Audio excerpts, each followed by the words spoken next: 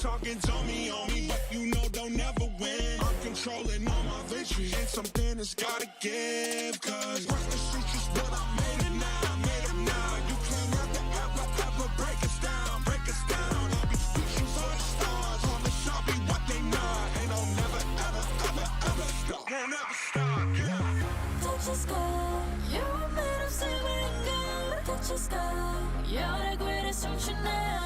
You and I, we can make it out of the cold. Hang tight, we gonna reach for the greatness. We will always rise, we will never fall.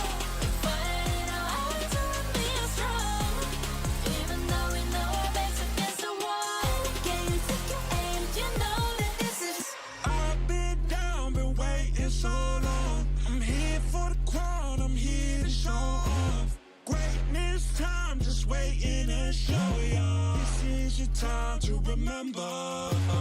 So many times I lie in the basement waiting for greatness. No, I won't listen to anyone hating on me, telling me I wouldn't make it. Cause I did everything that they said I couldn't. Caught my footing and I kept the controls. I stand for something, I ain't running now. I'm the greatest now, I just wanna make it proud. Don't let me down, don't let it all fall. I've been on the road, accomplished all of my goals, and I ain't gon' let you down. Touch the sky, you're made of silver and gold. Touch the sky, you're the greatest function now. You and I, we can make it out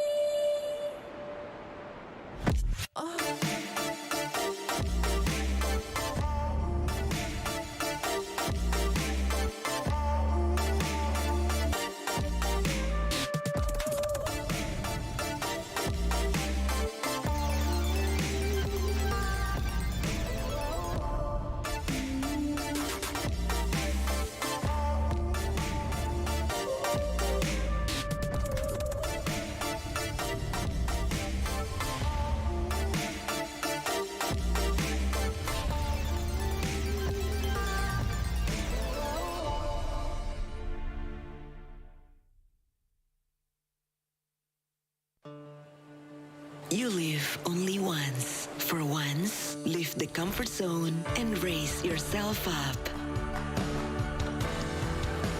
Enjoy the moment.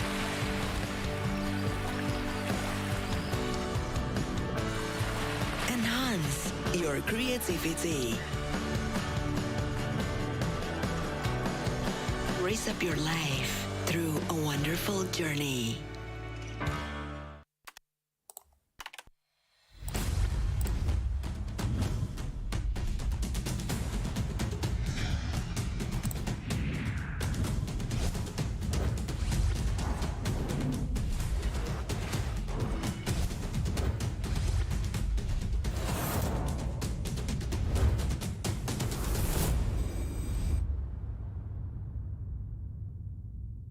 What's up, everyone? Today we have a hero revamp many of you have been waiting for.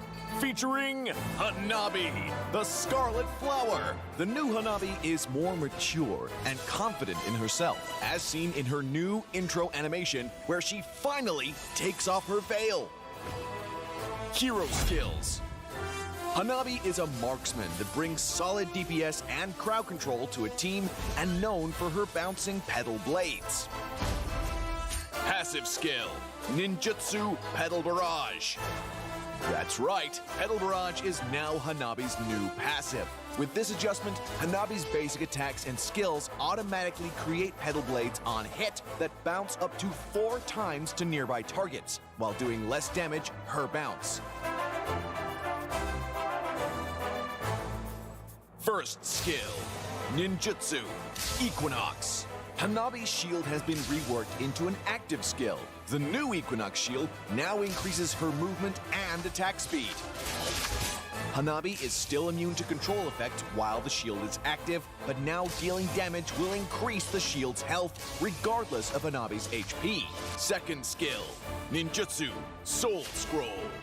Soul Scroll remains a skill shot that damages and slows enemies on hit, now with a new mechanic that marks enemies, causing them to take full damage from the next pedal blade bounce. Ultimate Forbidden Jutsu Higanbana. Hanabi's ultimate remains unchanged, damaging and immobilizing the first enemy hit. The revamped Hanabi retains her uniqueness without needing to stack her shield before a fight, and her pedal blades are now a more consistent source of damage. Her new shield mechanic improves her sustain mid-fight so she can stay in and on her targets. Pro tips. Use Equinox when you anticipate incoming CC and deal damage to keep it up. Don't panic if you get engaged on. Cast your shield and keep attacking. Line up enemies with Soul Scroll to cut their mobility while boosting your damage. And look to use Higanbana when the enemy is grouped up. Combo tips. When laning, use Soul Scroll to slow and mark enemies, so your next Pedal Blade bounce does full damage even if they're hiding in the back. In a 1v1, use your shield's new sustain to get the upper hand.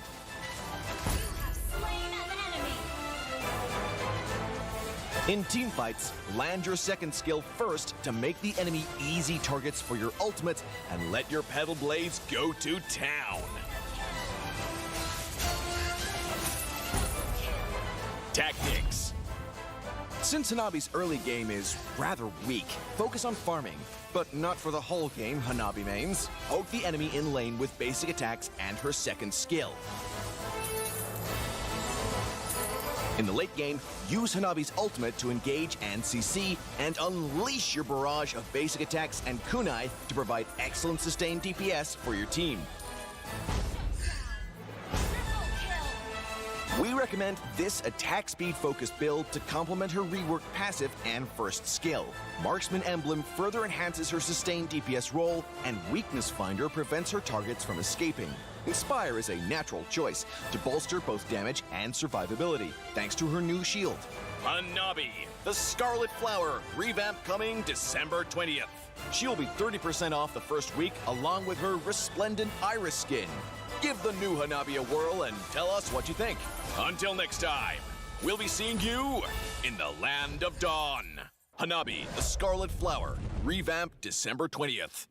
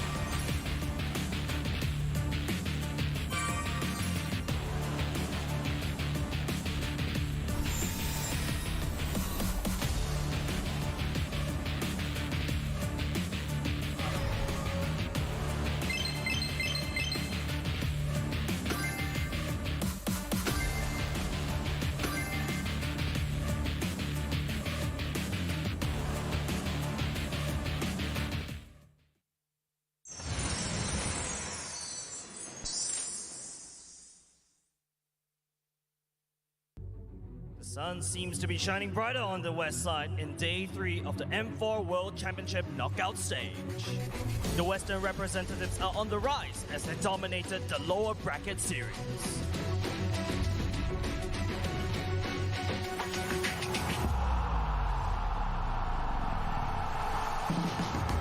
The first series of the day saw S11 Gaming take on RSG. It is unfortunate that the Singaporean representatives had to compete without the gold laner on stage. And RSG were eliminated by S11 in a convincing 2-0. The West continued to heat up in the series between Incendio Supremacy and MDH Esports. The Turkish delights were too sweet for the competition and left MDH Esports with 0 on the scoreboard. And they spelled the end of the road of MDH Esports. Is this deja vu? No. It's the Valley, dude. The North American representative came out guns blazing with polished teamfight and execution as they put out Vernex Flash Flame in this elimination match. However, the MENA representative fought hard with an unrelenting determination against Malvinas Gaming, forcing a comeback in both games and getting one series back for the East, Yala. Now we will be starting another day of elimination. Which 4 teams will be sent home and which 4 teams will continue their journey to greatness? Dare to be great.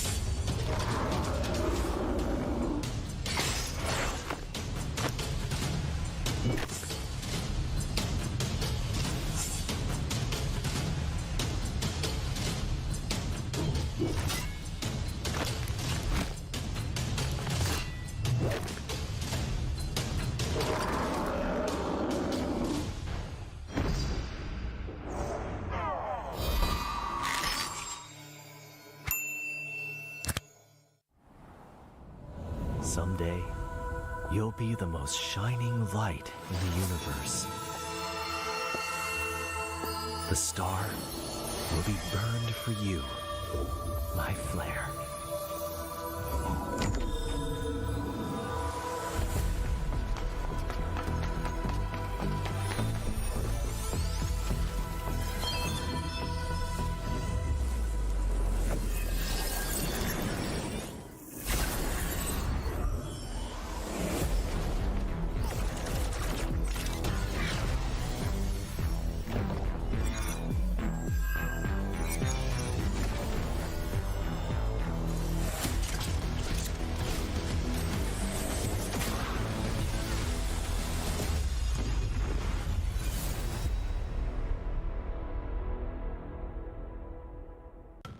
M-Series Flashback, the Dark Horse. Welcome to Mobile Legends! 2019, in Kuala Lumpur, Malaysia. Nobody guessed that Todak, a debutant for MPL Malaysia Singapore, then would qualify for M1. They top their group stage with aggressive gameplay. They get a mega kill. They're walking in to win this game. Torn up, take game one. And end up being the second runner-up of the first ever M Series. Fast forward to M2. After dominating the Myanmar MLBB scene for a few seasons, Burmese Ghoul finally shines at the world stage. And they decimate Brand Esports from underneath their own tower. It's gonna be Flaptizi who's gonna get caught out here, stuck against the. That's gonna be GG. Burmese Ghouls take the 5th round. Dominated the competition and extended the grand finals to a full 7-game series. And in M3, North America represents. BTK rises above all expectations when they defeated Blacklist International in the upper bracket. The break for it. They flicker on for it. They find another kill. That's 2. They can get the 3rd. Mopazane. They have done it. And pummeled their way to the lower bracket finals without any coach and team staff. M4 is finally coming. Which team do you think will rise to greatness and be the next dark horse? See you at M4.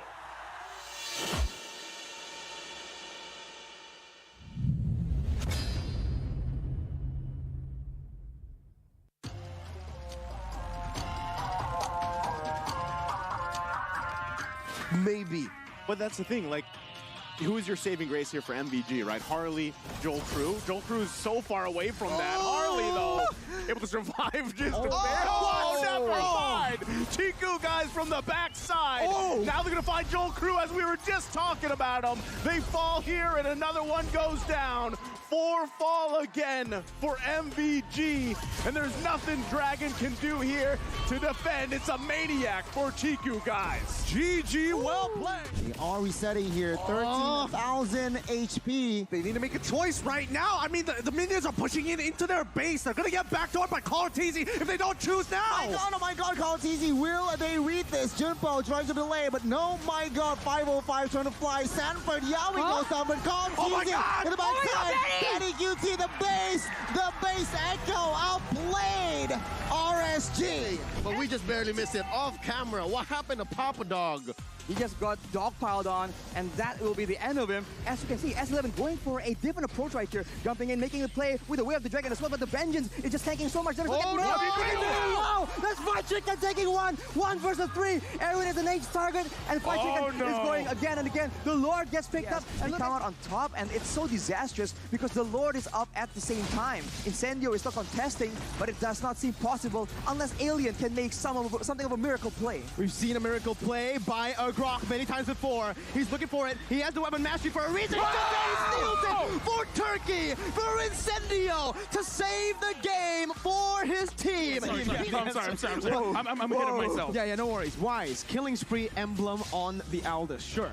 I get why, but right now, wait a minute, Naomi gets a hook onto Wise right now. It's going to be Justin who rotates back in. Wise goes in, and it's the first blood over to Justin. Ken, that was a worth it. What the hell? The hook, and Haji tries to run away. I can't get my point out. Justin goes in front, gets a kill. Dashing back in, Edward using final blow, not able to find anyone, and that's the iron hook again. Naomi's won. 20-30 vision where they just literally see the future. No way! Naomi finds a hook out of nothing again! He cares for the future. Whatever it is you want to believe, he lands again! Naomi! Above the sky! They are right now, they're flying and they're soaring again! Naomi! What in the world was that?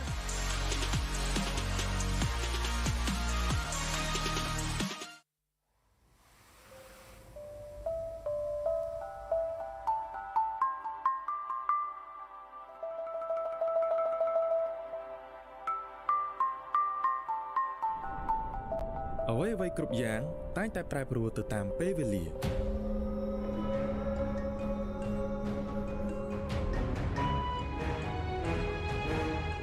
ប៉ុន្តែស្មារតីរបស់អ្នកប្រយុទ្ធនឹងមិនសាបសូន្យនោះឡើយ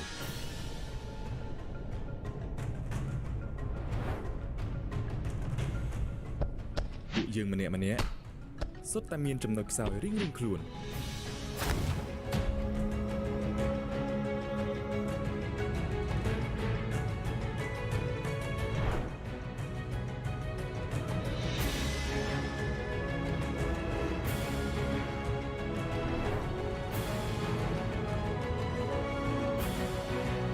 ហើយប្រសិនបើយើងរួមគ្នាជាក្រុម គឺពួកយើងមិនមានពាក្យថាបរាជ័យនោះទេការតំណាងឲ្យប្រទេសកម្ពុជាទៅប្រកួតជើងឯក M4 It's like a dream come true នេះគឺជាសុបិនដែលខ្លាចជាការពិតដើម្បីមោទនភាពជាតិខ្មែរយើងក្រាបឡើងហើយតស៊ូទៅមុខទៀតដំណើរផ្សងព្រេងរបស់ពួកយើងមិនមានភាពងាយស្រួលនោះទេស្មារតីអ្នកចម្បាំងខ្មែរនឹងតែងតែស្ថិតនៅក្នុងខ្លួនយើងជានិច្ចក្រុម Blacklist នឹងចាប់យកឱកាសមួយនេះហើយធ្វើឲ្យមោទនភាពជាតិយើងថ្កុំថ្កើងនៅលើឆាកអន្តរជាតិ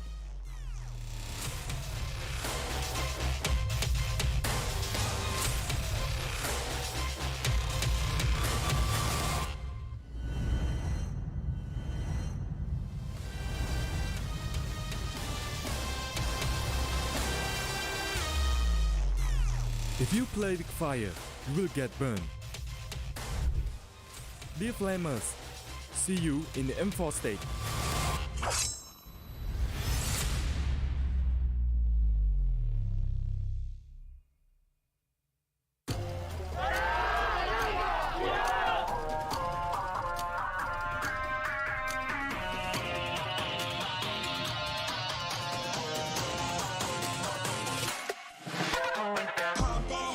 My time, I'm a ball. I'ma get this money right. I'm gon' live my best life. They been talking, tell me on me, but you know they'll never win. I'm controlling all my victories, and something has gotta give. Cause this is just what I made it now. You can't ever break us down. I'll be reaching for the stars. Promise I'll be what they not, and I'll never ever stop. Won't never stop. Touch the sky, you're made of silver and gold. Touch the sky, you're the greatest ocean now. You and I, we can make it out of the cold. Hang tight, we gonna reach for the greatness. We will always rise, we will never fall. Fighting our eyes will be as strong. Even though we know our backs against the wall. Can you take your aim? You know that this is. I've been down, been waiting so long. I'm here for the crown, I'm here to show off. Greatness time, just waiting to show y'all. This is your time to remember. So many times, I lie in the basement waiting for greatness. No, I won't listen to anyone hating on me, telling me I wouldn't make it. Cause I did everything that they said I couldn't. Caught my footing and I kept the controls. I stand for something, I ain't running now. I'm the greatest now, I just wanna make it burn. Don't let me down, don't let it up. I'm on the road, accomplished all of my goals, and I ain't gonna let you down. Touch the sky, you're made of silver and gold. Touch the sky, you're the greatest ocean now. You and I, we can make it out of the cold. Hang tight, we gonna reach for the greatness. We will always rise, we will never fall. We fight it, our eyes will be as strong. Even though we know our backs against the wall. And again, pick your aim, you know that this is coming for the game, cause we ready for the victory. Hands off, I ain't giving up. They say that I finished what they wanted, I ain't never done. No. So turn it up, oh yeah. All of you get your hands up, all of you raise your hands. Listen to what you feel and say. We gon' turn it up tonight, we gon' turn it up. We gon' turn it up.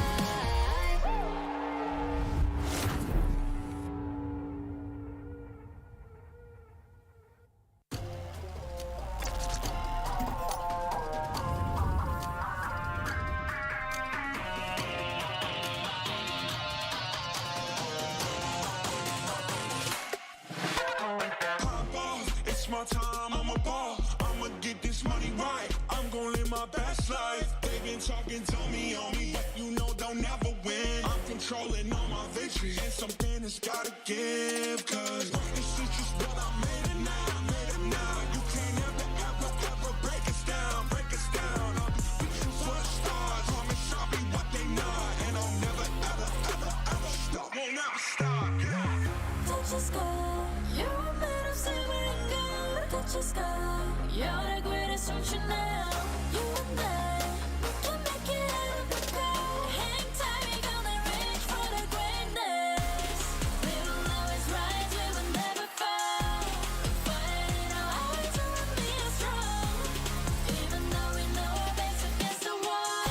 Can you take your aim? You know that this is. I've been down, been waiting so long. I'm here for the crown, I'm here to show off.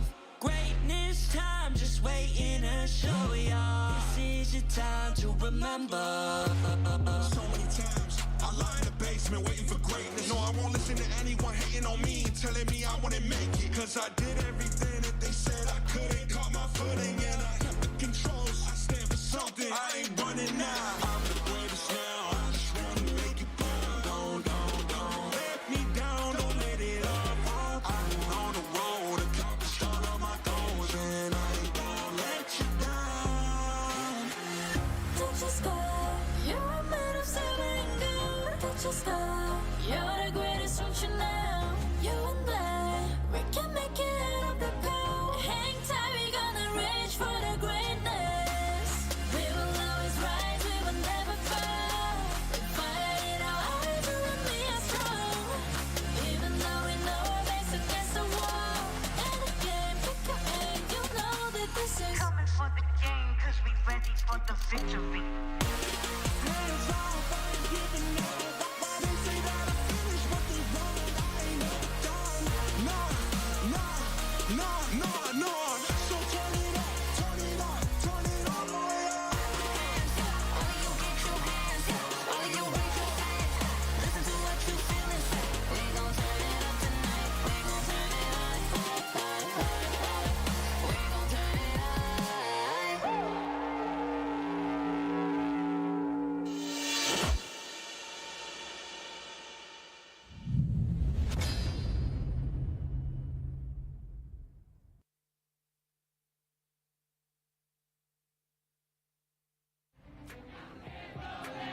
The heat and the beats were intense on day 2 of the M4 World Championship knockout stage.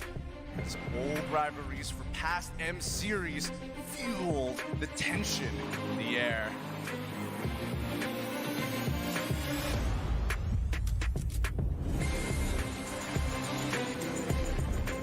Where history repeats itself.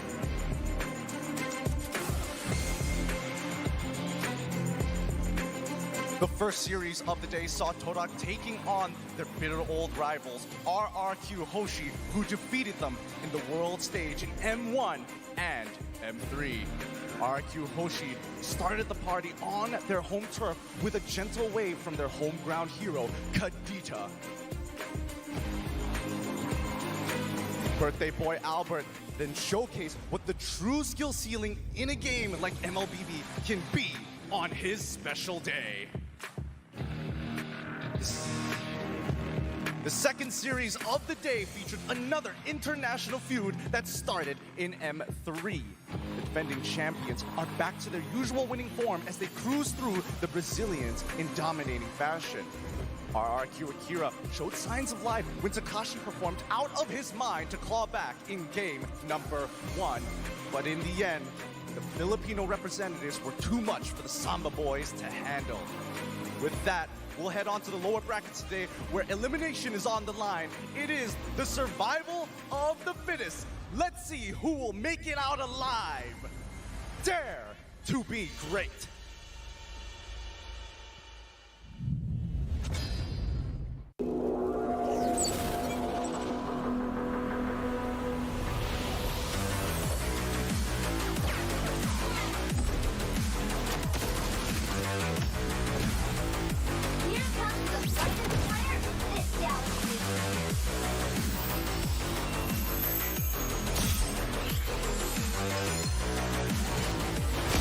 I'm the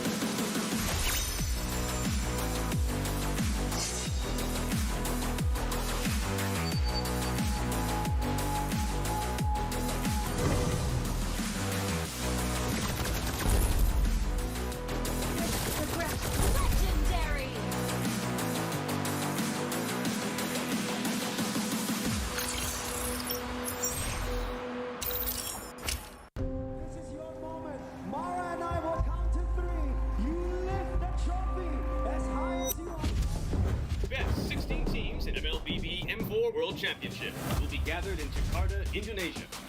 One dream and one goal only. To make sure all the players, teams, and fans alike are on the same page, it is time to reveal the tournament format. In M4, all the qualified teams will compete in 2 stages to achieve greatness. Group stage and the knockout stage. The teams will play a best-of-1 single round robin during the group stage. No team will be eliminated during the group stage. Now, let's take a look at the knockout stage format. It'll feature a double elimination bracket with a total of 22 series. The first 2 rounds of the lower bracket will be the best of 3. The other series will be best of 5. Except for the grand finals, which will be best of 7. Now the knockout stage upper bracket will feature the top 2 teams of each group from the group stage, and the bottom 2 teams will start at the lower bracket. The losers of the first round of the lower bracket will be eliminated. The M4 knockout stage will be spread out across 9 days, where there will be a live audience for fans like you to support your teams. And that's all you need to know about M4's tournament format. Remember to tune in and see you in Jakarta. Dare to dream, dare to be great.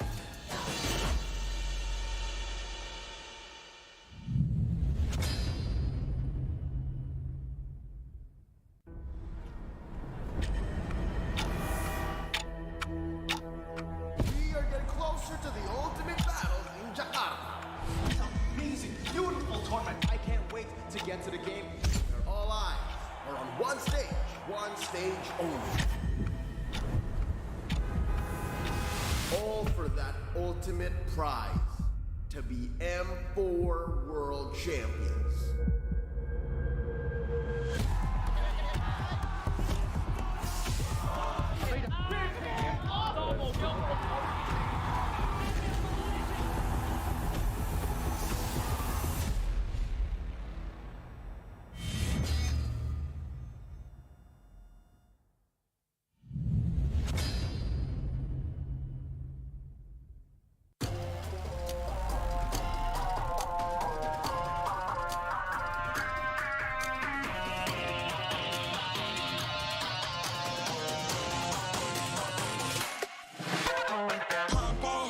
My time, I'm a ball. I'ma get this money right. I'm gonna live my best life. They been talking, told me on me, but you know they'll never win. I'm controlling all my victories, and something that's gotta give. Cause work the streets is what I made it now. I made it now. You can't ever break us down. Break us down. I'll be reaching for the stars. Promise I'll be what they not. And I'll never stop. Won't ever stop. Yeah. Touch the sky, you're made of silver and gold. Touch the sky, you're the greatest option now. You and I, we can make it out of the cold. Hang tight, we gonna reach for the greatness. We will always rise, we will never fall. The fire in our eyes will be strong. Even though we know our backs against the wall. Can you take your aim? You know that this is. I've been down, been waiting so long. I'm here for the crown, I'm here to show off. Greatness time, just waiting to show y'all. This is your time to remember. So many times I lie in the basement waiting for greatness. No, I won't listen to anyone hating on me, telling me I wouldn't make it. Cause I did everything that they said I couldn't. Caught my footing and I kept the controls. I stand for something, I ain't running now. I'm the greatest now, I just wanna make it proud. Don't let me down, don't let it all fall. I've been on the road, accomplished all of my goals, and I ain't gonna let you down. Touch the sky, you're made of silver and gold. Touch the sky, you're the greatest option now. You and I, we can make it out of the cold. Hang tight, we gonna reach for the greatness. We will always rise, we will never fall. With fire in our eyes, we will be strong. Even though we know our backs against the wall. And again, pick your aim, you know that this is Coming for the game, cause we ready for the victory. Hands off, I ain't giving up. They say that I finished what they want, I ain't never done. No. So turn it up, turn it all the way up. Hands up, only you get your hands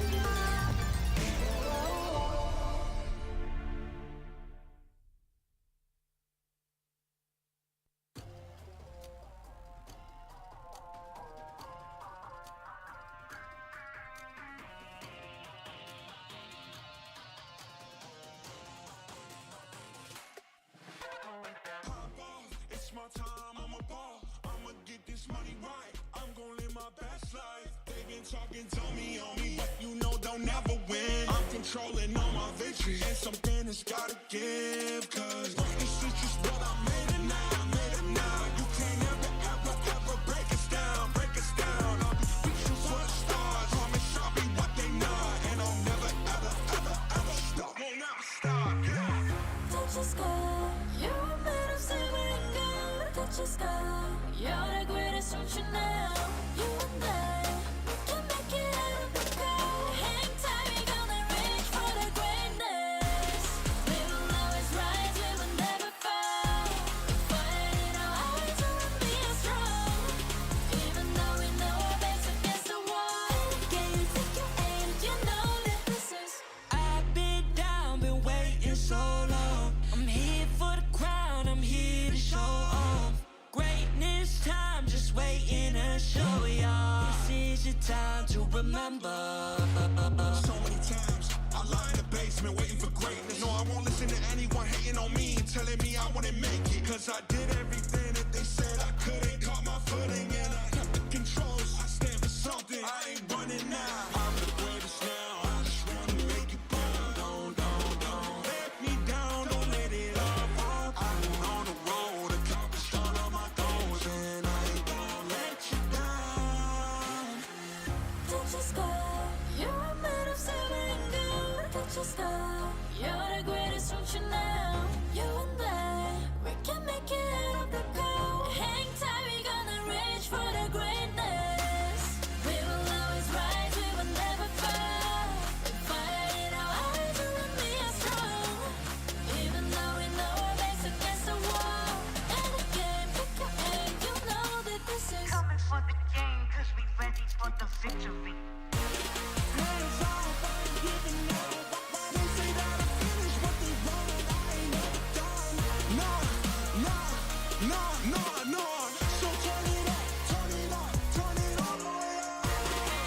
All of you get your hands up, all of you raise your hands up. Listen to what you feel and say. We gon' turn it up tonight, we gon' turn it up. We gon' turn it up.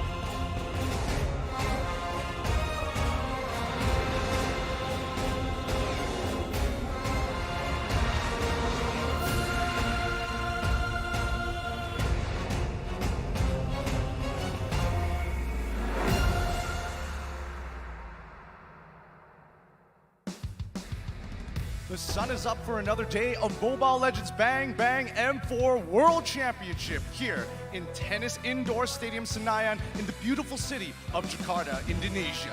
8 teams remain as we progress more with headliner matches coming to you later. Which team will realize their dream of becoming world champions?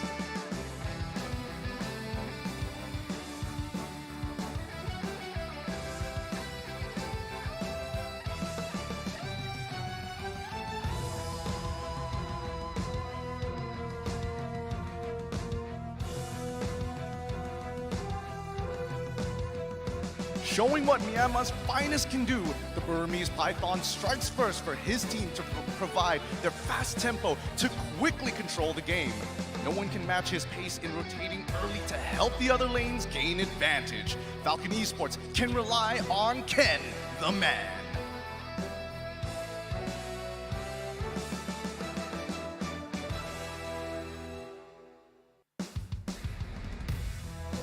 Incendio Supremacy's own Nazar provides the protection, scouting, and frontline for his whole team in the Land of Dawn.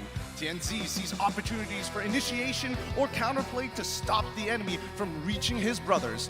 Fearless to face check the whole map, TNZ wards off his opponent's plans, helping them win the control of the game.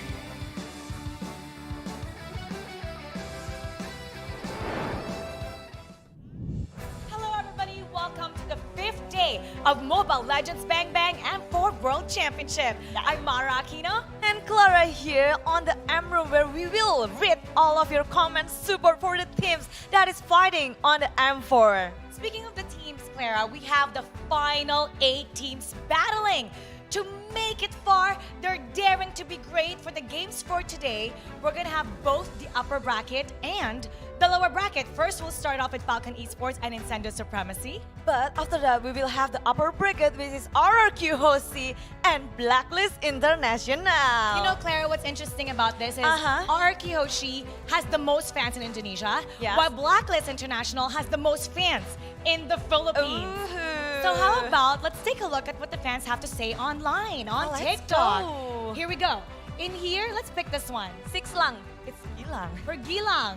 Oh, what does this that say? is the brand ambassador of RRQ. Look at his eyebrow.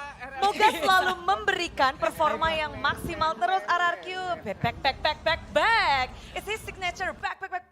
He said he wishes that RRQ always give the best performance on every games in every time. Thank you, Gilang. Back. How can you do that? The eyebrows? I cannot. Can you, Mara?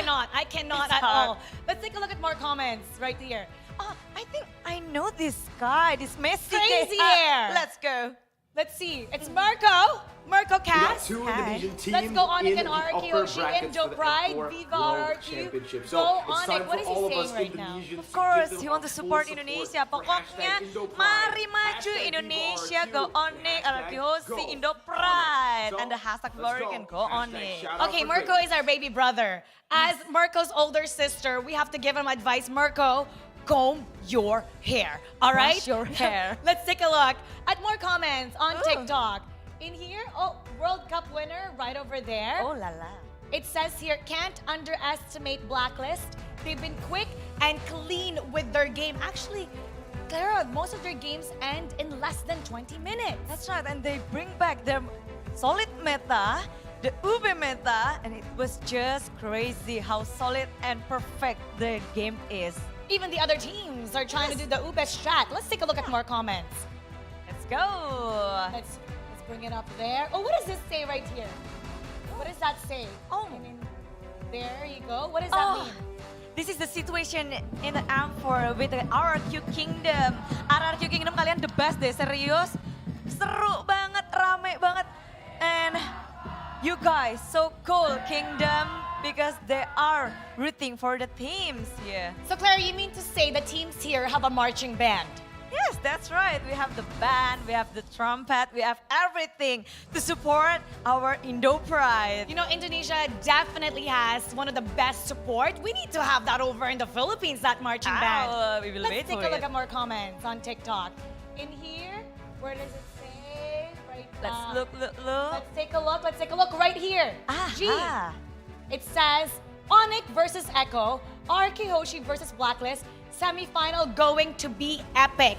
This is really amazing how we've proven that also Indonesia and Philippines, they're always rivals when it comes to the final rounds of the world stage. The upper bracket will be epic. Upper bracket Indonesia Filipina bakal berlangsung, jadi ini yang akan ditunggu-tunggu oleh fans dari Indonesia kalian semua dan juga Philippines. So let's keep those comments coming in on TikTok. All you gotta do is use the hashtag and we'll feature you for the next days. What's the hashtag? Hashtag Mobile Legends Bang Bang. Hashtag MLBBM4 and hashtag Dare to be Great. Now we're gonna get it on and break things down for you for our first match of the day. Falcon versus Incendio Supremacy. Analyst, join us. Thank you very much, our amazing hosts, Mongstar and Mara, here at the analyst segment. Welcome back to M4 in day number 5 with the greatest minds in the game right now. Gideon and Wolf right here, and of course me, Arashi. And we're going to be breaking down today's matches quite a bit. Let's take a look. I mean, which team do you guys support right now?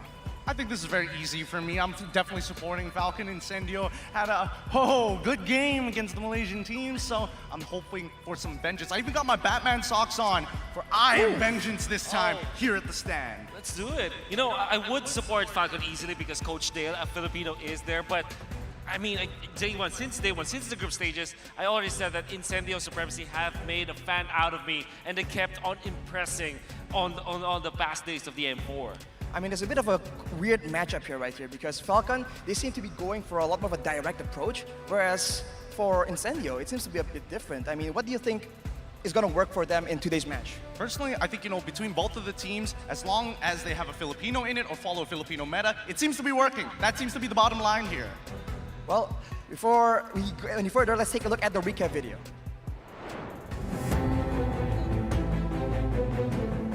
Dream-like breakthroughs, nightmare heartbreaks. This was day number 4 of the M4 World Championship knockout stage. The first series of the day saw the Myanmar representatives clash heads with S11 Gaming's Argentina. But it was a storm of feathers as Falcon Esports dismantles their opponents with a quick 2-0. While Falcon Esports might have taken the win, S11 Argentina deserves just as much praise. Next, Team Hawk started strong against Incendio Supremacy. But it was the Turkish Delights that staged a comeback and defeated the Malaysian champions. It's a bad day for the Malaysian fans. As not one, but both Malaysian representatives went down in one day. The Valley of North America showed what they are capable of with refined teamfight execution and prime display from basic. Last but not least, the boys from Brazil stand tall behind the RRQ Kingdom fans. RRQ Akira pushes their lead early, but Occupied Thrones Amina fought valiantly to defend their thrones in Game 2 of the series.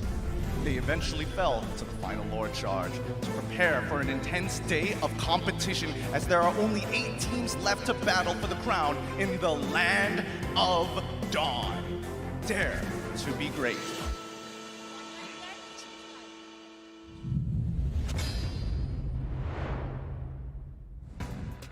Man, so much has happened in these past few days, and now we're back to talking about today's matchup. And as we mentioned earlier, seems to be a bit of a differing approach, because I think Incendio, they're going to try and outwit Falcon, but do you think Falcon has solved that problem?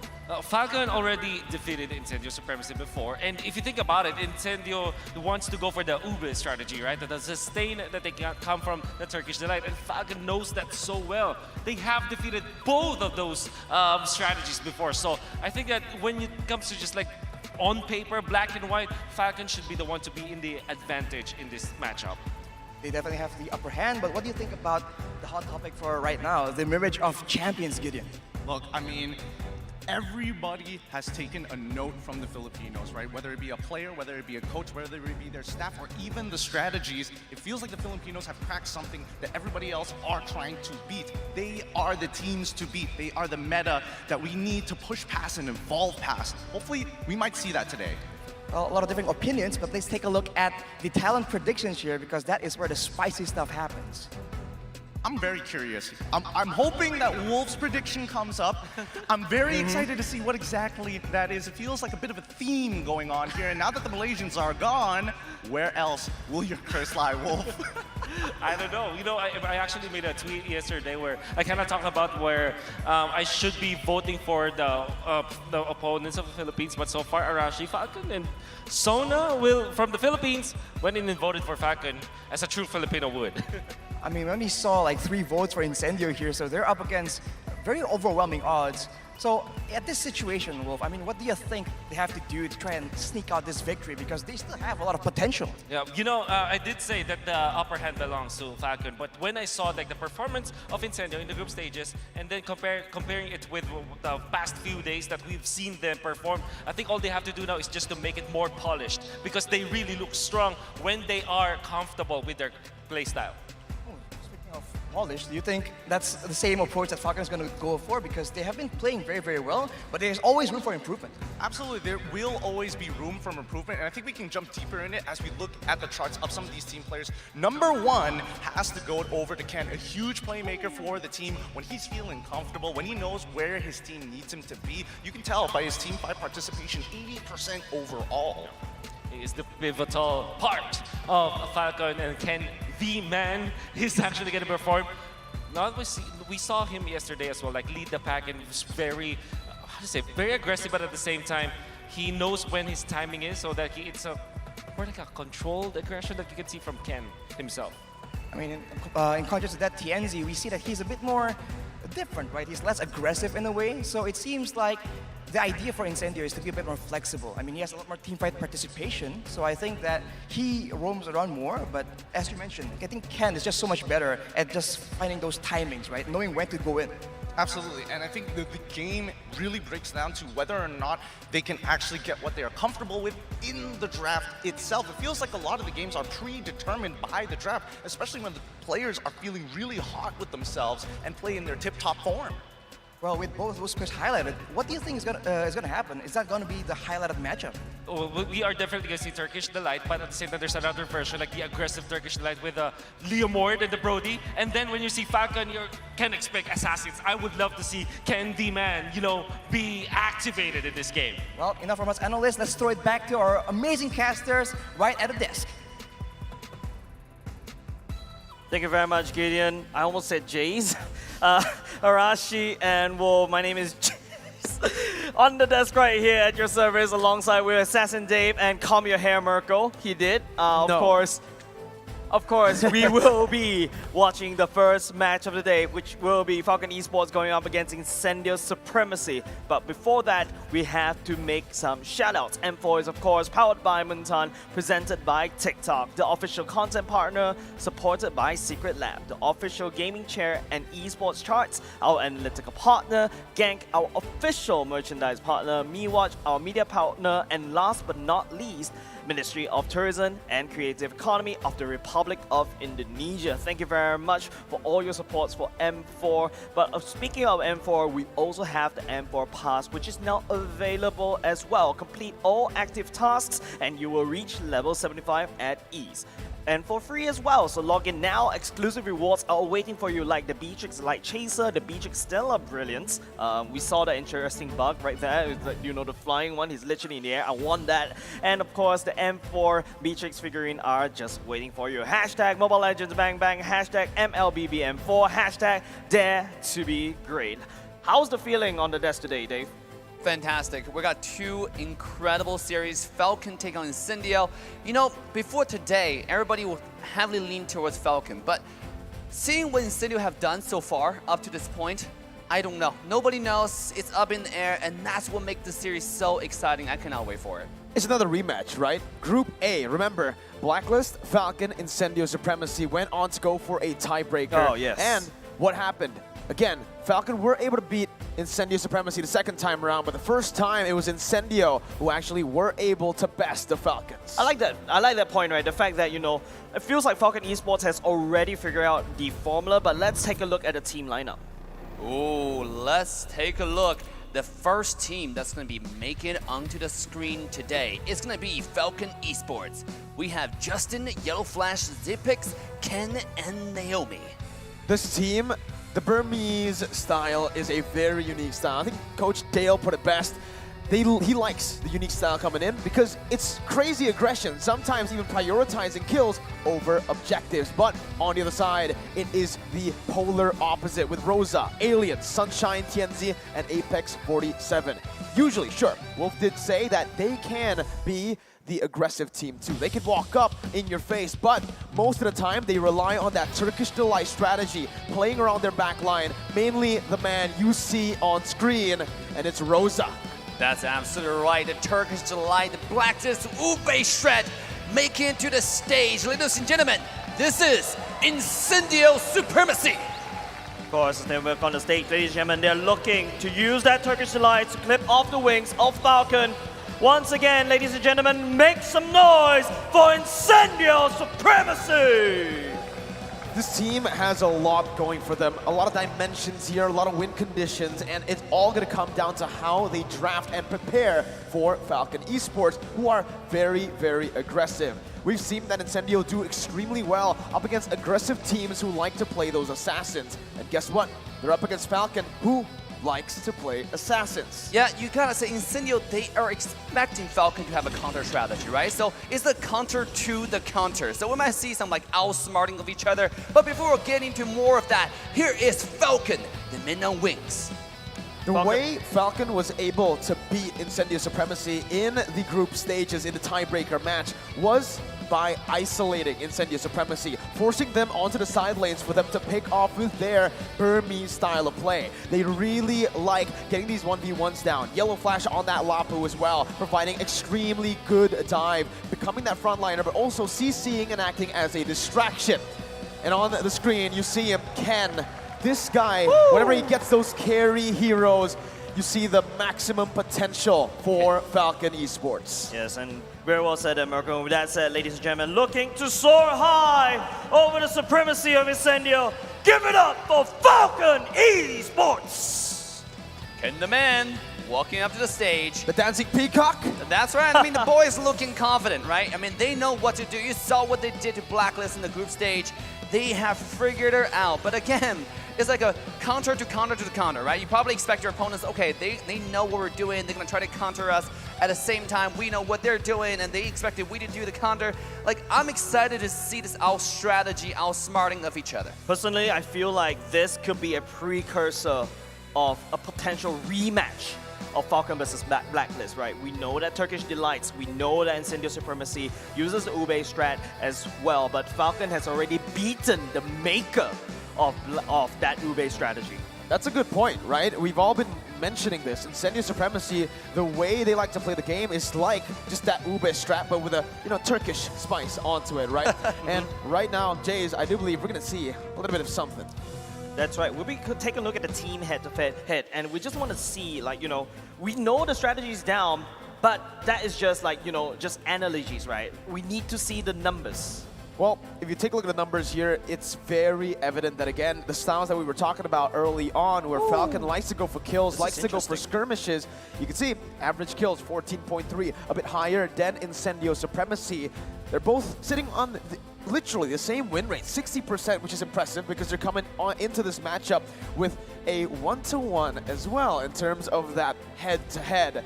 Total control rate, though, you can already see that Incendio Supremacy, with their style of that Ube, that Turkish Delight, they are going to be able to control the neutral objectives a bit better than their opponents. Now look at Incendio, right? Like I said, the journey up to this point has been very impressive. What they've done to every single team. And by the way, just a quick reminder, Incendio has beaten Falcon Esports in the group stage once, right? I mean, they've proven that they can do it. Yeah, they've proven they can do it, but at the same time, let's take a look at the keys of victory, right, Mirko? Anything that, Falcon Esports needs to be careful about going up against Incendio Supremacy? First thing that comes to mind instantly, it's Rosa. Rosa has been the core, the main core for the side of Incendio Supremacy, right? Contester play around Rosa's artillery mages. Don't let him on to the heroes like the Farsa, the Yves that can really dictate the mid lane matchup. Anticipate Incendio's early group up rotations. Like we mentioned, they really like to group up, playing around neutral objectives and even forcing 4v5s around the map. Naomi and Justin must dissect the enemy's formation. This is what we mentioned. Naomi and Justin have a way where they can isolate these members. They can split them up. And if you want to beat Incendio Supremacy, you need to be able to do this. Falcon does it extremely well. Yes, but on the other side, keys of victory for the Turkish team here. Assassin Dave, any words of comments on the keys to victory? Ooh, the key to victory for Incendio. Sunshine must not be swayed by Zipic's taunts. Wow, a little bit of a mind game over there. And a map vision, map control, scan everywhere, whiz care. That's going to be a challenge for Incendio because we know how Naomi can be so aggressive on the map, right? Can you break through that? That's going to be the key there. And continue to bank on aliens out of the world plays. Alien, and yes, I gotta admit, I am actually on Alien side. This guy is out of this world. The amount of flanks, the amount of Benedetta gameplays coming out from Alien is insane. Last but not least, look to trade for objectives with matching rotations. Well, our Ryzer is really going crazy right here with the punts for the key to victory. But another thing that we also have to mention is that Falcon does have a lot more flexibility. It feels like we do not know what Falcon wants to play, but we all know how Incendio Supremacy wants to go into and how to play into this particular series, Marco. We've seen so many different drafts from both of these teams, and again, it just comes down to how they prepared to one another, right? For one another. Because in the group stages, there's a case to be made that maybe both teams were still reading each other out, especially for the first two matches in their tournament up against one another, right? Incendio did not show all their cards in the group stage, but so did Falcon. Falcon were hiding a lot of the strategies that we ended up seeing actually yesterday. Falcon with incredible games, but Incendio too. Yeah, Mirko, I really don't think it's the fact that Falcon is hiding strategies. I feel like it's the day one debuff. Oh. Right? Falcon does have this weird day one debuff, but you saw what happened yesterday. They were performing quite well as well. But ladies and gentlemen, we will be going into the draft of the first series of the day. It is Falcon Esports going up against Incendio Supremacy. Falcon on first pick. Right off the bat, you could see the respect given over by Falcon towards Incendio. Already a ban on that Farsa and the Estes. So not just Rosa, but Apex 47 too. Absolutely. They expect this one trick strategy. You know, if you're so good at it, instead of going against it, I'm going to go ahead and just ban it, right? How about you show me your second hand? Show me like what you're good at after this. Do you even get a strategy ready? That's the attitude coming from Falcon. At the same time, we see Falcon go against Blacklist in the group stage where they had a Granger. Right? Are we going to see Granger coming out today going against Incendio? That's something that I want to see because Granger is a character that's heavily overlooked in the meta, but it definitely has a place, especially going against a heavily grouped composition or playstyle like Incendio. Yeah, I think I've seen this strategy before, right? You use the Eve and then you land a real world manipulation. I think it's also Falcon as well. It's so easy for the Grandeur to land the ultimate, and especially when it's AoE, that's like a massive nuke sent into the enemy's backline as well. But now let's take a look at the bans. It's going to be the ban for that carry.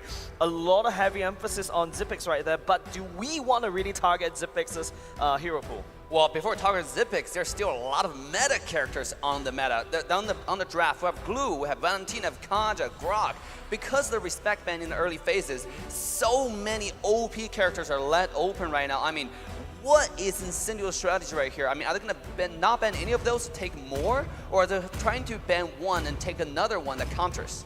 We'll see what they go for. Honestly, I'm thinking more of the Kaja ban, or they might just go for Fanny, a hero that really gave them a lot of trouble yesterday. Up against Team Hawk, Gary on the Fanny was able to do what the Keys Victory said Falcon needs to do up against Incendio. Falcon, though, they're going to pick up that glue. First pick, left open, a lot of crazy picks, and there you go. Very well said there, Mirko, because if you notice, the problem about U-based strat is that if you do not know how to master the waves properly, you may have a lot of cross-map plays, right? That's more visible when there's an enemy link or an enemy Fanny. So that's one part of that problem removed. Expect, Falcon, hopefully, you get to see Ken the man literally fly around the map, pick up these cross-map plays, and then convert that into a turret push. Well, for Incendio right now, usually it's the Farsa first pick. You know, now with the Farsa and the Estes banned down, they might actually go for... Faramis can work, but Yves is a better choice. Again, we know Rosa likes to dictate that mid-control, mid-meta, and the Yves is already going to be hovered over, and that's another pick coming in. I thought it might be the Grok or the Benedetta that Incendio really like to go for early on in the draft, but no, they secure the Martis for Tianzi. It's once again coming down to that mid-control that can translate over to invades happening in the enemy jungle. See, the thing about picking up Eve against Glue can easily get on a character like Eve, right? Because if you just use the simple combo, and by the way, Yellow Flash is really flashy with a skill 1 flicker combo, right? If he gets onto you, you are kind of dead. You get the passive instantly procced, all the charges, all you need to proc an ultimate and grab you to his own allies, and it's done. And just when I mentioned Kanja still up, the reason why Faramis can be a threat here, I don't know if you guys have tried the mechanic. Once Glue ultimate, Faramis skill 2 can one-shot Glue or any ally along with it because the bounce. Well, Valentina might just be the pick here, but no, they actually go for the Kadira. Usually, for Justin, we saw this up against a Yves and a Martis. He really likes to steal that decimation, right? The decimate from the Martis. Here, though, they're opting for a bit more aggression. With the Kadira, it does mean that they are opting for just more kill pressure in the mid lane instead of trying to level that Yves in the wave clear. Yeah, by the way, looking at the enemy coach right now, right, based on the M4 stats, this is like the highest hero pool in M4 with 28 unique heroes. You can expect Incendio like super flexible. They know, you know, they can pull out the right tools for the right time and the right job. But at the same time, looking at the bans going in, heavily targeting Zipex because Zipex hasn't picked up his hero just yet. Yeah, absolutely. It's going to be another target because look at a draft right now. This might be the one of the time where Falcon actually just take out the Granger. I think because they're not too much dive. There's a Benedetta, but you do have a Kaja that can straight up counters that, right? Kaja is one of the best peel in the entire game. Granted, you also have a lot of vision control from Kaja, and also Kadita is going to be in the bush, camping that Eve. Every time Rosa is going to be using the real-world manipulation, you can expect a rough wave coming out from Justin to eliminate the threat to the backline. They are, you know, already technically setting up for something of a physical damage carry. It's either gold lane or the jungle for Falcon Esports right now. We've seen the Granger, so it can work there, but Incendio Supremacy, let's take a look at what they're trying to do, right? You mentioned it, Zipex, they're trying to really just nail his heroes down, and the Lunox can be an option that they go for, that they will go for here. So 4 respect bans towards Zipex, who has been one of the key factors for Falcon Esports to win in the draft, because he's so dynamic in the draft. He can actually go and, you know, flex a lot of these different heroes. With the Lunox banned out, he might have to actually go and opt for the Beatrix, but Sunshine can just pick it up first. Yeah, I feel like it's definitely going to be an Incendio Beatrix right here, right? This Yubei, it's part and parcel of the Yubei strat, right? Something, a very heavy hitter from the back line that could go from the back line and start hitting targets. But taking a look at the bans from the side of Falcon Esports, they're taking away the Leslie though. I like the Claude in this case because you've got so much burst damage from the Kadita as well. Falcon is dropping towards more like a pick composition to try to pick apart the Yubei strat. Pick, dive, you can call it whatever you want, right? They can pick, but they can also dive. The dive is the win condition that I'm seeing more of literally here, right? dive, right? With the Kadita. With the Kadita, with the glue as well, just wanting to go to that back line. And Incendio now really needs to make a good choice, right? If they go for the gold lane here, picking up a Beatrix, I think they should just leave the gold lane towards that last pick so that they can try to actually hold off up against a Claude if it ever comes down to it. And now, there you go. They actually go for the roamer first. Rafaela making her debut at the M4 stage. Truly the Ube, huh? Yeah. I mean, Incendio really likes the type of healer backline support mages, right? This is one of the best kiting mages you can support to have in the backline. Really, really great pick here. Now, that does limit the gold lane option. What are even available? If you pick Claude, when Claude is jumping in with the Blazing Duet, it can be easily kidnapped by Kaja's ultimate. You can be one-shot by Kadita. There's just so much counter. So I think at this point, they really need to think about what is available, or maybe they just want to save the last pick. Maybe think about Irithel for the burst, for the babies of glue. Oh, man. I feel like, you know, the Rafaela being picked up right here is a little bit crazy, right? I expect that should be the last pick. I feel like Incendio should have picked up the Beatrix first, so that they got that Ube strat, part and parcel of the Ube strat. Now they have to go for, you know, either the Aerithel or Claude actually might make sense because you could set up this big box. I'm thinking more of a Brody here, you know? The reason they didn't go for the Beatrix ban is most probably because of not the Beatrix pick. They didn't go for it because they want to bully the Beatrix in the gold lane. With the Rafaela, you already have a very solid hero to just help you out, and there you go. Boom, bang, bada, bing. Wolf's knowledge has rubbed off on me, The dude. Brody. The prediction coming from Miracle right there. Very, very good pick here. Brody also really good against a lot of assassins in the meta. And also does a lot of burst damage, especially these free stacks, you know, onto someone like Glue. It's just all those babies, you just wipe them out in one shot. So really nice pick here. Can they stand out? Is Alien going to play out of this world this game? We shall find out. I think Alien on that Benedetta is meant to create that cross-map plays to kind of match that link. Remember, the biggest weakness of the Ube strat is that you're walking around together. You can only walk down one lane. You cannot be at 3 lanes at once. With the Benedetta, you can rotate from one lane to another very quickly to respond to that link. So I feel like Benedetta being picked up in the first part of the draft is a very good foresight coming out from the side of Incendio Supremacy. Falcon, on the other hand, they need to play this pick, right? They need to also try to protect Beatrix. I feel like they can, is because Falcon, they need to make sure that the enemy is super dangerous, but we're gonna go into game. All right, in the game, straight off the bat, based on the drafts here, Incendio Supremacy have a lot of anti-CC. They can get out of a lot of the CC, the lockdown pressure that Falcon has. Again, Tianzi, on that Martis, you have a real-world replacement that is very hard to cancel out now. And on top of that, you also have the Holy Healing giving you a little bit more mobility. Eye for an eye for Benedetta, a whole lot of mobility. So just the CC, is it enough from Falcon Esports to really lock down the targets coming in from Incendio Supremacy? I think there's a lot of CCs coming out from Falcon, right? Like, they can match the CCs towards the CCs as well. The real-world manipulation, technically, that is an infinite, I would say. I may be a bit making it a little bit too big, but I feel like that's a 90% slow. It's almost like a stun, right? It's almost like an immobilize. And the one thing I want to mention is, regarding Kadita and all this kind of character, assassin type of characters, if they don't show up, if you just hit in the bush, that itself is a CC in its own. Because if you don't know where they are, that's a mind control, right? Like, you cannot really send your hand, you cannot really like just, show your real-world manipulation because you know the Kadita's going to target you, you know the Ling's going to target you, same with Glue. Now at the same time, Alien have to be worried about Naomi because Naomi is going to be staying on top of Beatrix to make sure the backline has enough room to do damage. The moment he jumps in with whatever combo you have in your sleeves, that's when Naomi show up with Divine Justice and bring down the kill. So let's take a look at the player comparison right here. The player comparison between Ken from the side of Falcon and Tianzi from the side of Incendio. I think, yes, the stats doesn't really accurately depict the full picture because Tianzi has shown that he could play the Fredrin, whereas Ken is very heavy on the assassins. You know, a bit more aggression coming in from Ken. Number 1 first blood still. He's very, very aggressive early on, but I think we are going to be jumping back into the game for me to really look at the emblems again, right? Yep. What did they take? Ken, Demon Slayer. Means that maybe he's not going to be that active on the map. He might just be actually opting to go for farm. This is where it gets really rocky, in my opinion, for the Ling, right? Because Tianzi's gone from the Demon Slayer too. He's going to have a better time in the clear department, and that's where the Ling can be really vulnerable to these invades that Incendio can set up for because they have a better wave clear in the mid lane. Oh, here we go in the mid lane. Tianzi's going to find a little bit of poke into his HP bar, and it's going to be Falcon taking the Lethal Wonder in the river. I think that's a good fight for the side of Falcon, right? That's some stats that Ken desperately needs.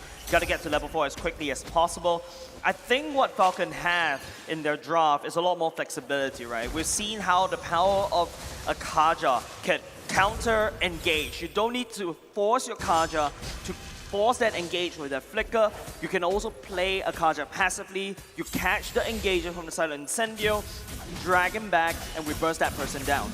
Well, here you can already see Tianzi is going to be able to actually clear out a bit faster, rotating already around the gold lane. Whoa! Oh, a little bit of damage onto Zipix. But the goal is pretty clear, and TNZ will take the small camp on the bottom side. Yeah, no biggie for now. I think a lot of focus from the side of Incendio at the bottom side. Naomi is there trying to make sure that the peel. But another thing that we also have to talk about, Mirko, is Incendio does have some form of rush control because with the way the Rafaela works, right? I think it's the first skill that actually reviews the members inside the brush, even though there's no vision. I like the fact that both teams are playing around their winning lane.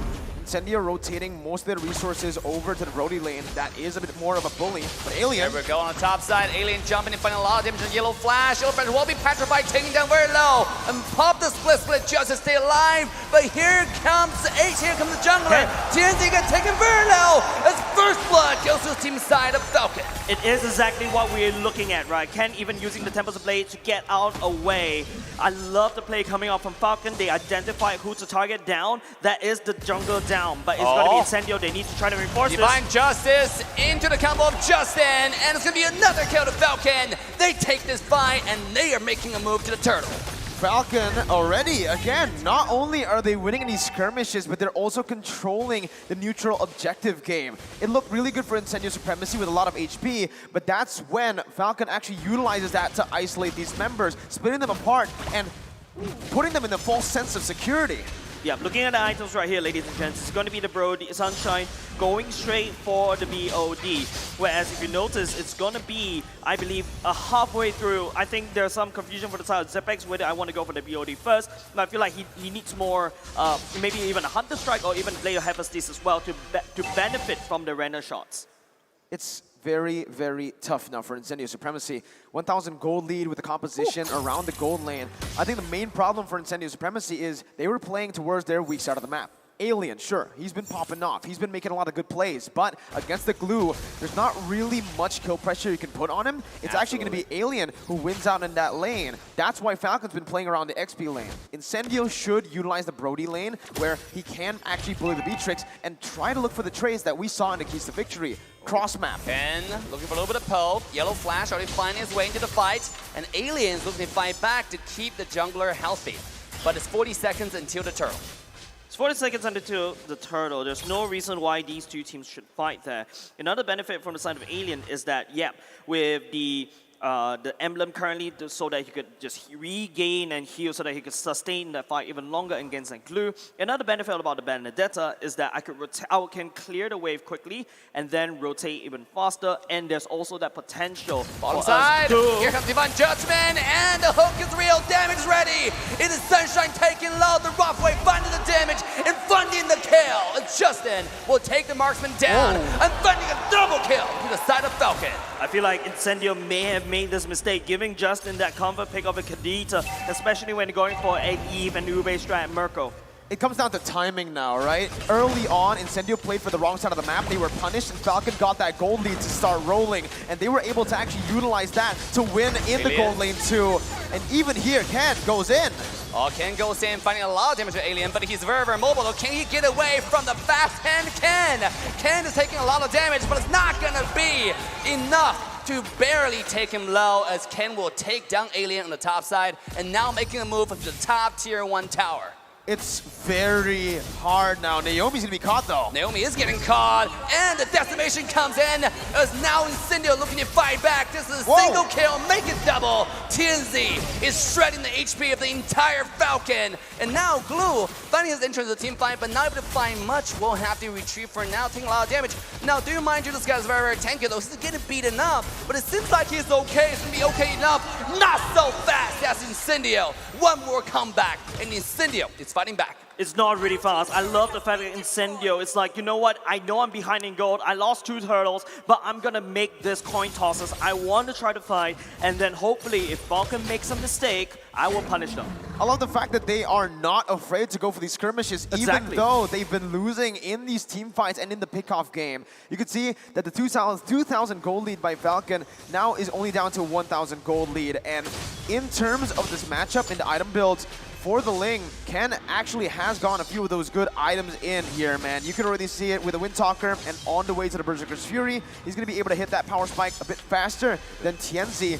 And even when it comes down to the Beatrix-Brody matchup, Brody not really getting much done in the gold lane. It's Beatrix who has more gold to play with, and she if she scales up faster and is able to actually force Sunshine to fall off earlier on, it's going to be very bad for the Brody. Gee, this is actually really interesting, right? Naomi, the top one in total MVPs, win and lose in total throughout M4 series, 8 MVP. I mean, Naomi will be feeling very good about himself. No, he doesn't have to feel good about himself. We all feel good about Naomi. This guy has made a god of himself. Speaking of that, this is Falcon now starting the turtle. Oh, here comes the alien, makes his entrance to the team fight. Divine Judgment immediately issued on the alien, who is able to get away, but TNZ funded entrance to the back line. Buff wave being issued just to get himself away. Ken, they looking for the damage on TNZ, who's getting away. The heal is absolutely insane. Yellow Flash onto the back line, onto Apex 47. He's a little bit too tanky for the damage off the glue, but now Falcon is retreating back to the turtle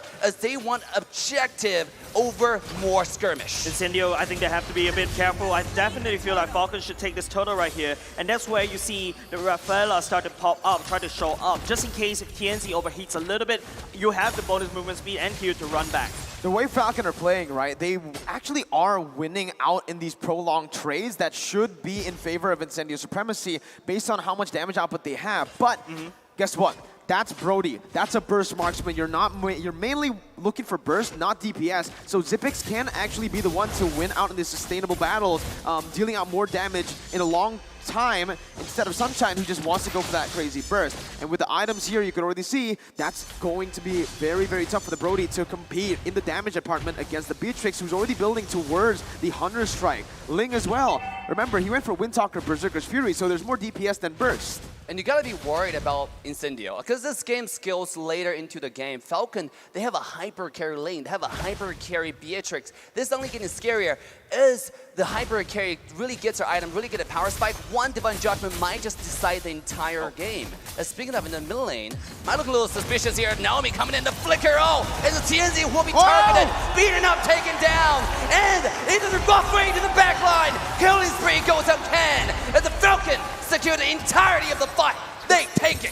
They secure the entirety of the fight. Alien left a little bit awkward at the bottom side. It's a 5v4 in the mid lane. The best part is you see how Naomi timed the ultimate, making sure that TNZ uses the CC immunity first and then strikes back.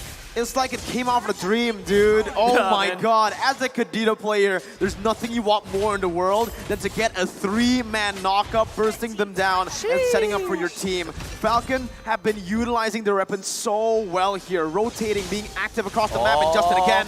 One more time, Justin finding the wombo combo on Alien, who beautifully does scale to the dodge, not Justin in trouble. The railroad manipulation will find him dead in the black and white screen. Incendio fights back, but yet this is still an uphill battle for Incendio, as now Falcon's looking at a really comfortable spot. Speaking of that, Naomi might find himself between a rock and a hard place here, taking a lot of damage, and he will be absolutely obliterated. A beautiful combo from Incendio. They fight back, and they're now making the move to the Lord. Respect is the name of the game. Falcon, initially 2k gold lead, down to 1,000. Why? Because they got too comfortable. They started disrespecting Incendio a bit too much, overextending into the enemy territory. And now you're seeing a little bit of the same. Falcon needs to understand that their lead right now and their heroes will actually fall off later on, right? Incendio will have a lot of resources to actually negate a lot of the CC coming in.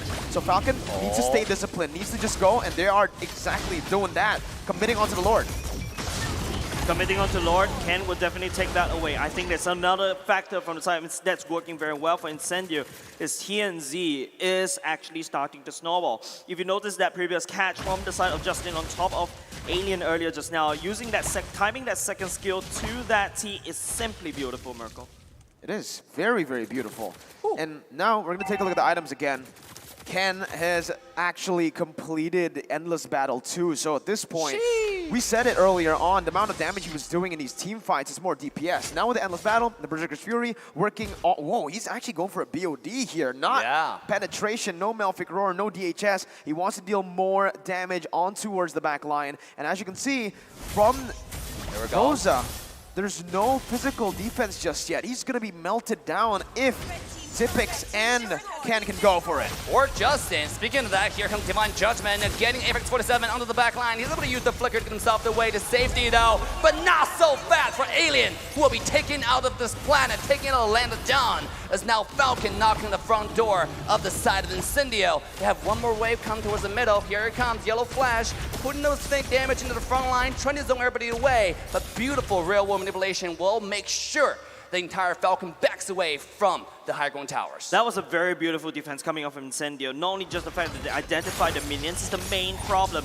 Even though they're down on one member, props to Incendio for doing such a wonderful defense. They've snowballed so much, Falcon Esports. Incendio Supremacy, again, yes, it was a good defense, but looking at the composition again, the only person who can really take it to the later stage of the game is that Yves. Uh-oh, Justin. Might be spotted here, and sure enough, Rosa with a skill one beautifully spotted Justin into that bush. And this is a hyper awareness. We're talking about Spider-Man level 6th sense right here, spotting someone into the bush, and that saved Rosa from potential death. Item check again. Beatrix Zipix already completing that Malefic Roar, heading on to either Winter Nature or a DHS at this point. But honestly, from the amount of damage Incendio have been putting up in these team fights, I would much rather see a DHS for the Beatrix. Just deal more damage out. The best offense for me is, well, the best defense for me is offense. So I think he might just be going for that. But on the other side, the Glue, man, he is so tanky. There's no way, there's actually no way for any of the Incendio members to burst him down at this point, right? He has so much physical defense with the Anticuras and the Brute Force Breastplate, a lot of movement speed, and he also has Radiant Armor, so the Yves not really going to be able to shred him down. Yeah, and not only just that, right? Take a look at the Lord advantage, right? It's a lot of turrets being taken down. If you notice, it's like 1/4 HP of each turret split all the way out. We're going to a sort of a lull. You mentioned, Merkel, Falcon needs to show some respect over to Incendio. Even though they've got this 8.5k gold lead, they're doing it right now. The Lord will be spawned. That's probably one of the highest Lord advantage that you can get in the entire M4, right? Close to 4,000 gold gained by the singular Lord, and that was the entry-level Lord. And here it comes, the enhanced Lord after 12 minutes. And it seemed like Falcon is getting it completely uncontested. This is Incendio holding on to dear life, just protecting the base and hoping to drag until everybody hits their power spike. But can they do that, though, in this game? It's just the fundamentals, right? The reason Falcon was able to take that Lord for free is the wave control that they're actually putting down. Slow pushing the mid lane and even that bottom lane, forcing Incendio to actually step out of the base a little bit, and they're not going to do that. It's not safe at all. If he does step out of that base, there's so many pick potential coming in from Falcon, and they're already zoning right now. Yellow Flash already flashing into the enemy base, zoning everybody away from the high ground tower. As the first high ground tower will fall, Ken will style onto the top high ground tower as this tower will be shredded to pieces, almost taken down, but still standing still, holding up dear life, and that is bottom lane Lord charging into the base as there were no towers standing after this one last swing. The entire side of base for Incendio is shattered around. Ling comes in, finding the damage. Divine Justice will find kill number 1. Ling's going in. This guy's unstoppable. Falcon, they're looking to find the entire base. A beautiful dive, a beautiful rough way will find a kill of Sunshine to the back line. And now there's nothing Alien can do as Land of Dawn has been claimed by Falcon. Ladies and gentlemen, as BHA hit the base, Falcon will take game 1. GG well played over the side of Falcon. They know the Blacklist strategy, they know the Ube strategy, they know the Turkish Delight strategy, they committed that to the memory, and they managed to break that code. 14,000 gold lead at the end of it all, and this is just the Burmese playstyle we were talking about, prioritizing kills and then seeing what's on the board. They've been getting kills, they've been able to force a lot of these fights, and guess what? Incendio, they were just not ready for that. Incendio didn't play to the way they actually did in their victories. How Incendio usually likes to play the games and how they actually take the games into their own hands is by not going for that crazy team fight, not actually facing off against Falcon that way. They want to go for trades across the board, cross-map, and mirroring the movements from the side of Falcon. So much damage, so much pick potential, you're not allowed to stay in lane and stay isolated. Another thing that also have to point out for the side of Incendio Supremacy is the fact that, you know, they've It's not an Estes anymore. You're bringing a Rafaela, but I'm going to leave it that to the analysts to break it down for us. But we got to talk to you about the M4 Battle Night Boom Boom Pow goes live this January 21st. Expect loads of events and rewards up for grabs in-game. First of all, what you can do is complete the battle tasks in the game on January 21st to get a skin choice chest. Yes, I love the Leslie skin very much. I need to buy that. You can choose the skin you like for most of the chests, so I can definitely get a Leslie skin. Aside from that, battle bonus awaits you on the same day as well. Play matches and you'll get a team star protection for 3 matches, double star raising points, double protection points. What? Double AXP and double BP for 5 matches, and we're not stopping there. Sheesh. I need to breathe. Free access to all heroes and loads of epic skins will also be available on that day. So save that date, log into the game on January 21st, enjoy the match and win lots of rewards. And let's all celebrate the M4 Championship together, including with your friends. And I need to breathe. You know what? There's so many free stuff. Yeah, so much free stuff. Casting M4 exciting, but getting those free stuff is more exciting. I'm gonna log into the game on that day. Well, yep, and with that said, we're going to throw it back to our analysts. It is up to you, Gideon, Arashi, and Wolf. Take it away. Break down that game for us. Ladies and gentlemen, welcome back to the analyst segment. And wow, what a game, what a performance. And I think our expectations were kind of blown out of the water. I think it was a very good draft coming out from Incendio Supremacy, but there was something that Falcon did in this game from the draft as well as their playstyle to kind of prove to counter the Ube strategy. And this will be kind of quite a long discourse for sure, but I have maybe just to cut it short. What I noticed, the main boon or the main problem of Ube strategy is that if they don't get to group up together, if their tempo is broken, they cannot find their openings. And that's what happened here. Falcon with Justin and Ken, they destroyed the tempo of Incendio Supremacy. I think we have to give a lot of credit over to specifically Justin here because I think his spatial and situational awareness is at an all-time high. He understands the breaking points of his team and bridges that gap to hold them in an awkward chokehold and let the Burmese Python do his work. Speaking now about the item builds here, we were talking a lot about Ken actually behind the stage, and we talked about his power spike. So if you look at his items, it's just a really, really early, considering it's only a 15-minute game.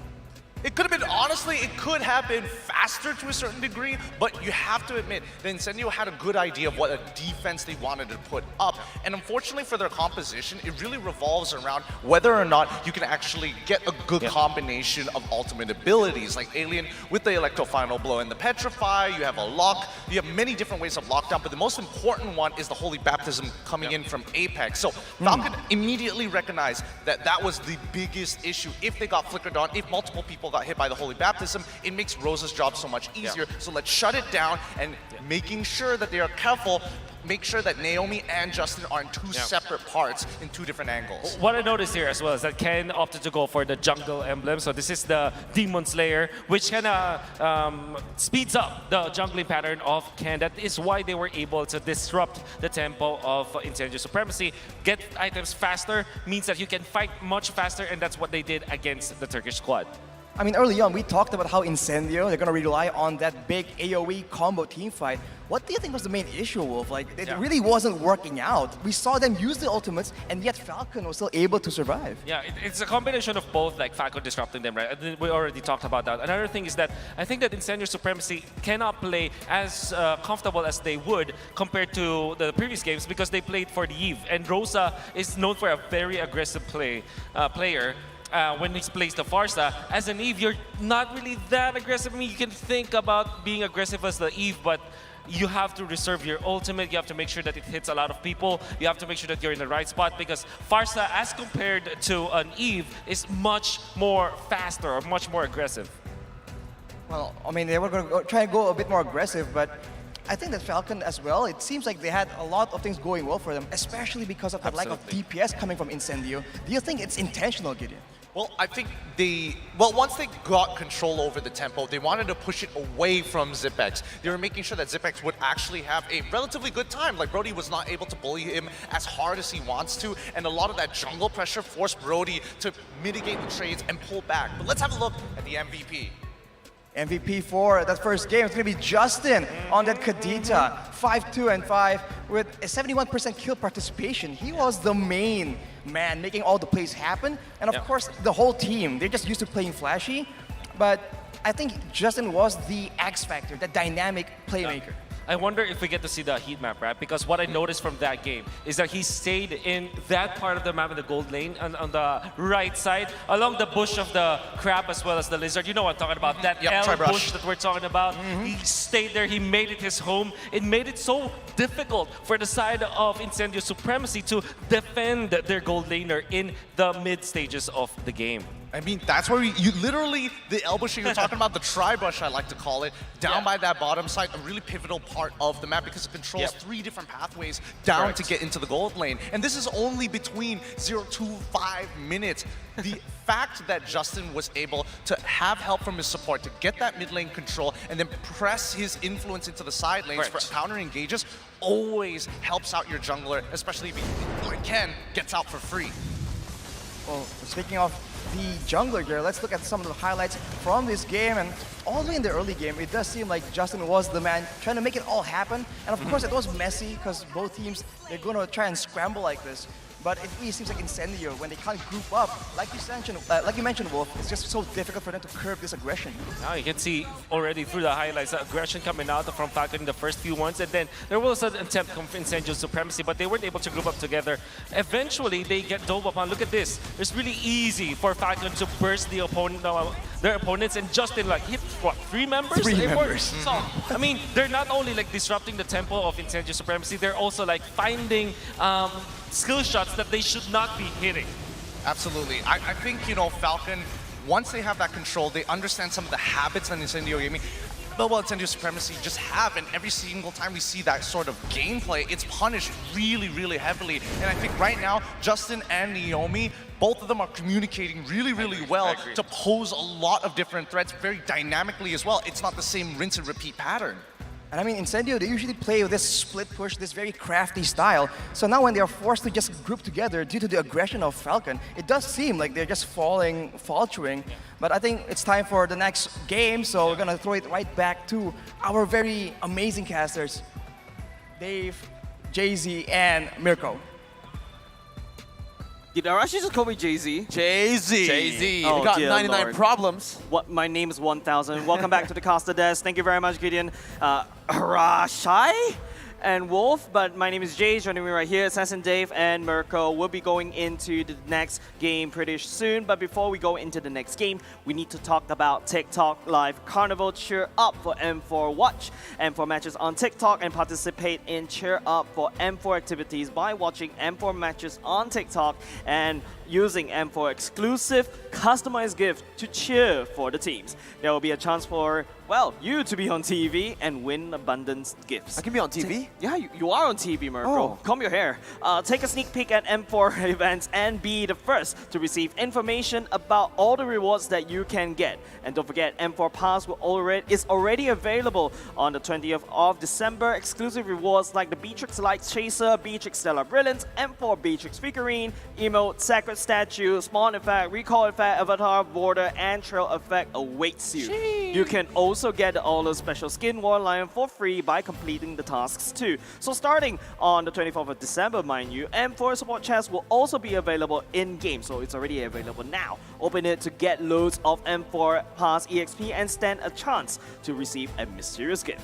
On the day of M4 Final happening on the 15th of January, expect to get an Avatar Border for free. Free again? Again, with just so many free stuff, guys. And in the M4 Battle Night event, unlock a skin chest by completing the task and pick a skin of your choice to within the chest. Once again, hashtag Mobile Legends Bang Bang, Wait. hashtag MLBBM4, hashtag Dare to be great. So that's free too, the choice. The chest with the skin of your choice.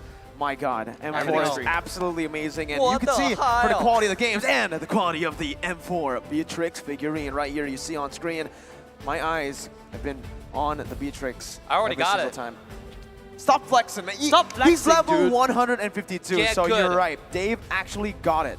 Too good. How does it feel? It feels awesome. It feels awesome to be one of the cool kids. It feels stellar. Yeah, it feels stellar and brilliant. You're right, Oh. you're right, you're right. Yeah, about this Beatrix figurine, it's absolutely stunning, beautiful.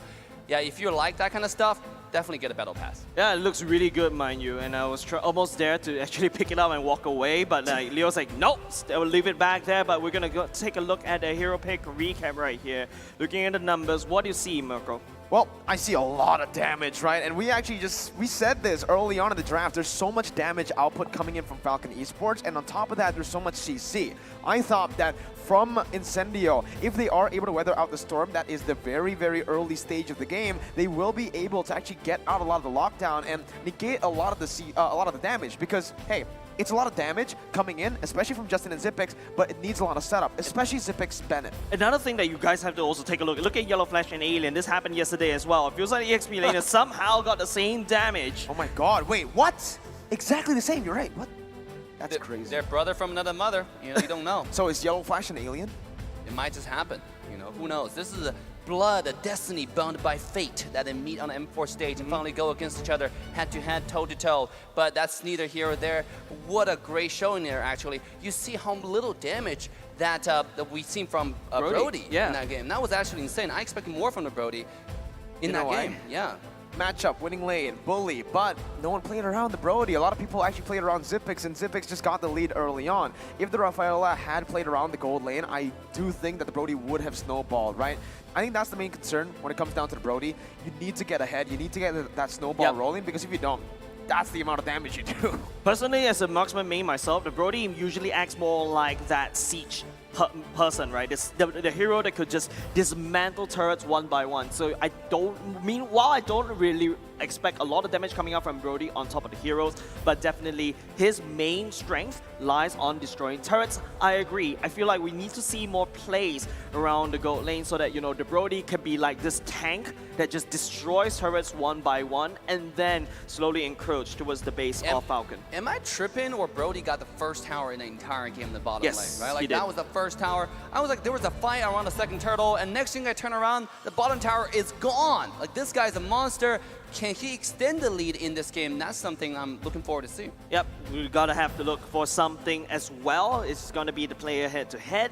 It's gonna be the battle of the roamers. Mirko, what do you see from the numbers? From here, you can see that Apex 47 is a lot more active with his team because, hey, that's the Turkish Delight strategy that they've been playing, right? He's been sticking with most of his team members, and he's usually on these utility and healing type of roamers, right? Yeah. So you can see with a better KDA, it's because, hey, he's not that normal tank that wants to initiate. He's the one that stays in the back line, helping the other members. So the 6.9 KDA and the 81% KP that's the explanation. But on the other side, Naomi, he does not care. He'll rotate anywhere. He'll rotate where he needs to for him to get the dub, right? On the Kaja, on the Franco, on any of these heroes, he just looks for those openings across the map with ganks, and in these team fights too. He doesn't care about dying. He cares about taking the most damage and initiating for his team. I bet Naomi actually has one of the highest damage taken per minute, just because like this guy is not afraid to go in the front. Like I said, he plays really aggressive. He gets the vision, takes the damage. Most important thing is after all that, he gets away. You know, see all the characters that he plays, the Kaja, the Franco, all Chow. Wow, this guy is an absolute monster. Yeah, I think it's You're also a monster. You're a monster. Thank you. We're all monsters. But in a sense, right, I think I don't like to say it's not a fair comparison, right? But the fact is, it's because for the side of Naomi is a very tanky frontline kind of style, right? But then you compare to the other roamer on Apex 47, he's been playing a lot of these Ube strats, right? Something that you don't really want to be absorbing the damage. But here we go. Game number 2 is at foot. We're going to be counting down very soon. Falcon going up against Incendio Supremacy. What will Incendio Supremacy do in game number 2? Right off the bat, I think the main win condition here from Incendio Supremacy is, they went for the blue side.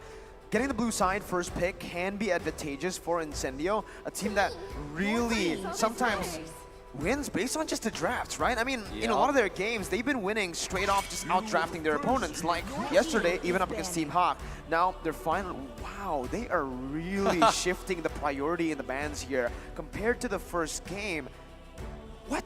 These are like crazy changes. It's quite interesting because the carry is still available, and also it's these. We saw game 1, Falcon bend away the comfort strategy, the comfort pick for Apex 47, and coming to this game here, they have a choice, right? I mean, do we still target that strategy? Yes, we already bend away Rosa's Farsa, but are we gonna go to Estes or are we gonna take away carry? Oh, wow. And they decided Estes is more important. Yeah, carry left open. I think that's what Incendio Supremacy were going for, and Falcon is just saying, yeah, sure, take the carry, man. We have a lot of dive. The Kaja still up for grabs. We know how to counter the carry with the Kaja. So Incendio, this is the big choice for them now. Do they want to go for the Yve or the carry?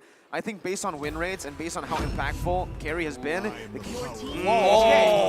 All right. Let me put this into perspective, ladies and gentlemen. The reason why I feel like Incendio is not really inching towards the carry, even though it's like one of the top picks, the top bans throughout M4, is the fact that Xyp9x plays the Harif really well. You can, as a Harif, you can win in the early game very quickly because you can got tremendous amount of wave control, and then after that you could scale even faster because what carry wants to do is to run you down and just start throwing the light wheels, and because of that Xyp9x on the other hand will take that carry away for themselves. That is scary. You know, when you take Kaja scary. like this, I like what you did yeah, there.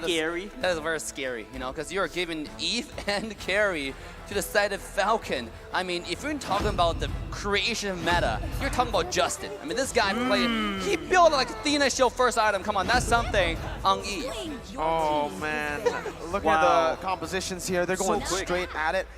You know, I did say the 3 heroes early on, the Kaja, the Yve, the carry. The Lilia here is picked up by Incendio Supremacy because they just want to outclear the Yve in the mid lane. They pick up the Hayabusa, which I think will not work as well as their usual utility junglers, right? Because again, here, up against the carry who can actually itemize pretty defensively early on, getting a win in nature second item is not uncommon at all for a carry in the lane. And also the Yve, the Fanny, there's so much, well, for Fanny, mobility, for Yve, sustainability. Yep, another thing that I would like to quote the man right here, Candyman. Teamwork is very valuable, it's something that they've learned after being defeated by Honor Esports, and that's the kind of adaptation that we want to look at in the M4 series, right? But another thing that we're also seeing an adaptation, technically it's an evolution happening on stage right here. Incendio feels like they're not going for that Ube strat at all. It does not look like they're going for it. I agree. Falcon, though, takes away the Joy and the Benedetta. The Benedetta being one of the comfort picks for Alien. Usually, if he doesn't get the Benedetta, he goes for the Grok. But now, Falcon, because they have first pick in the second phase, they might actually just be the ones to take it away from Alien, right? We haven't really actually seen Alien find a whole lot of success away from the Benedetta and the Grok. If he doesn't get those 2 heroes, Lapu, perhaps we could see Alien go on that, but definitely finds comfort on Band-A Grok. Atlas banned away, a good ban by Incendio, respecting Naomi, but with this style of composition, Falcon might actually just go for it. Yep, there you go, the Grok, taking it away from Incendio. Alien now, caught in a bit of a pickle. You can go for the Lapu, you can dive towards the Yve and the carry, but from what we know about the carry, hey, carry does not care about your damage reduction on that Lapu. Hey, you know what might be interesting? This might be a game for Moscow. You know, Moscow actually counters Fanny really well. He has a lot of damage to shred, you know, characters like carry one-on-one. He didn't lose to carry late game. And on top of it, most important things, you need to pick up the BH, you need to pick up the damage after Conjure ults. And sure enough, BH will be taken out, and BH late game is a monster if Divine Judgment is able to issue on anyone, especially Fanny. They got the Yuzong right too, right? And now Yuzong Grok. Is that the matchup that Falcon wants to play with? Or with the Beatrix here, you already have a carry that does pretty well. I mean, this matchup is like skill dependent, right? You can expect Falcon to just go for something crazy, like, I don't know, this is a bit too crazy, but Natalia has, you know, been picked before by Naomi. Another choice for them might just be a Cho. We haven't seen Cho in a long time for Falcon. They go for the Lapu instead, so Grok is the roamer. Actually, I kind of like the Lapu choice for the side of Falcon. I'm surprised it wasn't picked immediately right off the ban because we've seen how much damage resistant that the Lapu can be after, you know, just spamming all the skills. Another thing to also take note about is the fact that if you bring, I feel like the Fanny needs to help to control the mid lane advantage for Falcon. The Yve will have a slower clear as compared to the Lilia. The Lilia could just burst it down and then start to support the side lanes where Incendio may be weak at. Let's take a look at the total draft on both sides right here. The win condition for the side of Incendio is Kanja taking on maybe Ken, right, to make sure to clip the wings early game, make sure he didn't get the early game advantage, start snowball. And for the side of Falcon, can they leverage the Fanny to really break Kanja before you even get to that point? And that's something we shall find out as we go into the second game. Yep, definitely looking forward to. And I'm also kind of interested because initially I thought it's going to be a Yuzhong Grok kind of matchup, but turns out it's not going to be that anymore. But ladies and gentlemen, we're going to game number 2. Boys and girls, this could be a game changer for the side of Incendio, bringing in a different strategy.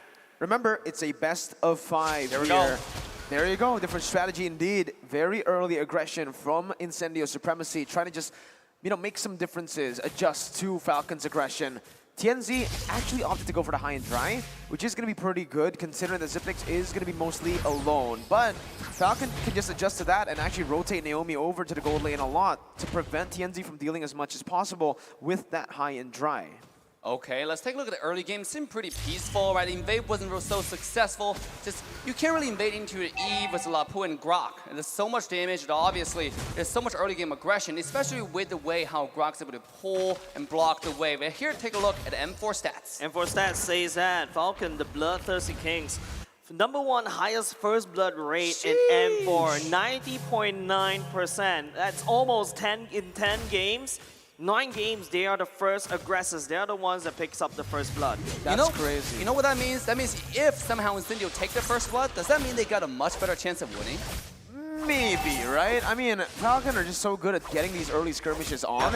Incendio have been struggling against that. We saw that in game number 1, 2-0 start for Falcon. I think what Incendio needs to do is don't play to that same aggression. Actually, just play the opposite, right? Stay conservative, stay safe, because if Falcon are able to push the advantage here, almost. That was just a little bit of bush check. I don't think that's intentional, maybe like an accident, but at the same time, that's actually quite constructive. I mean, I was blinking just now. I blinked, and okay, Zipex picked up the gold crab, but the calculation. Back to that, I was blinking, but here we go, Hayabusa all the way to the back. Here we go, Hayabusa into the back line, finding Ken Low, as now it's Incendio would be the first team that moved onto the first hurdle and gaining the advantage on the map.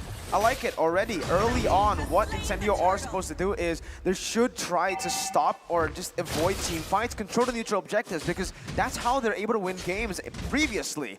In the first game, they played a little bit too much into Falcon's hand, and now they're really starting to play around their unique playstyle, which is neutral objective control and sticking with each other to find that pressure. Yep, Sunshine ignoring the boots, wants to get the BOD as quickly as possible. You can see Naomi and the members of Falcon setting up a gang at the top lane, but Sunshine, Spider-Sense singling, gonna back off. Don't you just love that skin? You saw the animation on Wave Clear, that looked incredible. I mean, if you haven't got the M4 Battle Pass yet, this is the time. Stop flexing on the desk. Alright, we get it. You're level 151, alright? I'm only like level 55 or something. I'll get it one day. Slow do and it. steady. Oh, here we go, as Ken makes his entrance in the team fight. This is now Rosa taking low and Rosa taking down. And the First Blood King, live it to his name, Falcon, takes the first blood. I think that's the power of Ken right here, right? This is exactly what we want to do. Unfortunately, Incendio was the one that put a stopper in the first engage, but Falcon can finally pick up on the side of Rosa, but here we go. TNZ finding damage onto Ken, but there are a little bit too many people. Oh, he jumped that again with a shadow kill, but a beautiful dash from Ken will get himself away. You saw that, right, Yeah, Marco? did Ken cancel out the shadow kill with just a cable? Yeah, sometimes it does happen like that. If you're able to dash away at the frame when you do the second shadow kill dash. Mechanical and, God. As he cancels, the Mechanical God, bring it top side. Apex for the time will find the grab. Nobi taking very, very low, though. Not low enough for him to kill. Beautiful interception from Justin will make sure that the Incendio does not find any damage into the support health bar. Bottom side, Alien looking to jump in with a Dragon Form, looking for some damage. But the Gold Crab seems like it won't go to the Dark Dragon on the bottom side. Alien takes it. I mean, give it to Assassin Dave to know these small little things about each assassin, right? But looking at the emblem for now, as both these two teams fighting, Justin already real world manipulation going down to zone out the members of Incendio from the hard invade. Weapon Master for the side of Beatrix, that's why she wants to get the BOD very quickly. Both of these two assassins, from Incendio and Falcon, going for the high and dry, want to do maximum damage when they are alone.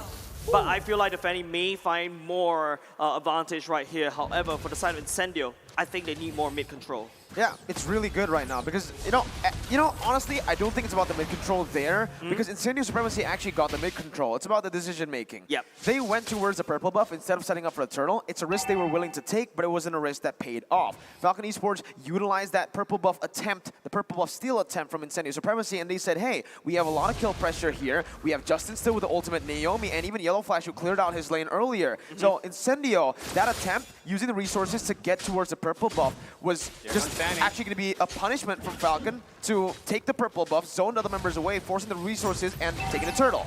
Ooh, four-man tower dive on the top side. Rosa popping the black shoes, and Naomi jumping in with a well charge, and the result is not satisfactory. This is now Falcon looking to shove the lane before the dive to the four-man tower dive. A beautiful trade from Falcon on the bottom side, though, finding tier 1 tower and finding not only the first blood, but first objective on the map. Yeah, it's worth it, right? Naomi jumping in while charged, stopping that engage for a free turret trade, but it does seem like Incendio will be able to get that turret. No, never mind. Here we go. Ken coming in, doing a lot of damage to Sunshine, but with the skin buff, Sunshine's able to walk away safely. So it's worth it. It's worth it. It's worth it for some weird reason. But another thing that I would like to point out is TNC going for the Hunter Strike, whereas Ken goes to the Blade of Heaven Steeds. Usually we see the Hayabusa could also go for the Blade of Heaven Steeds as well, but I think TNC, what he wants to do is to be able to get them movement boosts, chase down the particular targets. But another thing that I also feel from South Falcon is that, yes, I know I have a weak mid lane clear. That's where Naomi comes in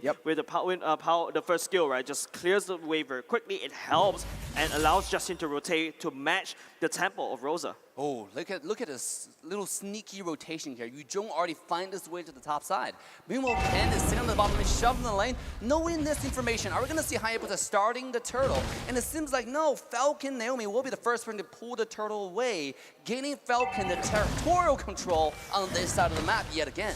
Very good vision control here from Falcon, right? They understand that Incendio members are missing from the map, so they just push into waves, and then they play it safe. They don't know where they are. They finally do now, and they actually might be looking for something. The mask comes in. Naomi will quickly be cancelled. He will walk away safely thanks to the skill 1. But now it's Incendio looking for the poke, looking for the damage. Yellow Flash, the bravest warrior comes out, but he'll be quickly cancelled and pulled to the back. The Yellow Flash finding the damage in the back line, but it's Ken on the side. And he will find the damage and trade onto TNZ. TNZ still healthy enough to get away, but not so lucky for Aliens. He's diving into the back line of Falcon. He will be clipped to death. And this is the Falcon taking the kill number 1 and now making a move back into the turtle. Yeah, it was Yellow Flash opening on the map. TNZ going Oh, in. He stole the turtle, though. He stole the turtle like a god. The thief himself, Incendio, takes the turtle. Wow, out-retrying Ken, right? Because you can see Ken had that retribution too. He used it earlier, just mistimed it by a bit, and Tianzi was able to just punish that, capitalize on the fact. Falcon still leading in this game, but Incendio are doing a bit better than they did in Game 1 because they are able to weather the storm out. So now it just comes down to, let's talk about that mid-game, because entering the mid-game, I still do believe that Falcon will have the upper edge. I mean, they will. But look at, I just want to point out, that's a true ninja right there, right? You know, that's when you pick Hayabusa, you have to make sure you know where Hana is. He doesn't always come in with a skill key with a quad shadow and steal something. But before that, Kaja, beautiful divine judgment, and a nice interception onto Ken as Incendio will shut down this beast. See? Hayabusa though, come back in.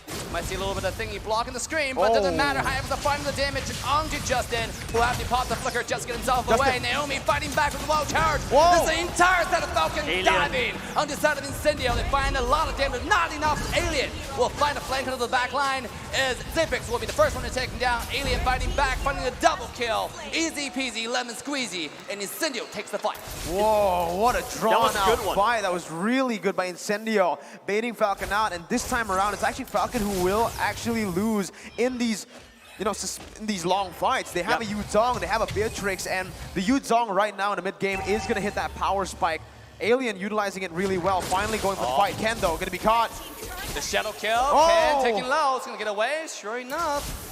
He just essentially minion ways able to get away safely. I think in that previous team fight, right, another thing that Incendio did right is that you know that Ken is bloodthirsty. You know that Ken wants to find Rosa, shut him down. That's why if you notice how Apex 47 is positioning him around the Fanny. Once the Fanny comes in, I'm going to stun him, I'm going to pull him apart, and then destroy him. Then after that, when Falcon doesn't want a fight because it's a manpower disadvantage, Incendio forced their hand. And with that, they equalize the goal lead just a little bit. And no, sorry, correction. They gain a bit of goal lead because of that particular fight. They're able to capitalize on the fact, right? Yep. And again, it comes down to how they're able to win their, well, play their win conditions here. Sunshine has been scaling pretty well. Zipix doing the same thing, but Beatrix will have a little bit more, in my opinion, well, more resources to play with here. Divine Judgment, though. Apex 1-7 will find the Divine Judgment on the ground, will be taken down almost instantaneously. It's Alien now looking to fight back to the back line. He cannot find a target, but it doesn't matter. As on the side of Incendio, they will find a kill on Yellow Flash, and they take the fight. They're making a move to the Lord. Wow. Yellow Flash did really well, just splitting the whole Falcon roster apart. And all of a sudden, Yellow Flash is soloing the 4 members, and Falcon, the main damage dealer, Justin and Zipex, wasn't able to walk forward. Oh, here we go, the tower push. Rosa is able to push the Falcon away while to take the tier 1 tower. And Lord has not come down to lane yet. Once the Lord makes his entrance to the fight, I suspect Incendio to make full advantage of this and really extend the lead. Speaking of extending the lead, Ken said no! He won the flank on the Sunshine. Sunshine will be taken down. This is Falcon fighting back. I think at this point, it comes down to who actually engages first. Yes. If the Yuzong gets that back line, it's almost over for Falcon. And the same thing goes for Falcon towards Incendio. If Incendio lose their back line, if Rosa and Sunshine aren't allowed to hit, then they're not really going to be able to win out these team fights. So let's take a look at the items just now. Earlier, we are seeing that the Beatrix had the BOD, has the Malefic Roar, building towards Wind of Nature. That's going to be massive. So wait for that right there. I do believe Incendio are going to get Sunshine that Wind of Nature very, very soon here. Maybe. Ken's going to have a hard time. Oh, fist wall play. charge barely missed. And now here comes Alien, waiting to the Petrify, into the Dragon from the damage on Naomi. But the real world manipulation will scare away the Incendio team, and they back away from the push. Tier 2 tower for Falcon, stay standing. Marco, you mentioned about this uncomfortable Mexican standoff, right? Oh. That's a lot of damage coming off of TNZ, though. Joe But Kill. Ken, TNZ takes the comeback, the 1-on-1 supremacy. Incendio TNZ takes this duo. What a duel there, right? Initially Ken with the burst, but then Tianzi showing that class on the Hayabusa. Here, Incendio are controlling the pace of the game entirely with a 4,000 gold lead, manipulating the waves really well too, and Falcon just have no answers to anything. Right now, with that 5k gold lead, it's going to be really tough. Even if Falcon gets a good engage, it's Falcon who's right now relying on Incendio to make a mistake. Yeah. They have no way to actually go for the 5v5 unless Incendio mispositions Sunshine and Rosa. I agree with you, Marco. You're asking that very tough question right there. What if any of these teams, the first one to pull that trigger should be the one that wins? Falcon tried to pull that trigger in the previous team fight. It wasn't Falcon that won, it's Incendio that got out alive. But let's take a look at the items right here. The Hayabusa, super tanky. We've been buying the Dreadnought armor already because he knows that the Fanny is definitely targeting him and he wants to outplay, and that's how he got the outplay just now. I do want to point out the Hayabusa is sitting at about 2,000 or 1,500 gold ahead compared to Fanny. This is like the mirror opposite from last game, right? When Ken was drastically had 2,000 to 3,000 gold ahead. This is really just a comparison of who's the better assassin player here. Oh, Speaking of Ken. that, Ken might be caught up. Oh, Divine Judgment! Catches bird mid-air, and Incendio takes another kill. Literally clipping the wings of the Falcon. Ken the man got Divine Judgment by Apex 47 mid-air. That was the main concern with the Fanny pick onto Akaja, but Falcon are trying to do the same to the assassin. Tianzi, though, won't fall for that. It's assassin, Alien coming in though. He's looking like an Alien right now, jumping in with the Dragon, 1 damage on the Yellow Flash, who is a little bit too tanky for this dive, and Alien backs away. Here comes Tianzi though, jumping and just baiting a little bit of skills, but look at the position for Rosa. This guy's ferocious, coming in with a black shield, doing damage, but might be a little bit too hasty as he will be taken down. As Incendio does take the Lord. Fanny comes in.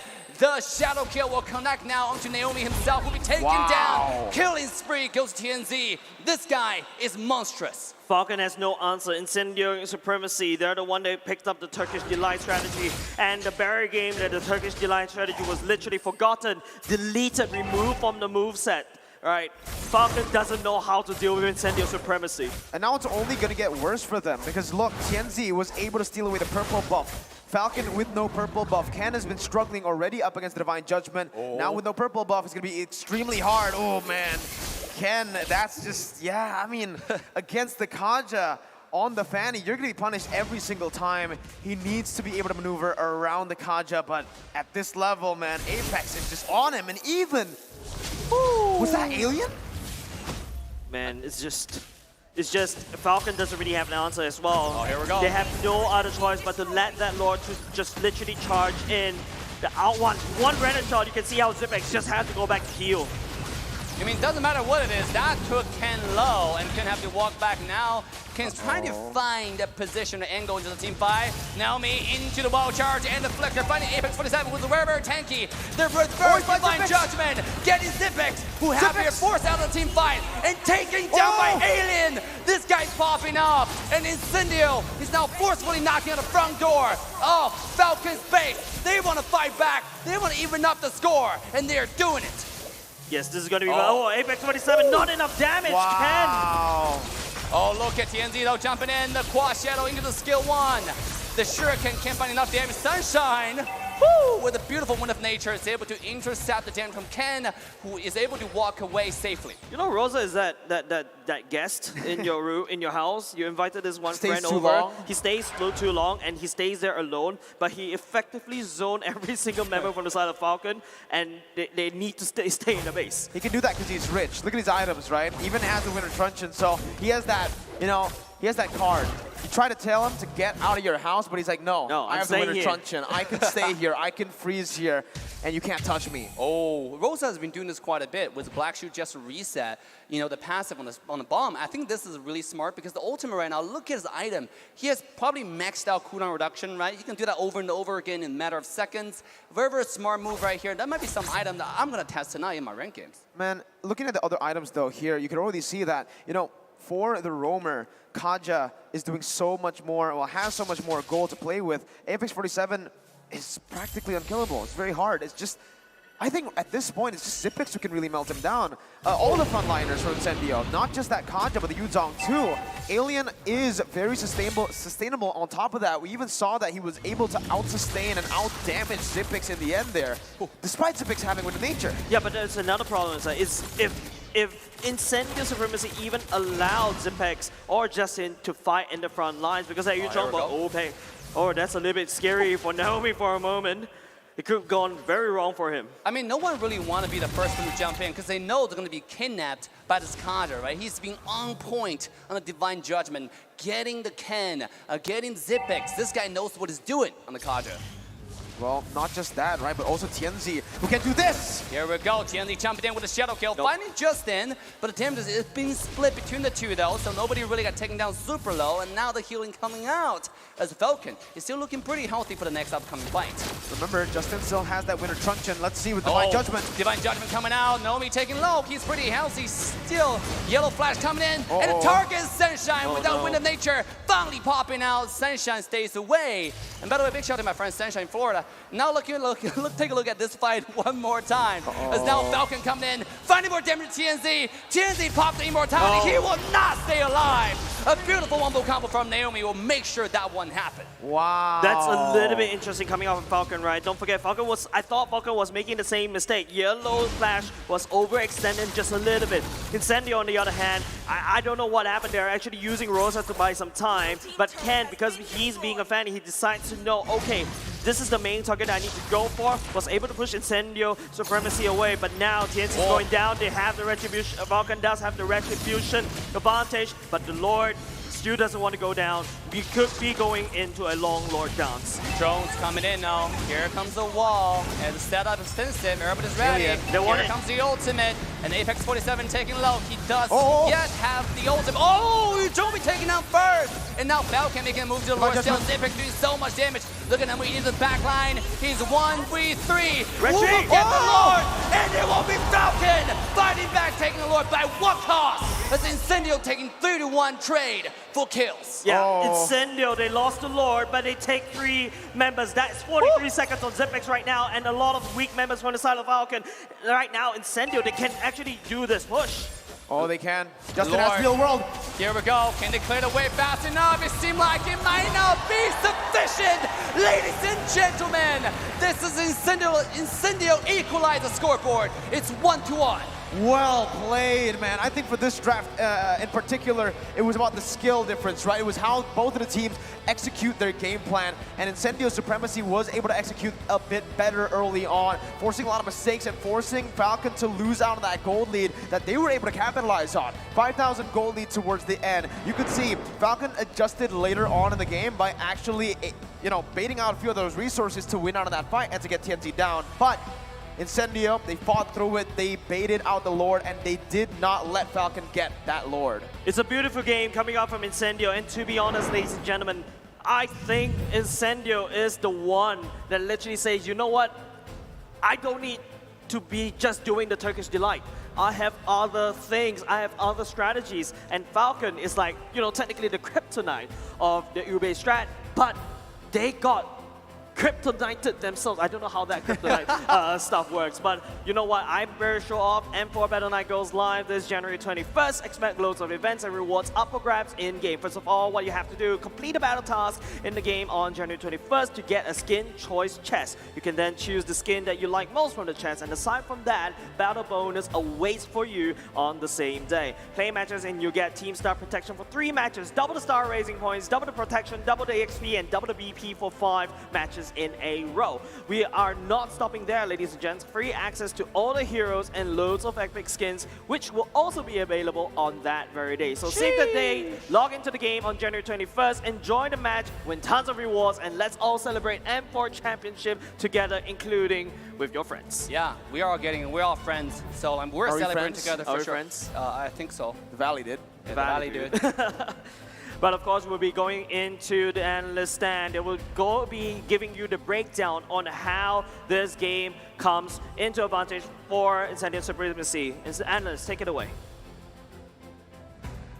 Hello guys, welcome back. Arashi, Gideon, and Wolf back here again. What a second game. A bit of an upset, not what we were expecting. As a Falcon supporter, Gideon, what happened?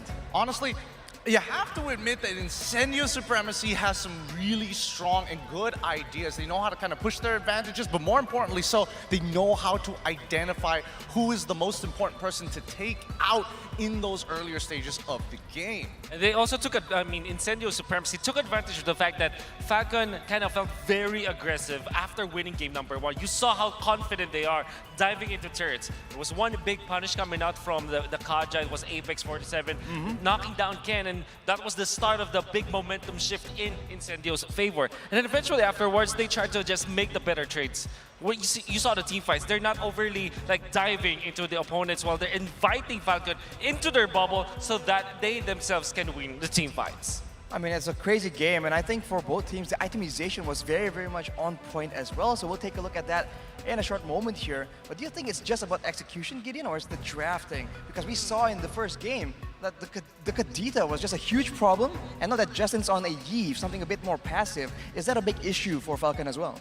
Well, I think we have to take a lot of things into consideration, right? When we are looking at this particular draft coming in from Falcon Esports, I think Yellow Flash could have played a much bigger part of it. And honestly, Yellow Flash needs to recognize, I felt like he was playing slightly below average on this particular game because he can actually force out a lot of important spells coming out from Incendio. One of which, Sunshine's Flicker, for an example, making him more susceptible to Ken, able to maybe even bait out the Divine Judgment from Apex 47 if he times it right, or at least take away the Black Shoes from Rosa, minimizing the resources of Incendio. I think when we're talking about the draft, right, there's just so much value that this Kaja pick gave for Incendio Supremacy, and it is a combination of both Incendio thinking that we should take the Kaja, and as well as the fact that Falcon kind of gave it to them. Look at their first pick, Carrie and Eve. Two of the heroes that kind of struggle against the Kaja, if you think about it. Then eventually they went in for the Fanny. Now, all of a sudden, 3 of your heroes are countered by 1 hero. But here's the thing, right? The Brock was supposed to be the saving grace, and I think that's where we saw a lot of the bleeding happen in the early game, which made Naomi's job so much more difficult because he plays such a, I don't want to say pivotal, but he's more of the cornerstone for the mid and the later stages of the game, because how else would they know where Apex 47 is without the power of nature and with the natural passive that Grok has? And that's very true. We've already felt that Falcon was actually soaring already. They got the early advantage. but they were just too aggressive. That's why the mid game now is on the side of Incendio Supremacy. The good thing is Incendio did not let go of the grip when they got it. Exactly. I mean, they have all the tools available. And on the other side, Falcon seems to have very few tools left to try and make those big plays happen. So you think they can just adjust something in the drafting phase for the next time? Because again, with so many heroes countered, it just doesn't seem like the wisest of ideas. Well, I mean, to be fair, we did see glimpses and moments where Falcon were looking like diamonds here. They had some really good engages, and especially around that lore pit, it looked so great until they turned around. It could have been desperation, but I think it was well thought of. They didn't expect to lose that many people. I think that in this game, there's a lot of things that we already learned from both teams. For one, we know that Falcon wants to play aggressively. Second is Incendio Supremacy. They can even like ditch the Ube strategy that they're doing, the Turkish Delight. They can play aggressively themselves, and that's what we saw in game number 2. Well, for game number 2, though, the MVP is going to be Sunshine, 6-2-4 with a 77.5% kill participation. This man was doing a lot of burst damage, but a lot of DPS as well. And I think the positioning of his ultimates was very critical in that game.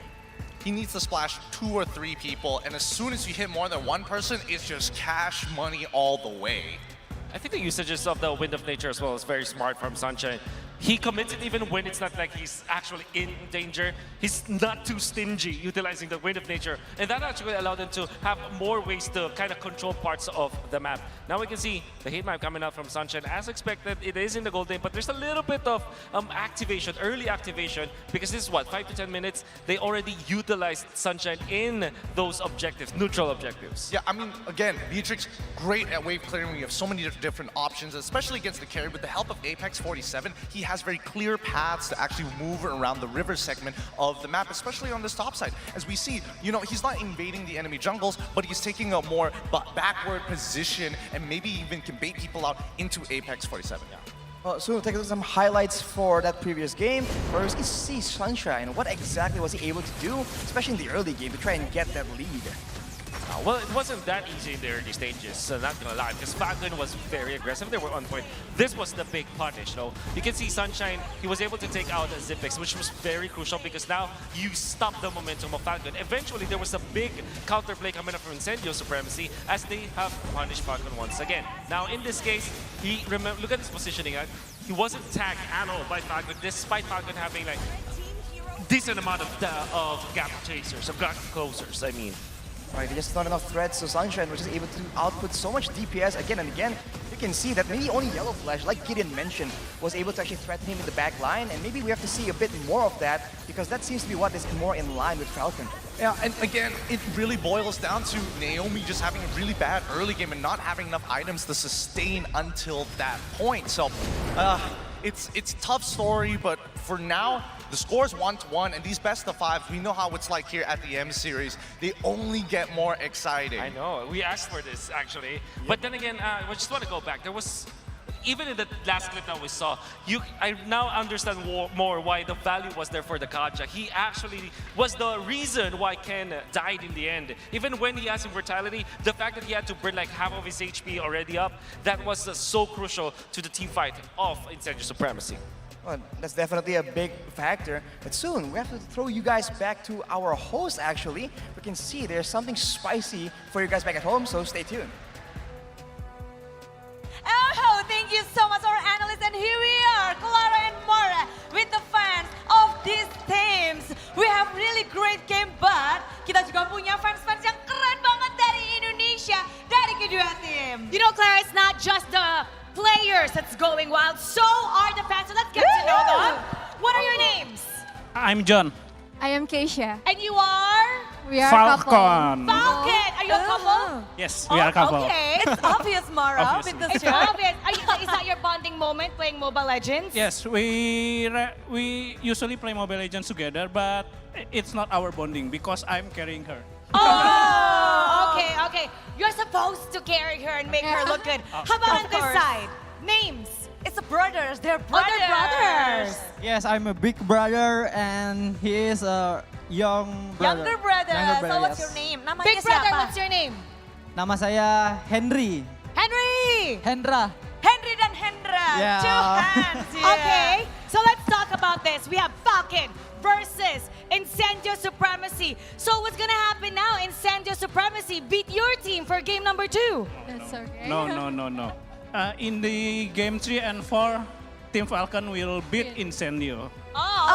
You think so? But they Yes. showed up a really good fight.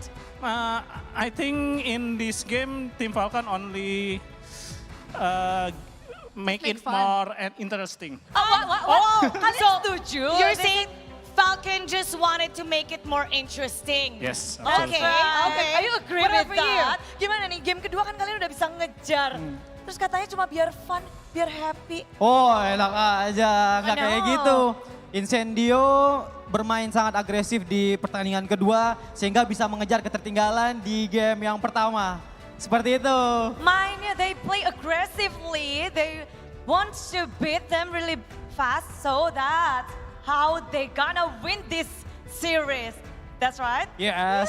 Okay. If Incendio Supremacy can show off one player, what does Incendio Supremacy have? Siapa nih hero yang atau player yang paling nonjol nih? TNZ tentunya. TNZ, Ya. why? Jungler.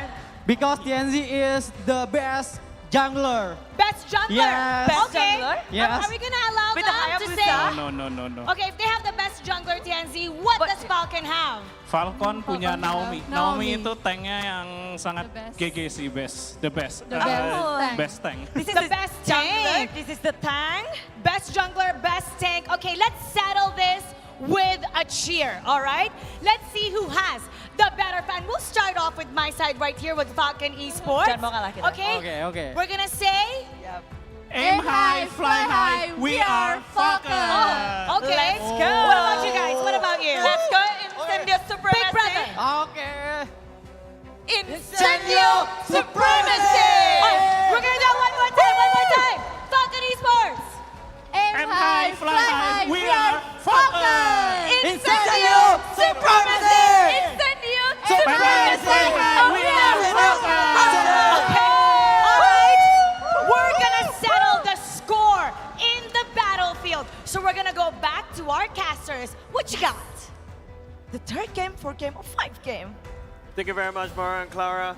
Cute little cheer battle happening down the stands as well. Once again, you're joining me here at the Caster Desk. My name is Jace, Assassin Dave, and Calm Your Hair, Merkel. But before we head into the game, there is a huge shout out that we have to give. Something that has been supporting us all throughout the draft, throughout the Our game. backs. Our backs, literally carrying our heavy backs. It is Secret Lab, the official gaming chair partner of M4. We're talking about a built-in lumbar support system that you can adjust to your spine, incredible magnetic memory foam head pillow, and brand new fabrics in all sorts of colors and designs. The Secret Lab Titan Evo 2022 gaming chair is designed to keep everyone seated in incredible comfort for a long time. We're going to be going into a long game, ladies and gents, but before we also have the M4 Pass, which is now available. So what are you waiting for? Complete all the active tasks and reach level 75 with ease and for free. Log in now. Exclusive rewards like the Beatrix Light Chaser, Beatrix Stellar Brilliance, and M4 figurines are waiting just for you. Hashtag MLB, Mobile Legends Bang Bang, hashtag MLBBM4, hashtag Dare to be great. And something that can help you in that is the M4 Battle Night, which goes live in this January 21st. Expect loads of events and rewards up for grabs in-game. First of all, what you have to do, complete battle tasks in the game on January 21st to get a skin choice chest. You can also choose the skin that you like most from the chest, and aside from that, the battle bonus awaits for you on the same day as well. Playing matches, you'll get Team Star Protection for 3 matches. 3 games. That's like 3 series, right? But then apart from that, double star raising points, double protection points, double EXP, and double BP for 5 matches. And we're not stopping there. Free access to all heroes and loads of epic skins will also be available on that very day. So save the date, log into the game on January 21st, enjoy the match and win tons of rewards. Let us all celebrate M4 Championship together with your friends. Right, friends? Friends, dude. I feel like there's this like uncomfortable friendship right here. But yeah, you're talking about RSG? Yeah, we're talking about RSG, right? So if we want to be friends, I gotta support your team, right? Yeah. So it's okay because we'll Thank trade. you. Hey, what about a North American team now? The Valley, dude. Hey, let's talk about Burmese team and the Turkish team, because they're the ones right now fighting off against each other, and it's 1-1, right? Yep. I think there are very visible mistakes by both of the teams here, but I honestly just want to talk about this. I think the crowd put it best, right? TNZ carried Incendio Supremacy in game number 2, and Naomi fell off in game number 2. The sustainability was not there, did not get enough gold to actually get to a point where he can soak in enough damage. And like we mentioned before the draft, if Naomi performs, Falcon performs. If he is able to take that damage with the most damage taken, one of the most damage takens for tanks, Falcon just pops off. I just want to say Kaja has 100% win rate so far. This series. This and series, carry is okay? at 0. Yeah, Kaja is going to be the win condition. Is the team going to realize that and do something about that Kaja pick going into the next upcoming match? We shall find out. But first, let's talk about a hero pick recap. Yeah, hero pick recap once again. Alien and Yellowfish. I don't know whether this is fate or not. Doing the same exact number of damage once again. But another thing that we also have to take a look is that I feel like Rosa, look at Rosa, is doing a tremendous job in terms of the damage department. Oh my god, you're right. That's so much damage, right? Yeah, And man. I think I believe the next EXP matchup is also going to have the same amount of damage too. I think honestly, it comes down to again how the backline threat's there for Incendio Supremacy. Meanwhile, for Falcon, the only one that can really threaten the backline is actually just Yellow Flash and Ken. You would expect Naomi would be able to do that, but he's more concerned with covering up for his backline instead of actually diving towards the enemy backline, right? I gotta say, Eve he tried. and carry, yeah, he tried, but again, he was too behind at a point where everyone can melt him down. On a Grok, you need those items to be tanky. If not, might as well build damage, right? Yeah, absolutely. And the counter ult is instrumental in that game, right? Like Naomi can't even go in. Fanny can't even go in. Yeah, No one can go in. No one can go in, right? The Divine Judgment is too critical to the victory of that game for Incendio. So going to the next game again, it all comes down to, do we have a strategy to counter that, or are we just going to straight up ban it away? Yeah, I think the most important thing that Incendio did right in the previous game is that, yes, you have an assassin that is very susceptible to these crowd control, especially when it's single target.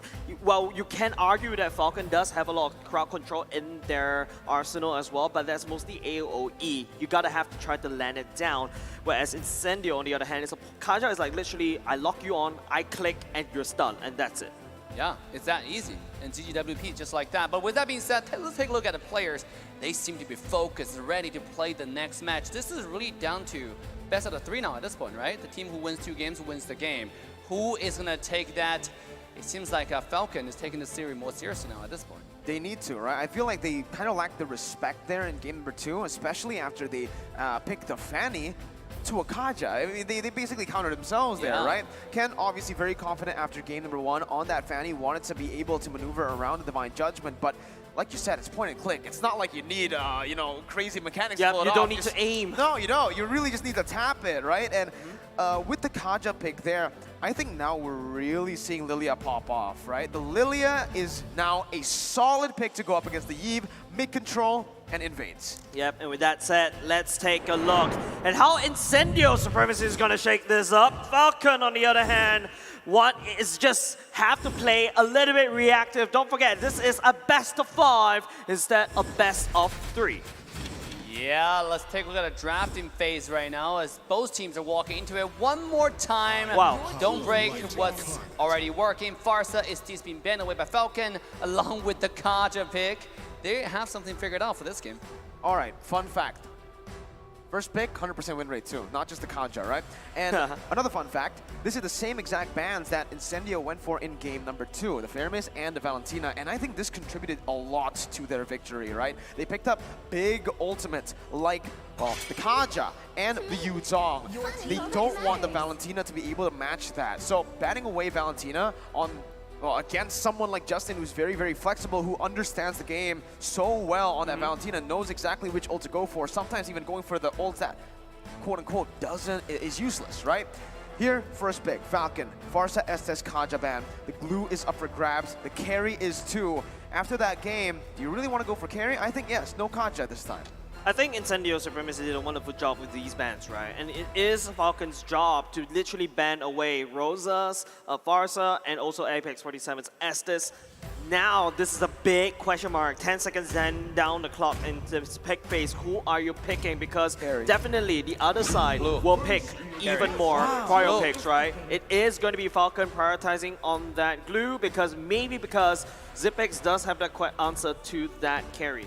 No, at the same time, you gotta understand Falcon has one of the best Fanny player in the entire M4, right? And McCann on Fanny is a monster, so they're not really worried about the backline squishy marksman sometimes, especially for carry. He needs that room to actually wiggle, to actually dash around, to actually do that damage. With Fanny, you always have to think about early build Wind of Nature, you know, and that is sometimes a waste of damage, to be honest. So with that being said, this is probably why they pick up glue, because they know they can counter the carry. Wait, they pick up a carry. This is usual, right? We're gonna see this. Yeah. I saw that too, right? They were hovering over the Owls. Yeah, I was a little bit excited about that. I think they're just picking it. You know, yeah, there's no way they go for that. They go for the Grok, which is an amazing pick here. Solid flex pick that still can be flexed over to XP, Roam, and, you know, to a certain extent, even the jungle. But I think we're going to stick with XP and Roam just for now. Carry picked up, which will mean Falcon has a chance to pick up a hero that was picked up by Incendio last game to counter the carry. The Yu Zong, they can dive towards the backline, or they can just go for the Fanny here, right? I think you don't go for the Yu Zhong because you already got a glue. You don't want to put a glue in a room, right? So that's a little bit unfortunate. But another thing that I feel like Falcon could also counteract before going to the next main phase, and you're going to be very sure Incendio will take that away, is to pick that Harif and pick that Eve as well. I think these two, solid magic damage as well, but it's gonna be an Eve locked in, you can hear it, and then you'll maybe follow up with a Falcon, but it's gonna be a Franco, ladies and gentlemen. Oh my god, what an early game Franco pick right here. That is insane. Last time we saw this Franco, Naomi popped off, and I believe, it was against Blacklist International, right? Here we do have a quote from the coach from Incendio Supremacy here. We still have many strategies to implement until the grand finals. I can't say that this is 100% of our performance because we can still be better than this, and we saw that, right? We thought it's a one-dimensional team that plays around the Turkish Delight strategy. Nope, they pick up the Hayabusa, they can go for the isolation, they can go for the assassins, and now they pick up an Atlas, which is insane too, and guess what? They ban out the Harith, a hero that's great against the carry, that matchup that's so, well, at this point, they're gonna go for the Lunox ban too. I'm really agree. I love how, you know, exactly why I agree with what Incendio's coach said, right? They literally bamboozled every one of us, even in the Custer's desk, in the Bananas desk. Yes, we thought they can only play the Ube strat, but turns out no, they're very flexible. They just stick to the Ube strat because it works well against the other teams. And now for Falco, who is basically the kryptonite of the Ube strat, they adapted in game number 2. It worked. In last game, they picked the Kaj and show us how it's done playing the normal M4 shred, the normal M4 meta. And here was Hayabusa ban right here. I think you're right, Lunox might be the next target if you think about it, but they choose to go with the ban on Martis from Incendio. And this is going to be interesting because they're targeting not only jungle, but also the goal lane side choices. You know why? I believe it's because they already have that Eve, right? They have the Eve, they have the glue, 2 magic damage dealers. If they pick up the Lunox here, they're gonna really, well, Falcon's gonna be really banking on that magical defense, magical damage, and that's why. All right, they want to pick it up for themselves. They want to be able to burst the glue down with the carry. That's very easy to do. Carry plus Lunox, that's super easy to do. It's like double shredding. You have the paper shredder of the physical damage department, and you have the paper shredder for the magic damage department. This is a very interesting choice coming up from Incendio Supremacy, and don't forget, this is another Clash composition, another big Omega team fight composition. I want to use the Fatal Links to engage, but it's going to be a Matrix going in for the side of Falcon, and that lane once again. Looking at Incendio, any form of hard CCs. Oh my god, they're looking, I mean, Grok's still a flex pick right here. Go to the silent, Grok can go either EXP lane to go against the glue. I think he would do okay actually, especially considering how much burst damage he has with the combo to kill the small babies for the glue. The glue babies. The glue babies. The glue babies. No children are harmed in the making of this production, ladies and gentlemen. Okay, you know, for the jungler now, right? It has to be the jungler. TNZ is gonna be, I don't know here. Do you want to go for more utility? Do you want to bank on the fact that Lunox and carry needs to get to the power spikes to deal damage and go for just something like a utility to set that up, like the Fredrin, or you want to double down, go for some more damage in the Leo board? That's what they do. Yep, so it's exactly what I mentioned in the previous day, right? Like, if you want to go and use this Leomord as your jungler, it's basically more like a janitor. You want to use him to sweep people up. remember, you already have the shredding coming off of the carry, you have the shredding coming off of Lunox, but what happens if you don't land the kill? And that's where the Leomord can come into play. But something that this Leomord also have to be careful about is the Franco, the point and click stun is in the hands of Falcon this time round. I'm wondering, how did Incendio grow so much in this M4, right? I mean, they understand every single strategy. Look at this composition they have. It looks scary.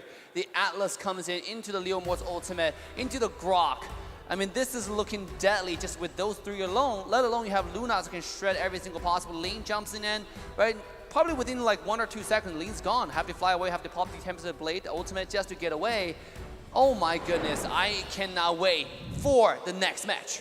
Assassin Dave quoting Goni right there. We missed that dude. But we can't wait, ladies and gentlemen. We're going to game number 3. Falcon going up against Incendio. It is 1-1 for now. 1-1 got banned though. Oh. Yeah, no, anyways, here, Naomi again. Okay, if he does what he did to Blacklist again, then, okay, I don't know what to say anymore if he actually does that, pulls that off. But here, Naomi's already gonna get punished early on, Dave. Oh, Naomi is getting shredded. Like, this is exactly what we're looking at, right? The paper shredders of the side of Incendio Supremacy is looking to shred the wings of Falcon. We're not clipping anymore. We're just literally pulling the feathers apart. Yeah, absolutely. Naomi, see, this tank, Franco get absolutely countered by Atlas, because Franco can't really check push except for using the hook. He's really not that tanky in the front line.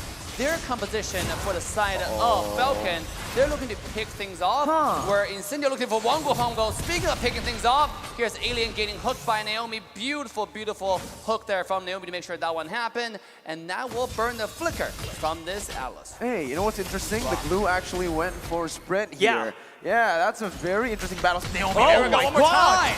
No miss gaming from Naomi. This guy's scary, my goodness. And Incendio now will move back into the Lethal Wonder. Okay, Naomi is actually cracked. Like, he's so good at Franco. He only missed one hook right now. Oh, okay, that hit the minion, right? Okay, let's get back to business here. The fun fact is, Incendio don't even have a backline, dude. Rose is going to be diving. Sunshine's going to be in the middle of the team fight. He's not going to be all the way in the back, too. So it's going to be very hard for Falcon, and especially for Ken, to pinpoint on who to target down, right? Yeah. Because, sure, you want to go for Sunshine, but Rose is there to peel with damage that can melt you down, with burst damage. And if you go on Rosa, Brilliance gets out, sustain. Yeah, and also, don't forget that this Leomord played by TNZ is their trump card that won them the progression to today's matches, right? Yesterday, when they pick out the Leomord plus his T's, I had my doubts, but now looking at it, right, they're looking pretty good. It seems like they're giving up the first turtle, though. Team Falcon will be taking it for free, but not so fast. Apex 47 looking to find something done, but Naomi will strike first. The hook into the ultimate will go to the first blood for Falcon Esports. Skin buff, man. Yeah. You're thinking what I'm thinking? Skin buff right there, but hold on, Yellow Flash. Here we go, Yellow Flash will be burned down by Incendio. It's a 1-to-1 trade across the map. Another day, another first blood for Falcon, but another trade for Incendio, and they're looking to invade already. Oh, here we go. Ultimate comes down from TNZ here, finding some damage, pushing Ken away. He's trying to steal this red buff right here. 2-on-2 to the jungle. The territorial control might not be to their favorite here. Comes the real world manipulation. We'll find the zone edge onto Incendio. TNZ will have to back away, knowing they're 4, but they're not backing away. And the result is devastating, as Ling, played by Kane, will take another kill from team side of Incendio. But TNZ actually stole the orange buff there. Ken did not get it. Apex 47 now. Naomi coming down, being locked down, suppressed into the ground. Incendio will have to fly away with a skill too, but it cannot be fast enough. The damage is already ready as he'll be taken down. Sunshine with a beautiful damage there will take Ken for the trade. Electro Flash OP, healing in the last moment. Ken got overconfident over there, but Merkel, you mentioned it, that the lack of the orange buff just hurts Ken a little bit too much. Yeah, but here, oh my god. Again, one more hook. Don't miss Naomi. He's missed one hook this game, right? Well, 2. Well, if you count the minion, then he hasn't missed the minion. We need a counter somewhere. We got on a the counter, screen. yeah, somewhere. Naomi with the hooks, but yeah, at this point, I really still feel that Incendio Supremacy, they're completely fine. They're losing in terms of kills, but it's fine because, hey, guess what? Their carries are late stage. Sunshine here, you could already see with that Electro Flash like you mentioned, he's very hard to catch. And with that additional kill, he's going to get that power spike a bit faster. And for Rosa, that's 1 kill and 1 assist. 400 gold lead for Incendio. As long as Incendio stay here, even if they're down 2,000 gold, they're still in the comfort zone. I think for the son of Canada, Here we go. hold on. The Fatal Link connects, and it's going to be Naomi taking down first. Incendio strike into the heart of Falcon. Now Yellow Flash coming in, finding the split split on TNZ, who'll be taken low and almost taken down. It's going to be dropped. Yes, he will. A beautiful ultimate from Ken will make sure that one happens. Meanwhile, to the back line, is it Justin find himself isolated in the island, who will be traded off. It's 1-2, and Team Falcon takes the fight. Technically 1 for 3, right? Naomi was caught right before the team fight. So 1 for 3. Incendio again pushing their lead with a quote-unquote late game composition. Falcon, if they don't get out of this, if they don't form, some sort of just a fight that goes well for them, Incendio are just gonna outscale them, take the game slow and take turrets. You know what? I feel like Falcon what needs to do right now is go Naomi catch. We go in after Naomi catch. That's how Incendio, Falcon wants to play. But Incendio though, who do you catch is also another problem. You catch the Leomord, that's a free gap closer for the Leomord.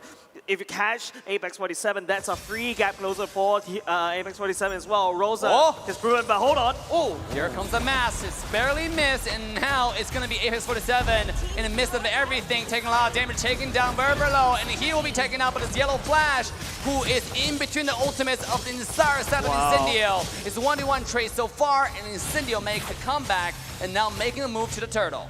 Roamer for XP, not a good trade for Falcon, but they are actually going to be able to pick off a turret up top. That is going to enable them to get some more pressure down for the turtle, and it doesn't seem like Incendio wants to even force it. No engage, no initiation from Apex 47. They're going to back off. Incendio Supremacy has way too much damage than Falcon could handle right now. Looking at the items, it's going to be a Lunox. Look at that. It's going to be a clock right off the bat. You know this Lunox is going to hurt like a truck all the way to the back end game. Justin, on the other hand, went for the Ice Queen 1. Stand-up builds all throughout thus far. Here we go. Look at TNZ there. Just use the skill 1 plus retro. He used retro. Yes, he retro to get the Gold Crab. That Gold Crab is really good, actually. Give you a lot of farm in the early game. The skill's really fast. And let's take a look on the bottom side. Incendio, this is 2-on-2, but in the mid lane, though. In the mid lane, it's 3 versus 2, and then here we go on the bottom side. Rosa strikes for Naomi, taking low, but here comes the roll manipulation. They find the kill onto Naomi, but at what cost? Apex. And now it's Falcon fighting back. Apex jumping to the back line, now just connecting to the ultimate. The flicker to Fatal Link! It's devastation to the side of Falcon! Incendio take the entirety of this team fight! They're rampaging through game 3! Justin got walled, bro. Oh my goodness, Incendio are absolutely ruthless, knowing exactly that Rosa, he flickered it, well, he used his ultimate and flickered out just to bait Falcon's resources, and that that actually helped Incendio Supremacy. Apex 47 came out of nowhere with that conceal, capitalizing on the fact that the resources have been burnt out earlier, and Falcon now are being read out like a book. Another statistics right out the book as well. Sunshine is #1 in terms of total turrets destroyed. Sunshine, but I feel like the stats lie because I personally hate stats. It's always against me for some weird reason. Sunshine, on the other hand, is doing quite a good KDA as well. And for those who are wondering, that sheesh actually come from the desk, didn't come from the game. It wasn't the emote. It was the emote from the desk. And let's take a look. Carry is already scaling up really fast. This guy is 5-0-3. His power spike cannot come any sooner. Well, again, they are late. Well, they need to wait for their power spikes, but at this point, they have their power spikes. It's Falcon. We're so far behind, and they're forcing something out. The flicker and ultimate coming in. TNZ is a target, but there's no follow-up, and now they have to back away. A weird questionable play coming from Falcon here. The ultimate comes down from Justin. Railroad manipulation is not enough, but Apex with max play. The Fatal Link yet again, find it 2! Entire Incendio diving in and finally coming to Naomi. Now they're backing away onto the Lord. Once again, Incendio take this fight. Everything that could have went wrong for Falcon went wrong. Your hook landed on a Grog that activated first skill. You walk into a choke point right into Apex 47's Fatal Links. Doesn't even need to burn the flicker. It's just gone from bad to worse for the side of Falcon. And now it might be even worse again because look at this. Ken is going to be walking down. Ken just HP. to beat. Can he get away? Oh, have to pop the ultimate just to stay alive. Now Rosa might find himself in a rock and hard place, will have to pop the flicker just to get away.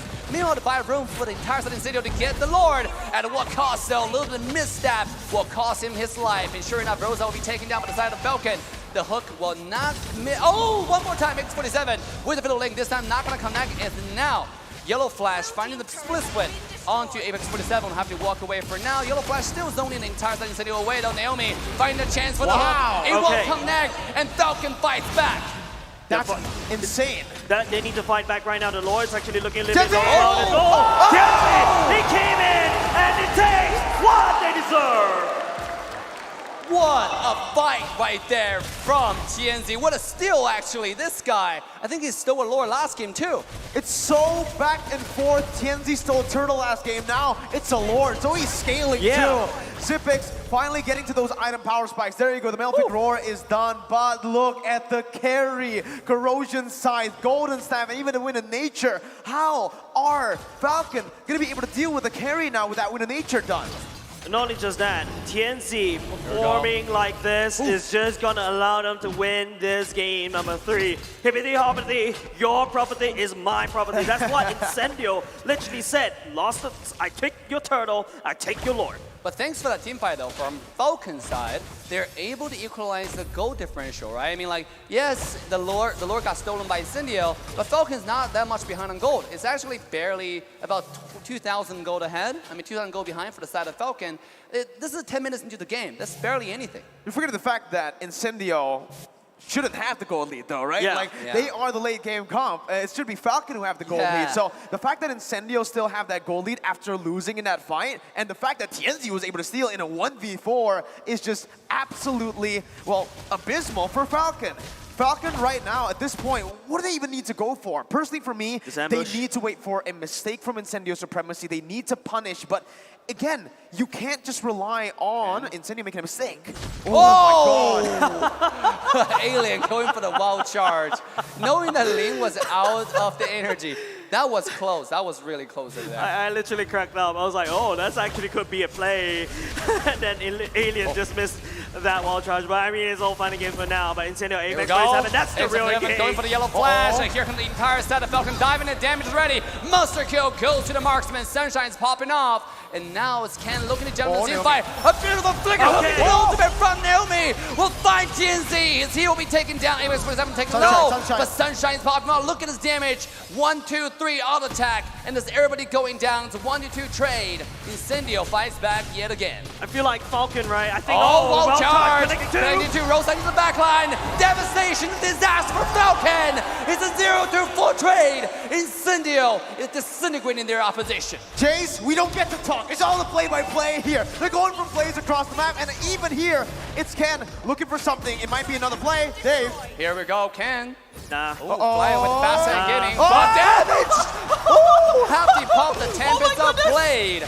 Ken barely gets away. I like how you said nah, and then it's like Sunshine, hey, I'm here. Yeah, it's like Ken, it needs to use the ultimate just to get out, just to have the iframes. That's the amount of damage Sunshine is doing right now. And Incendio looking to perform on form, but I have to just gotta say, right, Falcon, right now, I feel like they're fighting 2 battles. And especially in a game like this, where Incendio have this late game composition, it came super early. Falcon needs every hand on deck. Well, you know, it comes down to, again, Falcon not knowing who to target in these team fights. If they go for Sunshine, Rosa's free hitting. If they go for Rosa, then everyone else is free hitting. And they, on top of that, they have so much CC to actually negate that time. They also can burst the frontliners from Falcon. So, again, Falcon, at this point, they really need to find some isolation. That's the only way they get the dub, right? Without relying on Incendio's mistakes in the team fights. They need to split this team out, and they need to catch them one-on-one with Naomi on that Franco. Incendio, the way they play, I don't think they're going to give that over. I feel like this is a replay back in the group stages, right? I feel like, remember, I think it's one of the first few games of the day, right, in the group stage. Incendio and Falcon fighting for the spot of being that dark horse. TNZ on that Leomord is that devil horse that Falcon cannot hold on. Right here, right now, they're going to go into the fight. Lorby taking down, Apex for the engage. Legendary goes to Sunshine. This guy's destroying the game with a flicker hook. Flicker ultimate come Naomi will take down TNZ yet again, but at what cost? Now it's Rosa fighting back, finding kill number 1. He will find kill number 2 with the help of the team. Incendio, 2 to 3 trade, and they got a Lord come into the base. Newsflash, ladies and gentlemen. Wind of Nature doesn't work against Lunox. Exactly, and even against the true damage from carry, right? So that's the thing, that Wind of Nature, the only reason he got the Wind of Nature is for Tianzi and Alien, but Sunshine can just negate that. Lunox can just burst you down. And at this point, look at that Golden Staff again, right? Golden Staff and now DHS. He already got the Corrosion. He already got the Golden Staff. And now with the DHS, does even more damage. And Glue, it doesn't really matter what defensive items you have now. You might as well just go for Immortality because you are not going to survive for long. I mean, no one's going to survive against this carry. This guy's 0 dash 10 kills. Oh, man. Can we already predict the MVP of this game if they win? It's 0-4? I don't know, man. I wonder who it is. I wonder who it is. I've got no idea. Now the Lord will march in at the bottom side. It is going to be a Falcon defense for now, but like I said, Falcon needs to find a way to stem that pain. What can Falcon do, Marco? Well, at this point, again, there's not really much they can do. They can go for some picks. They can try to isolate Incendio, but the way Incendio is playing is they're not even giving Falcon a chance to open up the map at all. Incendio, they have so many heroes that can go well up against the Franco, right? Falcon picked up the Franco here, but Alien can actually just negate that just by just standing in front and popping up the Power of Nature. We also have that Atlas with the perfect match. There's so much for Incendio, and to dodge away and to just negate that hook and the pick potential from Falcon. You can see Ken relying on a lot of damage items, got the BOD instead of a defensive item, but against Sunshine, Wind of Nature, instantly. Nothing, there's no burst that can really get to Sunshine. At this point, I think the only chance for Falcon to come back is Franco land a Flicker ultimate onto the carry, right? I mean, if they don't get carry, it's GGWPs. Look at the goal, look at the damage dealt. This Lunox's carry is popping off the entire game left and right. I mean, maybe if you kill carry and he slowly move on to Lunox, there's a chance, but to your point, Miracle, there's so much damage point, there's so many late game carry at this point from Incendio. It's like, you're just really awkward position right now. Yeah, I mean, optimally, Falcon want to get Sunshine first, right? But even if they go for Sunshine, Tianzi, look at his items, look at how tanky he is. He's definitely not going to be standing by there as his gold laner gets completely dove on. They also have Alien with that ultimate to cover up, to peel. It's so easy to negate all kinds of aggressive movements from Falcon here with Incendio's draft. Oh, my eyes is on Rosa. Just take a look at the amount of items in terms of magic damage. That's a Holy Crystal already built in. The Genius Wand definitely going to the Divine Glaive. That's a ton of magic damage. That Falcon, I'm pretty sure they're too focused on the physical damage department. They're gonna get shredded by Rosa. At this point, right, I think this is the reason I expected Falcon to go for something like the carry for the first pick. Sure, they have that Hereth pick, but they never pick it up in the first phase, so it's very easy for Incendio to punish that. And now it's a Hail Mary play. It's desperation for Falcon. Here we go. Rosa with the flank onto the side. This time the ultimate is not going to be that successful. We have to back away for now. Look at Apex finding one with the ultimate. Naomi, beautiful hook one more time. Wow, charge into the back line. Alien, this is the entire side of Incendio diving. The side of Falcon. Everybody's taking down. Immortality being popped.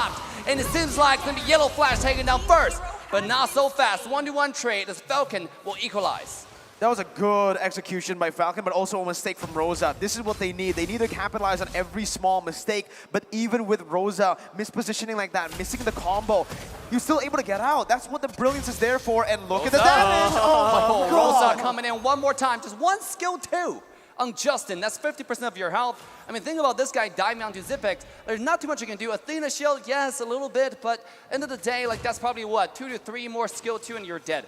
Yeah, and the thing is, for Rosa, he doesn't really need to kill these opponents off, right? As long as he does enough damage for Falcon, or the Falcon members to back off, that's all you want to do, because you already have Tianzi, the cleanup crew, like you mentioned, Jays.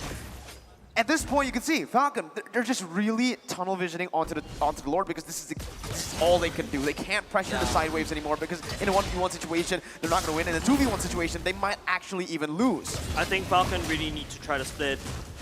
Use the fact that Ken is a link to try to fly from one map to another. Ken should not be really sticking to the main team fight, because they know on a 5v5, it's definitely in the favor of Incendio Supremacy, right? But right here, Incendio Supremacy, on the other hand, time's on their side. And even if they're on the same amount of gold, I still feel that Incendio's draft has more damage as compared to Falcon's draft. There we go. Oh, the engage comes in from Ken, looking for a little damage on Apex.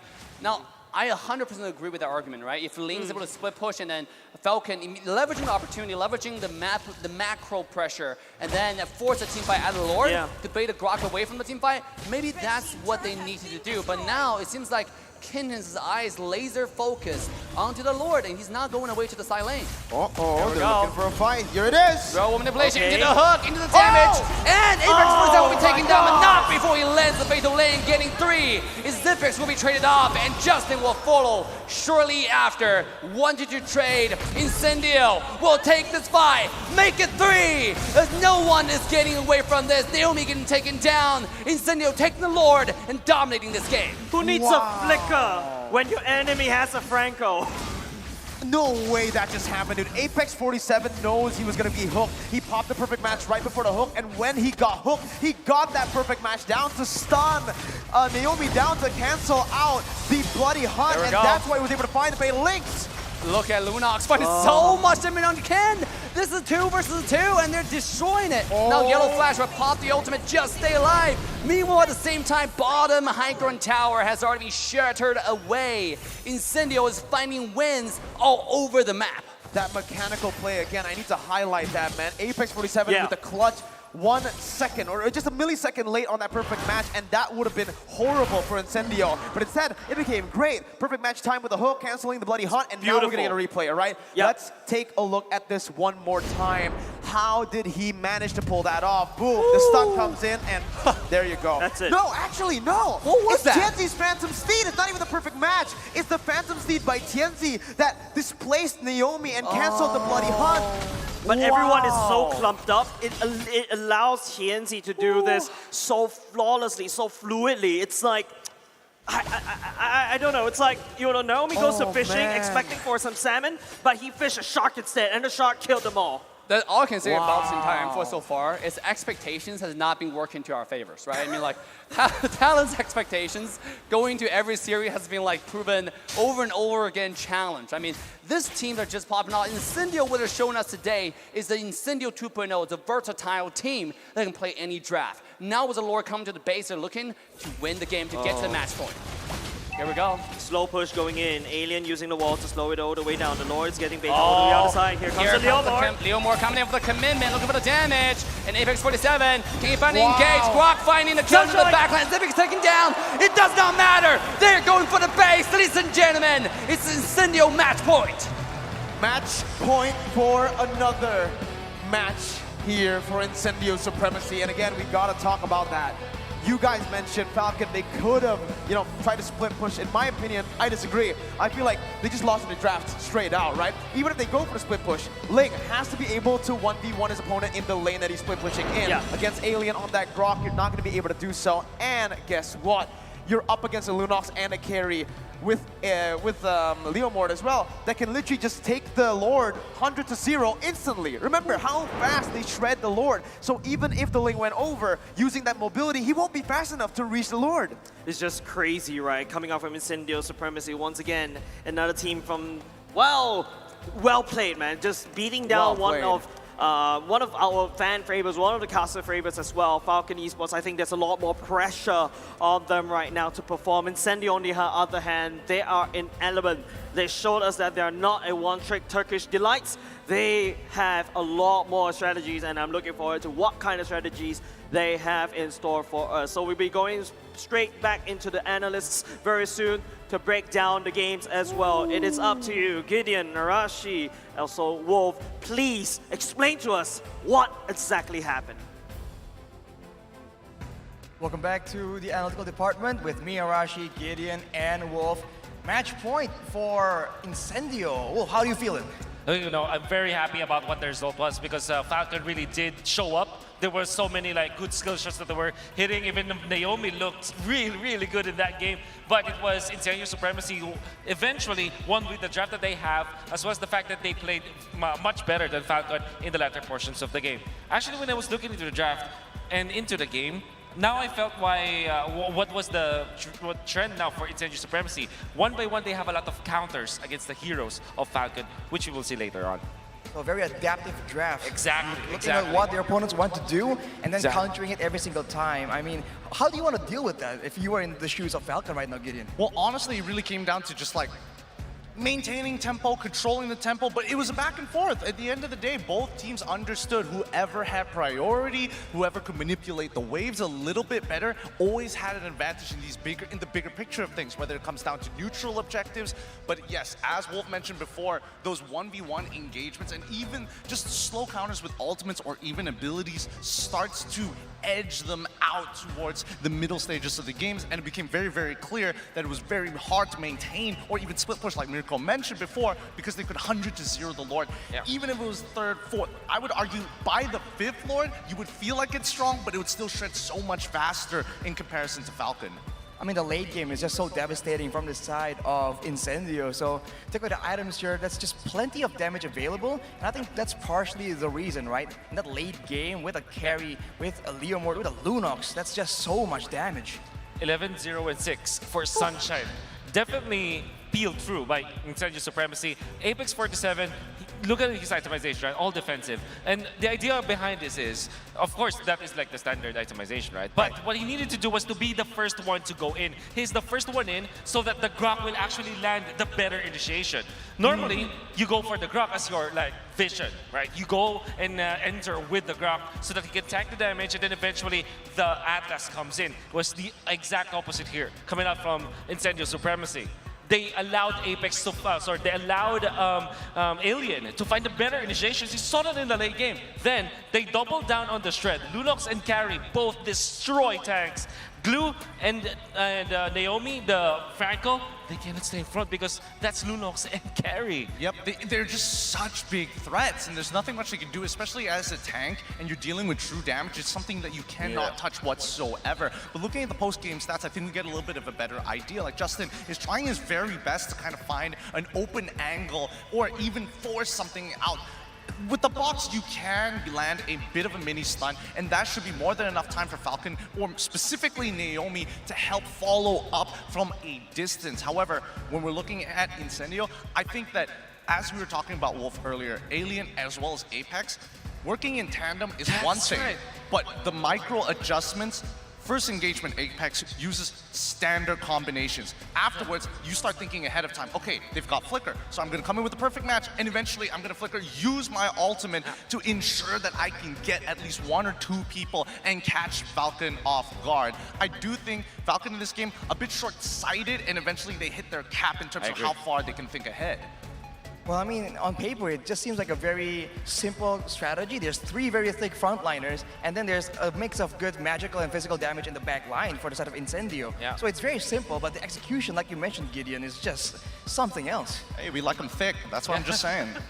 I'm very much impressed about Rosa's performance. So far in the last 3 days, we've seen this guy perform in the lower brackets. I think that he's slowly showing his identity, and it's definitely one of the candidates for one of the best players out there. He even played the Lunox against a team that likes to play the Lunox, and already, you know, you remember Ruby Didi was, he used that hero against this team. That's amazing. But the man of the hour, though, is Sunshine, and I think that we cannot deny the fact that he played so well in this game. Well, the fact that he has 0 deaths, right, against a team as aggressive, against all the quote-unquote counters to a marksman that Falcon has, it's just great positioning, great execution. Yeah, I honestly think that Carry now really deserves a ban if this is going to be the direction that Falcon wants to draft towards to, because it feels like Incendio at this stage of the game really know how to drag things out. They've taken a lot of inspiration from Blacklist International and utilizing the pointers or the strong suits, sorry, not the strong suits, but the characteristics of the Ube strategy, understanding that yes, team fighting is going to be a particular way, but if we look at the heat map, it becomes very clear that Sunshine's overall goal is to spread his influence, knowing that the tanks, if they go in, they hesitate for a moment. You can see people like Yellow Flash even knowing that he has to use his split to protect himself from the proc of Carry. And I wonder if there's also a heat map for his teammate Apex 47, because I know, and we saw that he's always there for Sunshine. This is not just the one effort from one guy, 11-0-6 marksman, for sure you're gonna attribute to his playstyle, but it's also a collaborative effort where they always protect Rosa as well as Sunshine. Look at him, he's always there with the Atlas. Yeah, the Atlas. I mean, it just seems like right now, the roamers just play such a huge role. So Apex for sure was trying to make all the plays happen, trying to counter Naomi's signature pick, that Franco, as much as possible. And it was just so difficult for Falcon to just find a decisive engage because there's no way for them to reach that backline targets. I think not only is it difficult to engage, picking off seems to be the way Falcon wanted to play it, but Incendio had a better idea, and I think, you know, the Phantom Steed in particular, the placement of it is extremely important, especially when the Bloody Hunt comes through. It just feels like Incendio has a lot of fallbacks. If one ultimate had been used, they still have multiple abilities to do the exact same thing. The highlights are beautiful because we are not only highlighting Sunshine himself, but also the plays coming out from his teammates, like Alien's timing, see Apex 47's protection and ultimate usages as well, and TNZ utilizing his the raw power coming out from Leomord and the timing that you saw from there, and Rosa, of course, doing a lot of damage. The Lunox bombs were just so good. I mean, well, unfortunately, we have no more time left here, so we're going to throw it back to our beloved casters. Take it away, guys. Thank you very much, Arashi, and of course Gideon and Wolves. A little bit of inception going on right there, but something to take note of. I totally have to agree. Rosa as well as the Sunshine is just shredding the whole Falcon Esports roster apart, just literally tearing them apart. This paper shredder composition seems a little bit too illegal to hold on. And the roamers are dictating the game's pace, Correct, right? yes. That's so visible here. Naomi versus the likes of Apex 47. A roamer that we thought was going to be just full utility, healer, right? Nope, nope, nope, nope. Apex 47 has been popping off in this series. The Atlas, the Kaja, whatever it is he touches, it turns to gold. Yeah, we thought it was Estes Gaming. But that was it, right? The healer gaming. But it turned out this guy is versatile. He's able to change on command. He can play anything he wants, and he's shown in the last game. I gotta say, Layla man, tank, try it. Incendio. No, don't try it. Don't try it. No, How about Hanzo tank? That's just viable. But coming back to the topic, I do think they really pop off in the game as a team because Incendio really is showing us, as long as you're confident, you can play anything you want. Because most of the team we saw so far, every single character, every single player, we know like there's a hero pool, right, attached to that player's name. But with Incendio, just like the coach correctly pointed out in the beginning, they have a hero C. You know, they can play whatever they want and they can do a really good job at it. I would say a hero universe at this rate, but of course, I guess I just have to remind everybody once again, Naomi has pulled out the Franco. Naomi has pulled out the Kaja, right? But has Naomi pulled out that Natalia yet? Oh, man. You know, after losing those two games, Natalia is very hard to pull off here, right? We even saw Yaoi try to pull it off, and it did not work out against Team Hawk. So, again, we're going to have to see how the draft goes. Yes. It really depends on... I think at this point, picking up the Franco like that, not a good idea, right? Yeah. It was first phase. The reason it worked so well against Blacklist International was because it was a pick that was hidden.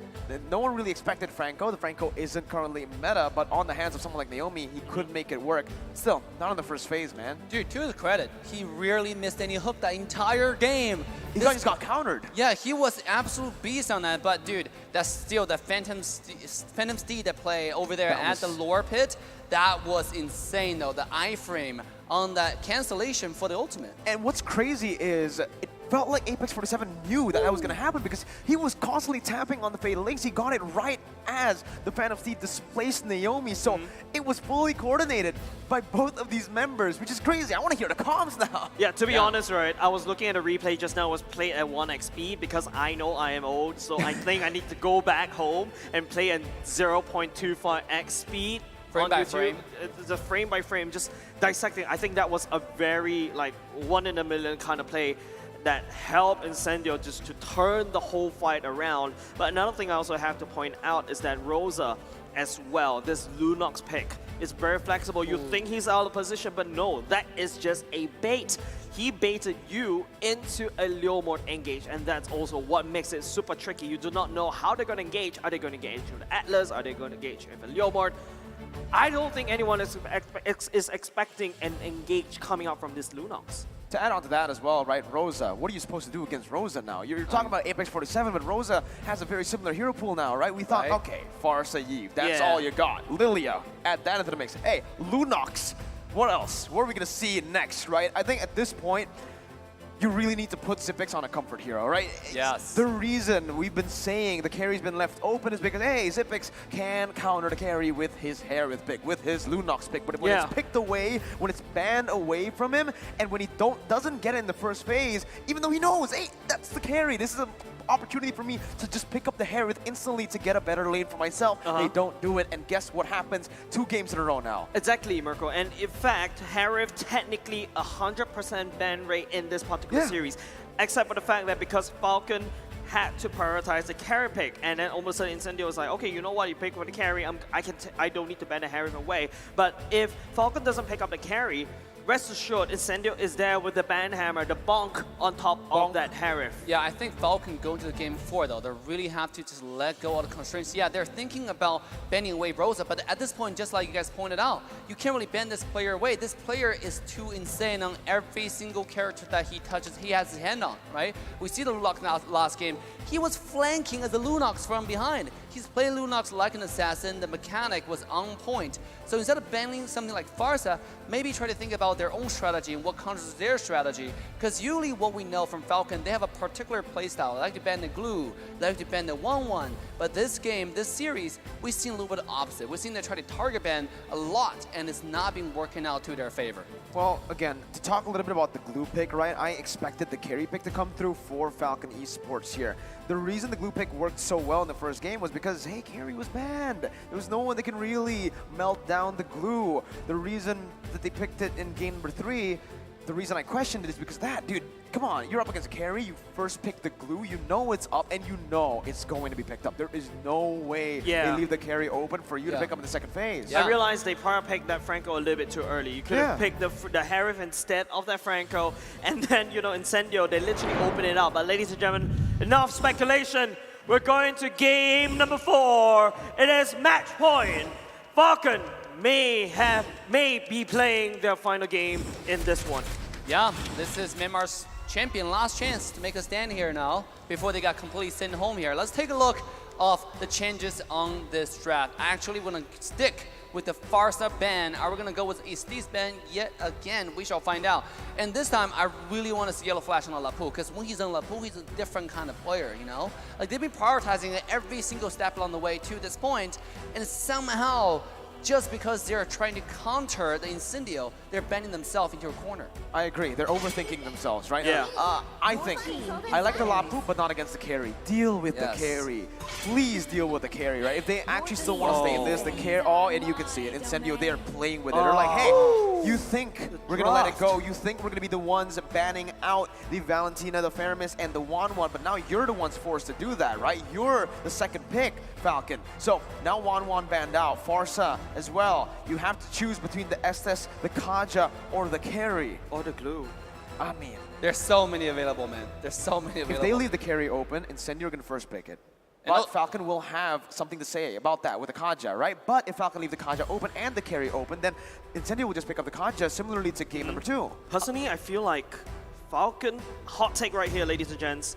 Falcon may just leave the Estes out. Yes. What? There you go. That's a Kaja white ban away. Now Incendio Supremacy right here. I think that's a good carry pick. And then all of a sudden, this glue doesn't look as viable anymore. No. But this also means Falcon, remember how we set this up. Falcon is the kryptonite to a Turkish delight strat.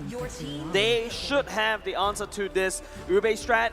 They may force Incendio into this strategy. Now, I want to talk about this draft, right? Yes, it might have some doubts about it, but at the same time, you ban the Conjure away. Conjure was the reason why in the previous series, previous games cannot use the Fanny efficiently to get to the back line, you know, to kill the Beatrix. So this game, they banned it away. They have a lot of Conjure. They have one of the best assassin players in the entire M4. So taking the Conjure away from the entire table allows them to really, really optimize those assassins. And I think that might just be picked up in the next round. Here we go, the Harith and the glue being taken out by Falcon Esports. This is the Falcon that we need to see. First phase, pick away that Harith, something that you can use to counter that carry. Just take a look at Incendio Supremacy. It's ranked number 1 in the number of unique heroes used. 30 heroes. Just that was what, 28 heroes? Yeah, they picked up the introduced 2 more. Lunox and the Atlas, right? So 2 new picks for them, and at this point, they might just be stacking on that, right? They're up against the Glue, they're up against the Harith right now. Honestly, they already have a good pick in the carry. They just need to set up over again for the carry. Previously, they went for the Grok, and here it can still be a solid choice, but the Estes is left open. They go instead for the Benedetta and the Estes. The meta picks for Incendio, right? The Benedetta on the Alien, Apex 47 on the Steez. This is all their comfort picks. This is what the entire M4 at this point is scared of, to be honest, coming out from Incendio. And that's what has been Falcon banning away for so long. Now, letting the Steez coming out, I think this is the game for the notorious Granger. Yeah, I feel not like now though. I don't think do you pick it now? I feel Granger like actually it's not do really enough. well into carry. True, but like... But you have the counter burst heal coming out from the side of Apex 47, but now it feels... Wow. Dave! They picked up the Granger here. The prediction, what can I say? Oh man, there you go. That's the Granger pick for Falcon Esports. They're pulling out all the cards this time, right? No more hiding. Now we're gonna have to look at the bans. Yves is wide open for both these Exactly, two teams. that's why I thought the Yves was gonna be picked up here first, right? Get a solid hero. No, it's like, why do you pick a hero that you know no one's gonna ban? That is something that I have a bigger question. You know that this Yves is definitely going to go into the banning pool right there. Why do you prioritize the Granger pick?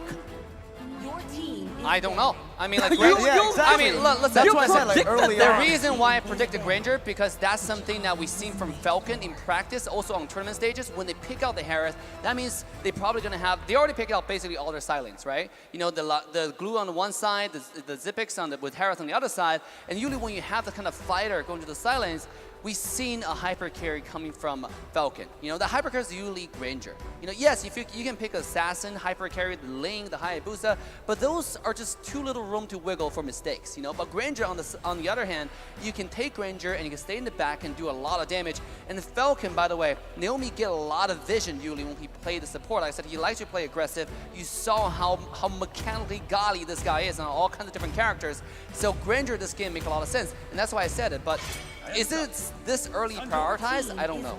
I think the biggest problem I felt from the side of Falcon is that, yes, they pick up the Granger. I think that's, well, that's nice and dandy. But what I would like to see is the real world manipulation. You know, the edge of that box is used to stun so that can land down the ultimates well. Because if you notice from the side of Falcon right now, they don't really have this Omega big AoE lockdown. Whereas for the side of, you know, a Incendio, right? They do have definitely the Benedetta will be bringing in the Petrify. There's also this massive slow field coming out from the Estes. There's also that slow coming out from that carry. Something also very interesting is that Falcon banned away the Hayabusa. I think it's more of a knee-jerk reaction. Farsa is super wide open for the side of Incendio to pick up right now. It's also open for Falcon to pick up, right? It Yeah. can be a choice for them. They can go for something. Okay, they go for something a bit safer with Lilia, but this just gives Incendio the chance to pick up. Another Rosa. new hero for Rosa. That's 31. This man's on a mission, man. 31. Incendio need a jungler unless the Benedetta was a flex towards the jungle. Oh, there you go. You can already see it. They're going to go for it again. They want to go for the dive. Up against the Granger, though. I actually really like the Granger matchup up against Leomord. Good kite, right? Yeah, yeah. And on top of that, Falcon, you know, I'm thinking at this point, if they want to go for this front-to-back composition, a roamer that can suit well, they're going to lack a lot of initiation with Valir. How about Chow? You know, Chow? Yeah, Chow's really good, right? Remember, Franco's still available on the table, and with the Leomord, they can easily lock him down for Granger to do free damage. Kufra will be really good as well. Would completely counterweight TNZ on the Leo, right, to make sure he doesn't dash away. And the Benedetta, obviously, and Naomi play a nasty, nasty Kufra. Speaking of that, he's gonna go with Lolita. I don't really like this Lolita pick. Same. I feel like the Kufra is a lot better. The bouncing ball is a lot easier to execute. But I also understand what Falcon needs, something to point and click stun, especially on the Leoma that's jumping all the way in. But I feel like this is arguably the best in slot for Falcon. But I think the Kufra is a lot better. The bouncing ball should be something that's a lot easier to handle. I don't know what to feel about this as we're going to go into potentially the final game of the day from the side of Falcon. I love the Lilia pick now, right? Because again, they have a very weak weak jungler here. They're gonna have to get a lot of mid control, and with the Lilia pick, that's exactly what they get. Mid control gonna be in favor of the Burmese here. And we'll see based on the drafts, because the Granger is going to be the key factor if they win or even if they lose. And ladies and gentlemen, this game stake cannot be any higher. In the crowd, let me hear your support for your team. 5 seconds till the enemy reaches Ladies and gentlemen, we're going to go into the final game, potentially for the side of Falcon. Incendio has been reigning supreme for the past 2 games in a row. Looking to replicate that once again in game number 4. Okay, let's take a look at it again, right? Ken, does he go for a killing spree? I do believe he, yeah, okay, it's a killing spree emblem for Ken. Again, just very standard emblems here for both of the teams, you can already see.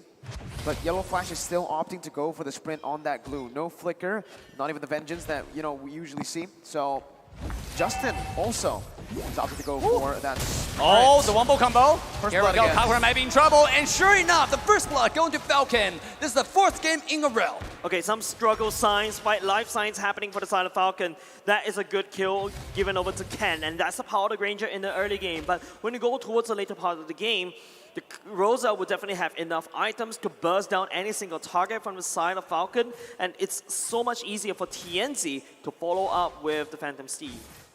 That's going to be really tough, I agree, right? Oh, who can actually get to the Granger? It's just the Kagura that I can really think of, and the Benedetta technically with the final blow, right? Oh, here we go.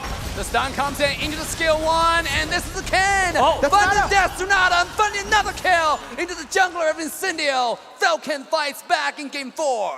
Threading the needle. Good positioning by Ken to find that Death Sonata just in between of the members there. And you can see already they're trying to put Ken into a position where he can get the most gold here.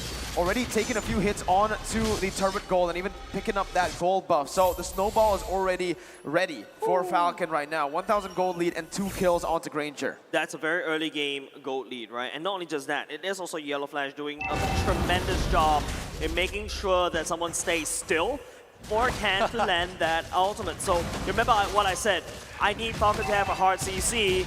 Well, technically speaking, Yellow Flash, that is also kind of like a hard CC. I like what you said regarding glue is making sure they're staying still. That's exactly what glue does, right? It fits the name, fits the character, and that's the playstyle for Falcon. I mean, they play Granger like no other team, right? Because right now, this meta is heavily assassin focused, sometimes the tank jungle, both are viable. Falcon plays Granger like just a different, like last season, like M3, you know? They play the Granger is still the most meta character in the game right now. Here we go, speaking of that, Naomi coming in with the stun, Death Sonata finding a lot of damage. Rosa, beautiful dash to dodge away from the damage. If it goes like this, you can already see it just now in the item check.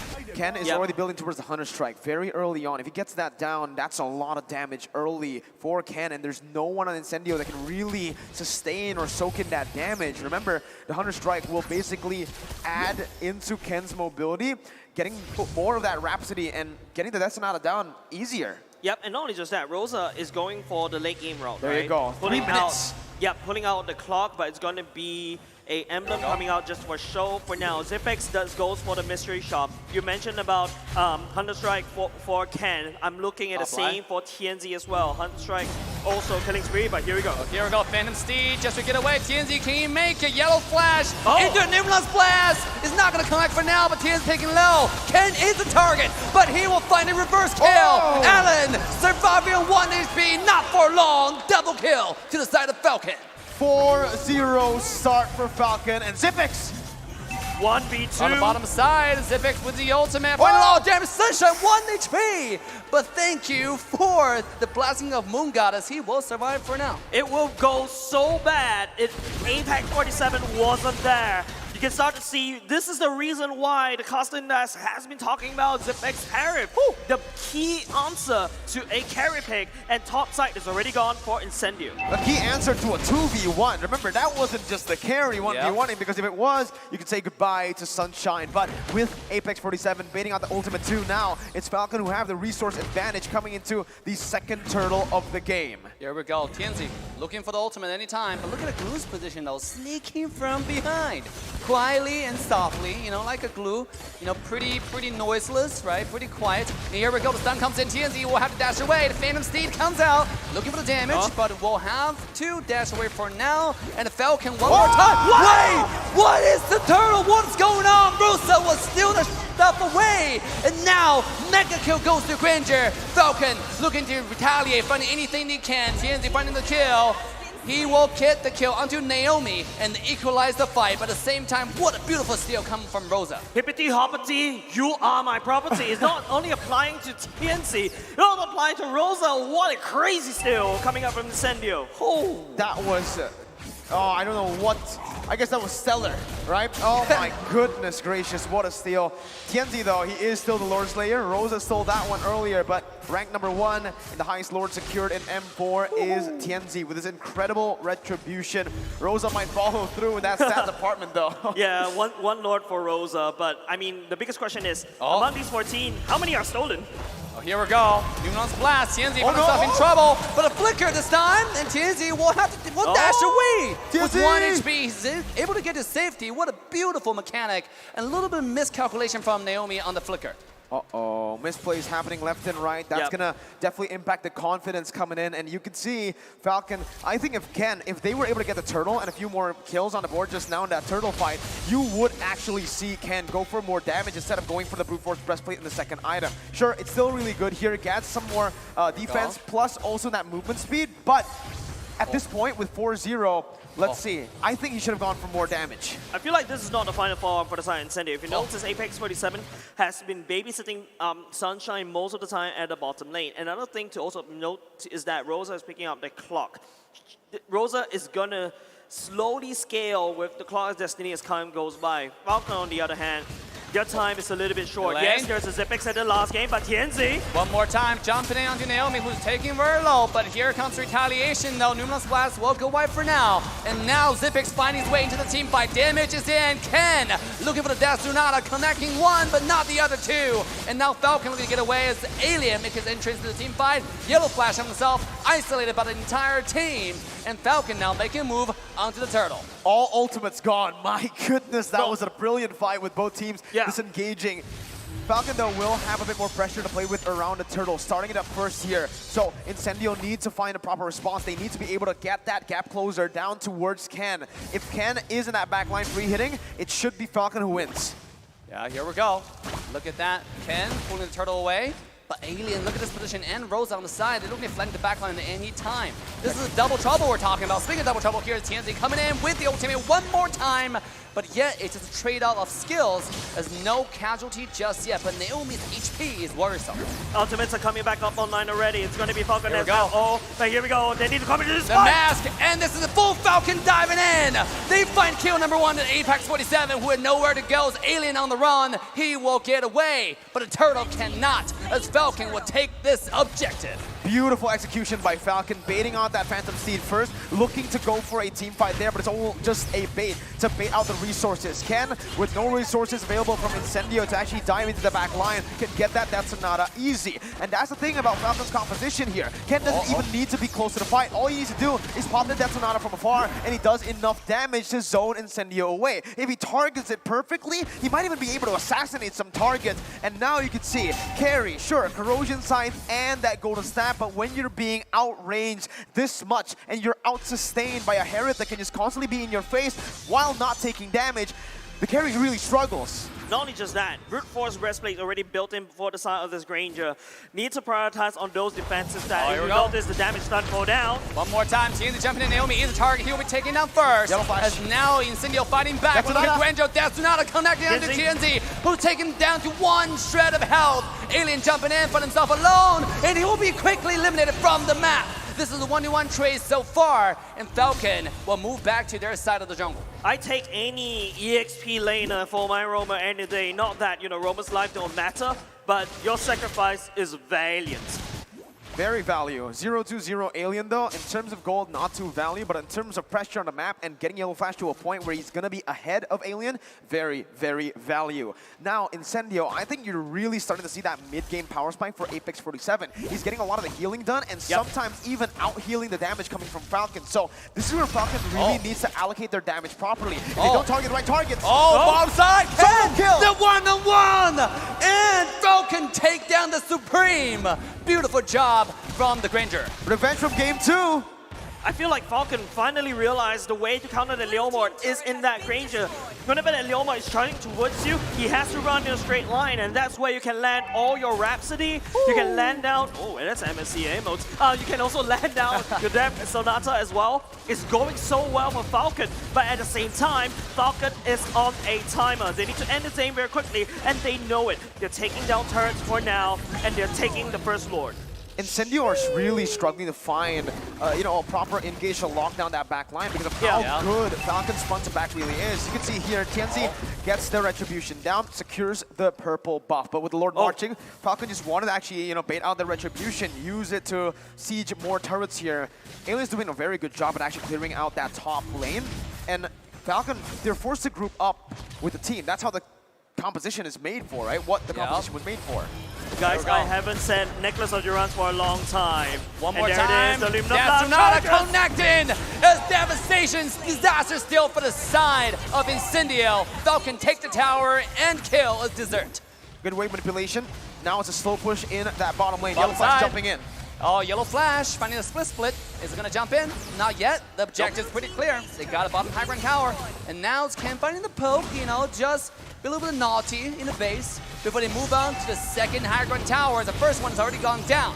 Falcon is controlling this map.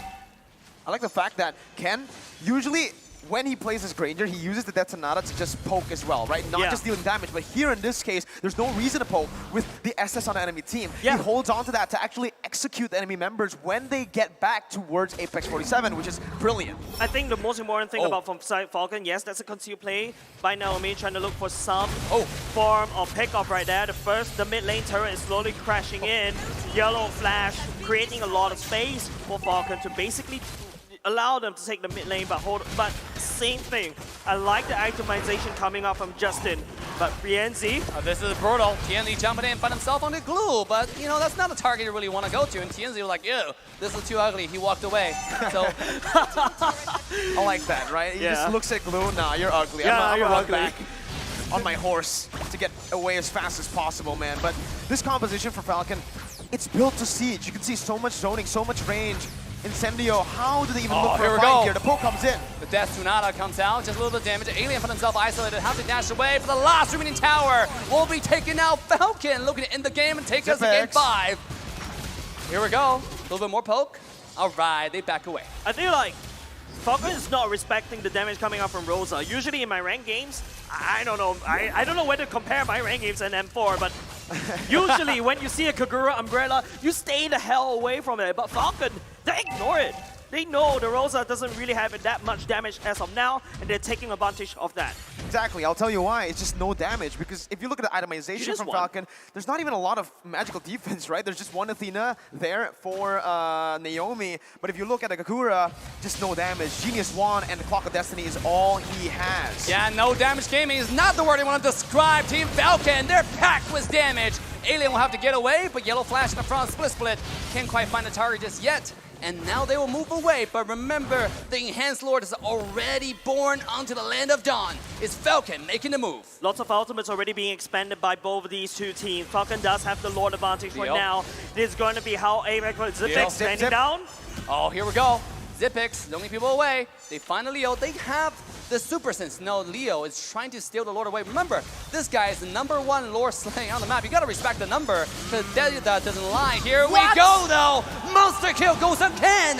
Falcon is unstoppable, and now they're gonna take on the Lord to solidify the control over this game. And speaking of that, in the mid lane is Alien is TNZ being taken down. 10,000 gold lead, and it just seems like we are gonna get that final game in the series. Now Sunshine zoned away. Oh no, he's out of the base. Oh, Wrong Sunshine. way. That's not where you should go home. Oh, here comes Numero's Blast connecting onto one. The Desunada will find the kill as Falcon claim the base. Ladies and gentlemen, we're going to a game 5. Well, ladies and gentlemen, the fans asked for it. We're going to go into game number 5. It is Incendio pulling out the Ube strat, which Falcon extremely knows how to handle. And surprisingly, they're allowing Falcon to just take it away. What an incredible draft from Falcon Esports in game number 4. We saw an incredible draft from Incendio in game number 3, and you could see the level of progression, how much both teams improved just in a matter of minutes. Remember, the break isn't that long. They're improving this much over the course of like, what, 6-7 minutes? Yeah, and I gotta say, dude, this is what I've been expecting all along, to be honest, letting the Estes go, because we seen what Falcon did. They countered the Blacklist strategy, the Wu-Wei strategy with the Granger. They should not be worried about it since the beginning, you know? And now they have proven their theory one more time, so next game, we're probably gonna see a similar draft, not banning the Estes. Yeah, I don't think Falcon should be super hyper-focused on top of the Estes, but Estes. Yeah, like, the sexy way of saying it. Okay, but you know who's even sexier? We're gonna throw it over to the analyst desk very, very soon. They'll be, you know, giving us even more breakdown, because I feel like there's a lot of things that went very well for Falcon in this particular match. Not only just from the fact of the item builds, but also in terms of the draw. But I believe the better brains are on the stand. Gideon, and Arashi, and Wolf, take it away. Thank you very much, Jace, Jay-Z. Man, we're now gonna go to game number 5, and STs, like Jace mentioned, is it that big of a problem, you think? Well, honestly, I do think there's other aspects that we really need to break down to really explain why it didn't necessarily work. And, you know, the Ube strategy, I think people are giving a lot of credit and think that, you know, it's all about the Estes. That's why it's called Ube. Yes, it's a component, but it's not everything just yet. Yeah, it's like an ingredient in a big recipe, right? In a big cookbook. Now, Falcon, the way that you saw game number 4 and how they approach it, it really felt like it wasn't their first rodeo against this kind of strategy. They won against it in the group stages. They've shown that in game number 1, the way to go is to disrupt the tempo. So they went all in this early game strategy wherein they got the Granger, as they did before, and then the Harriet to win the laning matchup. So the draft was all about winning the lanes first, and then utilizing that little economy that they have, and then press it against the lineup of Incendio Supremacy. You saw how they utilized Naomi earlier on with the Numino Blast. Even when it's just one hero, they made it sure that Incendio will not be able to like gather all of their things together for them to thrive in the mid game.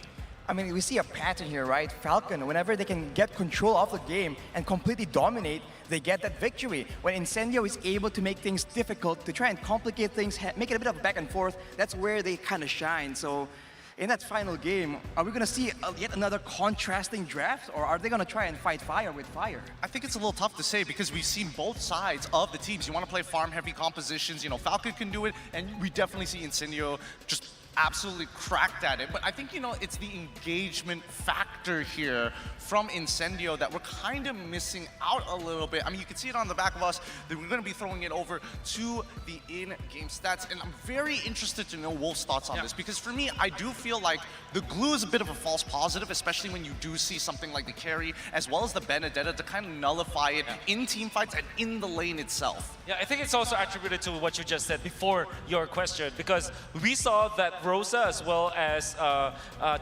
Rosa as well as Apex are playing more passively. Kagura and Estes, they don't have engage. Whereas here on the side of Falcon, you see this glue, which should be like bothered about all of the frontal damage coming up from Incendio Supremacy, but he's not, because there's no way to engage. He's freely sustaining himself. Surely he's taking the damage, but he's able to do what the glue does, sustain himself and be a problem to the opponents. I want to take it a step further here, because we've seen in previous games that Yellow Flash gets absolutely shredded down by Sunshine, while Alien kind of cuts off the backline with a Petrify, Electrify, and a Blow combination. But now you have Ken, who actually can participate in it with the Death Sonata all the way from halfway like down the river. Sunshine gets hit by it once, Apex gets hit by it once. Instantly, we're seeing the Blessing of the Moon Goddess, and then there is an escape mechanic with Naomi, and if Justin's really feeling it and has the black shoes, can actually follow up. So I think that Falcon has kind of figured out how they want to participate in fight fights, as well as how they want to disengage from these fights. Yeah. I mean, I think this shows again the importance of roamers and the importance of being able to make the first move, right?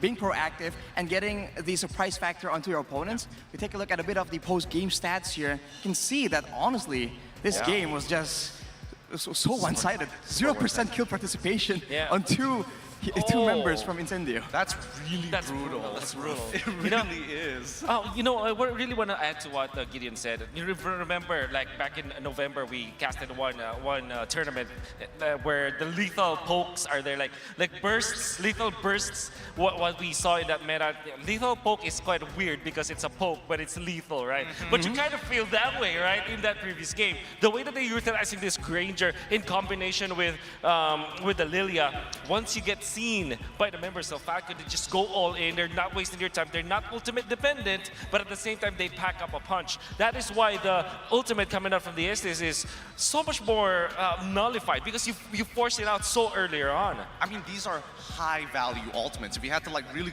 make a comparison between the two, Black Shoes compared to a Yin Yang overturn, one has a lot more impact. So when Rosa uses it and misses, Falcon initiate immediately. I mean, looking at both positions, you can also see that Falcon has an abundance of DPS, which we saw a bit lacking whenever we can see that when we see Incendio try and outlast their damage, but now with a Harith, with a Lilia, with a Granger for good measure, there's just way too much damage, and I think it's a solution that's working really, really well. Yeah, right now I feel like both of the teams are making a cake, and whoever's draft has more layers to it just seems to be, tastier and comes out with a bigger win. Tastier. Yes. I also like the fact that Falcon is winning against the strategy that they wanted, that Incendio Supremacy is very comfortable of. Like we saw already how they defeated the Estes. Now, and we also now see that they defeat the Leomord now, which was really scary if you think about it. The burst coming out from Incendio Supremacy is also a sight to see. But one of those strategies now, Falcon has an answer, and that is also very true with Incendio Supremacy. Well, the MVP though for this game number 4, it's going to be Ken on that Granger. At this point, it's a signature pick, 7-0-4 with a 92% kill participation. I mean, we talked about how this man was just cracked all the way since game number 1, but he shows us again in game number 4. He's just killing it, He's really just killing it every single time. He's making sure that he has plenty of movement speed so he can out-kite Leomord if he ever gets on top of him. And again, we're digging back onto old archives of Mobile Legends games in way back, season 7 even. Granger used to be so good, Leomord used to be so good as well, but now that you can out-kite him with, again, just well played to him, it feels like Ken has studied this matchup way before, and maybe it's just instinctual to him. And it's just, I'm just very surprised that we are seeing a lot of variations when it comes to the jungler choices here for both teams. Both Ken as well as Tienzi, they're playing heroes that aren't being played by other players all throughout the tournament. It's just a sight to see.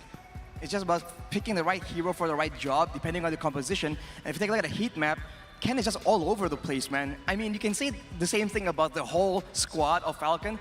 This is how they like to play. When they get an advantage, they roam all together and just push aggression on all the lanes. And if they can do that, Incendio need a lane to try and make plays with. Otherwise, slowly but surely, they get constricted. Well, here's the thing, right? I mean, Ken played a large part of unlocking Yellow Flash from his lane because Yellow Flash was just stuck with the Benedetta. She would always have priority. So that way, they pushed a lot of their resources up towards EXP lane. They're not looking to invade. They can just play farm heavy because what's Leomord really going to do without his items, and he needs time to scale, while Harith naturally can just say, I don't want to participate in the gold lane. Yeah. We are going to see through the highlights the oxymoron of the lethal pokes that we are seeing coming up from Falcon. As you can see, Ken just into the backline, Yellow Flash in there in front, and then you already have a lot of damage. In Incendio Supremacy, when they get into the fights, they're already put low by the members of Falcon, and when the fight is about to end, they're the ones that are losing it. By the way, great Numinal Blast coming up from Naomi in that skirmish. I mean, the Numinal Blast, we saw that this was a bit shaky in the early game, but later on, it does what it's designed to do, right? Just zone and be a big threat, being one more factor that Incendio needs to think about. Meanwhile, the rest of the team has so much AoE on top of the already painful damage, so they just get melted down all together at the same time. I mean, this is a great game to show Ken why he is that Burmese python here. Just the slow grasp. You can see at the top right under Falcon's name, just the goal differential, just slowly increasing every single time without fail. It feels like your team is just choking out. They're constricting Incendio Supremacy like a true Python, and there wasn't really any part of that game where you saw that Incendio Supremacy had their break. This is a much cleaner execution coming from Falcon. It seems like both teams are learning how to deal with their opponents, and now Falcon does have a big momentum, I mean, in game number 5. I wonder what they can bring out to the table. Well, we have to see, but right now we have to throw you guys back to our casters, it seems. Let's see what they have to say. Thank you very much, Arashi. This is not Jay-Z, but this is Jace. Alongside of this is Assassin Dave, as long as Mirko, along for the right, has his hair combed this time. But this is the final game between these two teams. One of them will need to go home, one of them will stay to go up to the next particular bracket. All right, predicted then. Predicted? Predicted. Who do you think is going to win? Oh, God, that is a loaded question. I gotta say the best team will win. Oh, man. I can predict, but I'll tell you maybe in the next half an hour. All right, sure. Yeah, I think we might wait for the result first before we predict, because every single time the caster prediction here has been pretty abysmal, yeah, Pretty rough, because of yeah. how unpredictable M4 has been. We have, my region had the worst of it. Hey, man. You know, all I can say is top 8 teams, you cannot count any team out, right? Oh, Everyone yeah. have stuff up their sleeves. Everyone is ready to battle. This is the battle for what chance of opportunity, chance of lifetime, to be honest. Again, it comes down to how much they have adapted, right? What their style was in the beginning of the series, it doesn't matter anymore. They have changed almost 180, right? The whole time they've changed entirely to fit against their opponents right now. And both Incendio Supremacy and Falcon Esports, it seems like both of these teams can play a lot of different styles now. I agree. Like, we always thought that, you know, Incendio Supremacy, yeah, I mean, one trigger-based strat, right? One trigger-based strat, single dimensional, but no. Incendio Supremacy has shown us, well, 31 unique heroes. 31 unique heroes. Interesting ways, or interesting interpretation of the base strat with the Kagura, but it doesn't really work well. I can see how it would work very well on paper, but Falcon, on the other hand, kryptonite to that particular strategy. I think it's about what we built up earlier just now, right? Falcon will definitely leave the assets up in the open for Incendio to pick, but it's up to Incendio to whether they want to pick that strategy. Yeah, Incendio can go either way. I mean, they have so many different combos that they can go with. Yeah. We've seen how decisive they can engage with the Atlas and the Leo Moore combo. And by the way, this Wombo combo is not something that we've seen very often on the M4 stage. And it's been taken out and executed to flawless, to perfection by none other than the Turkish gods. I mean, Incendio was just popping off today. So I look forward to game 5 because this is it. The only one match left. Whoever wins takes the home. I mean, whoever wins actually takes to the next round. Whoever loses will pack it home. This is it, man. Oh my God, I don't know what to say. I'm speechless. Knockout stages, man. It's gotten all of us speechless so many times with crazy upset victories, especially from the team you see on screen, Incendio Supremacy. But on that note, we are going to take a look at the hero pick recap, and here it is. Fun fact, Rosa. It felt like he did no damage, but he is the main damage dealer that game. It's surprising, to be honest. Yeah, because we didn't really see Rosa having a lot of impact during the team fights, especially even when Falcons literally clumped up together. And once again, Alien and Yellow Flash, same amount of numbers as well. Another thing also from the side of Zipex is actually doing a lot of damage. Those AoE damage is just helping a lot.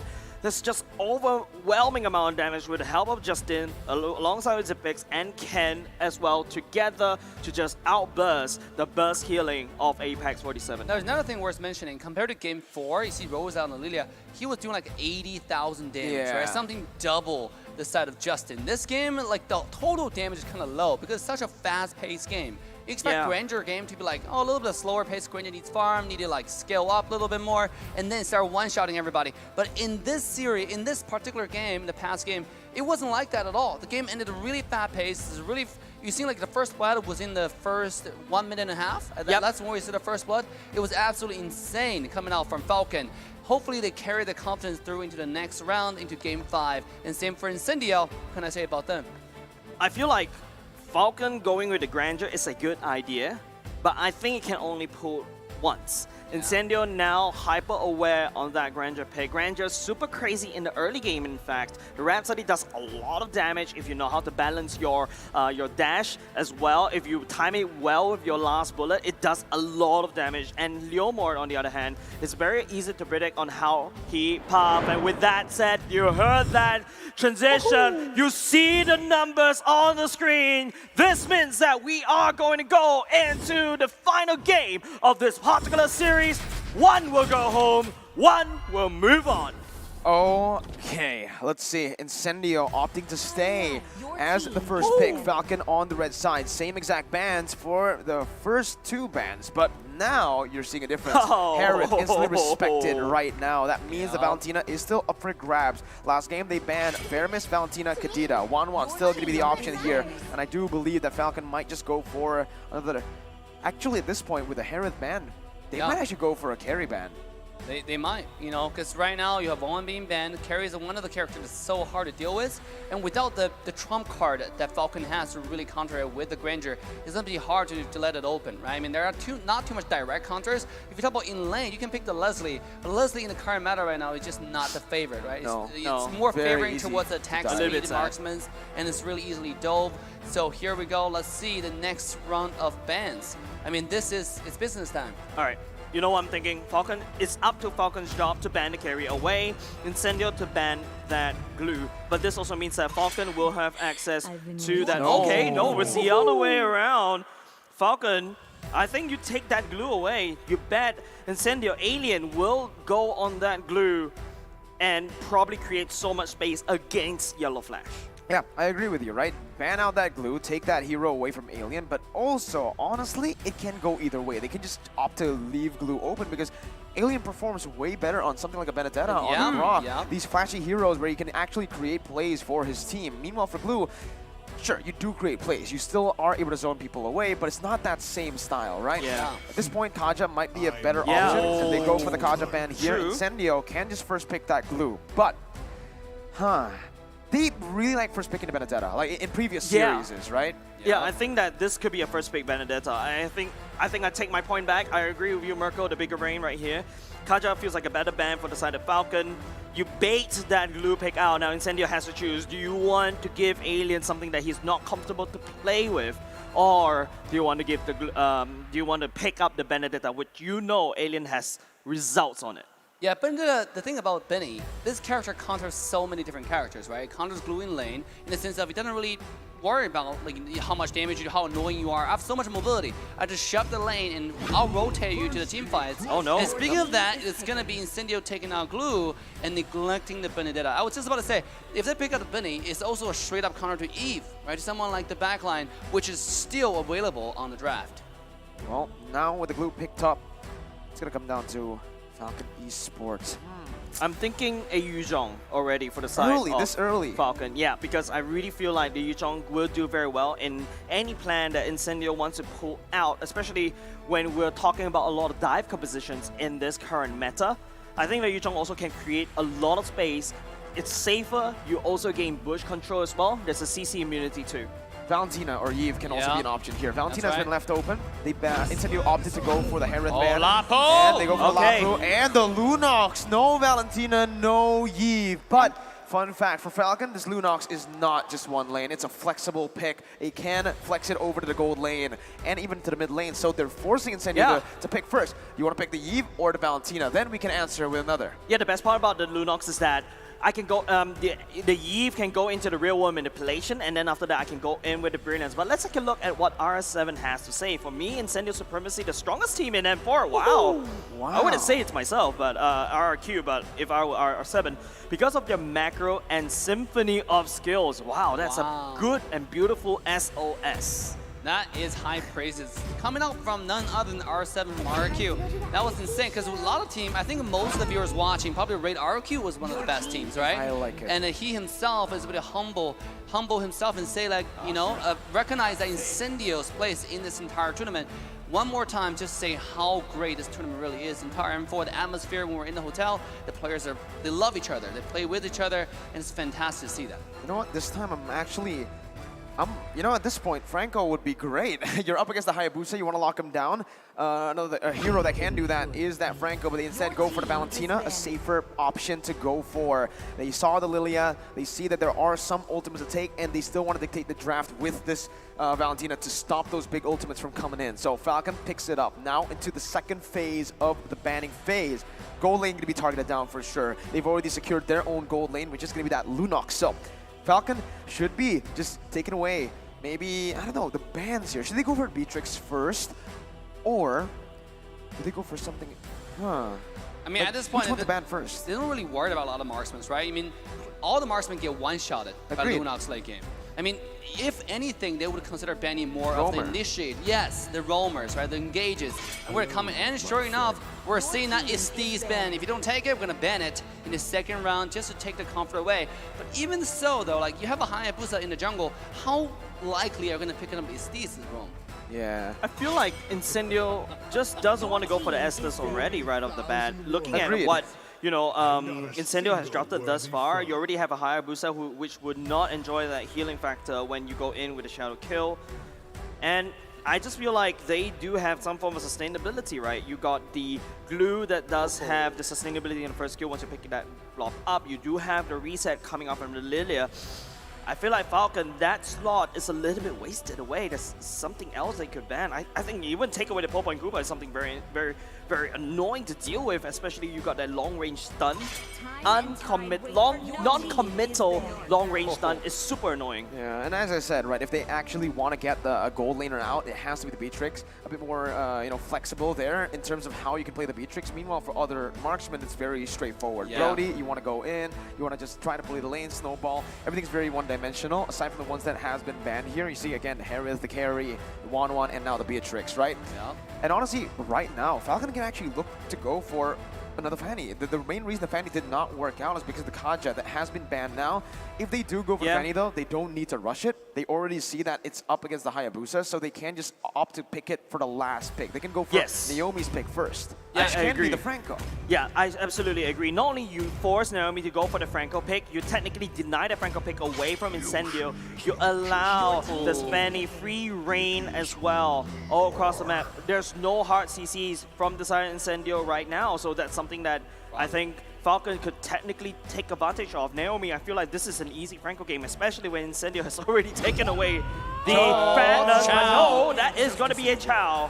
Oh, I love that Chow. You know, I Finally, want to see Naomi. this. Yeah, I want to see this for a long time. Naomi is known for the aggressive playstyle, and then I really love to see, because also Valentina is a character that's, even though it's really meta because of the ultimate, I am one, so I can take your ultimate, I can be anyone I want, but at the same time, Valentina early game is not that strong, especially talking about wave clear. With the help of Chow, they can shove the lane in one combo, rotate together, and really put a lot of pressure, especially after level 2, Valentina becomes something you really have to worry about.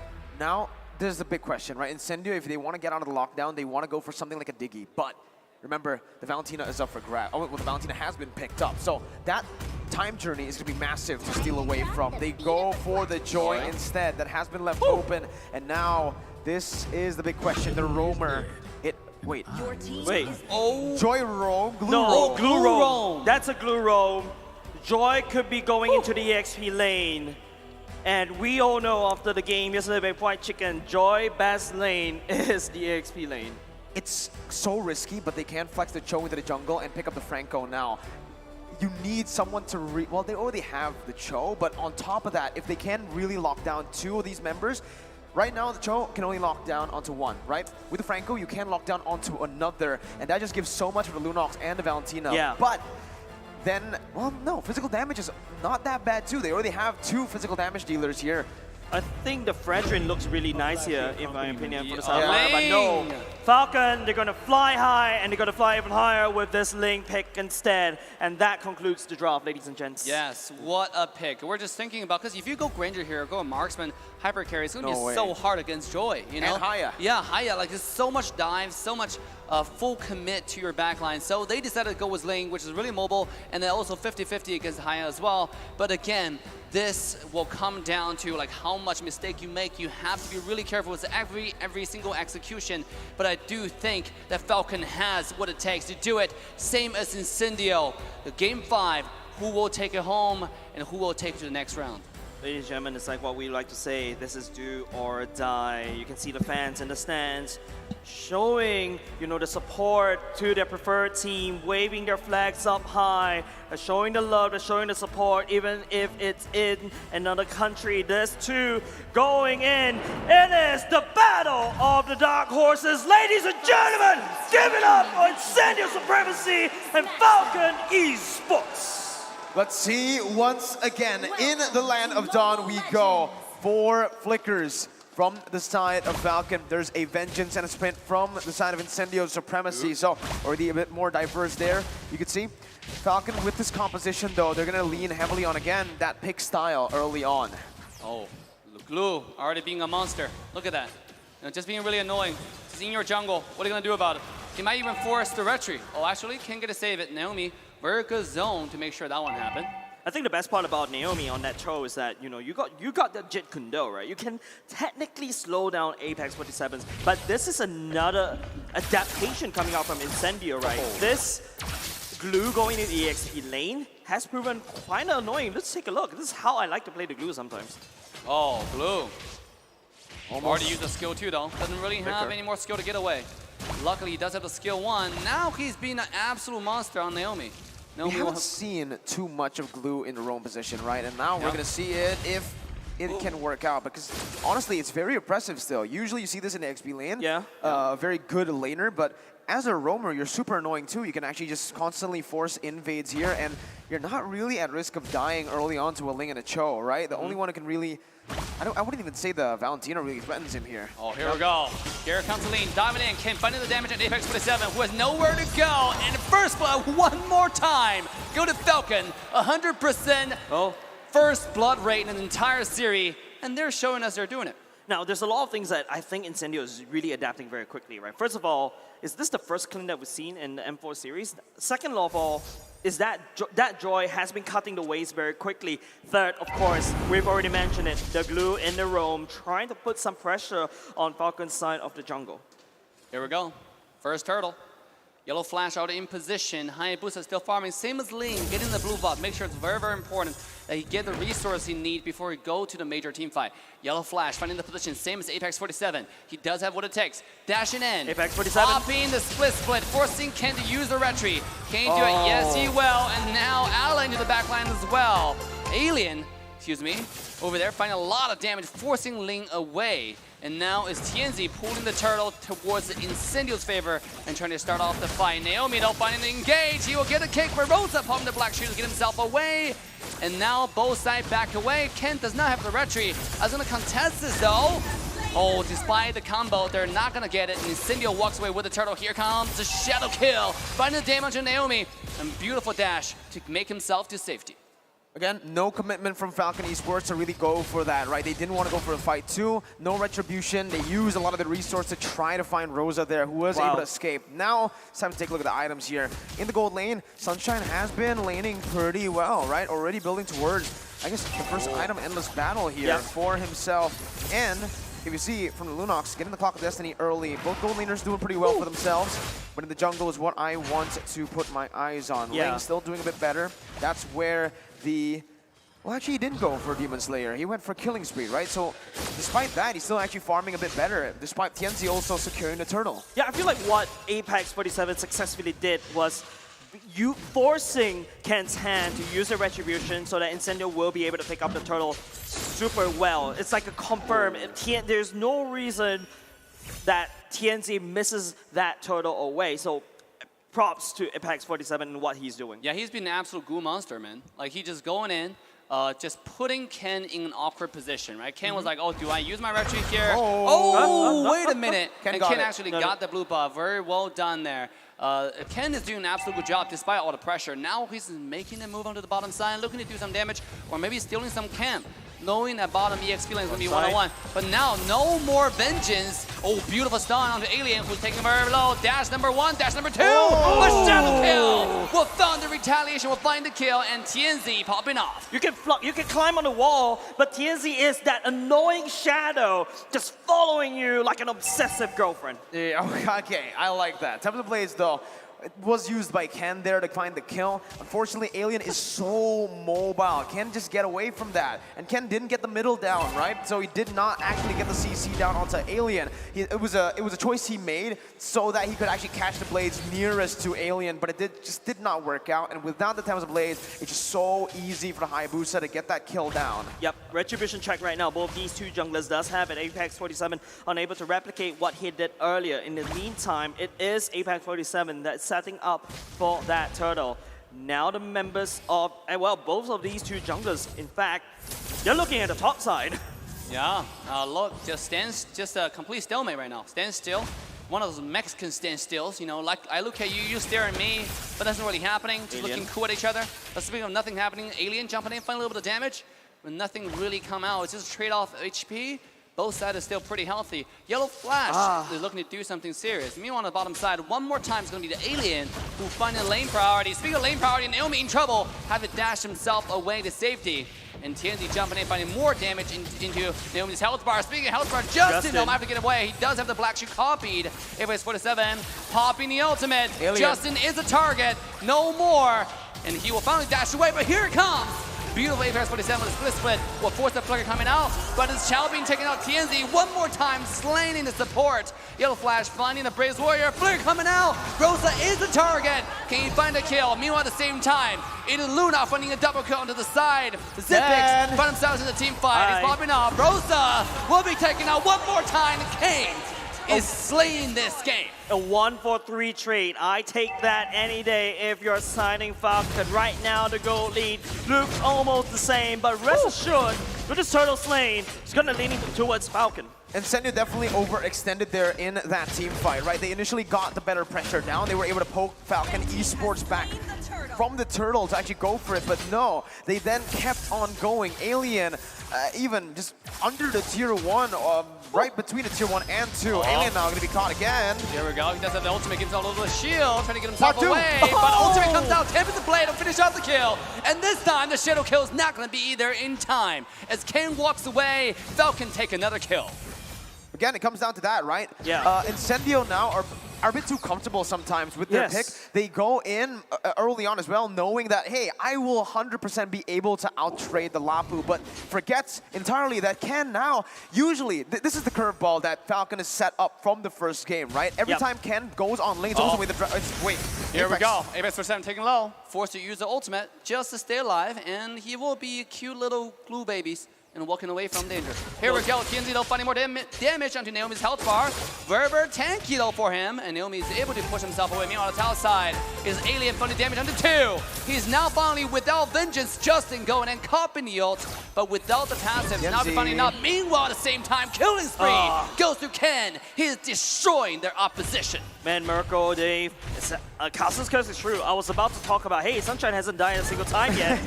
But as before I could actually touch about Sunshine, he went down at the bottom side, gets assassinated by Ken. And I feel like Sunshine could be the answer for the Silent Incendio to actually climb all the way back. Look at his items. And let's battle Granny pick up, going straight for the Berserker's Fury right off the bat so that he could land out as much damage with his passive.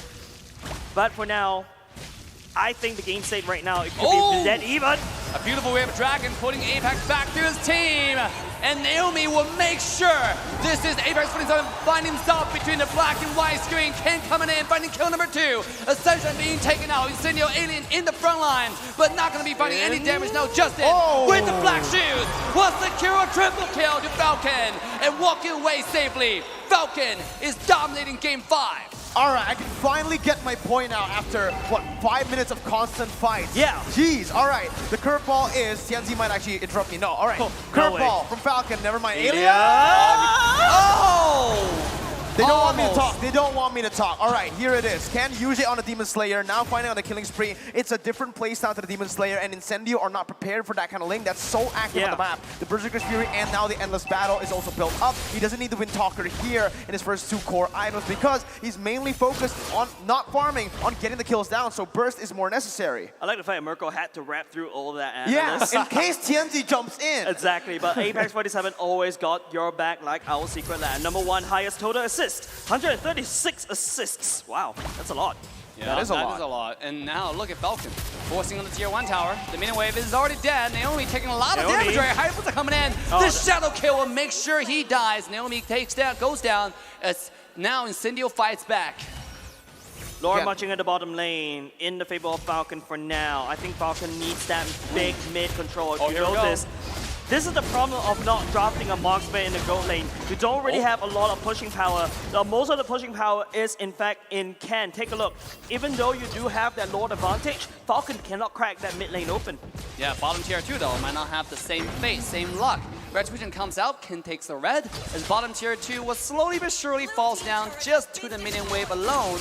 And now without anything to protect the mid tier 1 tower, it seems like that will be Falcon's next move, going to the mid. And with Tianzi so far behind now, he actually has to go for like 2 armor penetration items here, right? You can already see it here. It's the Hunter Strike and the Malefic Roar, despite, again, not a lot of physical defense here being built up. They take the tower. Alien taking low. One more shot will take the kill. Tianzi. Meanwhile, at the same time, Tianzi on the side. Yellow Flash found himself in a little bit of awkward position here, trying to dash himself away. Can he do it? The shadow kill comes out. Might be a little bit too late to issue the ultimate. My God. He dashed away just in time. Apex 47 into the back line. Despite the stun, it's Apex 47 zoning the entire side of Falcon away. And now we'll have to walk away, pop the flicker, just get himself to safety. Look at Alien, no jumping in 1v5. Maybe a little bit too ambitious. Ken jumping in, and he will find a kill. It's a 2-0. Falcon takes the fight. Yellow Flash, what an absolute Chad. Low HP, bravest fighter of the minions, gets the HP back, and even stuns too. And not only just that, Incendio, I think there's something wrong with their execution, right? Take a look. It was Tianzi that went in. After that, Apex tried to go in. And then after that, Aliens go in. Sunshine is already dead. There's no point for Incendio to fight. Incendio right now, they just need to buy time. But for who? Time is running out. Time is running out for Incendio, right? For Sunshine, right? You can really just say Sunshine and Rosa, they are going to be the late game carries. But looking at that, Sunshine's so easy to catch again. I mean, for Falcon, right? They have so much dive. Practically every single member here can dive towards Sunshine. And Sunshine's most of the time in the team fights running away instead of dealing damage. Ken also has that BOD, so that's just more kill pressure on towards Sunshine. You know, BOD, big amount of damage going in for the side of Ken. They've already set out for this Lord for now. Incendio, they cannot step into the Lord pit or basically contest this at all. Falcon will take this free Lord. But once again, the weakness of Falcon's draft, yes, I've got a lot of damage, but I don't really have a lot of pushing power. Taking a look at his items once again, there you go. That's a BOD already being built.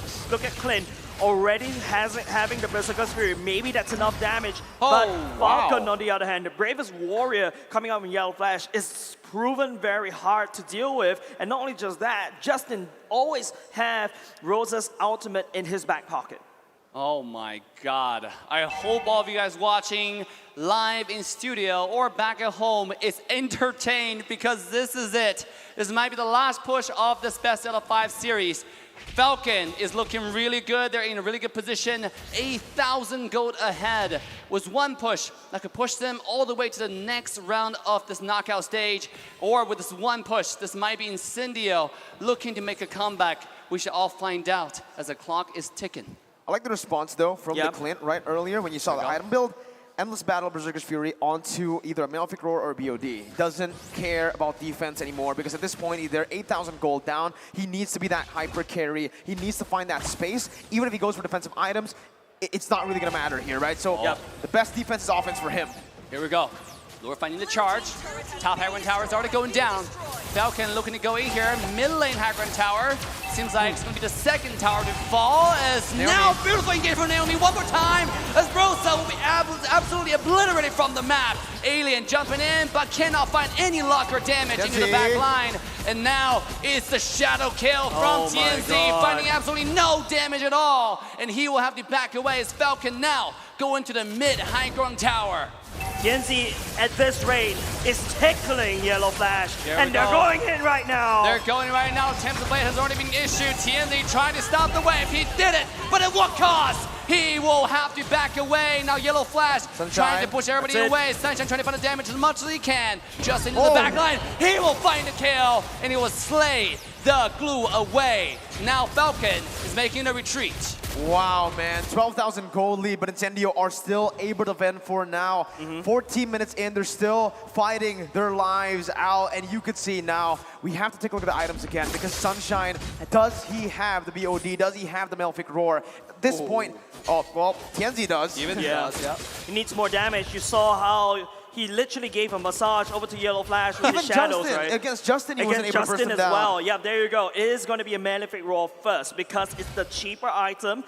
It does armor penetration, but it doesn't give you a lot of numbers. Now there's another Legion Sword going to be built in by the side of this Clin. Definitely going into a BOD, but I feel like at this stage, I may be a nerd, like what Lafell would label, but I would go for more defense at this rate. Defense? No. Honestly, at this point, your back is against the wall. You need to do as much damage as possible. You're so close to your base. Just go for some damage and hope for the best, right? Go guns blazing. You're 13k gold behind. No amount of magic defense is going to stop Zipex from, shutting you down. You can one-shot Zipex before you get one-shotted. That's the game plan here. Hey, by the way, I just want to say, even though everybody's saying Falcon doesn't have a marksman, but look at how fast a Lord just got shredded away, right? Lunox, dude. Lunox, dude. He just jumped in, went into the dark form. Like, next thing you blink your eye, the Lord is gone. This is the reason why, Dave, I wish that the Lunox KO shot actually applies onto the turret. Because you can see how the turret could just melt if that's the case. But unfortunately, it is going to be a Falcon Lord marching in the base of Incendio. Justin looking to the damage. Oh, Naomi coming for the engage and the lean is Ken. Everybody's being pushed away. This is Falcon's Hurricane going through the base of Incendio. Lord being taken away. Beautiful defense so far from Apex. He finds a glue. Shut down onto Zipex. Sunshine. And now Incendio is holding on to the dear life. The minion wave is still alive. Can they do it? Oh, Justin finds the kill. Beautiful Chanchin will make sure he stays alive. And ladies and gentlemen, that's it. Falcon will take the series. Man, what a beautiful game number 5. Falcon forced Incendio into a 2-2. And Falcon came back fighting, and they will stay just a little bit longer. Unfortunately for Incendio, they have been knocked out of M4. Sunshine with that glass cannon build almost being the difference that got them that final defense, but unfortunately, so much damage coming out from Falcon, so much defense. That 12,000 gold lead was too much to handle in the end. Yeah, and not even with the help of the Lilia to just basically clear off the wave as quickly as possible, but there was a glimpse, a small little moment, but ladies and gentlemen, good luck for Incendio because this was a really good fight. Thank you very much. But it is, of course, congratulations over to Falcon Esports. They're soaring high as the Sea Killers as they advance. But we're going to go over to the analysts right now.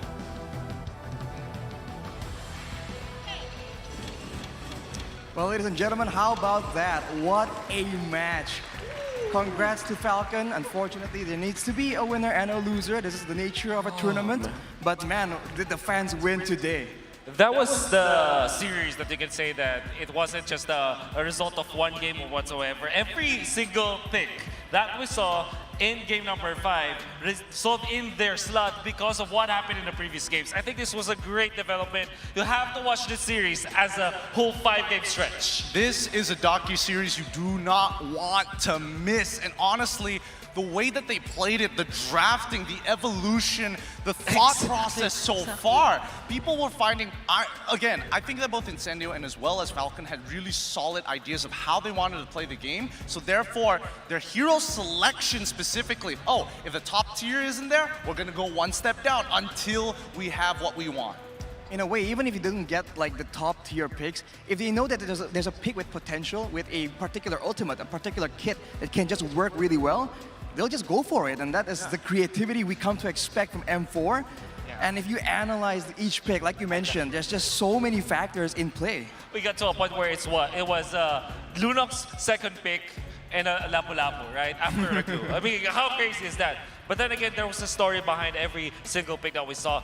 This Lunox is one of the stronger heroes of Falcon. And then eventually, Incendio Supremacy took it. Rosa was amazing with it. And the entirety of Incendio Supremacy knows how to utilize it. Eventually, now Falcon, the real masters of the Lunox with Ruby DD in their second batch of players. And then, of course, Justin who can play it. Eventually, Zipix played it. I mean, this was amazing from Falcon to think about. Let's begin with the story here, right? I mean, it came down to match number 4. Hey, we have no priority. We need to be able to force it. Let's try and fake him out with this glue, even though it could be a false positive. But Falcon stuck to their guns, their coach and supporting staff. Well done to them for identifying, because Sunshine, he really struggled in this game without having something like a Beatrix who could safely clear those waves from a far distance. He really struggled. He has to walk up, and his only saving grace is that trapping recoil. And if he misses, there are just too many layers of this cake to cut through Falcon.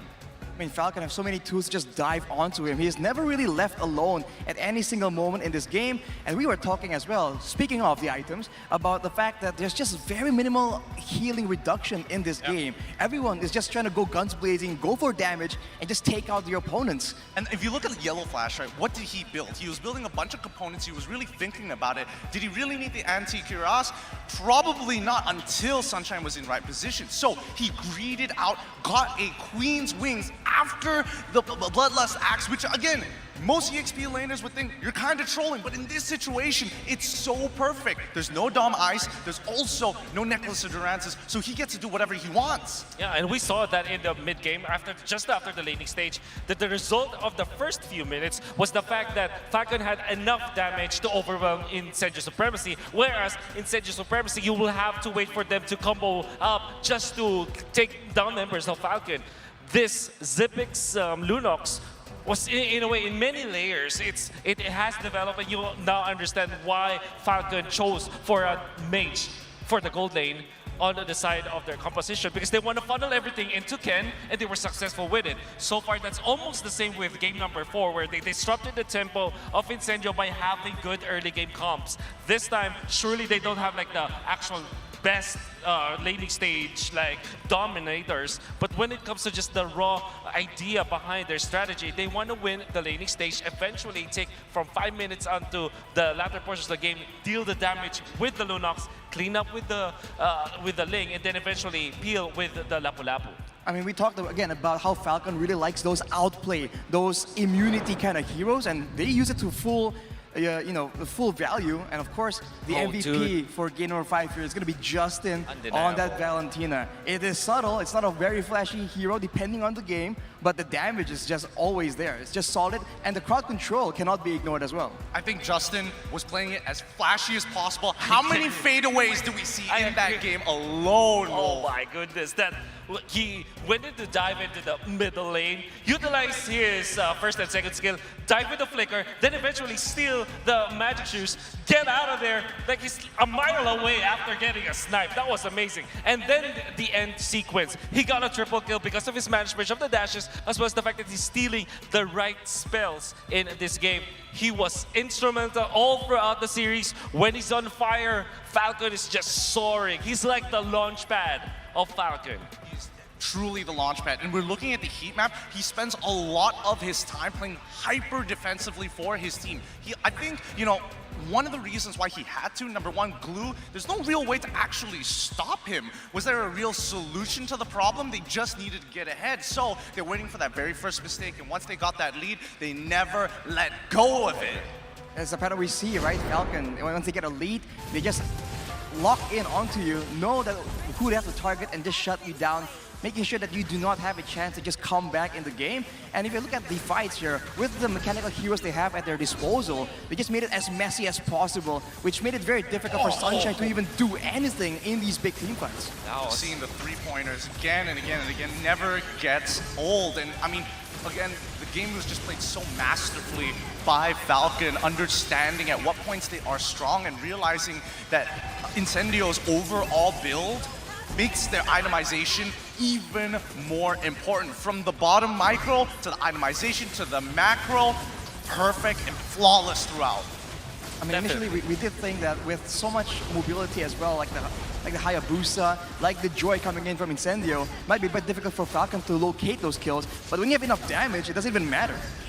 I think that this is the problem for Incendio Supremacy was almost the same as game number 4, where there's no hard engage. Surely you have the glue, you have the joy like to initiate, but there's no actual engagement to keep their opponents in place and actually open up for their damage dealers. That's actually very similar to Falcon's game number 2, because that's when Naomi was supposed to be that engager, but he fell so far behind, which in this case, that was Glue's job, and he fell way too far behind. Yeah, that's true. And I think this is a time where we also talk about Incendio Supremacy. Although they did not close out the series, they made a lot of fans all over the world. I mean, I've been watching a lot of Filipino fans, they've been really into Incendio Supremacy, and even the chat through the English stream, man, hats off to you guys. You made a lot of fans in the M4. On that note, though, we're going to throw you guys back to our hosts, Mara and Buddha Mongstar.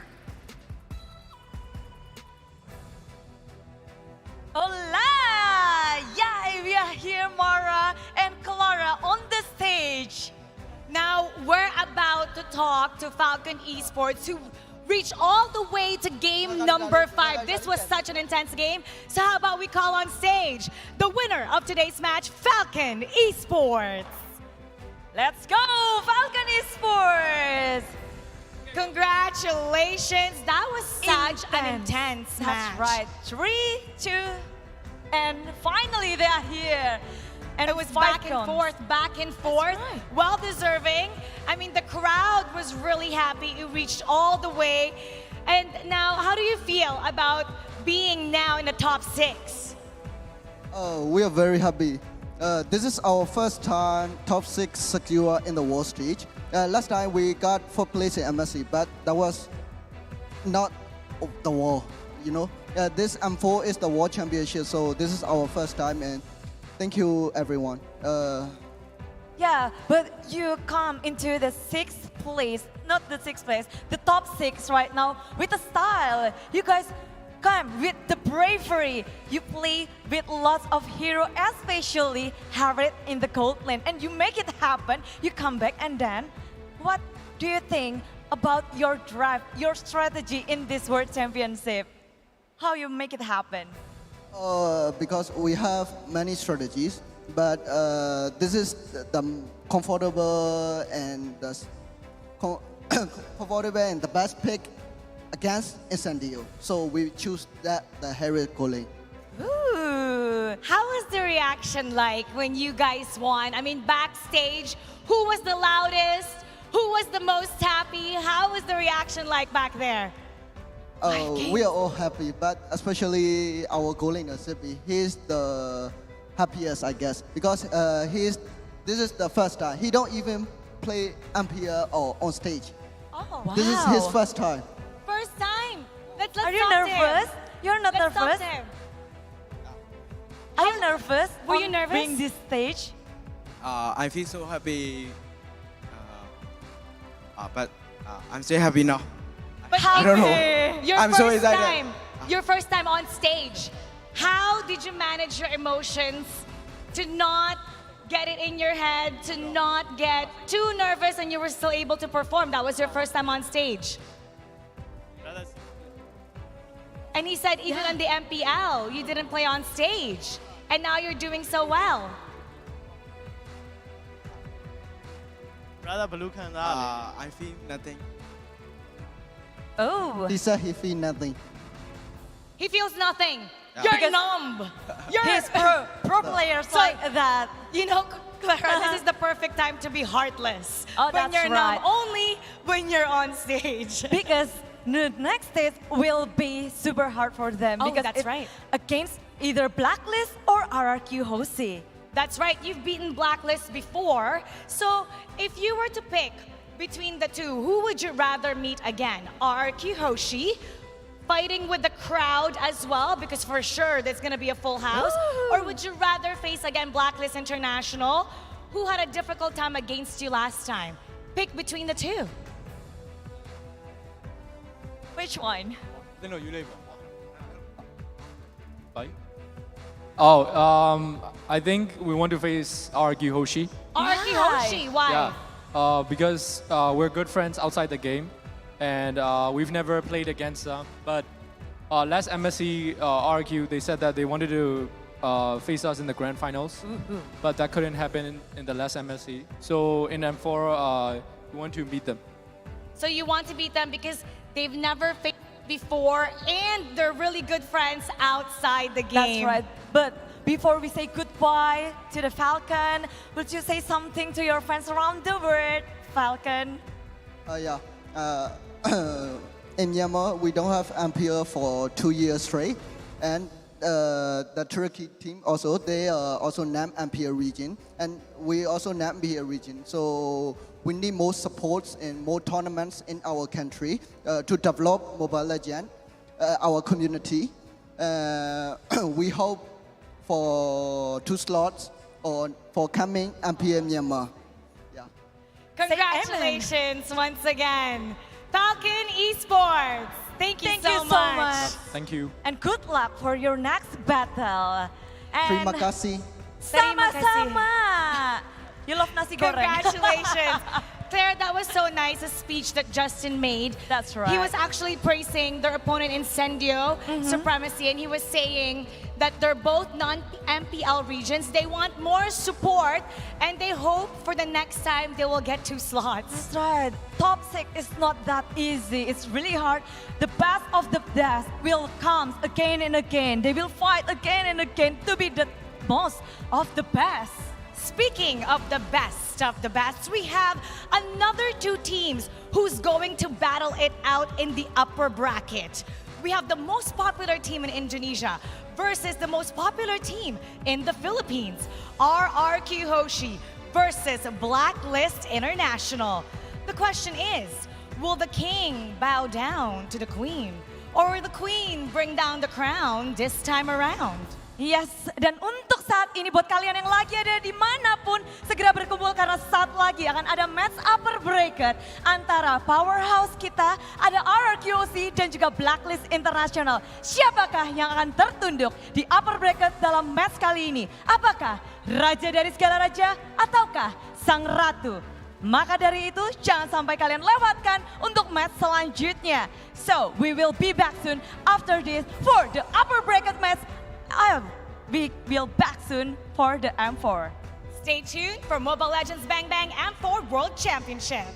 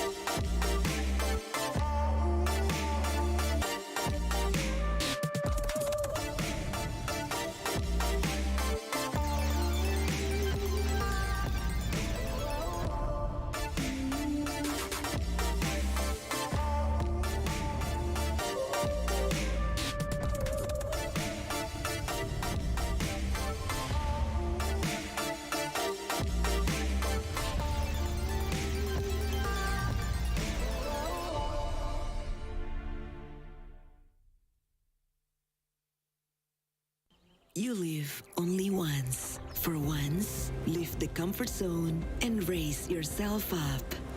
Visit new places. Look for new uniqueness.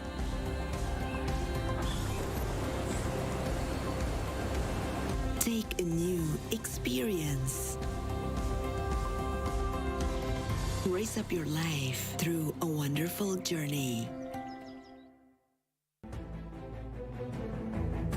Like breakthroughs, nightmare heartbreaks. This was day number 4 of the M4 World Championship knockout stage.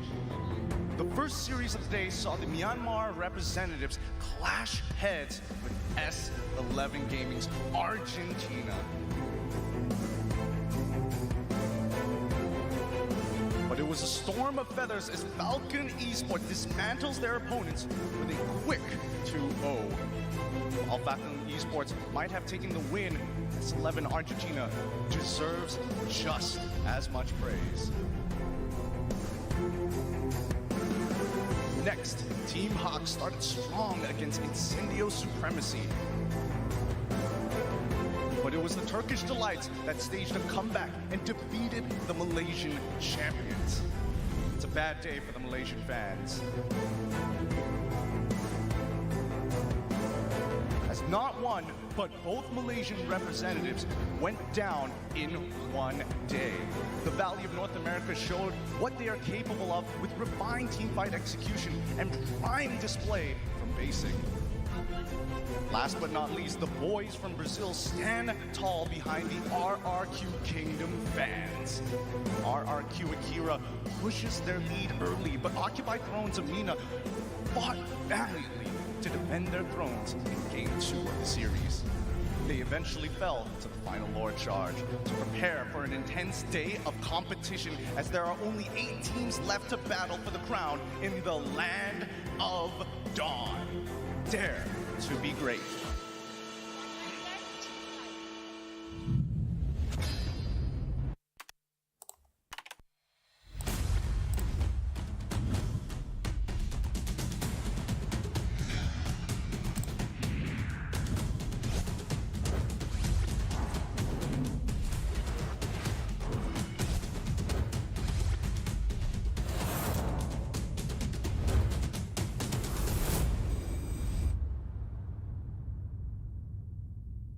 What's up, everyone? Today we have a hero revamp many of you have been waiting for. Featuring Hanabi, the Scarlet Flower. The new Hanabi is more mature and confident in herself, as seen in her new intro animation where she finally takes off her veil. Hero skills. Hanabi is a marksman that brings solid DPS and crowd control to a team and known for her bouncing pedal blades. Passive skill, Ninjutsu Pedal Barrage. That's right, Pedal Barrage is now Hanabi's new passive. With this adjustment, Hanabi's basic attacks and skills automatically create pedal blades on hit that bounce up to 4 times to nearby targets, while doing less damage per bounce. First skill, Ninjutsu Equinox. Hanabi's shield has been reworked into an active skill. The new Equinox shield now increases her movement and attack speed.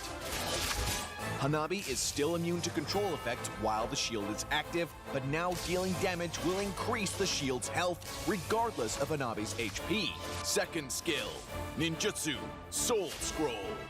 Soul Scroll remains a skill shot that damages and slows enemies on hit, now with a new mechanic that marks enemies, causing them to take full damage from the next pedal blade bounce. Ultimate Forbidden Jutsu Higanbana. Hanabi's ultimate remains unchanged, damaging and immobilizing the first enemy hit. The revamped Hanabi retains her uniqueness without needing to stack her shield before a fight, and her pedal blades are now a more consistent source of damage. Her new shield mechanic improves her sustain mid-fight so she can stay in and on her targets. Pro tips. Use Equinox when you anticipate incoming CC and deal damage to keep it up. Don't panic if you get engaged on. Cast your shield and keep attacking. Line up enemies with Soul Scroll to cut their mobility while boosting your damage. And look to use Higanbana when the enemy is grouped up. Combo tips.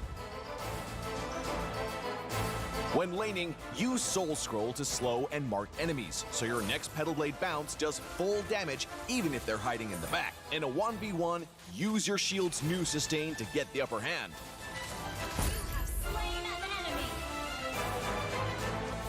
In teamfights, land your second skill first to make the enemy easy targets for your ultimate and let your Pedal Blades go to town.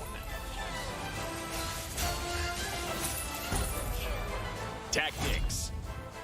Since Hanabi's early game is rather weak, focus on farming, but not for the whole game, Hanabi mains. Poke the enemy in lane with basic attacks and her second skill. In the late game, use Hanabi's ultimate to engage and CC and unleash your barrage of basic attacks and kunai to provide excellent sustained DPS for your team.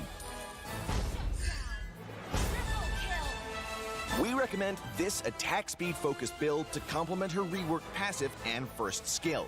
Marksman Emblem further enhances her sustained DPS role, and Weakness Finder prevents her targets from escaping. Inspire is a natural choice to bolster both damage and survivability, thanks to her new shield. Hanabi, the Scarlet Flower, revamp coming December 20th. She'll be 30% off the first week, along with her resplendent Iris skin. Give the new Hanabi a whirl and tell us what you think. Until next time, we'll be seeing you in the Land of Dawn. Hanabi, the Scarlet Flower, revamp December 20th.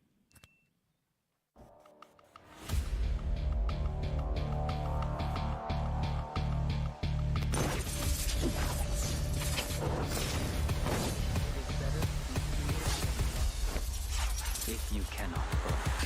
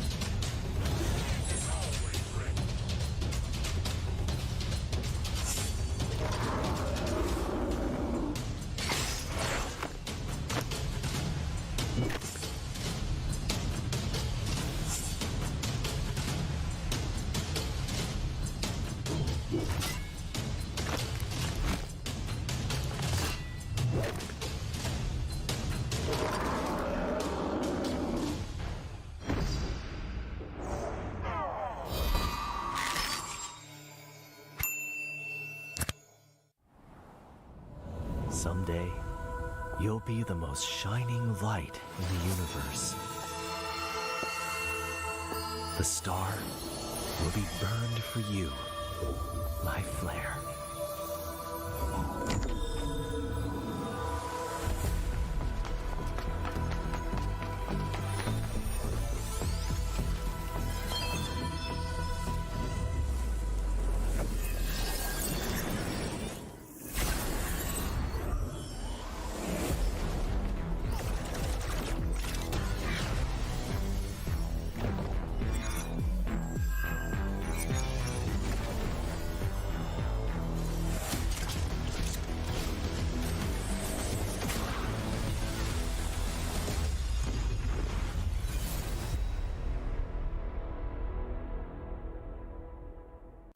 M-Series Flashback, series of the tournament. Welcome to Mobile Legends! As the first M-Series for MLBB, M1 was nothing short of incredible gameplay. But one series was above all the games. Stretched to a maximum best-of-7 series, the grand finals between RRQ Hoshi and EVOS Legends was a gem to rewatch. EVOS Legends, become a legend! As for M2, the grand finals between Grand Esports and the Burmese Ghouls was so epic that it broke the record with over 3 million concurrent viewers. With multiple back and forth, the 7-game series went the way of Grand Esports. Grand Esports are your M2 champions! Lastly, in M3, the series of the tournament was the first upper bracket game between Blacklist International and BTK, where the agents tried to target and 5-ban Mobazane. But the bloodthirsty Kings persevered and sent Blacklist International to the lower bracket. With M4, what sort of insane and epic series do you think we will get? Tell us what you think. See you at M4.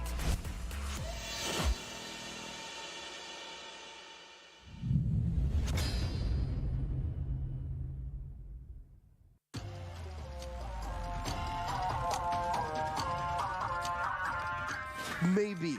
But that's the thing, like, who is your saving grace here for MVG, right? Harley, Joel Crew. Joel Crew is so far away from that. Harley, though, able to survive just a bit. Whoa, never mind!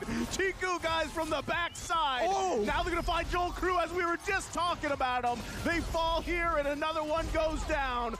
4 fall again for MVG, and there's nothing Dragon can do here to defend. It's a maniac for Chiku, guys. GG, well played. They are resetting here, 13,000 HP. They need to make a choice right now. I mean, the minions are pushing into their base. They're gonna get backdoored by Carteezy if they don't choose now. Oh my god, Carteezy, will they read this? Junpo tries to delay, but no, my god, 505 trying to fly. Sanford, yeah, we go down, but Carteezy in the backside. Benny QT, the base echo outplayed RSG. But we just barely missed it off camera. What happened to Papa Dog?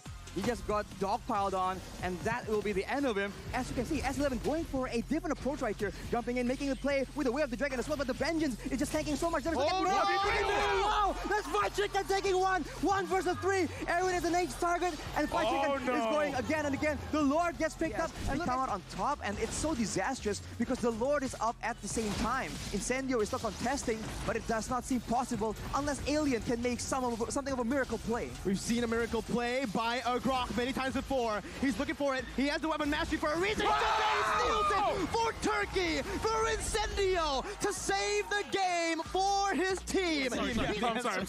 I'm ahead of myself. Yeah, no worries. Wise, killing spree emblem on the Aldous. Sure. I get why, but right now, wait a minute, Naomi gets a hook onto Wise right now. It's going to be Justin who rotates back in. Wise goes in, and it's the first blood over to Justin. Ken, that was a worth it. Look at the hook, and Haji tries to run away. I can't get my point out. Justin goes in front, gets a kill. Dashing back in, Edward using final blow, not able to find anyone, and that's the iron hook again. Naomi's won. 2030 vision where they just literally see the future. Oh my God, there's no way! Naomi finds a hook out of nothing again! He cares for the future. Whatever it is you want to believe, he has again! Naomi! Above the sky! They are right now, they're flying and they're soaring again! Naomi! What in the world was that?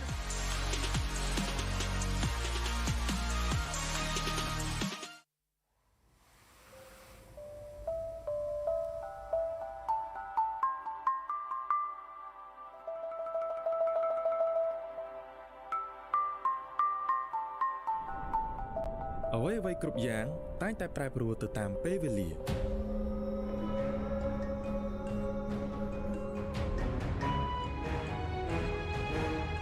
ប៉ុន្តែស្មារតីរបស់អ្នកប្រយុទ្ធនឹងមិនសាបសូន្យនោះឡើយ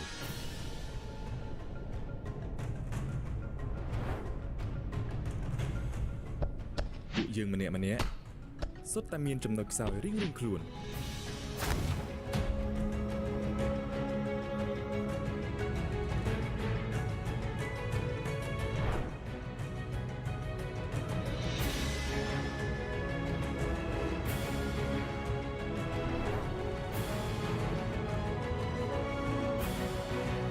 ហើយប្រសិនបើយើងរួមគ្នាជាក្រុមគឺពួកយើងមិនមានពាក្យថាបរាជ័យនោះទេការតំណាងឲ្យប្រទេសកម្ពុជាទៅប្រកួតជើងឯក M4 It's like a dream come true នេះគឺជាសុបិនដែលខ្លាចជាការពិតដើម្បីមោទនភាពជាតិខ្មែរយើងក្រោកឡើងហើយតស៊ូទៅមុខទៀតដំណើរផ្សងព្រេងរបស់ពួកយើងមិនមានភាពងាយស្រួលនោះទេ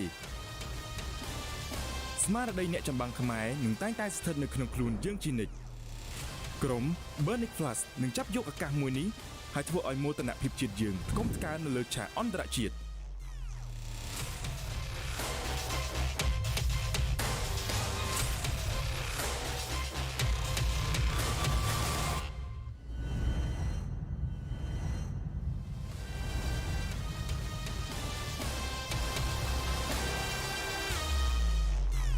If you play with fire, you will get burned. Dear Flamers, see you in the M4 stage.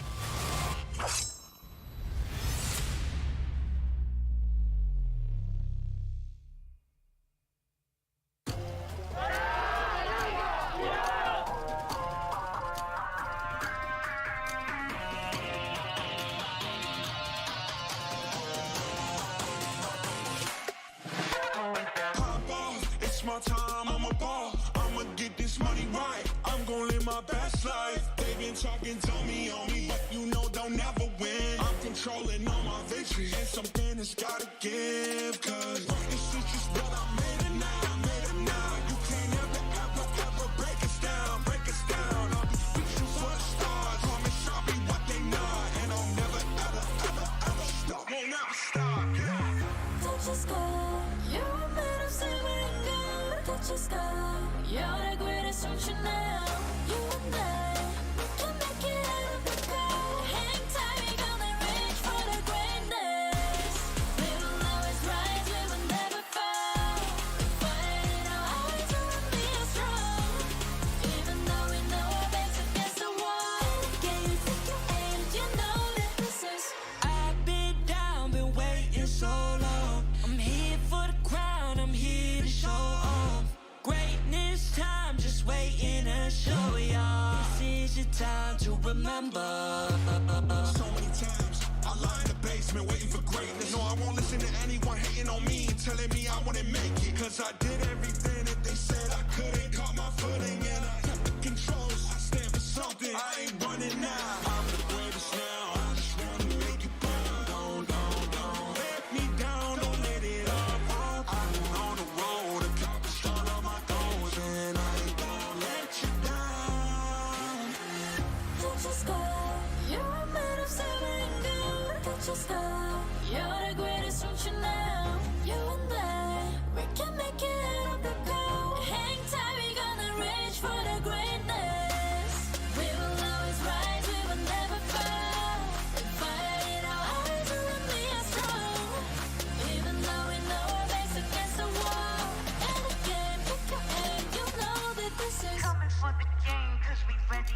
victory.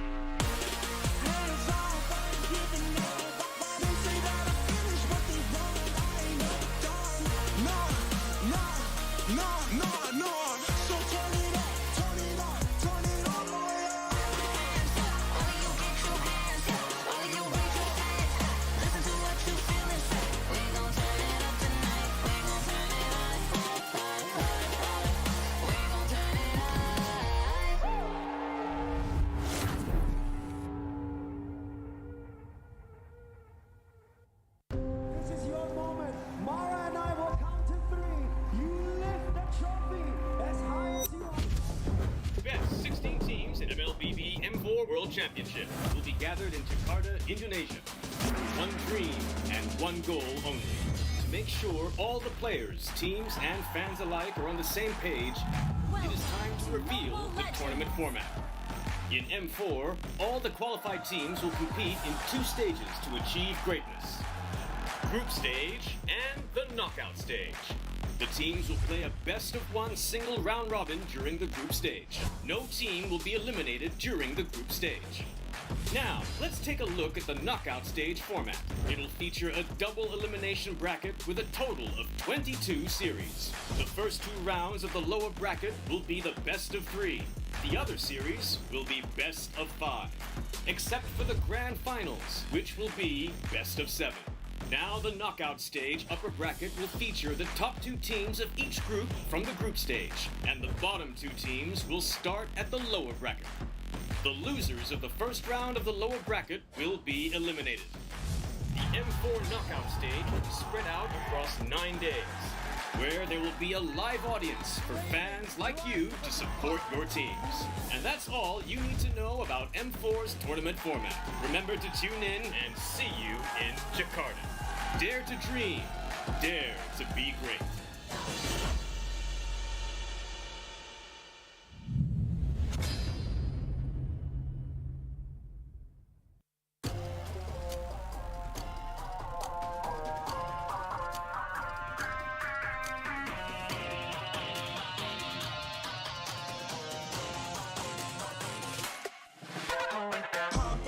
It's my time, I'm a ball. I'ma get this money right. I'm gonna live my best life. They been talking to me on me, but you know don't never win. I'm controlling all my victories, and something has gotta give. Cause this is just what I made it now, made it now. You can't ever break us down, break us down. I'll be reaching for the stars, promise I'll be what they not. And I'll never ever stop, won't never stop, yeah. Touch the sky, you're made of silver and gold. Touch the sky, you're the greatest option now. You and I, we can make it out of the cold. Hang tight, we gonna reach for the greatness.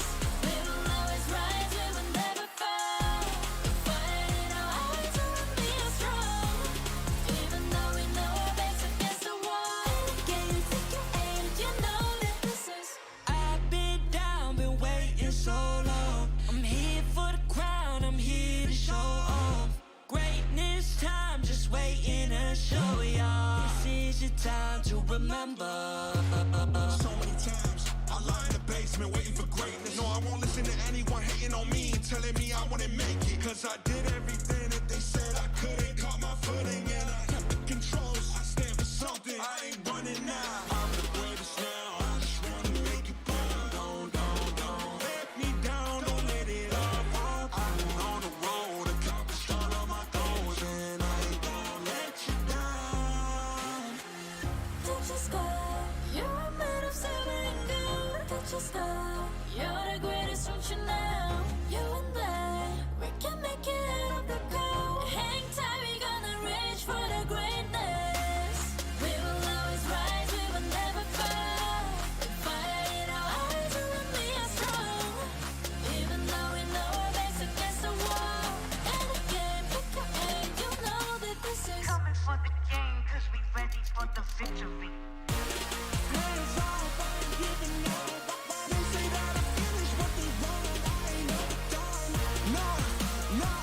No,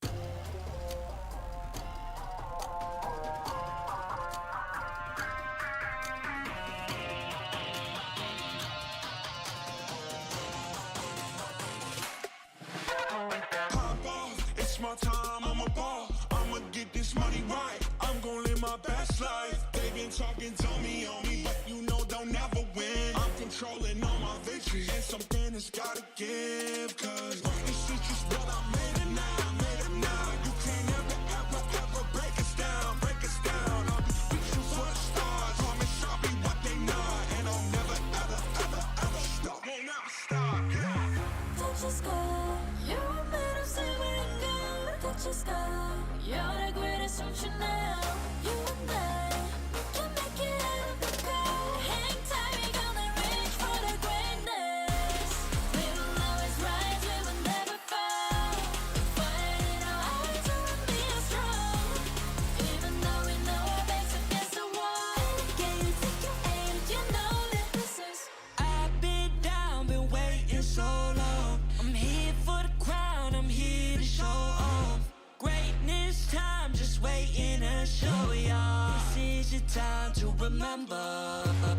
So many times I lie in the basement waiting for greatness. No, I won't listen to anyone hating on me and telling me I wouldn't make it. Cause I did everything that they said I couldn't. Caught my footing and I kept the controls. I stand for something, I ain't running now. I'm the greatest now, I just wanna make it proud. Don't let me down, don't let it off. I'm on the road, accomplished all of my goals, and I ain't gonna let you down. Touch the sky, you're made of silver and gold. Touch the sky, you're the greatest option now. You and I, we can make it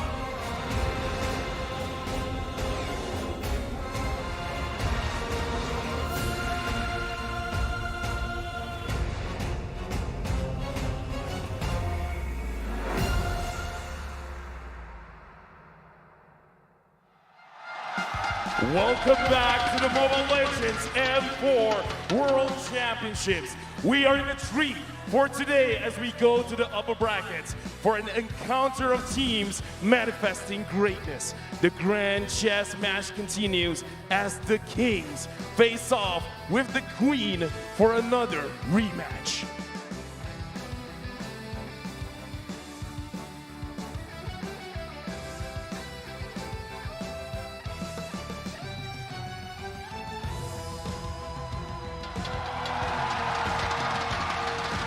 The control mage genius did not let Toda break through the defense of their kingdom. Controlling the flow of the entire map, Clay supports his teammates by giving them advantages early in each lane. They are here to seek revenge on not just for their brothers in Brazil, but for themselves as they go to another rematch against their fated rivals, Blacklist International.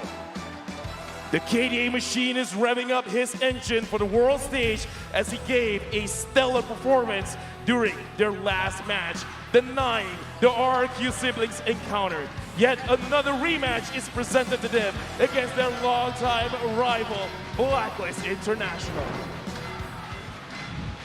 Worlds, right now, we can't even describe the feeling, the experience with RRQ Kingdom here in the venue, as well as the Blacklist agents. Welcome to the M4 World Championship with me, LaBelle, Naisu, as well as Strex. How pumped are you with everyone here? My goodness. Yeah. This feels electrifying, man, and I can't wait. I mean, we still have multiple days to go here, but you can feel the energy here. Most definitely. I mean, I couldn't describe it any better way.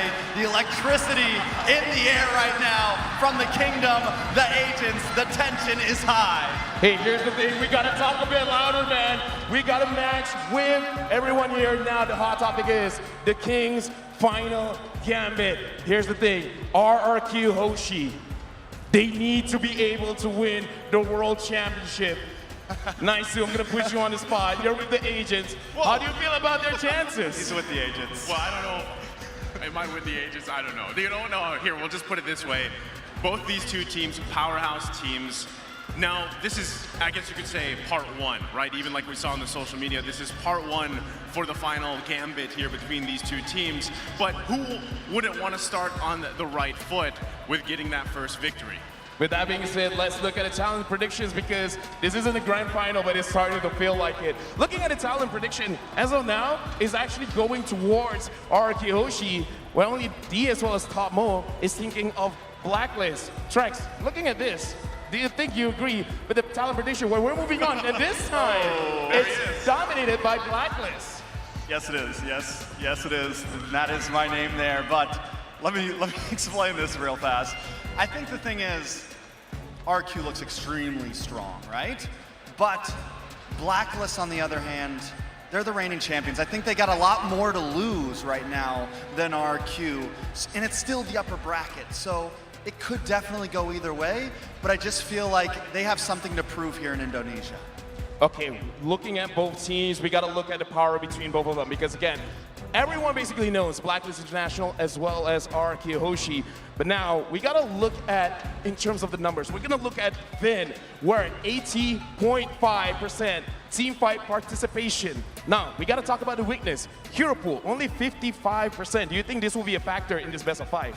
You know, I know looking at it, you might not think it's too big of a factor because honestly, when it comes to the hero pools, if what we're seeing so far is that success rate of a lot of teams just relying on, let's say, good 3 picks on the heroes, right?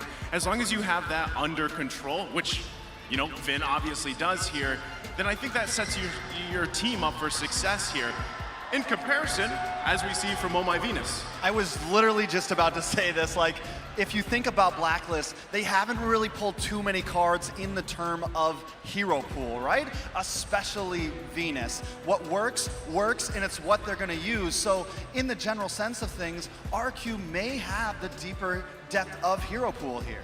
I mean, sometimes you don't have to reinvent the wheel. Once you know something works, then just stick with it. So, okay, looking at both of you, it looks like in terms of the hero pool, it really shouldn't be that big of a factor. So I think in this match, because we even talked about it's a chess match, the macro play is going to be very, very important. Before we go into the game, I'm really interested to see what do the casters have to say. So the guys on the desk, get ready, because we're passing it over to you. Good luck. A match worthy of the world stage. The Sang Raja faces Juara Dunia. Tonight, the King of Kings goes up against the defending champions. And, well, it's happening on Indonesian soil. Welcome to Maboy at your service. My name is Leo. This is Jays and that's Arashi. And we're covering tonight's best of 5 from the upper bracket. It's RRQ Hoshi versus Blacklist International. Real quick, let me remind everyone to never go out of style when you wear and game with Gank, a lifestyle fashion brand made for the modern gamer. And this is the M4 World Championship official merchandise partner. Grab the M4 merchandise at www.gank.asia today. The M4 Pass is available now. Complete all active tasks and you will reach level 75 at ease and for free. Log in now and get exclusive rewards like the Beatrix Light Chaser and Stellar Brilliant skins. And if you reach that level, the M4 Beatrix figurine, they're all waiting for you inside the pass. Hashtag Mobile Legends Bang Bang, hashtag M1BBM4, and hashtag Dare to be Great when you talk about it on social media. Fellas, this is a matchup worthy not only of the world stage, but also of a grand finals. Yeah, to be honest with you, Leo, it felt like, the grand finals came a little bit too early right now. I know we're only halfway throughout the brackets, but, well, my fellow brother, what do you think so far? I think it's going to be a crazy match because it's such a big contrast. Both these teams have their own signature play style. And speaking of which, we're going to see how their lineup. Yep. They made their way on stage several times already this week. But tonight, it's Clay, R7, Skylar, Albert, and Vin going into this best of 5 against the defending champions. It is the main roster with their own signature playstyles, and we've come to expect certain things from this roster, and that might be a bit of a problem, especially against this roster. Man, but you talk about the main 5 roster from the side of RRQ Hoshi. I'm also talking about the main 5 roster of Blacklist, Haji, Edward, Oheb, Wise, and of course the Queen. Oh my Venus. A solid roster fit for the world stage, and we're going to start off from the player room of Blacklist International. They need to pump it up, they need to hype it up. It's all about the Yubei playstyle that made themselves known, whereas everyone has moved on to different passions or strats. They stick to their guts. Walking into the stadium at the front, marching on, it's the Filipino sniper, also known as Blacklist Prime. This lineup has won title after title and after title, and today they're on their way to making history. They're defending their championships for the first time in MLBB Esports. Arashi, this squad, I don't know how else we can describe them. They've had their ups, they've had their downs, but here they're fighting on foreign land. Let's give it up for Blacklist International. Woo! Man, I mean, usually we talk about pressure. We talk about having the audience in the crowd just be such a big factor. When we talk about Blacklist, though, this is where they belong. They've been here again and again, and they have proven that they are here to stay. But of course, here comes the challenger, the potential usurpers, the fan favorites. Everybody in the stadium, even back at home, are cheering for Viva RRQ. You look at the fans. They're pretty strong, and this is their home turf as well. And they're walking up in stage. This is going to be on, Led by their team captain, that's R7. They've come so close to that world title, M1 against EVOS Legends in Malaysia, and here on home soil, they're looking to change history. This is the King of Kings, the Sang Raja. Jaya, Jaya, Jaya, let's hear it for RRQ Hoshi! Looking pretty solid here, Arashi. This is basically the home ground. And you mentioned it, Arashi, this is also, technically speaking, the best roster, right? It is the best roster that they have decided. They've experimented with so many different combinations, but this is the one that has had a lot of success, and that is, of course, D2, who you see on screen right now. Oh yeah, the coaches led into stage by our referee Banyu, that's Coach Achil, Coach Arcadia for RRQ, and Coach Bonchan, and Coach Master the Basics for Blacklists. And we're gonna have to start in the draft, right? Yes. A lot of what these two teams bring to the table, whether it be an explosive start into a snowball for RRQ, and then that very, very, I'd say, strategic and slow-paced game style that Blacklist has made popular. It all has to start with a good lineup. I agree, because I feel like usually 60% is won in that draft. However, I feel like in this particular meta, that number is slowly rising. But ladies and gentlemen, if you notice on the screen right now, take a look. This is the outdoor stadium. Wow. It's all packed. Indoor, outdoor, no difference at all, man. The supporters are here to show that they want their team to get success. And speaking of success, we talked about the drafting. And with both teams being so iconic with how they play, maybe that can be an issue in the flexibility department. Arashi, talk to us about what the teams look like on a statistics basis, because in M4 alone, RRQ Hoshi has won more games than Blacklist. How? I think the current meta really favors this very aggressive playstyle. We see it again and again. When a team is able to just get full control and not let their opponents come back, not make a mistake like that, they can just completely snowball and take over. I think it just the meta really makes the statistics favor RRQ. But of course, when the chips are down, when it comes to those big matches, sometimes it doesn't have to be fast. It just needs to be sure. It just needs to be sure. I feel like Blacklist, if you take a look at this graph, it's just the surface area doesn't look as good. I feel like, Blacklist International, even though the meta has shifted something else, a lot of dive composition, they still stuck to their ultimate bonding experience. This is their strong meta. They created this meta and they're here to stay. But let's take a look at the most picked and banned heroes. Yep, this is for RRQ Hoshi. Again, by the call of Coach Arcadia and Coach Achil, they like the Eve, they like the Yuzhong, they like playing with the boxes, right? And they like to get rid of heroes that might mess with that. The Kaja and the 1-1. Skylar, they want Skylar to win that lane, so it's hard if the opponent picks up a hero. That pressure's so hard, much like 1-1. Big pattern you see though from their most picks and their most banned by opponents, they just really like those playmaking heroes, mobility, crowd control, anything that can allow them to single-handedly turn the game around. On the flip side though, here are the stats for the most picked and banned heroes from Blacklist International by Coach Bonchan. Bonchan likes to make sure that Oheb gets his carry, Agent Zero, Edward gets his Benedetta, and of course, the world goes crazy when Oh My Venus gets that Estes. Yeah, I think that's the key ingredient, right? Like the Estes, the Mathilda as well. A lot of things is something that, we talked about the drop earlier. Remember I mentioned 60%? No, it's right now at 75%. Feels like most of these M4 results are based on the draft in the end of the day. So it's up to, well, I don't know what to call it, the King or Queen's Gambit. It's the chess match happening between the coaches that allows, both of these players from both of these two teams to shine. Yeah, and again, the agents and the kingdom are here for it. Ladies and gentlemen, let's talk about how exactly they're going to win in the Land of Dawn. Arashi, talk us through RRQ Hoshi's keys to victory. It's all in on Vin to find openings and break the code. If he can engage, if he can find the right pickups, RRQ can find a lot of success on the back of those plays. Depending on R7's versatility and commanding lane presence, he can win that lane and take out a very big factor in the XP lane of Blacklist International. Force the aggression, dictate the tempo, and respect Wise's enormous and unusual hero pool. If they can make sure that they control the game and control the picks possibility from Wise, they have a good chance. I mean, that's the reason why we're picking Fredrin in the jungle more often, Valentina, is because of Wise. And now, Blacks International, they have ways. It's odd to say that M4 is not their meta. It was the opposite for when they won the World Championship back in M3. Right. So now, their keys to victory have to adjust as well. Yep, let's take a look at the keys of victory from the side of Blacklist. Allow the Queen to orchestrate a complete Ube.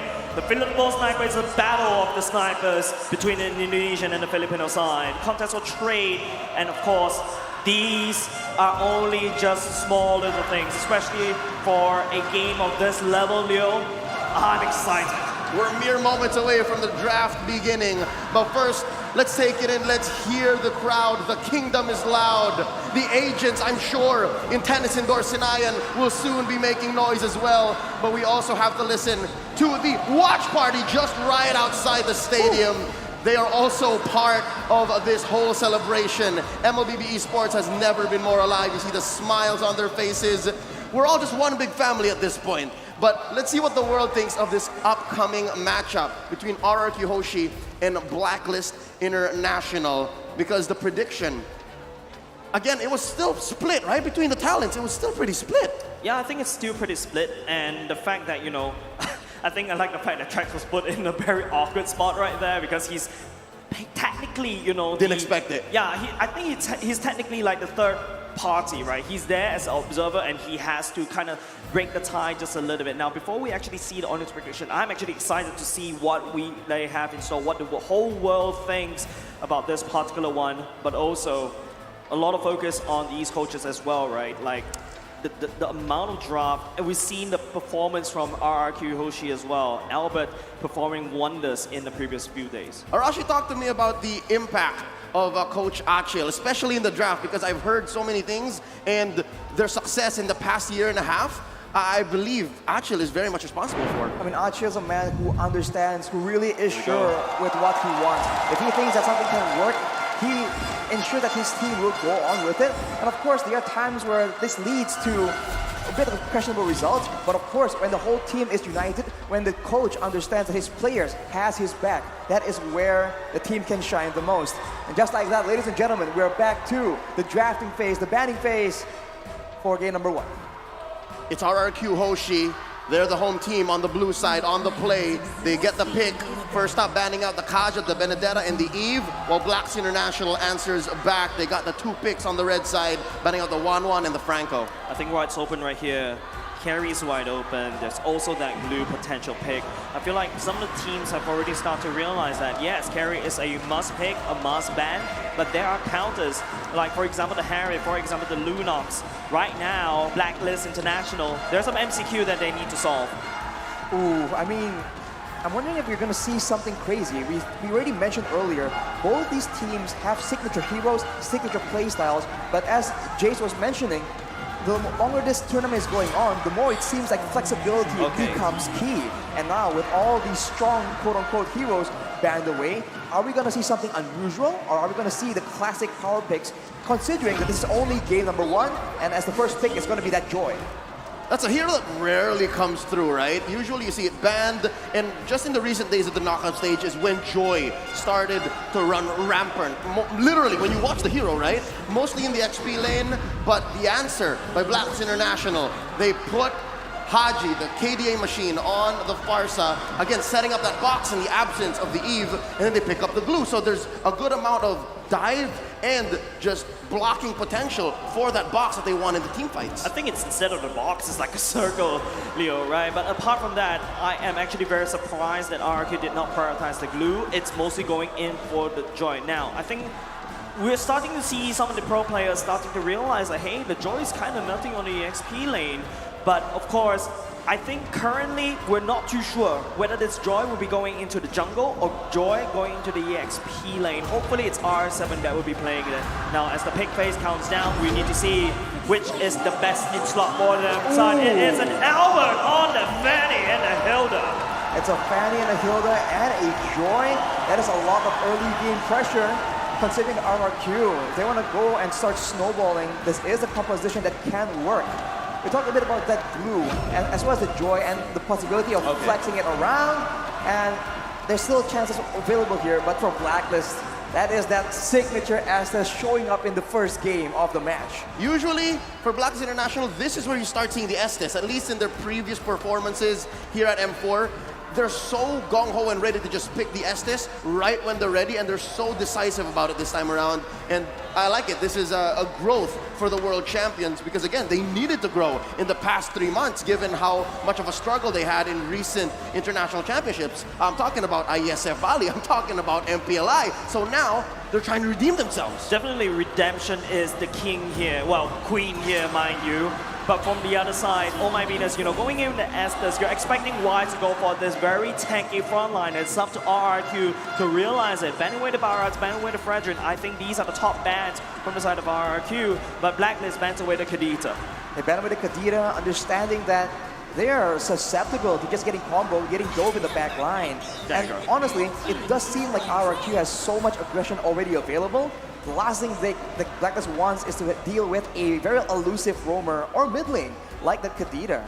So right now, Barats has been banned away as well. For RRQ, with so much mobility, with so much burst potential, if they can deny the tankier members, the beefier heroes from the side of Blacklist, they can get success in the early game. Yeah, and again, on screen, it's the Filipino sniper himself, the M3 Grand Finals MVP, Oheb, with a very powerful quote. Words of, I'd say, competition for the King of Kings. Good luck, we will destroy you. Well, it's going to be tough because, again, the first 3 picks from RQ already very strong. Very rarely do we see a lineup that has the Joy and the Fanny in the first phase. Now, wrapping up their draft, what's Skylar to pick? There goes the Harith. What's left? Ooh, with the Harith banned down, I mean, there's still potential. Depending, it's so difficult right now because it really depends on what you want to go for. We've seen that, for example, the Lunox can come into the gold lane, but that depends, right? Are they going to try and go for early game burst damage? Because then it makes a bit of sense if they need a bit more magic damage as well. But otherwise, they might just go with something a bit more safe, something with some range, something with a bit more kite potential. Jays, are you thinking this should be the Fredrin? Because if not, I can expect Blacklist to just snap pick it as soon as we come back. Yeah, definitely. If this ban is not a Fredrin, it will be snap picked by the side of Blacklist. But that's also another thing that RQ has also considered the fact that the Beatrix might know it's going to be the Boxer that gets taken away instead. I like what RQ is thinking as well. Yes, that could be a Fredrin pick going in, but I think a Beatrix will be better, in my opinion, for the side of Blacklist. But it's gonna be the Brody instead. This is unusual coming off of Blacklist. They're keeping him thinking. And again, the Brody is a pretty solid when you have Joy in your face, when you have a 1-1 in your face. Yep, Joy in your face. You can expect that the baby alien, Fanny, Albert, will be going wherever he can find Oheb or Haji. I mean, even Oh My Venus. I mean, it's a good pick if you want to try and kite back, have a bit more self-protection, right, on that marksman role that's usually very vulnerable. But now that means that for RRQ, they can count on the fact that there's very limited amount of DPS coming in from the side of Blacklist. They have burst damage, so pick-up potential, but in the longer drawn-out fights, this Hilda might just be too beefy to whittle down, to melt down by Blacklist. I think another thing that we also have to talk about is Wise's jungler. It is going to be RRQ that locks in the final drop, a Faramis and a Claude. Something that could counteract against the heal of Estes, but there you go, a Fredrin finalizing the drop of Blacklist. They didn't need to rush the Fredrin. I mean, if the writing is on the wall, you know what's up. This is the right timing for it. Now that we've seen both lineups, I have to say, the Faramis in mid for RRQ Hoshi, it's gonna be very 50-50. Like, if it works amazing. It makes sure that they undo the damage that possibly the sustain Estes brings to the table. But if not, it's just gonna act as another possible re-engage. I think another thing that RRQ could play this is that Faramis is not meant to basically win the lane. It is usually the Fanny that, you know, wins the mid lane by playing aggressive in the mid lane very early on. So a lot on the shoulders of the baby alien. Yeah, man. Arashi, what do you think? Ooh, I think in the early game there's so much potential. It's such an oppressive composition. They are tanky, they have decent amounts of base damage, and they have a cult altar to facilitate crazier plays. If Blacklist does not curb that aggression, they might be looking at disaster. Let's go into the Land of Dawn for Game 1 in this best of 5. Let me hear a big Viva RRQ and break the code. Let's make sure that our athletes get the best experience first. We'll need to iron out some kinks in this competition. Gives us time, though, to digest and, of course, allow our crowd to let it in. Let the atmosphere in.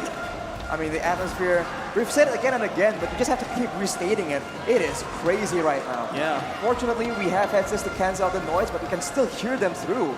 It's kind of ridiculous. I can only imagine what it's like for our players. And again, that's why folks at home, and again, everyone here in the stadium, we want to make sure that they have the best experience, all the decisions that they make, all the equipment, and all the things that they need to be able to compete at the highest level are set for them, and that's why we need to wait just a little bit more. Jace, talk to me more about how maybe it's on the Fanny this time to help win that mid lane because that's a main artery. What's that going to mean for Blacklist International if it does work out? So I feel like right now Blacklist has to answer this question, right? Where is this Estes going to go? Are you going to protect the Brody or are you going to protect that Farsa? Personally, I feel like Blacklist should prioritize protecting the Farsa because I think the feather airstrike is a very big utility towards your early games. Whereas Brody, no offense to Oheb, right? His role is just to push down turrets, and Claude, on the other hand, doesn't have a lot of kill pressure. So maybe that's what Blacklist needs to go. However, from the side of RRQ, Fanny should attack that Farsa. And to make matters worse for Blacklist, they usually like to rely on the Farsa that is roaming by level 2, so just being a very consistent factor around the whole map. So if RRQ can shut down that lane, that's already one tool that Blacklist like to use, just denied from them. And from there on, that is where they can actually try and contest the other mutual objectives, because without mid pressure, and the Farsa cannot get into position to try and capitalize with that feathered airstrike. And now that gives Blacklist a lot to think about because we know that the KDA machine, Haji, is good at protecting himself. But when it comes down to, again, that gold lane, it's also very possible that Vin just pressures Oheb all the more. Clay can do the same because, again, I'm used to seeing Clay on heroes like Savior, on heroes with huge range like the Eve. But now, he needs to get in your face a little bit more. So with that being said, I'm guessing even RRQ might be trying out something new here, being a little more aggressive than we're used to. I think aggression is the key right here. If you take a look at RRQ's side of the drop, right, their roster, except for the Hilda, there's not a lot of hard CCs. The Glue will technically have a CCs, no doubt. The Farsa has a lot of CCs. That's this massive slow. There's a stun in the Brody. There's also a taunt in the Fragile too. And we haven't really been talking much about the Claude in the hands of Skylar, the gold laner for RRQ Hoshi. Very good friends with his counterpart in Blacklist International's Oheb. Arashi, talk to us about their head-to-head. What do the stats say? The stats say that Skylar is a lot more aggressive. He does get more kills, but as far as GPM and damage per minute is considered, Oheb has him beat. So it does seem like RRQ, they're just more suited to this early game playstyle, and from the looks of it, it's gonna be an early game battle. Even if Blacklist is gonna drag this out to the late game, their only real late game pick is gonna be that Farsa. So it's gonna be very difficult for them to match out the composition of RRQ from multiple aspects here. Is it going to be the DPS, the mobility? RRQ just seems to have an upper hand when it comes to that. I feel like, Arashi, this is the stats that I like to see if this is my gold laner, right? I have a higher KDA, but with a lower GPM at a lower DPM. So basically, he is a lot more economical as compared to Oheb. This shows that Oheb needs more time to grow to output lesser KDA as compared to Skylar. So I think in this player head-to-head, I'm leaning towards Skylar. And Skylar on the hero like Claude allows for that. Yeah. It's faster rotation compared to the Brody. It's much easier for him to be part of fights, as he should be, because again, we're expecting Albert on that Fanny to cut straight through. And I believe, again, ladies and gentlemen, we're mere moments away from getting back into the action. And I'd like to thank everyone, terima kasih semua, for everyone here in Tennis Indoor Senayan for being patient with us. Because again, just as like everyone, even those watching at home, we want to see this bout. We want to see this maybe go all the way. I mean, for both sides, just to be clear, right? Definitely. And since we have some time here, we have to talk again about the fact that Fanny is in the hands of Albert. This man is a mechanical genius, to say the least. And they also have a Hilda on their composition. So now, if you look at the composition of Blacklist, there's not a lot of crowd control, at least not a lot of reliable crowd control, and that might be dangerous. Not a lot of instantaneous ways to stop Albert, and that could be dangerous. And oh, the crowd is feeling it. Oh, the spirit. I'd love to see the agents get in on it like the Kingdom are. It's no wonder that even RRQ Akira, in their opening year under that banner, just have fallen in love with the Kingdom with this kind of energy. Yeah, it's just crazy, right? On home turf, I think. Well, you could argue that there's a lot of pressure on Blacklist International as the defending champions. Yes. But there's also, I would say, an equal amount of pressure for RRQ themselves. Can you imagine RRQ losing to Blacklist in the home turf? Whoa. Let's not go there. But yes, relax, because back home, it's Blacklist who actually has this kind of reception when we play in the MPL, right? So now the shoe's on the other foot. Let's next talk about the roamers. Let's talk about Vin. Let's talk about the Queen. Oh my Venus. I didn't expect Oh my Venus to have such a high KDA. Yeah, but I think that's because of the Ube playstyle, right? It's a lot easier to rack up the assists going in and the kill participation as well, whereas Vin, more of a setup kind of tank. Your main goal is to set it up for your team, just catch 1 or 2, and then after that the rest follow up. Whereas, of course, you know, damage taken per minute, definitely heavily leaning over to Vin. So I think it's just the contrast between these two playstyle of kind of roam, a support versus a hard tank engage. And to keep in mind that Oh My Venus plays a lot of utility, a lot of supportive roamers, whereas Vin likes being that front line, likes being that main engage tool. So it does get reflected, as Jace mentioned, in the damage taken. But of course, I think Vin is also very crafty with how he likes to engage fights. Sometimes he just tones down the aggression in order to be able to just go for a big fight and just surprise their opponents completely. We've seen it again and again, and of course, some people might say, oh, he hasn't been doing it recently, but there's nothing to say that he cannot do it today, right now. And again, it's just the fact that the KDA is much lower means he's more willing to trade. Because when Oh My Venus falls for Blacklist International, all the other cards just get laid out as well. And that's very important. That's key to how the Ube strategy works. Yeah, I like the fact that this is the hot topic, right? We're talking about the King's final gambit. It's also the Queen's final gambit, right? It's the battle of the King versus the Queen together as well. You lose your Queen in the chess match, that's it. It's really hard to climb back out. Whereas, well, King is the one that kind of ends the game, but still, the value of this Queen may be the biggest double-edged sword of Blacklist International. So you're saying it's a Royal Rumble right now, Jace? It is. It is a Royal Rumble in the Foreign Empire. In the what? In the Foreign Empire? Yeah, well, they are on a different soil, right? So it is up to RRQ to defend this ground.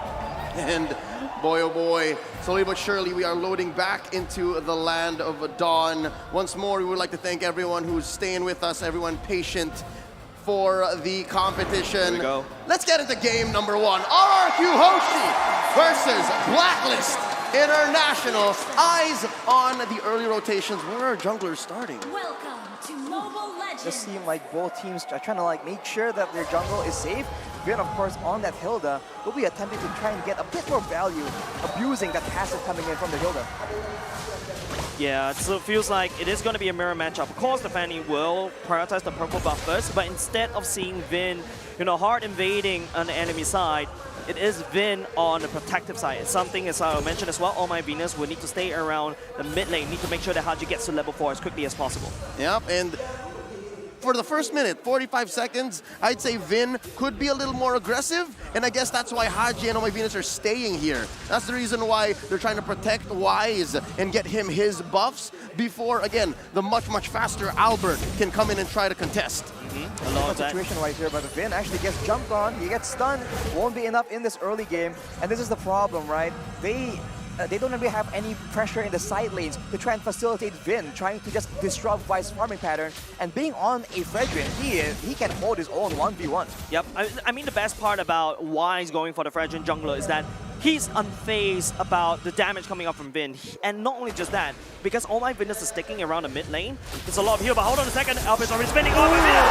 First blood! Going over to the RRQ National! Hate it when we're right, but this is what RRQ exactly needs to do. Small lead in a minute and a half, about 500 gold, but that's what you do with a lineup like this. We thought that the target was going to be Haji. It is Oh My Venus. Bursted even through the ages. That is unreal. Early game damage coming in from RRQ. It's not even level 4. Yep, something to note, we didn't see this in the prep or the draft going into this. A battle spell we rarely see in game, at least in the professional scene. Yes, indeed, folks, that is Oh My Venus on the Aegis. Oh, something down bottom here. I feel like it's just about Aegis, making sure that if Oh My Venus is able to survive even longer to sustain against the burst damage coming up from Albert, so that he could just spread out the heals. But something very interesting is Oh My Venus is one that lost his life first. Haji only gets hit level 4 at the same time. A lot of pressure coming in, Albert coming to the spin, but he will not be able to find anything as well. And we'll pause the split for now. It's coming in, possessing Vin for now. On the middle, but here comes the call at the same time. Haji in the back line, running out of the air shot, but will be able to push Vin out of their jungle. Oh, that's a 1 for none. And that's RRQ with a man down. They're pushing Clay away as they start this first turtle. Yes, Edward. Oh no, he's actually putting a lot of pressure against Albert, but Albert's actually spinning around. Look at the... oh no, Edward just managed to push Albert away, giving Wise that turtle. That is absolutely fantastic.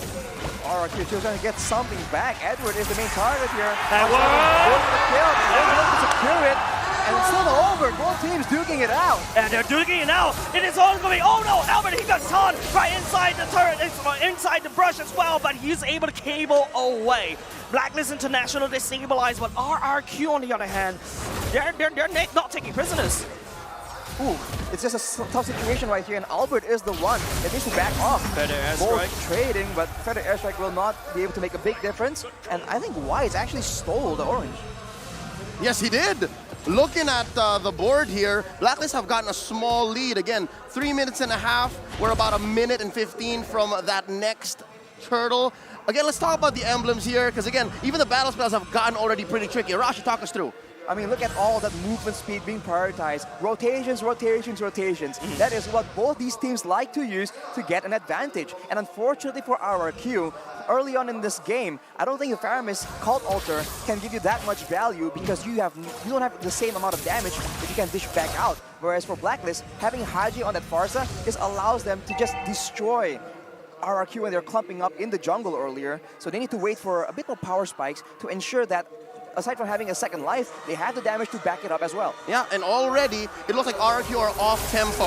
It seems like Blacklist response to this hyper aggression in mid has found its match. Wise gets pulled very precariously because again, bigger presence from RRQ here in the mid, but Turtle is spawning in the top side. Oheb pops a torn apart memory. Oh, I'm loving Blacklist positioning right now. I love Oh My Venus positioning. In fact, being in the mid lane means that you could actually rotate all the way up top, all the way up mid, all the way bottom. In fact, even the jungle, this global map presence of Oh My Venus is there. Even with Albert's Fanny, wasn't able to match.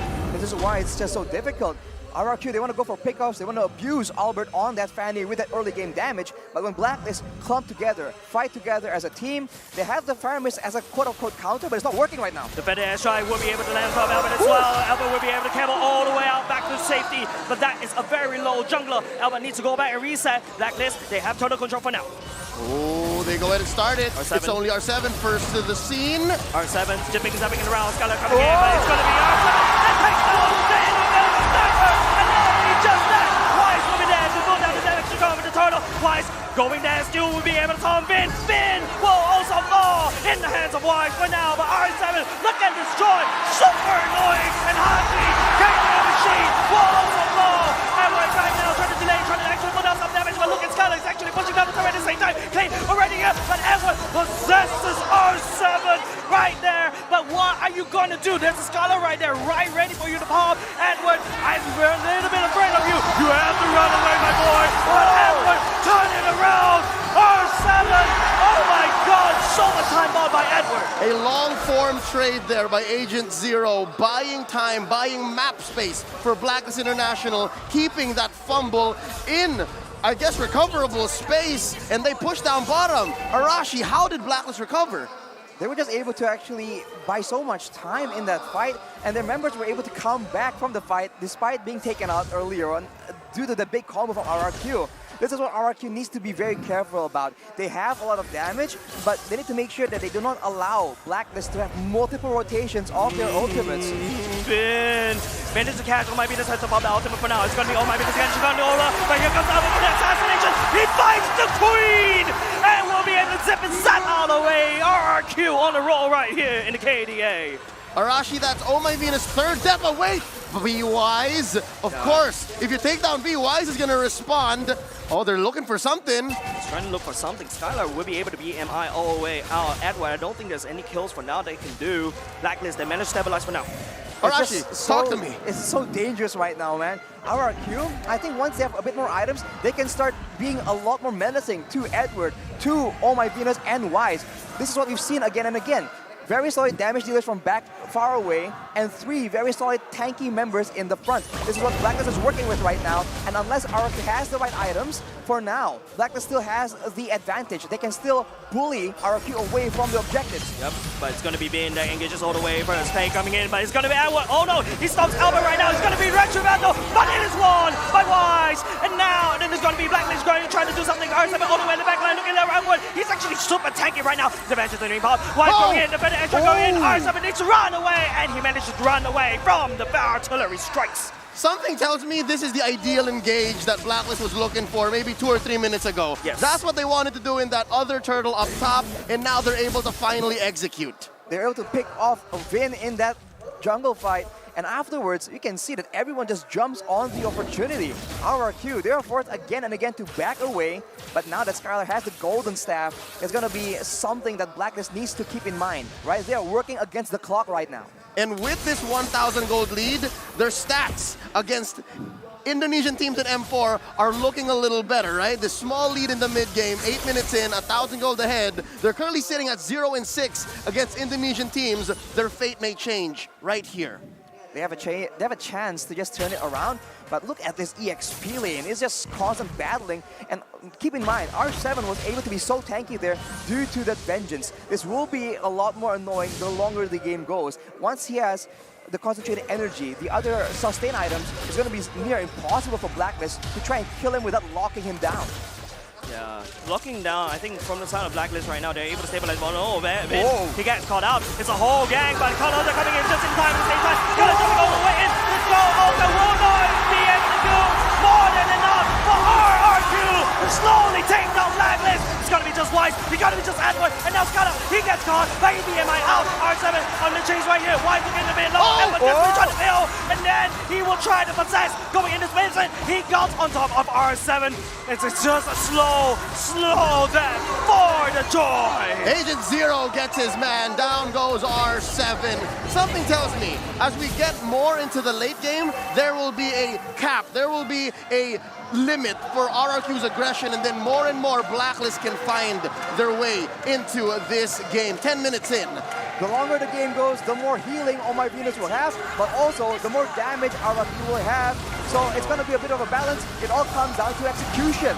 That blazing duet was just so devastating, and if Blacklist keep coming together, that's dangerous. Albert coming in, would not be able to do the retro battle. Albert needs to tap out for now. It's going to be Blacklist going to be engaging on top of RRQ for now. It's going to be Vin, and first of all, the Haji. The heal coming in, managed to sustain for Blacklist to fight. Down goes the M-Series all-timer who hit his 500th assist in the M-Series overall. Vin sitting at 0, 5, and 5. The Hilda's doing its work, right? Looking at its items, he has physical defense in the Antiquiras. He's building up towards magic defense. But I gotta say, against Blacklist International, you're really only building against OHEB for physical. What's going on here? Well, they want to make sure that their main pickoff tool, right? The tournament memory cannot be used. Strike! Albert gets deleted right off the map as he tries to get his purple buff, and that's not a good timing for RRQ. Arashi, back to the point. Back to the point, man. The tournament memory is the main tool they're using right now. Yes, the better airstrike is going to be difficult to deal with, but R7 now trying to deal with the whole team of Blacklist alone. Yeah, but not only just that, it's going to get denied by the, oh my goodness, actually here, but the Early Bench is actually trying to next to shot. Hey, coming in with the call, making sure that the Joy stays alive just a little bit. Vin, he finds the back line, and he wipes out Haji at the same time. There'll be the trade for R7, but oh my goodness, the damage starting to come for RRQ. Blacklist is trying to crack the bottom lane open. Oh, they pull Edward! No. And the split comes in right on time. The baby alien has to respond to the lane up top, and just like that, 11.5 minutes in, 5K gold lead, Blacklist International turning the map red. It's such a chaotic game, but at the end of the day, Blacklist are the ones with the map pressure advantage.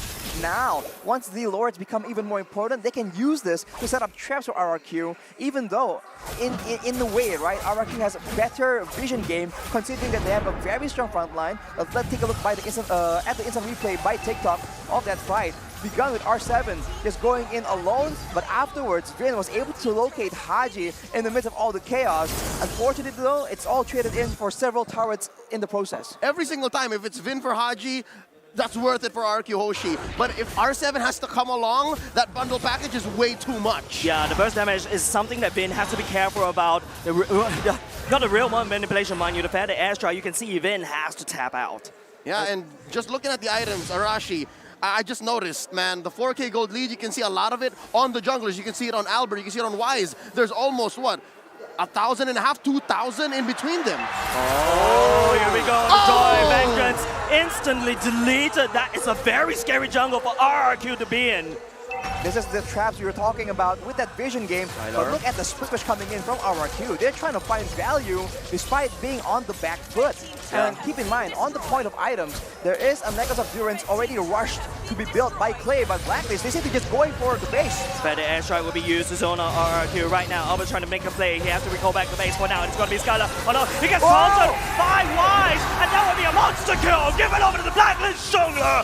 And Blacklist right now, they're in the fight. What can you do when you don't have a damage dealer? Wise will say, no more Clay. 1-for-1, Skylar for Haji, and just like that, Blacklist makes a beeline for the Lord. Arashi can RRQ contest. Without Skylar, it's going to be a very tough process. He is the main damage dealer for the BPM members. Unless they can pick off Oheb or Haji, it's going to be very, very difficult, but Albert seems to be trying to make an attempt. Vin, just check in, and just like that, Blacklist, let's go. It looks like they want to make sure that it's a clean go. They want a full maybe 3v5, 2v5 if they can, but with the way RQ Hoshi are finding Haji and threatening the kill on Oh My Venus, it's not so easy. It's not really easy at all. Skylar could just BMI right in and all try the Blazing Duet, but then there's the Menace, right? Oh My Venus, it's the thorn against RRQ side. This is the difficult part as well. Blacklist, they are content just trading out damage because they have Oh My Venus on the Estes that can allow them to sustain through most of the damage. The same thing cannot be said for RRQ, who have to rely on a Cult Altar, right? A more decisive use of an ultimate to try and gain advantage. Vin can sustain with the shield and the healing coming in from the passive, but it's 1 compared to 5, and for Blacklist right now, they have all the map pressure in the world to work with as well, but right now, Albert is the one that's far away from this Lord. They might just rush it. Different airstrike going in at the same time. It's going to be the Lord that will be forgotten about both of these two teams. The call already committed, but that's the damage coming off from Clay. And R7 will be able to find the backline. Will be zoning everything away. Wise will be down. Oh, trying to actually do something, but won't be able to do anything for now. R7 trying to zip his out. The ultimate was already activated for now. And Albert, he came in for the assassination. And that's the jungler gone. The jungler advantage going to RRQ. Oheb for Vin was a good trade, but now Skylar. it's all going down. No, that's not a very good sign. RRQ does have the Retribution battle right now. Stop the Blacklist trying to make something happen. They need to try to land the Retribution at the very, very right time. He has the Retribution and he gets the Lord. The baby alien scores it, and you hear the kingdom roar. RRQ running away. Edward and Oh My Venus trying to look at least for a trade on the map. Blacklist still with a small lead, but RRQ Hoshi scores a Luminous Lord. They have caught up, and man, the building literally was shaking at that Lord take. That was way too close for comfort, and now Blacklist make a play for the purple. It does seem like Clay will be able to secure that buff, but now we have a bit of downtime, and let's talk a bit of the items yet again. Glowing Wands have been purchased by the side of RRQ, knowing that there's just way too many big dudes on the side of Blacklist International. But on the other hand, look at Haji. That's a lot of burst damage, Divine Glaive as well, and with the truncheon, there's a potential for an outplay to happen here. RRQ need to be very careful in calculating how long the cooldown is on that item. Oh, I think they have eyes on where Edward is. Haji pops a Feathered Airstrike, pushing away Vin. And this is what's so hard when you're Blacks International, right? You have to manage the waves because Albert's much, much faster than a majority of you. And then now you have to play honest. So far, Blacklist International have kept a small lead, but now RQ Hoshi, they've done so well to recover. The map is blue. I think it's the other way around. It's RQ that's a little bit behind with the goal lead. They actually slowly claw all the way back, but it's going to be R7 getting a bit of damage for here. Wise in the thick of things. It's going to be Oh My Venus slowly healing up Wise. Blacklist International, they defended their throne for now. This is the limitation of this team composition. Sure, it's a lot of damage. Sure, in a big fight, it has so much combo potential. But when you're up against a Farsa, there is no high ground, and there is no marksman to try and whittle down these turrets. So RRQ will be very, very reliant on winning fights with the Lord, and then using the Lord to crack open the base of Blacklist. Now, knowing this, Blacklist can very easily adjust and look for traps, opportunities, and loopholes to try and punish RRQ. Wise playing with fire. R7 comes in. R7, Haji has to fly away, but it's going to be R7. Activated opening his way. He's all the way in the back line. He's launching alone. Clay manages to touch go out there just in time, but it's going to be Almighty is actually desperately healing. The fight is using the mid-lane. Element fighting. But he gets haunted. Wise, unstoppable, unkillable. Scala and step out. Haji manages to take down Elvin as well. Elvin is not going to allow her to run away. OM is there to slide down Clay. The only problem is they left that wave up top. But again, a man down is a man down. Albert, 30 seconds away from spawning. Can he make it to this Lord fight? Are they going to start it immediately? They can just go for it if they really want to try and deny Albert, but that's still a risky play against RRQ's composition right now. They seem to be going for that mid-base target. Yeah. But look at Clay, he's looking for an opportunity. This might be a disaster for them. Ohab going in. Clay was actually going to activate the Shadow Stampede just a little bit, try to zone it away. But Blacklist just continues to love to have that mid lane. And now RRQ's base cracked open. That's permanent damage in mid, something that RRQ constantly have to tend to. And that's what Black is avoiding. That's why they sent Edward back home. That's why Haji's paying attention to top lane. And Lord is a clean 5v5. I think RRQ just need to execute the fights cleaner here, because earlier there's a lot of burst damage, there's a lot of potential, but when you funnel in one by one like that, it allows Blacklist to deal with the threats individually. Whereas if you come at the same time, the Fanny, the Hilda, the Faramis, as well as the Claude, they have to actually ration out their crowd control, and maybe one of them will pull through and be the deciding factor for RRQ Hoshi. Yeah, so they have to be very careful. Something tells me there has to be some specific way of cascading your skills for RRQ Hoshi to get it right. Now, Vin trying his luck. R7 coming in with an angle. Vin eventually wants to fight as well. The counter activated at the same time. Haji is better as trying to provide some high ground, some protection for Blacklist International. They shove RRQ out of the team fight. Just didn't work out. Now Edward on R7. Let's see the relentless one, not letting go. Team captain, always pushing forward, leading with boots on the ground. This joy, 4-4 and 6. That is the KDA of a true warrior. R7 wants to force the issue. And look at that wave down bottom. It's a huge wave, and R7 is pushing it out again, but Blacklist react almost instantly. R7 can flank right here. He does have a Divine Blade. That's a lot of damage available. Vin will be the one that falls. It is going to be the Giant going in the back line. Oh my Venus! He's actually trying to kill, but will not be able to do so. I think there's one fall. There's no damage at all, but it's not Blacklist anymore. RRQ, they will try to force this fight. Oh my goodness! The Queen will fall, and now RRQ full control of the map. That was the exact order that they were trying to pull through the past 5-6 minutes. That's it. And now RRQ are threatening an inhibitor push. It's going to be an inhibitor push right now. It's going to be Vin that's absorbing all the time. It's going to be cracked open from top side, but Edward goes to fall. It's way too much for the RRQ. Blacklist, they need more time. But RRQ, they're not going to give any more time. This is game number 1, ladies and gentlemen. It's going to be Wise definitely trying to hold, but there's so many people beside RRQ for now. Blacklist, they need to do something. What is it? Going on? Not a good idea. It's RRQ. Takes game number 1. Oh my God. The King of Kings draw first blood here in Tennis Indoor Sinayan. 1-0 in a best of 5. That match did not disappoint, ladies and gentlemen. The Kingdom roaring. They ask for more, and just like that, we've reached an all-time high PCU for M4. That's 3.1 viewers all around the world. That is insane, man. You don't want to miss it. This is the match we've been talking about, and this is why. Action-packed gameplay throughout the whole game, and even then, you can still see the adaptations, the itemizations, the tactics being displayed by both these teams. Let me tell you how close this match is. For like good whole 10 minutes, the goal lead is like what, in the 3 figures. After a while, Blacklist gained like 2.4k gold lead or something like that. And then RRQ, they found the right moment to scale out of control. And again, these two teams have been problem solving all throughout that close to 20-minute match, right? They've been figuring out how to engage, what works, face checking. Again, R7 did so much for his squad, and eventually they found the formula. Blacks International crumbles in the pressure of R7 and Vin, pushing forward constantly. And yes, they found Skylar several times, but in the end, all it took was one wipeout. the 1v5 was almost gonna work, but that was what, 3 or 4 seconds short.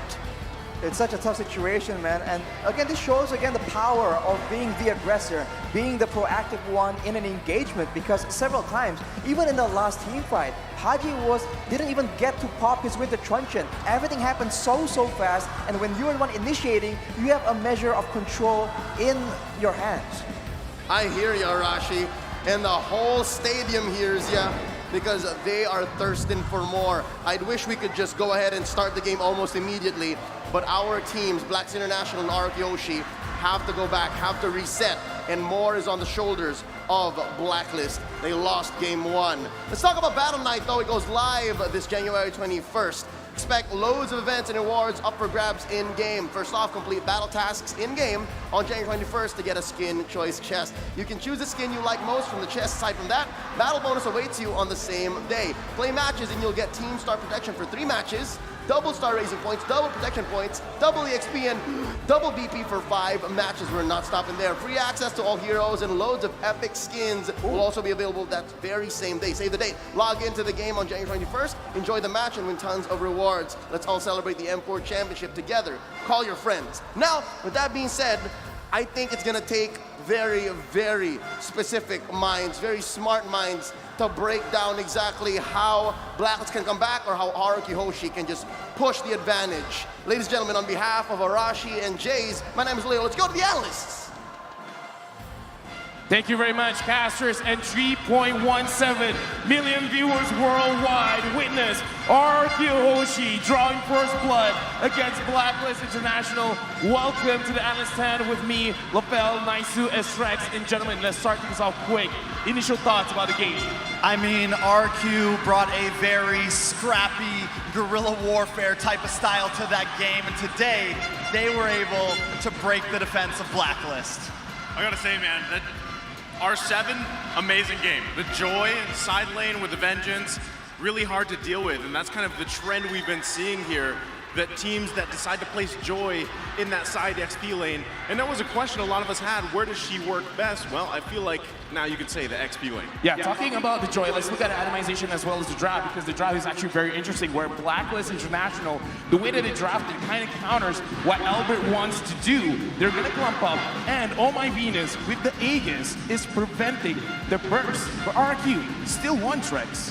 I mean, something to really point out here, Clay with a full damage build here. Not only that, R7 as well, building a decent amount of damage, even some penetration there. And I mean, this is the thing. They were able to just shred through that typical Blacklist bulkiness, and they were able to build this much damage because of Clay with that Cult Altar. It gave them just enough survivability to be able to last long against Wise and against Venus.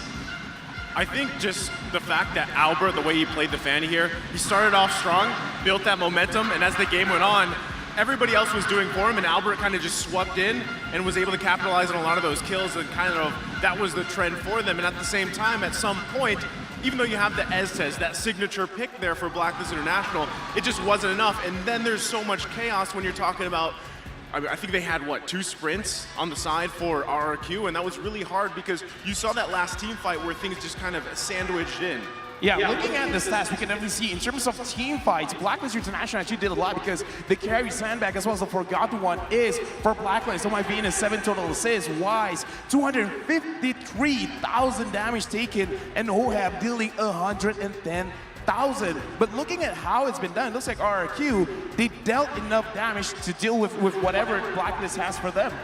I think something very important to point out here, though, is Skylar being the rich guy here. And in the beginning, we saw Albert, of course, popping off, right? But towards the end game, it started to shift to Blacklist, but eventually, Skylar comes online and is the determining factor in that final shred. And I mean, as a whole team, we saw the team fight participation. they all did a great job. Honestly, talking about Skylar as well, something we didn't talk about is the corrosion side on the Claude. But before we talk about that, we gotta look at our MVP, where honestly, anyone from RQ Hoshi deserves the most valuable player. But here, we gotta call for R7, the MVP with the EXP Lane Joy. And talk to us, Naisu. What about his MVP performance? Again, man, this was a crucial component to their success because, like Trex mentioned, there was a point where Blacklist International had a great lead. I mean, they almost had a point where they could have marched into the base of RQ here, but R7, the fact that he was able to create chaos in the back line of Blacklist International was really hard for them to deal with.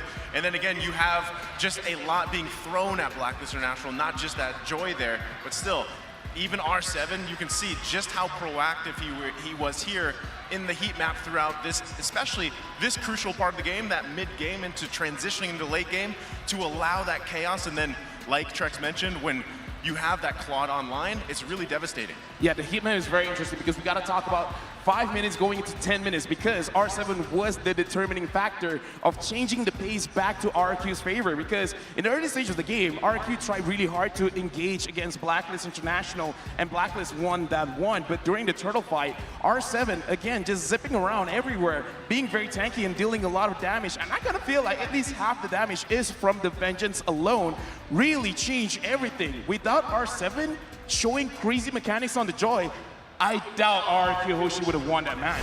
Yeah, I mean, I feel like every player just played it textbook, and from the beginning, this is about, what, 5 minutes in right here, we already see how R7 able to get into that back line, and if Albert can't finish it, R7 will, picking up that kill onto Oheb, another one goes on to Albert. I mean, all around able to spread that kill distribution and make sure everyone gets their items in. I mean, that's the thing we're seeing, right? There was a very tanky, sustainable lineup that Blacklist International had, and RQ knew that. And as they transitioned into the game, it was like they were whittling down those health bars. They were getting through that armor, that kind of front line, and things just started to fall in place for them time after time. Looking at the highlight, I want everyone to pay attention because Blacklist International as well as RQ Hoshi both had amazing drafts. And honestly, both drafts kind of counter each other. So in this best of 5, looks like what we got to look out for is definitely the execution, because RQ Hoshi should not win against Blacklist International lineup because they're denying the win condition from RQ, and yet they played around it because, sure, you guys can sustain, you guys can heal a lot with the S's, but as long as we wait it out and we re-engage, they could deal the best. So I kind of feel like in all of the best of 5s, we got to look at how the team fight is approached. I mean, today I feel like the unstoppable force met the immovable object, and right now the unstoppable force is winning one game. Moving forward, game number 2. Will Blacklist International answer back with a victory, or RQ Hoshi will continue? Trex, Naisu, LaFell, it's an amazing game for us to watch. We've got to pass it over to the casters.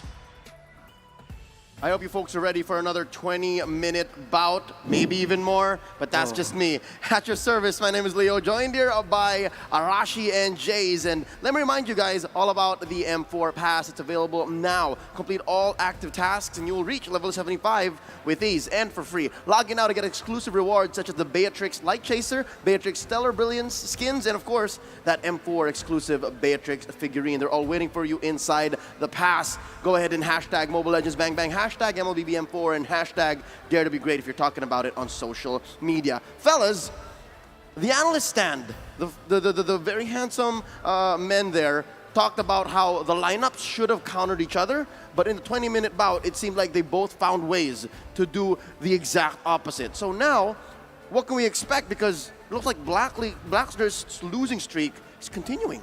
I think the most important thing is that for a certain period of time, RRQ was a little bit behind in the damage department. It was constantly denied by Oh My Venus, right? But then, somehow, somewhere, when the item starts to slowly build in, it is, Blacklist that lost that momentum in terms of the damage, and then allows RRQ to just scale out of control because Skylar is just so amazing with that Claude.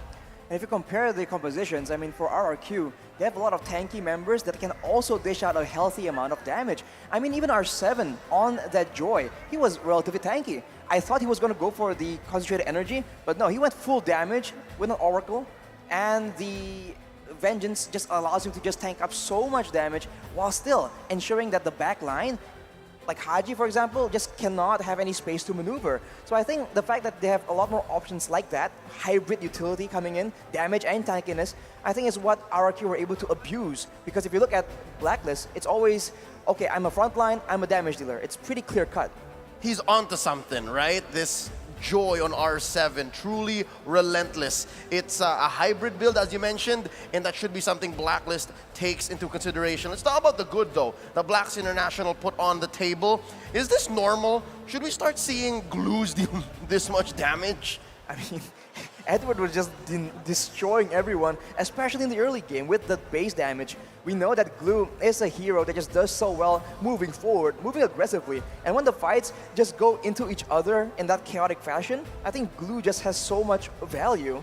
But of course, that's only if the fights get that messy. So it's a good pick for the right situation. I think personally, right, as a marksman main, right, myself, I wasn't expecting OHEP to do so much damage on the Brody. Usually the Brody was the one that, I see turrets, I take down turrets, ooga booga, that's all I do.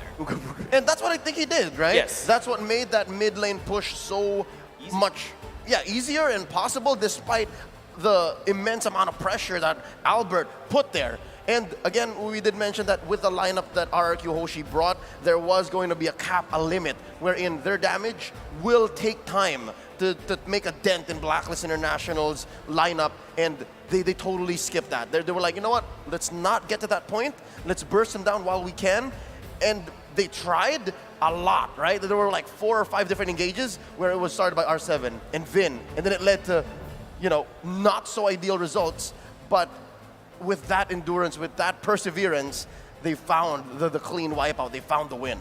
I mean, it just seems like composition-wise, right? The fact that there's so many quote-unquote assassins on RRQ just means that inevitably the backline of Blacklist will be targeted, and this is the quote-unquote weakness, right? If you go front to back, if you try and just fight, you melt down the front lines, Blacklist has such a solid composition that can do a lot of damage from behind and still tank up so much damage with the beefier members and the healing from the Blessing of the Moon Goddess.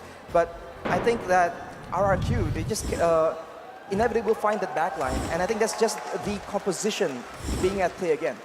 I'm hoping that these two teams are revitalized much like the stadium, because, ladies and gentlemen, we're about to go into the draft. Game number 2 almost upon us. Let's start with RRQ on the play, banning out the Kaja, the Benedetta, and the Eve, with Blacklist International taking out the 1-1, the Franco, and of course, the Joy. First pick here, gonna be that carry. Arguably the best marksman currently at M4. Yeah, the best marksman again for 100% pick ban raid, but it is RRQ Hoshi stating the statement, I don't care about your glue. And in fact, Blacklist International, if the first thing doesn't work, I'm gonna try it again. That's insanity. This is so Blacklist. We've seen it time and time again. It's worked for them. The results will speak for itself. They again pick up the glue and the Farsa, much like they did in game 1. I mean, with this glue going up against a carry, it's going to be such a difficult time. Early on against a Claude, maybe it's easier, but carry is built, is designed to deal with big HP targets like this glue. And on that note, Justin has a quote here. Advice to RRQ Hoshi against Blacklist? Nothing. They already know. Ooh. And they showed us, game 1. Yep. That's how you do it, but it looks like there's more in the bag. The answer from RRQ Hoshi, it's very different from their initial draft from game 1. They pick up the Lapu Lapu and the Valentina, which was originally a Fanny and a Hilda, so it looks like they're flexing. They're showing how deep their pockets are. Coach Arcadia, Coach Achil. You know, Leo, it feels like we're watching a rematch from game 1, right? Like the fact that Blacklist has already drafted exactly the same thing. But I hope the last 2 picks will surprise us, right, Leo? But Arashi, looking at the draft coming out from RRQ, are you expecting something like a Fanny to come back up again? But I think it's up to Blacklist International to ban that Fanny away. I feel like if Blacklist does not secure any particular counter to these mobility heroes, there's no reason why RRQ cannot pick up another assassin. It worked so well, especially because Blacklist is just so reliant on that backline, as we mentioned before. So they've banned away the Joy. If they don't ban out the other potential assassins from Albert, like a Fanny for example, or maybe a Hayabusa, there's really no reason at all. So I assume that with what happened in game number 1, Blacklist will try and get some stuns, some locks to ensure that Albert gets under control. At this point, it's not even up to RRQ anymore. This is Blacklist making the right calls to try and make up for what happened in game 1. This is what they do. They constantly try to push a strategy until it doesn't work, until it's over, and hoping that it doesn't come to match point, because again, it sucks when somebody tries the same thing over and over again, and now at least they're making these adjustments, right? They're banning out the Fanny, they banned out the Ling, which they previously did not do. It was previously a Kadita and a Harith, all the while RQ Hoshi, they're doing the same thing here. They're taking out the Barats. Might this be the Baksha again? I think it should be the Baksha. I mean, like, if Blacklist International is going into this game number 2 again with this exact same game 1 draft, if I were the coach, I'm gonna just go ahead and ban the Barats as well, because I don't want to really have. Oh, wow, okay, they're gonna leave it open. They're gonna ban Aldous instead. Was that so clear from the get-go? Or were they so sure that, all right, I'm not sure if it's Arcadia or Achille who goes, they're gonna go Aldous. This is a throwback to Season 8. Take it out. Maybe they feel like when the chips are down, Blacklist will default to something that always works, right? And this Aldous pick is just really, really solid. But another pick that we've seen quite often right now is that Granger as well. I wonder if that will be put to use, because when you talk about kiting, there is a possibility that they will try and utilize that tool. The Granger might not have to come up because Oheb is their marksman, right? And I think there was something to the whole Fredrin in the front, Estes and Farsa in the back. So I think that's where they'll adjust. Yep, behind every strong jungler is a strong supporter. That's basically the statement coming out from Wise and All My Venus as well. Wise being the front line to tank all the hits, whereas All My Venus just heal him out of control. That's basically Blacklist International strategy. That is their brand, right? Right, and now for RRQ, they require something playmaking heavy hero, because right now with the Lapu Lapu and Valentina, they can try and make an engage, make a pickoff, but obviously if they have something more reliable in their arsenal, that'll be great, and the mobility for sure, it's going to be Hilda again, and that's that Lancelot, man. Talk about mobility, get ready for Albert's Lancelot, man. We're in for a treat. That's a classic. Yeah, man. I mean, almost synonymous with his name. Baby Alien picks up the Lancelot, and Oheb picks up the same hero. So I'm guessing now they've learned a lot from game 1. Could this be the lineup? Again, it feels like it's deja vu, but could this be the lineup that breaks Blacklist's losing streak against Indonesian teams at M4? It's crazy because it's the same exact lineup. Literally! Literally the same exact lineup. I guess they did find moments of success, and they probably feel like it's all down to execution, right? Both teams were flexing their quote-unquote mechanical skill. So I think Blacklist is thinking that, okay, this time we won't make that mistake. We'll be more prepared. We've seen it once, right? And they'll try and match it again. But of course, as Jace has been talking about, the drafting phase is so important right now. I don't think they can really afford to just go with the same draft again. I feel like Blacklist International is just putting out a statement there. There's nothing wrong with what I'm doing. It's about the bans. Banning away the Fanny, banning away the Ling, banning away Joy. That's something that they did going into game number 2. There's a little bit of flexibility right there, but the Lancelot game though. Oh yeah. We're going to be throwing over to our Bahasa counterparts as we march into the land of dawn. But for you guys watching at home, welcome. This is game 2 of Blacklist International versus RRQ Hoshi. Look at this mirror start here. Baby Alien, Albert starting here as well, Wise. So again, we can expect the early game to be very similar? I think so. Both teams will just be trying to get their mid lane shoved in, get the jungle to start rolling, and now Lancelot against a Fredrin, right? Lancelot is very strong, a lot of output potential, but nowhere as oppressive as a Fanny in the early game, nowhere as much mobility. So maybe Blacklist can get a bit like a foot in the door right now to ensure that in the mid-game, they can actually get more success. Oh, my Venus already using the Aegis right off the bat, but I think it should be just in time for the turtle fight, right? But it's going to be a Blacklist International, right? Moving towards the gold side of the map. You want to make sure that Scarlet doesn't get the farm, make sure that Oheb gets enough pushing power. Oh, the flicker from Haji there, so that's off timing, at least for this first turtle. But then again, if game 1 is any indication, they're going to take their time with this turtle. I'm expecting at least maybe a purple delay play from Albert, and again, Wise is also taking his time, so we'll see if that timing falls into a place. 30 seconds until this first turtle spawns. That 1v1 between the Glue and the Lapu Lapu, we've seen it so much here at M4 so far. I'm thinking, what's Clay to steal? Oh, Albert coming in. No, I don't think there's anything you can do. Haji just go into, pigeon form, just fly away. Doesn't really matter. He doesn't really care. Doesn't really care, but right on the top side, you can see RRQ pressuring the other side of the lane to try and make sure during the turtle take they have a lead. But even R7 now already very dangerously low. But Clay gets smacked with the Appraisal's Wrath. That damage though, I wasn't expecting that. I was like, okay, I think he should be okay. Clay was playing with fire there. I mean, if you were standing in front of Wise to get enough stacks to trigger Appraiser's Wrath that quickly, oh, this Lord is just free for Blacklist. There seems to be a free Lord. Turtle. Turtle. We're jumping the guns right here, ladies and gents. Exactly. Deja vu, that's what it does, right? Deja vu. We're ready for that late game already. Unfortunately for both teams, the jungle has been relatively safe, but I have the feeling at level 6 or 7, that is about to change. Both teams understand that in the mid game, they have their own relative weapons in this fight, right? Blacklist has sustain and RQ has burst damage, so we'll have to see how the execution plays in, as Edward actually disrupts Albert yet again. Oh. Haji going in for the airstrike, gets cancelled by Bin for now. It's going to be Bin that got stuck on 3 people, but Bin will not be able to survive for now. It's going to be Clay leaning up towards, I'm not sure what he's going to do, but at the same time there's a fight happening out and actually using the Panda execution to drive on away, but Edward will be able to follow him. 2v1 here, Agent Zero walks away with impunity. No punish from RRQ Hoshi. Blacklist already 1,000 gold ahead here, 3 minutes in. A lot of outer church shields here taken out, so that means gold for Oheb up top. 3v3. Who's going to engage first? Oh, both are skittish to do it. Both are skittish to do it because I think both don't really have a solid engage tool. Right now, it just seems like that is the play being made by Bin. Oh, that's a lot of damage coming up from Bin. At the same time, it's going to be, my Bin is actually healing. The Tornado Power Memory doesn't do any damage from the side. Oheb at the same time. Oheb will actually try to push forward. But he's not going to have Bin more than he could chew. He has to fall for his greediness. The Filipino sniper gets punished hard there. Arashi, you were saying. The Blessing of the Moon Goddess getting stolen by Clay allows them to sustain through the Feather Airstrike, and afterwards, it's just too much greed, but it's going to be the same story from Blacklist.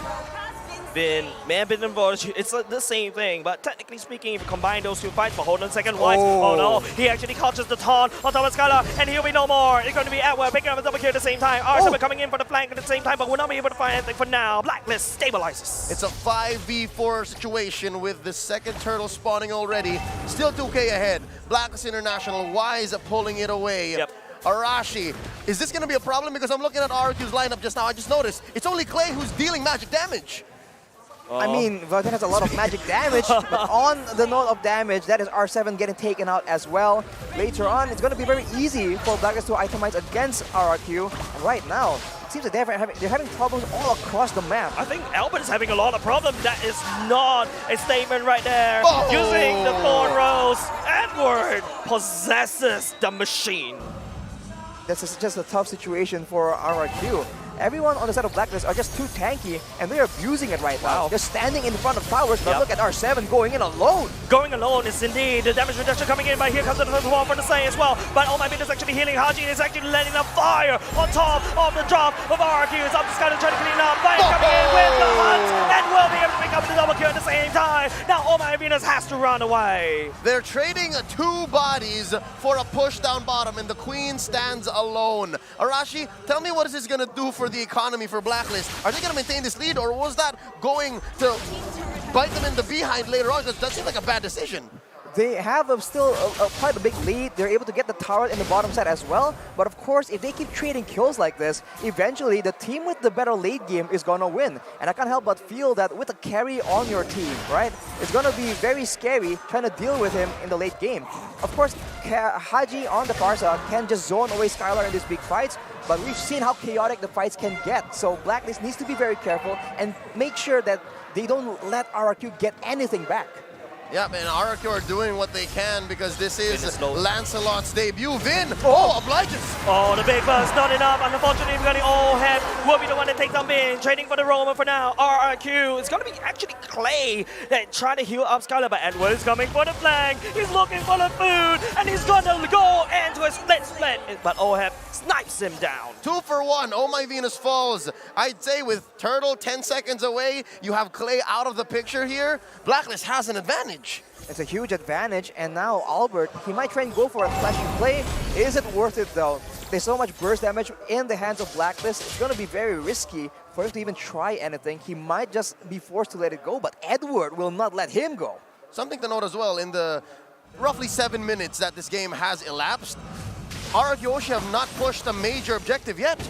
A lot of damage coming over to Edward. He's just really trying to breach his first skill at the same time. Wise Horns going in. Albert was not able to find any form of entry, but Vin may be the one to be able to do that. But at the same time, it's going to be Oheb actually take down the top side as well. Edward just really trying to time. He goes into space as well, but runs into Edward as well. Haji, he's flying over, but not in just in time. The turtle will still get secured by Blacklist, but that's not enough. R7 looking for the engage. Wise, it's going to be a slow little collapse coming over Blacklist International. Haji, better airstrike going in. Oheb snipes down Clay, and they're trying to push mid lane. Maximum range, torn apart memory there from Oheb, popping Clay wide open. They're gonna convert into, is that a, that's, yep, that's grab a steal. that purple, he That's stole steal. it. Purple stolen by Wise, and of course, we saw earlier the turtle was stolen as well. This is a disaster coming in for RRQ. They seem to be just losing their way. They have no idea what to do, and Blacklist are just getting stronger and stronger, and with the range available, torn apart memory and feathered airstrike, RRQ, they're in a difficult spot right here. This is literally Blacklist telling me, hey, I'm not the problem, you're the problem. I'm banning away your fanny, I'm banning away your leg. My composition is solid. This is that statement. Yeah, no, they've converted these Ube engages into map presence, into siege balls for Haji and Oheb. Again, the Brody has to clear waves the old natural way, right? But with Oheb, again, as you say, Ooga Booga, I wreck turrets. That's what they've been doing here, which resulted in a 6K gold lead 8 minutes in. That's the macro play we've been talking about. RRQ, they don't only lose the objective, they lose members taken out by Blacklist, and they lose the turret on top side as well. And Blacklist are trying to push the tempo here, trying to make sure that the jungle is not safe. The pincer in, going in for the back line at the same time. Oheb is actually trying to peel, but here comes the heal coming up from Clay. And also, oh my goodness as well. It's going to be Haji. Flicker right into bad spikes. The Fed actually will be able to take down one member on the side of RRQ. It's going to be Wise to take down Clay at the same time. It's an unfair trade in the favor of Blacklist International. 2 for none, and boy oh boy, they have eyes on this mid lane tier 2. Lord, level 1, 10 seconds away from spawning. I must say, I love Clay, right? But I love him more when he's playing heroes with massive range. He made the Farsa work earlier. He had the range advantage. He knows when to hook. But with the Valentina, you have to be in your opponent's faces. And if you're facing off against Blacks International with 7K ahead, it's not an ideal situation. If you're a squishy character right now, no, the fight. Oh, the fight ensues as well. Vin managed to catch Haji for now. It's going to be, oh my goodness, to take out R7 at the same time. The damage coming up on Oheb. The door, the bomb memory coming out. We'll be able to input Vin into a body bag. Arashi, you were saying if you're squishy, this is what happens right here. Exactly. Burst damage coming in from all directions. Even Edward can delete you if you're too careless. And if you're now Clay and Skylar and Albert, they are all squishy and they are powerless to try and stop Blacklist from taking these objectives. Did you see just Wise soloing that Lord on his own? I did. I mean, it was off cam. It was on a small little screen, but yeah, I did. Yep. The world did.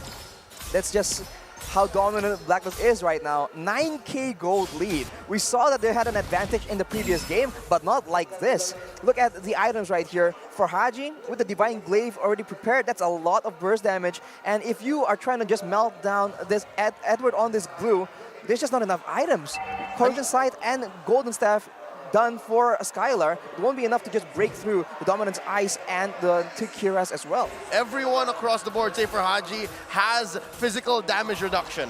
So that's why RRQ Hoshi's engages are all the more, I guess at this point, trivial. It's so hard to define the finish. I think the biggest problem is that if you take a look at Clay's items, right, that is not a very good item if you are a Valentina. Right now, Clay needs to try to steal the fair airstrike because Haji could always walk up and just basically zone it up, and here he goes. It is going to be RRQ that's really trying to defend. Skylar at the bottom side clearing it out. The Lord is actually getting killed off very, very slowly. Skylar putting on some damage. Blacklist, they touch and they go. They've already taken the prize. Good news, bad news. Clay has a feathered airstrike right now. Yeah. Bad news is they're inside their base, so they can only really take advantage of it. It's a win-win for now, but if Blacklist can find that engage again, Wise has been their initiation like this. And there we go. The Feather Airstrike going in at the same time. It will not be able to control. and crowd control and deny. The better airstrike is going to be Blacklist taking down the bottom lane turret at the same time. 4 member left. It is going to be Wise leading the pack, trying to charge. Albert trying to look for some play right here to sing, but not being able to find anything for now. Oh my goodness, actually going in with the ultimate. Desperately, Blacklist is in a portable fountain.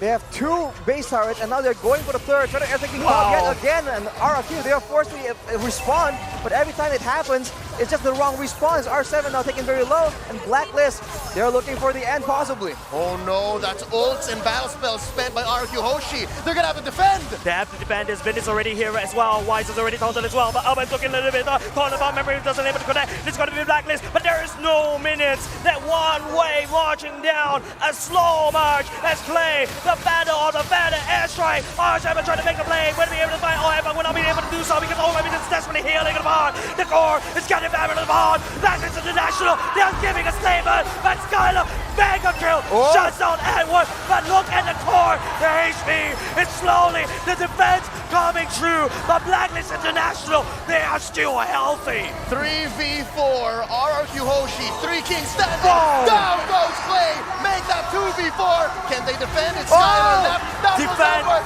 it's just Skylar. It's just Skylar and RRQ, Blacklist International takes game number 2. The curse has been broken, the streak ended.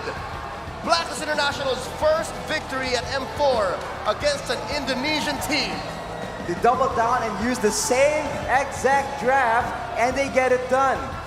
As you mentioned, Leo, just the bans have so much impact right here, and they have shown it. RRQ, they try and do the same thing, but they do not have the same tools. So they are expecting the same kind of result, but they are in for a rude awakening. This is pure insanity, right? Like it's like trying something, they're trying the same thing again, but expecting different results. It's insanity. They found a way to force RRQ Hoshi into this lineup. Again, taking away key heroes. No more Joy, no more Fanny. And in the debut of Lancelot on the world stage this year, it resulted in a loss. So this is a result of that insanity. This is a result of Blacklist International sticking to their guns and forcing RRQ Hoshi into this draft, into a Game 2 victory. Now with that being said, before we go throw it over to our analysts, I'd like to remind everyone of the M4 Pass. It's available now. Complete all active tasks and you will reach level 75 with ease and for free. Log in now and get exclusive rewards like the Beatrix Light Chaser and Stellar Brilliant skins, and of course the M4 Beatrix figurine. They're all waiting for you inside the pass. Use the hashtag Mobile Legends Bang Bang, hashtag MLBBM4, and hashtag Dare to Be Great when you're talking about it on social media. The M4 Battle Night goes live on January 21st. Expect loads of events and rewards up for grabs in-game. First off, complete battle tasks in-game on January 21st to get a skin choice chest. You can choose the skin you like the most from said chest. Aside from that, battle bonuses await you in the same day. Play matches and you'll get this. Team star protection for 3 matches, double star raising points, double protection points, double EXP, and double battle BP for 5 matches. We're not stopping there. Free access to all heroes and loads of epic skins will also be available that same day. Save the date. Log in on January 21st and enjoy the matches you'll be playing and win tons of rewards. Let's all celebrate the M4 World Championships together. Call all your friends. It's a faster matchup, and again, we did not expect Blacklist to do so well against RRQ Hoshi after their loss 20 minutes into game number 2. What's the reset going to be like for RRQ Hoshi? I think RRQ just need to relook at that Lancelot, right? I think giving Albert something that's very comfortable, but it's Blacklist's game to win in that particular game number 2. And with that being said, we'll leave it to the analysts. Tell us what you think. Well, what we think is the biggest question mark here. Same picks, different band, a world of difference. To talk about it, my name is Lopel, Naisu, as well as Strex. Guys, what do you guys think about the draft? I mean, I'm really wondering, was game 1 just a test to see if they could withstand the Fanny in future games later on in this event? And the test was proven, maybe they can't. So the question all reminds us, why did they ban the same well, why did they pick all the same things? Because I think those are the picks that they believe are exactly solid. And it turned out it worked against that draft. I just think, I mean, looking at the draft, yes, it's the same for Blacklist International, and we talked about it earlier, right? They took out the Joy, they got rid of that, and they also took out the Fanny from Albert, and I feel like that was critical things here because it was a lot harder for RRQ to get in range Yeah, I think that is kind of like the biggest thing we got to talk about, because right now, looking at the items, I kind of feel like everything is in order. I want to talk about the range difference between Blacklist International as well as RRQ, because R7, 0, 4, and 3, he was the MVP just now, but he could not catch up to Hoshi. Again, I think the biggest part here is, like you said, the range. Every time you saw R7, maybe even Vin, try to cut them off, try to jump in there with the bravest fighter, Hoshi, all he had to do was fly away, right? And then you have that sustain to work with you as well. And just the range. I mean, this time we saw Oheb really pop off on this Brody pick. And at Clay, right, with the Valentina, you've really got to get in range to be able to get the ultimate that you want. And he just didn't get the opportunity to do that. Well, we got to look at the post statistics, because again, we got to look at all the damage coming out, because in the previous game, Oheb, he was the carry, he dealt the most. And right now, looks like it's the same thing, but this time, he's also the rich guy. Yeah, I mean, speaking of Oheb, and you also mentioned range, Oheb also had a very decent range, and if they tried to dive onto him, he's able to hit that second skill, bounce away, bob and weave a little bit, and get that damage down. And once again, 812 gold per minute. That in itself speaks for itself, and he's able to secure that Hunter Strike, able to get even more speed to get his range away. Looking at a team fight participation as well, Clay as well as Skylar, both of these guys try to keep dashing forward to get the kills onto Blacklist International, because in the early stages of the game, both Oheb as well as Skylar were very, very aggressive in securing those kills. But again, one of the difference makers is definitely Oh My Venus with the S's, because Skylar is more punished compared to Oheb. Yeah, I mean, that was the thing, right? The sustainability. This is why we keep seeing that Estes pick.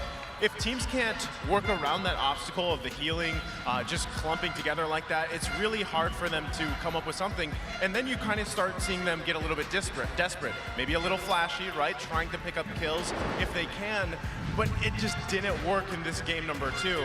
And now we're gonna take a look at the MVP. The MVP has gotta be Oheb, 9, 2, and 6, KDA, almost 80% kill participation, but I feel like the MVP play is that he dashes forward, he gets those kills, he trusts his teammates to always have that range advantage, to always cover for him when he makes a mistake. But it looks like he doesn't make a lot of mistakes. Yeah, only 2 when we look at this, only 2, which is good on a world stage for sure. I mean, and as we said, to me, the build is pretty typical, right? We have the Hunter Strike, we have the Blade of Despair, and then a little bit of penetration to top it all off. Oheb once again just comes in super clean. You know what's cool about Brody is, yeah, you kind of have to dash in to get the marks off, but then you have that really cool effect of dashing away, fade away, torn apart memory, and then you pick up the kills. Right now, I want to look at the heat map, because this is actually very crucial in how the rotations coming in from Blacklist International from 5 minutes all the way to 10 minutes. The way that they move around the map is they dictate which lane is easier for them to win. They're going to stick around, make sure they get at least 2 objectives, which is the turrets, and then once they secure that, they're moving to a different lane. Where looking at this, they go to the mid, and then they try to dictate the gold lane, and then after 10 minutes, they go to the EXP. Right now, we got to look at the highlights in this game to really see what really happened throughout. Well, again, part of this game, they were already jumping in. Look at the lead that Blacklist International has already, right? It's 1-7. They control so much a part of this map. And like you mentioned, you can see, right, RRQ is really trying hard to find those angles, find those moments where they can. But unfortunately, every single time they initiated, Blacklist International just had to pull back, heal up, and reinitiate themselves. You also notice that they focused heavily into that gold lane early on in this game. And as we saw from the heat map as well, Oheb never had to go down. They had faith in Edward. And with this is what gives Oheb that scaling capability in here.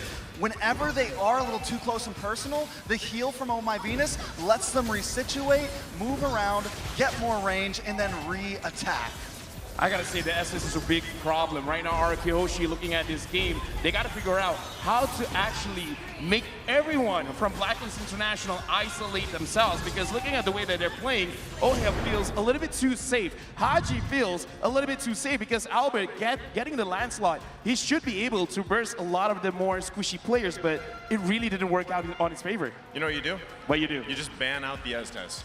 I mean, they ban the Fanny. They ban out the Estes. Sometimes it's as simple as that. Even in Malaysia, we're like, just ban the Estes. But with that being said, we gotta go back to the host, where looks like the host is down here, and they got a lot to say. So, What do you have to say to the audience?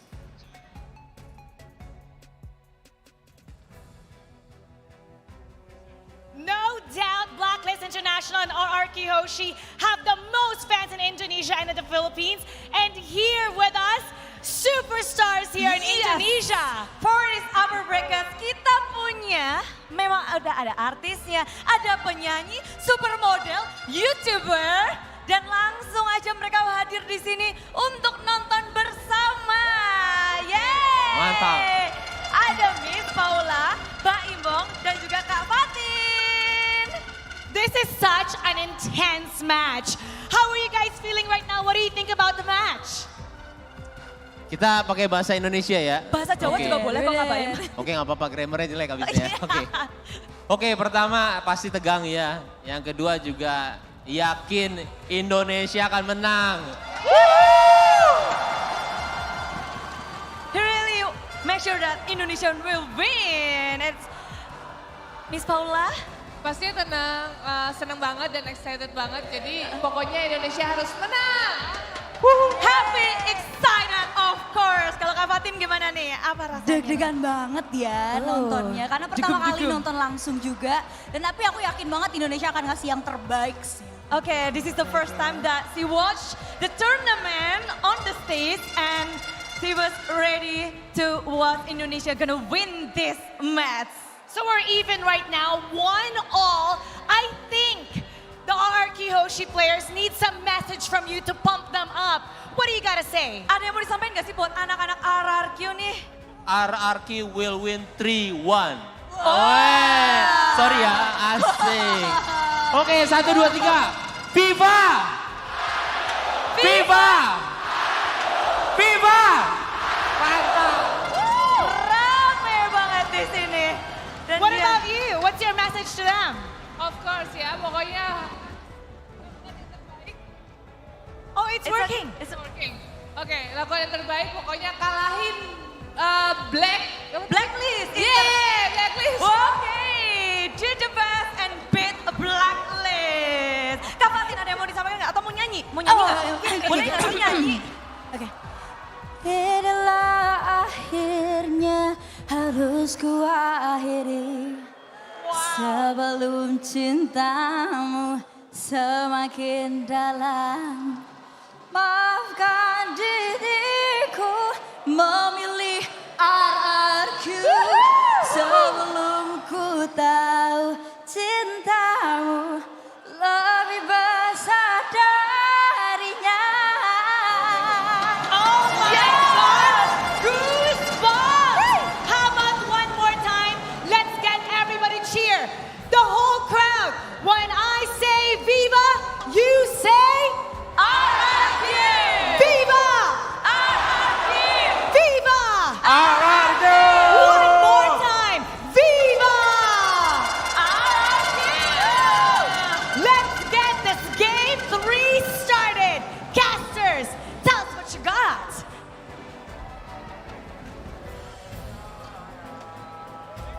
Viva! Oh, sorry, I was supposed to catch that. Yeah, no, I'm still feeling the energy, all right? Welcome back to the desk. At your service, my name is Leo, here with Arashi and Jays. Get the order right, all right? Yeah. And It's we're about Jays to and load Arashi. into game number 3. And with the same draft, Blacklist International has somewhat figured out how to take down and win in their first game so far in M4 against Indonesian squads. And now, with that being said, how will the King of Kings recover? We're about to find out. Let me remind everyone watching about the M4 pass available now. Complete all active tasks and you will reach level 75 with ease and for free. Log in now and get exclusive rewards such as the Beatrix Light Chaser and Celebrating skins and the M4 Beatrix figurine. You can get all of that just by completing the pass in-game. Hashtag Mobile Legends Bang Bang, hashtag MLBBM4, and hashtag Dare to be great. The M4 Battle Night goes live as well this January 21st. Expect loads of events and rewards up for grabs in-game. First off, complete the battle tasks in-game on January 21st to get a skin choice chest. You can choose the skin you like the most from that chest. Aside from that, Got battle bonuses waiting for you. And get this, you can play matches to get team star protection for 3 matches, double star raising points, double protection points, double EXP, and double BP for 5 matches. We're not stopping there. Free access to all heroes and loads of epic skins will be up for grabs that very day. Save the date. Log in to MLBB on January 21st. Enjoy the matches and win tons of rewards. Let's all celebrate the M4 World Championships together. Call your friends. Now, with that being said, Jace, Arashi, I said that right. Thank you. Correct order. I believe with this series alone, we've broken records, all right? Yes. We've surpassed M3. Yeah, man, this is a big celebration, right? Literally, it's something that we could also celebrate together during Battle Night as well. So thank you very much for all the viewers out there showing support. But of course, we will be going into the draw very soon, right, Leo? Yep, the exact number is actually 3.7 million. Wow. All right? We're not even at the grand finals yet. Not yet. Again, we did say that this was a grand finals worthy match. Yeah. And we're breaking records. Previously, 3.19. And already, since after hitting 1-1, it's at 3.7 million. Arashi, this is amazing. This is insane. I mean, who would have thought, right? Maybe in the grand finals we can break some records, but the fact that we're still, well, we're kind of close, but it feels so far away from it, and we're already breaking records. This M4 has been insane, man. Well, this is for you guys watching at home, and for everyone here at Tennis Indoor Sinayan, go ahead, claim this milestone redeem code M4 Dare to Be Great for goodies and rewards in-game for all of you supporting our great sport. Now, talking about Game 3 here, how do you think RQ Hoshi resets? What do? Do they try to take Blacklist off of this lineup? Because it seems like, I mean, if it works, it's amazing. Yeah, I think RRQ right now needs to take some parts of this lineup away. I'm looking at either the glue, either the Farsa, or either the Fraser, because Blacklist International, this insanity cannot be allowed to continue. I mean, honestly, if RRQ can get similar weapons to just dive into the back line, maybe they can still have a bit more of an advantage. And of course, they require a bit of an engage tool, because we saw that in game number 1, it's all R7, it's all flanking maneuvers. In game number 2, you see very little of that. Yes, we did see that Vin goes in from the back, trying to flank, but it's just not nearly enough. It's not decisive enough, right? He doesn't have the speed, the gap closers, the damage that R7 had in game number 1. So if they can get something similar, they can go for it again. But unless they can do that, I think they should try and adapt and do something different. Pak Maslimta, I agree with you, all right? That's about 100% true, because watching game 1 and game 2, you had R7 on the Joy, Hilda on Vin, and that was already enough to break the Ube. Here in game 2, there was almost nobody trying to break the Ube, if anything. So going into game 3, that should be key. Again, a quick recap of how game 2 went down. Skylar was doing a lot on that carry, but only so much, right? I mean, Clay dealt more damage, good AoE. On the other hand, Oheb, this is when Ube works its best this way, when Oheb can do everything he wants for free, rough shot. I mean, just so much damage, and he is so secure because he also has that very reliable self-peel. And in contrast, you see that RRQ, their main damage dealers kind of struggle to match that kind of performance. Even Albert has just such low damage here. He dealt less damage than R7. So clearly, something needs to change. He needs a bit more backup, or he needs a bit more utility, some more tools to try and enable him, because given the right circumstances and the right tools, we have seen that Albert's Lancelot is just insane. Yeah, but I was kind of a little bit, I was expecting more, not gonna lie, because Albert, known for his mechanical skills, known for all these flashy Albert plays, known for all these Lancelot plays, right? But it just fall flat, and as RRQ being a very momentum-based kind of team, and then getting beaten by the same exact draw by Blacklist, I don't know what to feel about the mental, man. Yeah, and if you're speaking about mental, I believe that's one thing that R7 may have over Edward. As much as I love Agent Zero, the relentless one, team captain for RQ Hoshi, it doesn't show on stats. You can't put a number on how relentless someone is. But if it comes down to engaging, that's what R7 has over Edward, despite Edward having the numbers advantage. Right, R7 is just a lot more dynamic. This is something he's already infamous for, just showing up behind you out of nowhere, and it's something that RRQ just puts to good use every single time. It's part of their core identity right now. But on the topic of Albert's Lancelot again, Jace, I think it's just very difficult because we already mentioned, Leo, early on that there's very limited amounts of magical damage coming in from the squad of RRQ. So you saw the items coming in from Blacklist International, and they all itemized for physical defense, and that just shuts down Albert completely, because in the early game, on an assassin, if you don't have enough penetration, then you can't burst anyone down. And at that point, you're chasing, right? You're a step behind. Yep. Because you're solving a problem that's already present. Now, what I'm thinking is, are there enough junglers that are magic-based that maybe Albert can pick up, that plays to his advantages? Can the baby alien get a hero that will still fit the bill and do the job for RRQ Hoshi? Joy jungle? But it was banned. Yeah, or it needs to be counterpicked. Guinevere? Oh, no, don't give RRQ Hoshi ideas. Too spicy? I think it's a little bit spicy, but I think that could be because of the flicker buff recently, right? Because Guinevere can have more range right now, but we gotta go. Yeah, we're seconds into game number 3, and everyone here in Tennis Indoor Sinayan can't wait. Things are about to get gila bangit, because of course, if it's the King of Kings versus the defending champions, how can we expect any less? It's RRQ Hoshi still remaining on the play while Blacks International remains on the red side. There's the Benedetta, there's the Farsa, taken out by RRQ Hoshi as well as the carry, while Blacklist takes out the 1-1 and the Franco, expecting maybe here a Joy. Should that be their priority? They have banned the 1-1 and the Franco twice, the first and second game. Yep.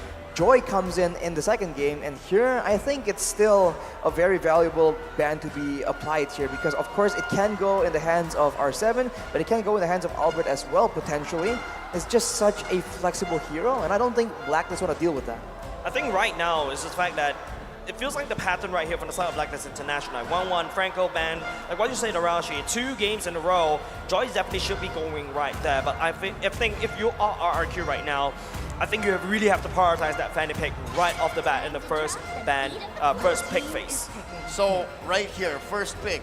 If this is the Fanny, how does Blacklist oblige, right? Also still open. The Eve, for the first time in a while, Eve is open. Eve is available, but it's very situational. I mean, of course it has great poke, great utility, and it does seem like Clay will pick it up. I know my Clay, bro. I know my Clay. Exactly. You know, you molded the Clay into a pot, and he will come out with that Eve. But that is also something I've seen how you can deal with this Eve before, you know, with the Fanny coming out. But I don't think Wise is the kind of jungler that will go in with this Fanny picks, right? I think he likes, you know, those Barats, the Baxia. I think those are something that we could definitely look out for. Yeah, you mentioned Baxia, and I'm looking at how Blacklist will build that box. Because again, despite not having a Farsa, despite not having an Eve, they find a way to do that, and that's where they relish, when they're able to say where the fight happens and how the engages come through. That's why the Fredrin is such a key hero for them. Now, after the Eve, they answer back with a glue, possible answer, and this opens up a quad, an early marksman, a first in the series. It's very, very early of a pick. And honestly, the glue pick seems to be very prioritized by Blacklist, but of course it has been working out. Although he needs to be careful, because right now with Eve on the opposing team, there's a chance that he will rush that glowing wand, and that will just spell a lot of damage for the beefier members like a glue and like probably a Fredrin or an Estes, like we've seen in game number 1 and 2. And here's the comeback of a hero that has made quite the impact in M4. There's the Grok. Great flex though, at least for RRQ Hoshi at this point, and then the Fanny, the trademark hero for Albert. Here's a quick quote by the man you see on screen, a world championship coach, Bonchan. I hope he can change the fate of RRQ, or maybe that's what he wants. The same thing that happened in M3. He's talking about his counterpart in RRQ Hoshi, Coach Arcadia. Yeah, it feels like the battle of the coaches right here, right? Especially prominent in this method. I started off the series, I'm telling you guys, this is basically down to the draw. Game number 2 is a clear evidence of that. Blacklist International doesn't really need to change the roster, just need to change the bands and see how much difference it makes. They're answering that question. They're putting in the mold that will fill that void with a Valentina. So what's Haji stealing so far? Hell, I'm not even so sure if it's on Haji, because Wise has been known to bring this into the jungle. He has a real world manipulation, he has a wild charge, what else? Yeah, and right out the bat, you already answered the question that you ask yourself. But I really have to agree, the wild charge steal from the side of this Valentina is gonna change the game so much, especially when, you know, Albert would definitely cable to a wall, right? That Grok will want to just wild charge you right into that wall, Arashi. Well, we'll have to see. I feel like even though this is how it looks, it seems pretty solid for Blacklist, they still require some kind of crowd control, not only for the Fanny. I think later on, once the Grok wants to try and engage, maybe they can try and deter that as well.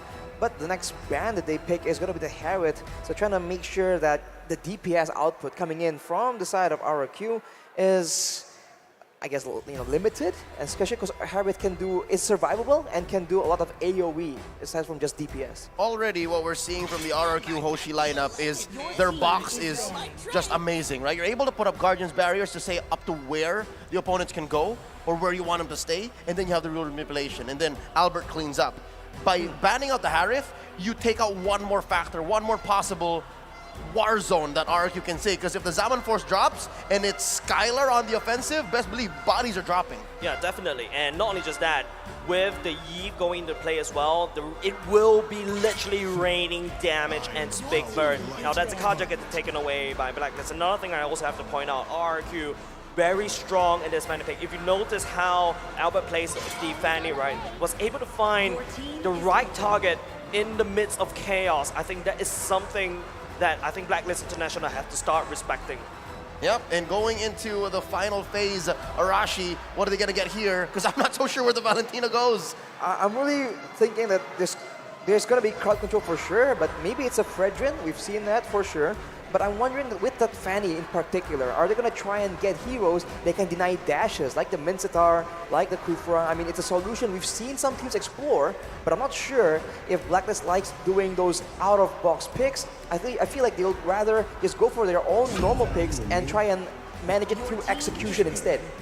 Oh, I think this kind of spells it out. Yeah. The Fredrin will clearly go into the jungle, while the Valentina stays in mid. We still don't have a hero for the Queen, and again, with that Valentina going head-to-head against Clay's 100% win rate Eve, I think it's a safer bet that they put this Fredrin in the jungle. Yeah, definitely. I feel like the Fredrin pick is also quite a good idea, especially when, you know, you got defender that needs to bypass you somewhere, somehow, right, through the cables.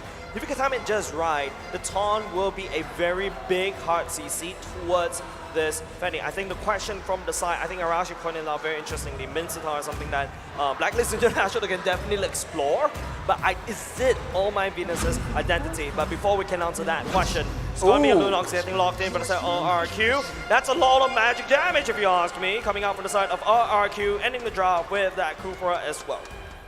Wow, that is a confusing, I would say kind of confusing to me, but now with the Lolita as well, it does seem like it's going to be a bit of a front-to-back situation, but of course, with Albert here being an assassin, that will be the X factor. If he can delete Ohab or Haji, that means that RQ can get into a fight with an innate advantage, and that is a possibility that Blacklist do not have in their hands. Yeah, I think right now, right, if you notice how Blacklist is doing this, I think they're putting a lot of chips into, they're literally going all in with getting Claude to scale, getting Valentina to scale, right? These two are your main damage dealer. You're not expecting a lot of damage from the other side of the team. However, something to also take note of is the Kufra could always easily cancel the Luminum Blast from the Lolita. Not only just that, the Grok can also easily cancel it off. And I think that's about all my Venus positioning going into the game. Yeah, RRQ Hoshi coming in. It's clear they want to win team fights. It's clear they want to engage and then capitalize and then convert. How will Blacklist play around? Ladies and gentlemen, let's go into game number 3. Audio in at the stadium, throwing over to our Bahasa counterparts. For y'all watching at home, welcome. This is game number 3. RRQ Hoshi versus Blacklist International. It's a mirror start, purple for purple. Purple for purple. I mean, that's why it's important. Of course, in the early game, the cooldown will just make a big difference. For Albert in particular, though, on the Fanny, right, this is one of the main buffs, so he needs to make sure that he can get it without any interruption. I think something very interesting throughout this whole series thus far, right? All My Venus has focused a lot of focus on Haji instead of Ohab. Ohab I think he should be able to handle the Lunox earlier in terms of the level, but because the Lunox is being brought into the gold lane, that's not 4 minutes problem, it's a 3-minute problem. So the heal coming out from Skylar's first skill will be a little bit skewed towards, but it's a lot of damage. 3 members already at the bottom side. Vin get terrified a little bit. No biggie for RRQ for now. Yeah, no, this is very similar to game 2. Again, how Blacks International put the pedal to the metal early on and spent battle spells as they should to better time that first turtle take. We're about a minute away, 50 seconds before that happens. And I have eyes on Albert because this is a huge presence they have in bottom lane. Yeah, I feel like right here, the first 2 games, they're focused a lot in the mid lane, but now, oh my Venus using the flicker for now. Albert actually stunned Albert. Albert does have the ultimate this time around activated, but no kills for now. Blacklist International will side for relief. They're trying to actually collapse on this bottom side, but of course the turtle is on the top side, so Albert goes in aggressively. He is all alone though. This might be a mistake. A missed cable, but Albert managed to get out just nice. A lot of focus happening at the bottom lane. Skylar will be the one that we had focus on. Skylar burned off the flicker right off the bat for now. Blacklist 3 members at the bottom lane, but Fanny is slowly working towards the turtle pit. Yep, that's key battle spells spent at least maybe seconds before this turtle, and it looks like they come to a gentleman's agreement. All right, we get purple first, both of us, and then we try to contest. I mean, Skylar on this Lunox, right? This is what makes it a deceptively good pick. There's good sustain, good outplay potential. He's going 1v1 against Oheb right here. Ooh. I can see the beauty of this right now. Skylar going in. Oh, will not be able to miss a shot. Skylar will not be taking down his counterpart just yet. Oh, Vin at about half health here at level 4 already. Oh my Venus not hitting that quite yet because the Queen has been left to, again, babysit so much of mid and bottom. And with that being said, top lane. Top lane spins to win, but Edward will be the one that wins it away. So a little bit of a Mexican standoff. A very slow early game, if you ask me, ladies and gents. It's a tough situation for RRQ because compared to game number 1, they don't really have a lot of targets that they can just burst down, like we saw to get Albert snowballing. Edward is just tanky, he can run away. Haji is relatively mobile as well, and right now they're going for the turtle play. Real Woman ability to go in, the liminal charges. It's going to be the full bracket hits now. This 2 crazy Real War manipulations putting out the damage, but it's going to be Edward that picks up the first blood for now. Oh, Edward forcing Clay to flicker underneath that turret. Crystal Boy keeping him where he is, but all this time, it's Blacklist who has their eyes on the bigger picture. A clear lead already, 3 minutes in, 1,000 gold. Arashi, what are they doing with that gold? Clay is building towards mana regeneration. He definitely wants to be able to clear this wave, and Albert just comes in with some swag. Won't be enough right here. And as you can see, Skylar with the mana boots as well. He just must try and sustain in the lane, play it safe, try and avoid the ganks when possible.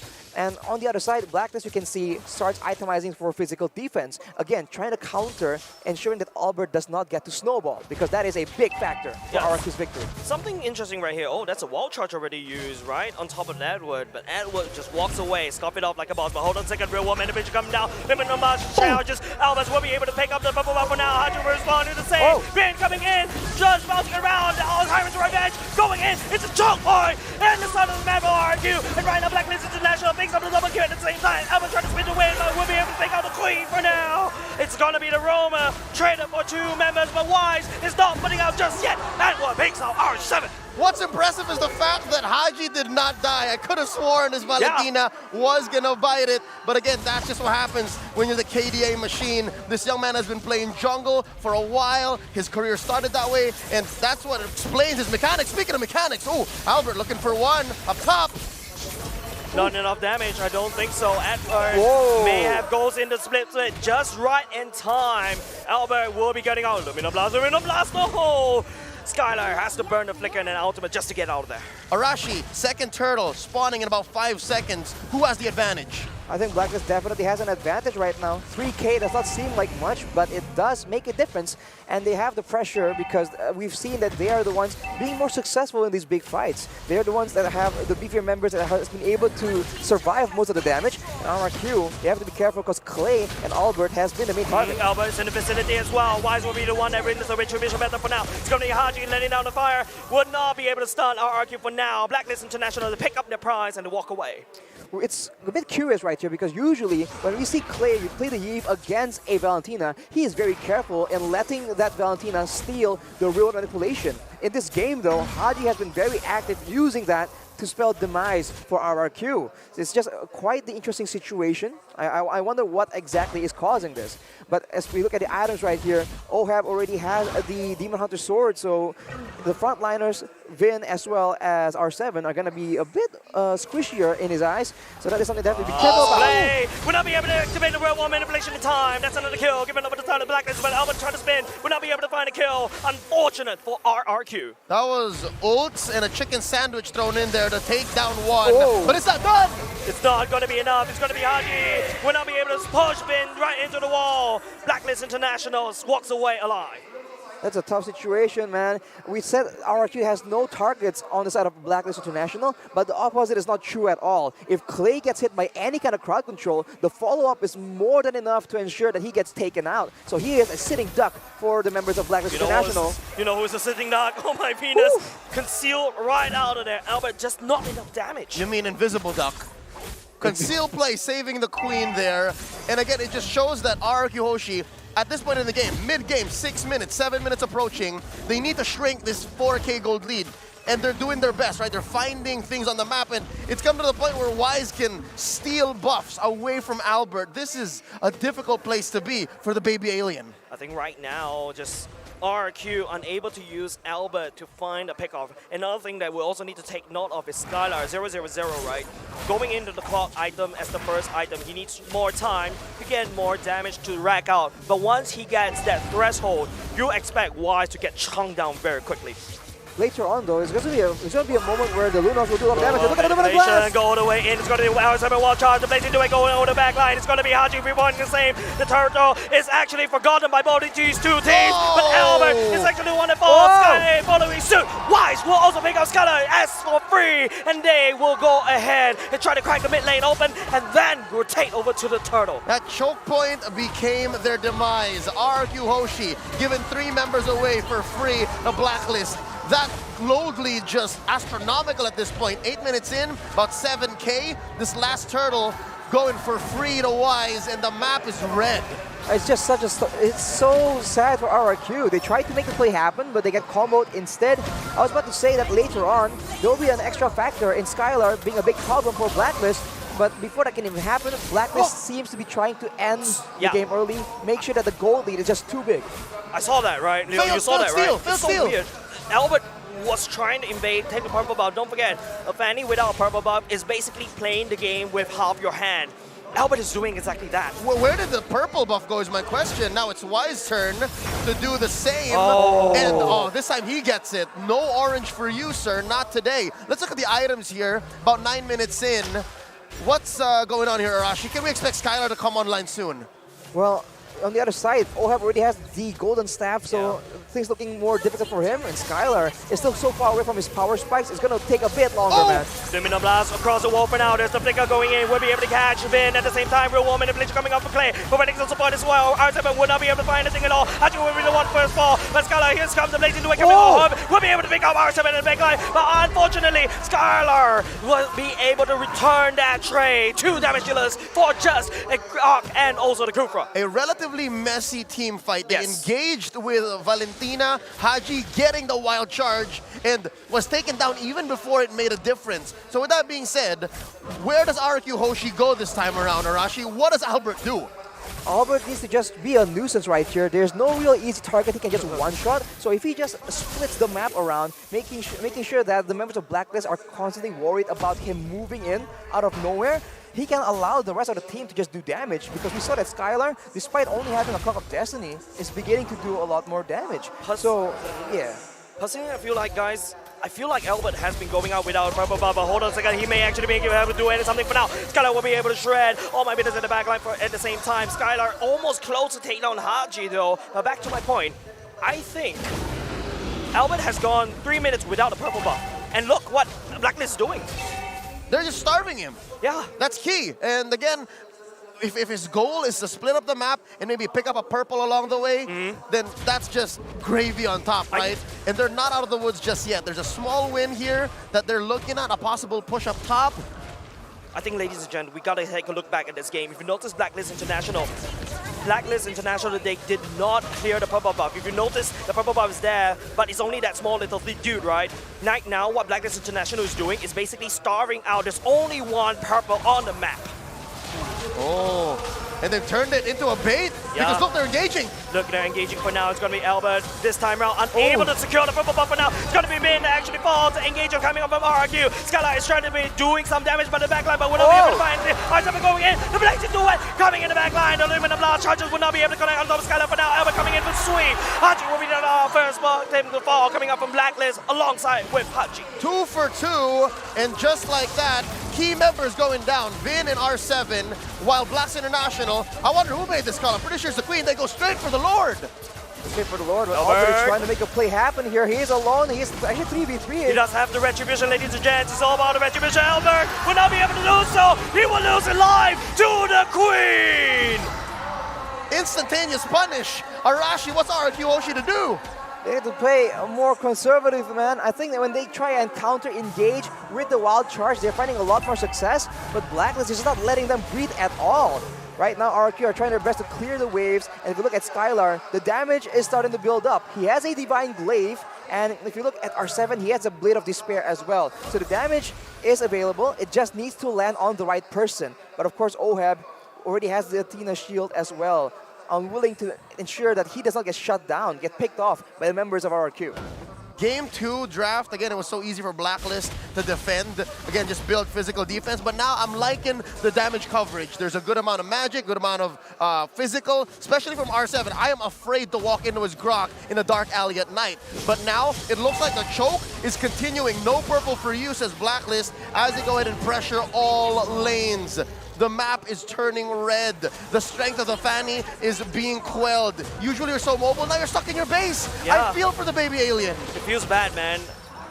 Albert had a wonderful game number 1 with the Fanny, and I think Blacklist International, that's just ingenious the way they starve out the map, right? Right now, if you notice, there's no 2 purple buff. There's only 1 purple buff in this whole land of Dawn, and this is insane strategy coming out from Blacklist. What's really difficult for RRQ right now is also the fact that Clay is very, very behind. He finally now builds the glowing wand, so this will be a big factor.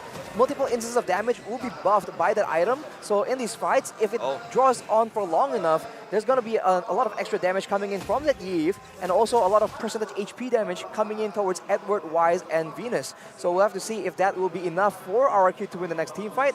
I think they have to play it a lot slower for just a bit longer, man. They need items to ensure that they have even a chance of making a comeback. Yeah, about a minute before the Lord spawns, so that should be a good indicator. Should be a nice way to say, you know what, we'll wait for that Lord, and then we'll make a play. Looking at the players' gold here, Skylar, at least the gold is going to the right people for RQ Hoshi, right? It's going to their gold laner, and I'm still waiting. We saw a little bit of that taste. And Jace, you're right, man. Albert comes here, he's like, oh no, that's miserable. They left the tiny one for me.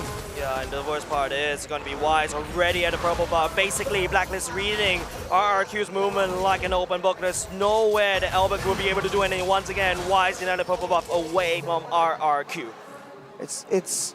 I mean, Blacklist are moving so well, and RRQ are trying to get a pick off, but when you have a Kufa as your main engage tool, it's very one-dimensional. As long as the front line does not leave any gaps for the Kufa to dash into, the backline, Oheb, and Haji is relatively safe. Oh, that's a strike coming off from Skylar. There's a lot of damage going in. Edward is desperately trying to survive, but here comes Oheb as well. He's laying down. The BMI doesn't even well, but Haji will be able to come in the first kill. Haji in, will be able to delete Haji right over the back. Oh my goodness, charges. It's going to be the being stuck right in the bouncing ball, and now it's going to be Blacklist. They do have Oheb, and they'll push out the back, and R7 will fall. 3 members falling just for the cost of Haji. The KDA machine takes 3 down along with him, and Blacks International is ripe for the pick, and they can do anything they want. Force an inhibitor, take Lord here, that is Luminous.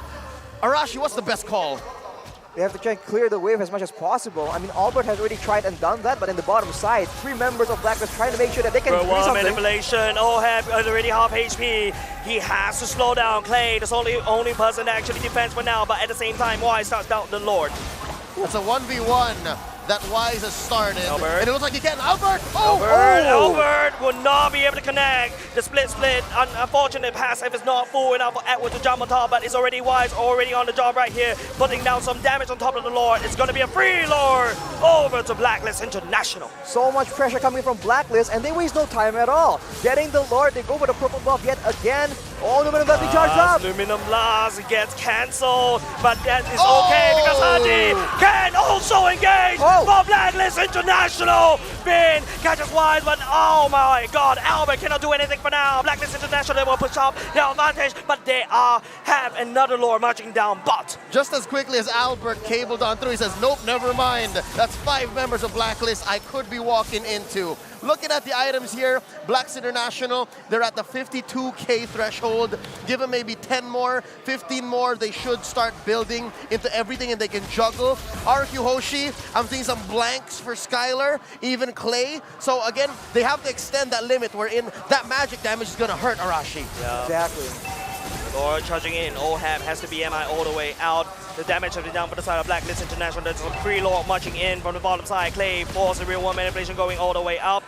No damage, no follow-up coming up from Blacklist. They will take what they can, take down bottom lane.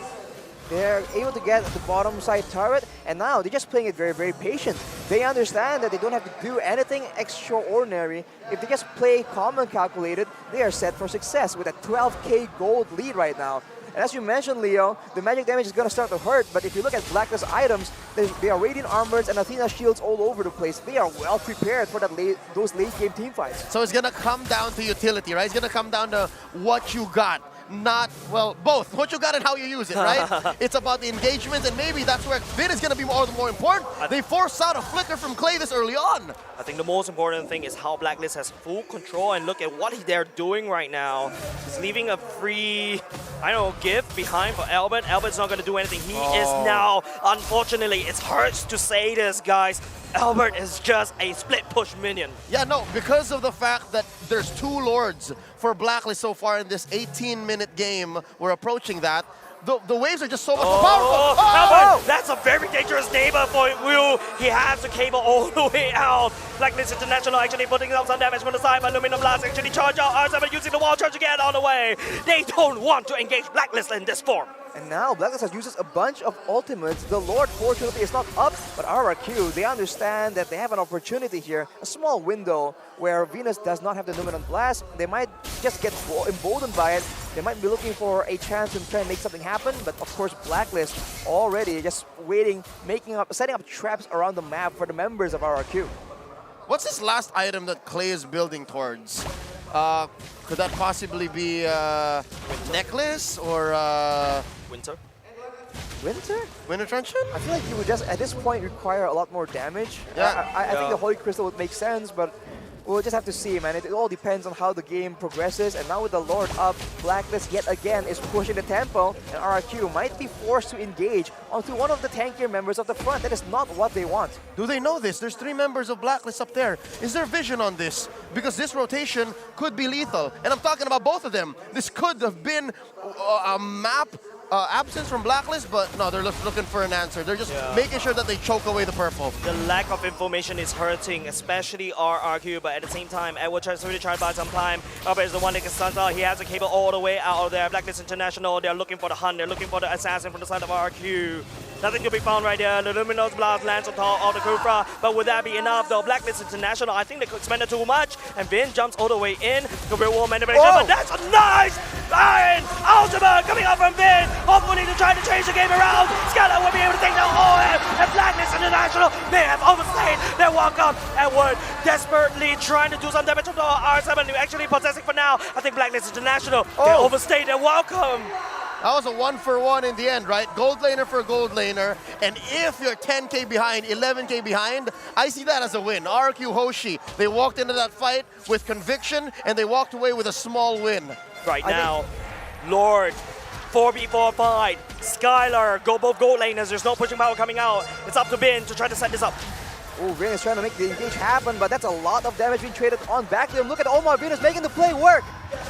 Domino Blast going in. It's going to be the wall being built by the side of R7. And we're trying to be nuisance right here, but he's dragging the bin towards it. Wise is actually working on top of the Lord. But now Albert trying to spin. Clay, he has a damage.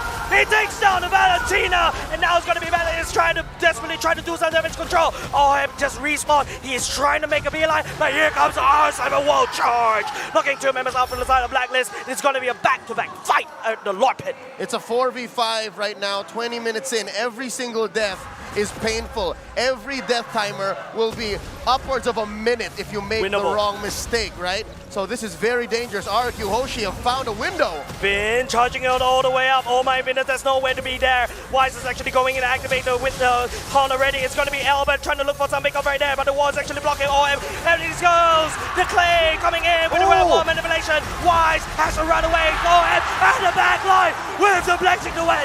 Not good enough, but will be good enough to take down R7 for now. Scala still in the midst right there. He does have the Chaos Assault, but has to bomb the British at the same time. So my goodness, that's what we're trying to stun. Finn will try to push a scrappy forward for both teams. 2 for 1. I was just talking about death timers, and that's about 40 and 50 for Vin and R7. It's a 3v5 for the next 30 seconds. It's 4 members of Blacklist against RRQ who do not have a frontliner. That is a dangerous game they're playing right now. Unfortunately for RRQ, the waves are still pushing in their favor, so they have a bit of a window, but Blacklist will not stay silent for long. They're already trying to get control in the Lord Pit, and R7 still 15 minutes away from respawning. Blacklist might just force it, or they might just bait a fight for RRQ. Fun fact, ladies and gents, Albert finally got his purple buff, right? Now he's actually playing the game.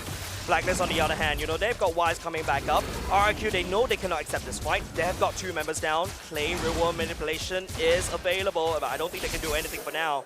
They send Albert home at half health.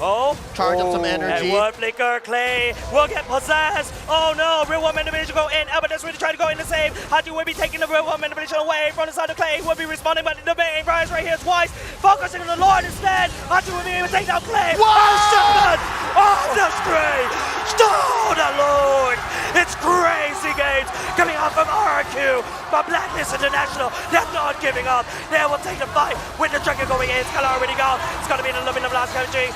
Members of RQ, it's gonna be Albert that's trying to defend. But RQ, they took the Lord. 5v1. This is a dangerous place to be. They pop the immortality on Baby Alien, and they're gonna ride this minion. It's just 1 minion. Is It's this just enough? 2 minutes from Blacklist International. They take game number 3. Match point, ladies and gentlemen. Match point for the world champions, and the King of Kings in home court are sweating the kingdom all over, sweating. Arashi, this is recovery. This is a streak broken. This is Blacklist. This is Blacklist, and now RRQ with their backs against the wall. They need to find something that works, and they need to find it fast. Blacklist, they're just so calm and calculated. Even when RRQ are able to do the signature maneuvers and make the fight messy, Blacklist have figured out how to survive the initial ambush, and they have come back stronger than ever. This is a big problem for RRQ right now. I feel like, ladies and gents, there's so much good in plays happening all across the map, but we only have 1 observer. I pointed out just now the purple buff was left just 1 purple buff on purpose. Crazy strategy, but at the same time, the observer also cannot catch the fact that R7 made that play to steal away the Lord, but that's not enough. I hope our analysts, once we throw over to them, picks up on 2 key points, right? Yeah. Number 1 is the fact that, yes, they starved Albert because of the buff mechanic. They just left 1, and then that means he can only really go for 1, and they can corral him there. The other is how Blacklist International used turtle fights into complete wipeouts. They did that in the early to mid game, and I'm hoping that the analysts cover more of that. So right now, on behalf of Jays and Arashi, at your service, my name is Leo. Let's throw it over to our handsome analysts. Don't worry, amazing casters, because we will definitely cover that. Blacklist International enter the stage with 0-6 against Indonesian teams. Now it looks like they're reverse sweeping it with 2-7. But to answer both questions, we gotta talk about Wise on the Fredrin. Welcome to the analyst stand with me, LaFell, Trex, as well as Naisu. I agree with Leo. We gotta talk about this. Let's talk about Wise. Wise man, on this Fredrin pick, I think this is the best we've seen it played. I mean, we've seen Fredrin a lot, but specifically like Leo said, we were picking up on this earlier too, right? Blacklist International would leave that small, that small buff creep. Exactly, minion, yeah. right? They would leave it there, so then Albert had a choice, because it still shows up on the icon, right, on the map. So he goes there, he finds out, well, that's not actually the buff. By that time, his purple buff is gone, right? And they really played around that for a majority of the game, honestly. I mean, and it's those minute details that gives Blacklist those small advantages, those small choices, those, even in that last fight, splitting them up and knowing that because of the gold lead, they can still take advantage even if they lose the Lord. Yeah, Wise used Fredrin almost flawlessly because he's tanky, but he even talked about how Blacklist International are really using the turtle to dictate the fight, because again, Fredrin not only is tanky, but he could control a lot of people, taunting, so everyone actually moves together and he can hit everyone with the ult. Let's look at the itemization as well as the hero pick, because I do want to talk about Wise, but I also want to talk about a different kind of build or an update on the build for Claude, because not only Oheb is using this build, but before, even Skylar, we got to talk about the Corrosion Scythe on this Claude. Corrosion Scythe, right, it's going to slow people down as soon as you're getting those attacks on, and I think that's crucial here, especially, again, complementing that Fredrin. You have the CC, the knock up there, you also have the taunt, and then on top of it, what you also saw from, I mean, even Haji, a lot of the times the way that he was following up with the Terrify, that's what makes Valentina so strong, not to mention being able to take the ultimates here, and all of that just kind of really complemented each other, and I feel like that's why you see a lot of Corrosion Scythe pickups now for Claude specifically. I mean, and then as well, him picking up that Wind of Nature towards the end there, able to, once again, give them the sustainability in these team fights. But the big thing to point out is 16,000 gold. I mean, if you let Oheb farm, it's a rough game for anyone facing them. 16,000 gold in 22, almost 23 minutes in this game.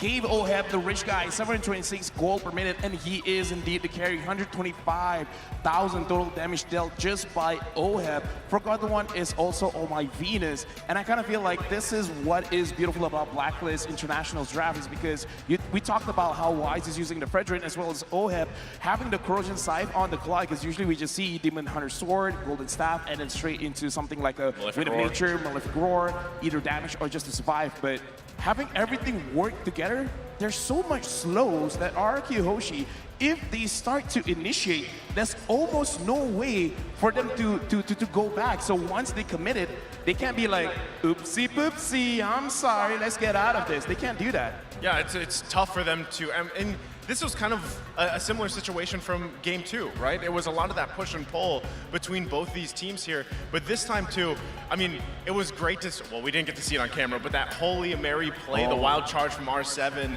could have possibly turned the game there, but unfortunately by that time, it was just too late. The massive lead that Blacklist International had, and not to mention for the majority of the game, it was really not in favor of RRQ with objectives, right? We saw this from game 2 where they didn't have any space to work with, and Blacklist International pretty much did the same thing here for the majority of this game. Yeah, Blacklist International now match point, and we got to give it over to Wise as we're talking about him. 8-1 and 13. He only died once around the Lord Pit where he just took too much damage. 81% kill participation. Trex, what else can we say about this guy? I mean, just full defensive build, the Guardian helmet to give him even more sustainability, and this is, I mean, all around from all 3 games. It's been sustainability with a touch of damage, and as long as we can outlast them, we can beat them, and that's the motto of Blacklist right there. Yeah, and I kind of feel like RRQ Hoshi going up against this next game, because if they lose, it's game over. They got to pay attention to Wise because he's been doing too much on this Fredrin. After this, we're going to be looking at the heat map, and the way that they've been moving around, I like the control in the jungle as well as the Riverside coming in from Blacklist International, because again, Fanny has one big problem, which is the purple buff. Purple buff. Yeah, but soon we're gonna look at the highlights to see what really happened throughout the game because the movement is quite coordinated coming in from Blacklist. Again, right, you see a lot of this in the early on part of the game. Blacklist International already had that lead starting off, but this is really where they started to focus on controlling the parts of the jungle here, specifically that purple buff. And again, every time they fought around these objectives, everything fell into place for them. Not only that, we were talking a little bit about R7 earlier, and it just felt like he was never able to get that big setup. Yes, towards the end, as you mentioned, the Hail Mary, but still, he's just constantly holding on to it. Honestly, looking at the game, I kind of feel like what R7 is really looking for is a counter engage because he knows once OHEB comes in, he could punish it, but OHEB having a very good trigger finger is like, I'm not gonna go in, I'm perfectly comfortable just attacking from behind. And the thing is, that is kind of like causing R7 not to be as aggressive as he can be. And the moments like, this is a good change for the E because when you're in the real world manipulation, you can't get stopped by crowd control. R7 tried time and time again, it didn't work out well. Yeah, I think Grok is still, a great option, but in terms of even then, we saw it in the highlights, right? Sometimes those Guardian Barriers were actually working against you. Sometimes it was trapping members of RRQ, and the follow-up, like by that time, the slow was already there, right? So it was really tough just to work around in terms of what Blacklist International had going in their favor. Right now, we're looking at match points, so we're going over to Mara, where she's down there with the agents from Blacklist International to hear what they think about the games. Pinas Langkas! Budi berada di tengah-tengah para agent and we have special guest here. We have Dixie, Alodia, and Rojin! I don't know if they could hear the crowd, but it's pretty intense. How does it feel right now watching Blacklist needing one more win? It's so extreme here. The crowd is intense, but you know what? Even though we're just 10% of the crowd, I want to thank all of our agents for being here tonight and supporting all of us here. So thank you guys. Wow! Tahu nggak, Alodia di sini sampai deg-degan karena kalian semua. Dan walaupun hanya sedikit aja, tapi mereka benar-benar pengen nunjukin supportnya untuk Blacklist International. Dia ngucapin terima kasih buat kalian semua yang udah ngeramein M4. Yay! How about you, Rojin? What do you feel right now? Actually, right now I feel super nervous, and then it's really intense right now here. Like I'm watching in person, and it feels really intense. Oh, dia tuh nervous, dia grogi. Tapi kayaknya kita yang grogi ya kedatangan Rojin di Indonesia. Dan dia ngeliat Blacklist, dia bener-bener deg-degan banget dan pengen support Blacklist. Dexy, how do you feel?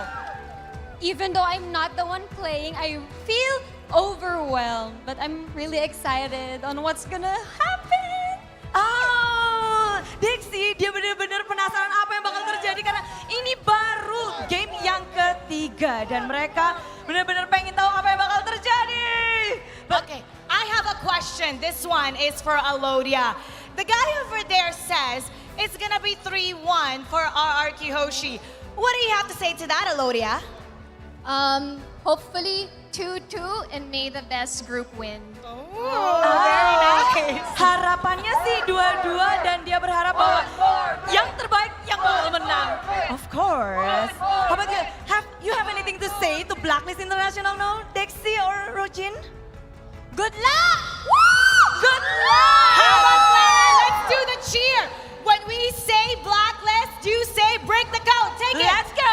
Blacklist. Break the code. Blacklist. Break the code. Blacklist. Break the code. So take it away, casters.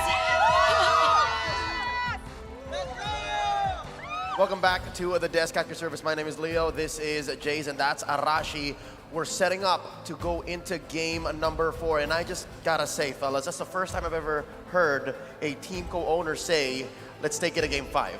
It's just amazing, right, how humble Alodia is, and that's what I've been hearing from most of the PH casters. But apart from that, also, I think the tension in the stadium is a little bit too high because I want to see this particular series to go that particular mile. I mean, if it goes to a full best of 5 series, Let's go, man. We're in for a big treat, but of course, you know, maybe you kind of get a bit of a guilty feeling. Is it too much to ask for? It's been so good already. Hopefully, fingers crossed, we will see it. But of course, in order for that to happen, RRQ needs to recover. They need to find a solution because right now they are losing their way. Yeah, it was a long bout, game number 3. Let's do a quick recap and look into exactly what kind of damage these two teams were putting on the board in that 23-minute bout. It's interesting how Clay is putting 6 digits into this, and all the while it was Oheb answering him. So again, you see how important that Eve is in his hands, and this is, I believe, his first loss in M4. Yeah, I was about to point that out. You're right. That is the first loss on that Eve, making that win rate, win rate 100% to 75%. But like I said, it's a small sample size, so that's a big shift. But another honorable mention that's coming out is Oheb as well. That claw is doing a lot of damage, all the backline, the AoE damage. And I have to say, Albert also did quite well, 91k damage, even with his wings clipped. That is also something that I give respect for. Now let's talk about RRQ Hoshi's recovery. Again, if you're talking about the draft, it looks like Blacklist International, Coach Bonchan, Coach Master the Basics, they have actually an Arcadia's number. But what if? And Arash, I have to ask you, you're the topic expert this time around. Is it in the cards? What might we see RRQ Hoshi shuffle it up? Are they going to try something else here to try and change the fates? I mean, they are known for very signature picks, but overall, they are still a pretty flexible team. I mean, even Albert himself, who is well known for being assassin players, he's adjusted so well to playing all these tank junglers. So now that they have their backs absolutely against the wall, this might be where they just, you know, just go wild and just show what they've been hiding. That's a big possibility, so we'll have to see.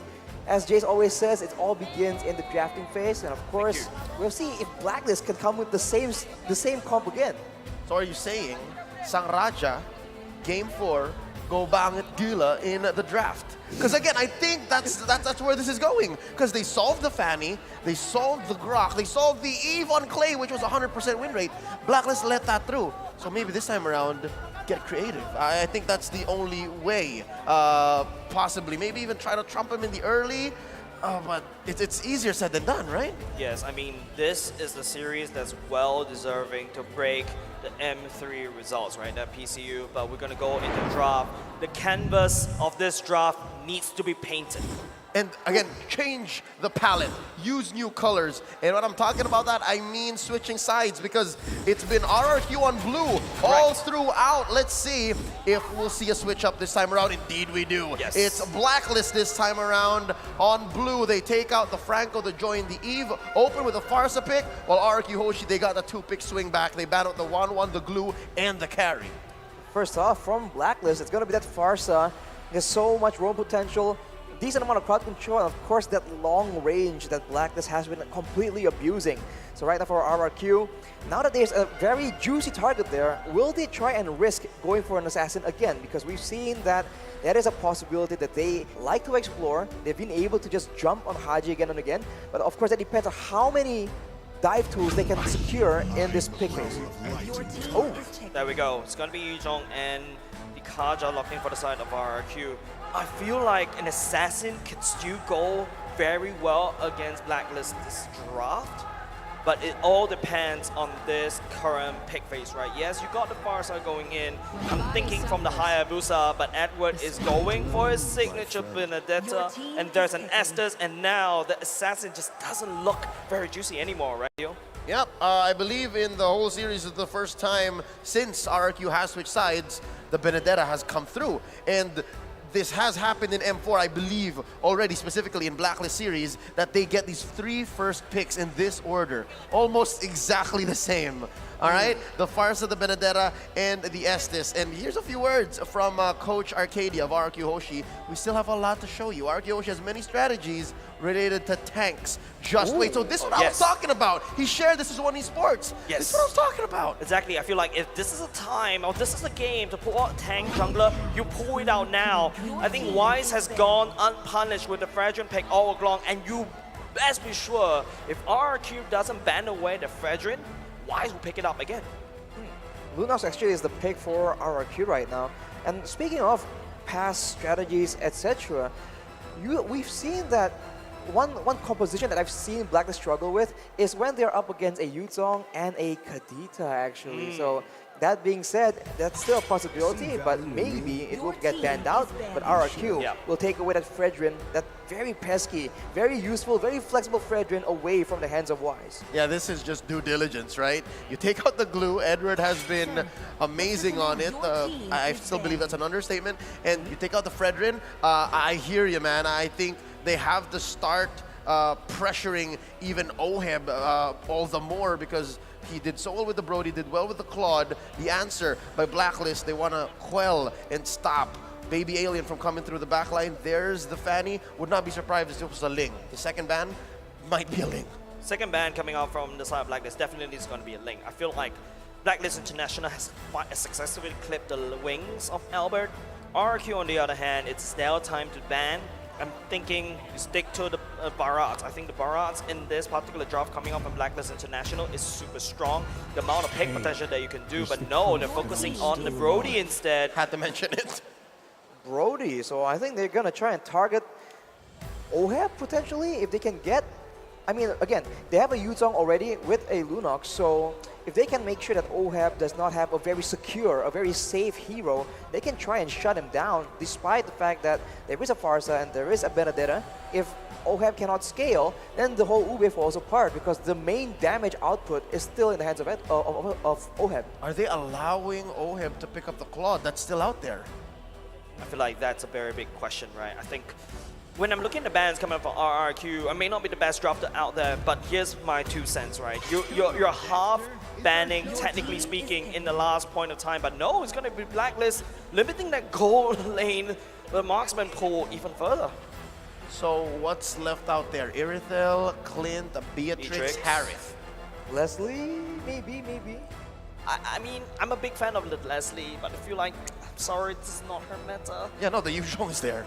Yeah, not with Wendy and Yizong over there, but wait, I haven't heard this in a long time, but ours, it's gonna be a Ling from Albert. That's the Baby Alien. Again, we read this second ban from Blacklist to be the Ling. Yeah. They didn't do it, and of course, That's a bait. RRQ obliges. There's the Ling. Oh, are you, a bait? Could be a bait. Could be. Like allowing it? Like, I mean, we've seen that they were able to completely shut down a purple buff reliant jungler. Correct. So letting the Ling go, this might be exactly what they're aiming for. But of course, Albert is no stranger to those situations, so we'll have to see.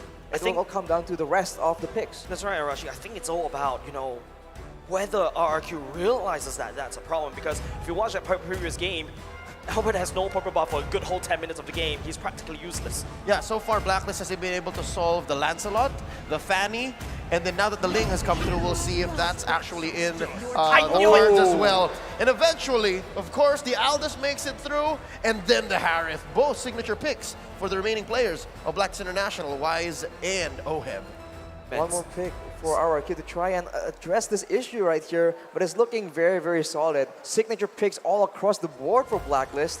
It's a bit surprising how we ended up here, but considering their hero pool, you can't really say you're that surprised for Blacklist. No, I think the biggest question is a lot of stress, a lot of pressure will be on RRQ. It's up to Vin with the Kanja to try to pick up the right targets. Do you pick up, the Harith that's zooming around? Or do you pick up the Aldous that's going to go to the back line that just wreaks havoc? It's basically like a dive comp coming up from Blacklist International as well. And there's also that global map presence that could match that Ling as well. So this is it. If I may, it's a dive comp with a global box. Because again, you have the Farsa, and then you have the Aldous Chase Fate. So as long as Blacklist plays to their tempo, then they can do what they're planning. But with the way RRQ drafted, might not be so easy. They have a Yuzhong, they have a Kaja, and then they have a Ling. So there's a lot from the early, mid to late that they can do to disrupt Blacklist International. And this is a pattern we've seen from game number 1. When there are too many problems that Blacklist need to address in the middle of a chaotic fight, sometimes 1 or 2 will slip through, and that is all RRQ needs to try and get an advantage. We'll have to see if they are prepared for this essentially triple dive coming from RRQ, but ladies and gentlemen, we're going into game 4, possibly match point. In the studio, we are throwing it over to our Bahasa counterparts. But for all of you all around the world, welcome to the land of Dawn. This is match point. Blacks International sitting at 2-1 against RRQ Hoshi. Really, I cannot emphasize this enough. Match point is what's at stake here, ladies and gentlemen. This is game number 4 in the favor of Blacklist International. RRQ, it's up to them to try to equalize. Results has not been well for the side of RRQ, but Blacklist International, this is still, technically speaking, a upper brackets. I've seen this again and again, but the Aegis has been used very early by Blacklist every single time. Yeah. And look at this roam coming in from Haji. Oh, that's Might just a pay off. lot of damage. The Petrify will be able to walk on the way. It's now Edward time to fly away, but Clay is there. He's just trying to do it in chaos, but the stun coming out from Clay. What is going on for the side of Blacklist? An eye for an eye. Edward missed it, and that's just how the world goes. Everyone blind when violence rules. Oh man, this is what I was talking about. This is what we were talking about. Yeah. If RRQ puts so much on the board, Blacklist can't answer back. Another thing that RRQ needs to really pay attention and take advantage of this is the potential, the fact that early game, Blacklist should be weaker. Of course, they have a lot of late game heroes right here. Too many. And in the mid lane at least, the Farsa can be a big problem, but everyone else needs time to scale, especially OHAB and Wise, the 2 main carries. So that is the window that RRQ can take advantage of, and they are no stranger to this position. They know how to take advantage of their opponent's weaknesses. Yeah, something interesting as well, if you notice how Wise is actually taking the stacks, but hold on, Skylar is actually getting caught by this Estes circle as well. Vin doesn't really have the ultimate, so has a doubt out of that. They touch and they go. Skylar takes some damage. Lord spawning in a few seconds. You can see how Wise is hovering around his purple. And you mentioned those stacks. Yeah, this is just Blacklist's effort to stop this rampage of RRQ in the early game. I mean, now with the turtle spawning, actually, not the Lord, Leo, a bit too eager here, but Skylar here gets jumped on. Someone falls going in. Haji will be in and out the left by the airstrike. At the same time, he's going to be in. Doesn't really have the divine judgment. He's actually going to get denied. Not a very good fight coming up from RRQ, losing their marksman, but here we come. Oh, Vin, okay, gets marked, but Blacklist will not pull that trigger. Oof, that's unfortunate, man. They almost got the kill onto OHAB, but they're a bit too clean with it. The battle spells are available, but as a result, they're able to get the turtle, knowing that there's a lot more members of Blacklist in the bottom lane. Edward is coming in, being a bit of a menace there. But so far, it's still pretty even, and Blacklist are the ones actually with a bit of a gold lead, not the start that RRQ is looking for. You know, Hoshi, I will agree to disagree right here, right? Because you don't want to be even against a late game comp. You want to be ahead. Right now, RRQ is just barely scratching the surface in terms of the gold lead of Blacklist. But let's take a look at the items, Leo. Well, I mean, you can see that the Farsa is building towards the Clock of Destiny. Later on, that will be a big problem. The earlier, like, Haji gets it, the more it's going to be a problem. But for now, you can see Albert just happy feet, dancing around. Happy feet. But there's just, without a real solid engage, so far, no real movements happening just yet. Vin, though, is the one person that can change that. You know what surprises me is the fact that top lane has become mum. After that action-packed 30 seconds, Edward and R7 are like, yeah, no, we're not doing it. But bottom, though, Zaman forced out. And Vin and the rest of RRQ Hoshi in the vision, in the sights of Blacks International. Again, I miss this. This is one key use of the Aldous ult. It's just for pure vision. Just ulting it for vision, that is definitely a creative use of the ultimate. And knowing how Blacklist can maneuver around with vision, right, with information, that is a very dangerous weapon, and RRQ needs to respect that. At any moment, they like setting up traps, and it can be exposed by that Aldous as they make a move towards the bottom side, but yet no real result right here. That's the problem about the Kaja, right? You need to rely on that Flicker ultimate to land down these struts. Like, let's take a look at the emblems for now. As both these two teams, they won't be able to find anything on the bottom side.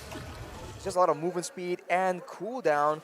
I mean, it's just how it is, right? Utility becomes so important for both these teams right now because both of them are not making simple mistakes. They need to be forced into those errors. Otherwise, it's going to be a very slow and calculative game. So with that being said, I think that RRQ has a few more tools to work out with. The Blacklist have the counters as well. This is why the drafting phase was just so confusing, so difficult to predict. Yep, again, something tells me that Aldous ban from a couple of games back in the series, Coach Arcadia, Coach Ashil, they were on to Blacklist. They knew that this was up. So here, 5 minutes in, second turtle going for free over to RRQ Hoshi. Blacklist knows their timing still. They know that this is not the time to fight. I respect that, right? If you notice, even the crowd, they identify that there's no point for Blacklist to try to contest the turtle. RRQ, I think the main goal right now is to try to take down as much structures as possible, especially the top-bottom side. You don't want to allow Wise to just walk around gaining resources. But I mean, you can see that Blacklist is trading very smart, intelligently as well. They are not letting go their turrets for no reason. They always try and find something extra, and this is why it's so annoying. Once you think that you have an edge over Blacklist, they just equalize, and look at that damage though. No. That is something that RRQ can definitely use. What damage? See, he's fully healed. Right now, it is Blacklist time to do the damage. This is kind of crazy, but here comes a dog.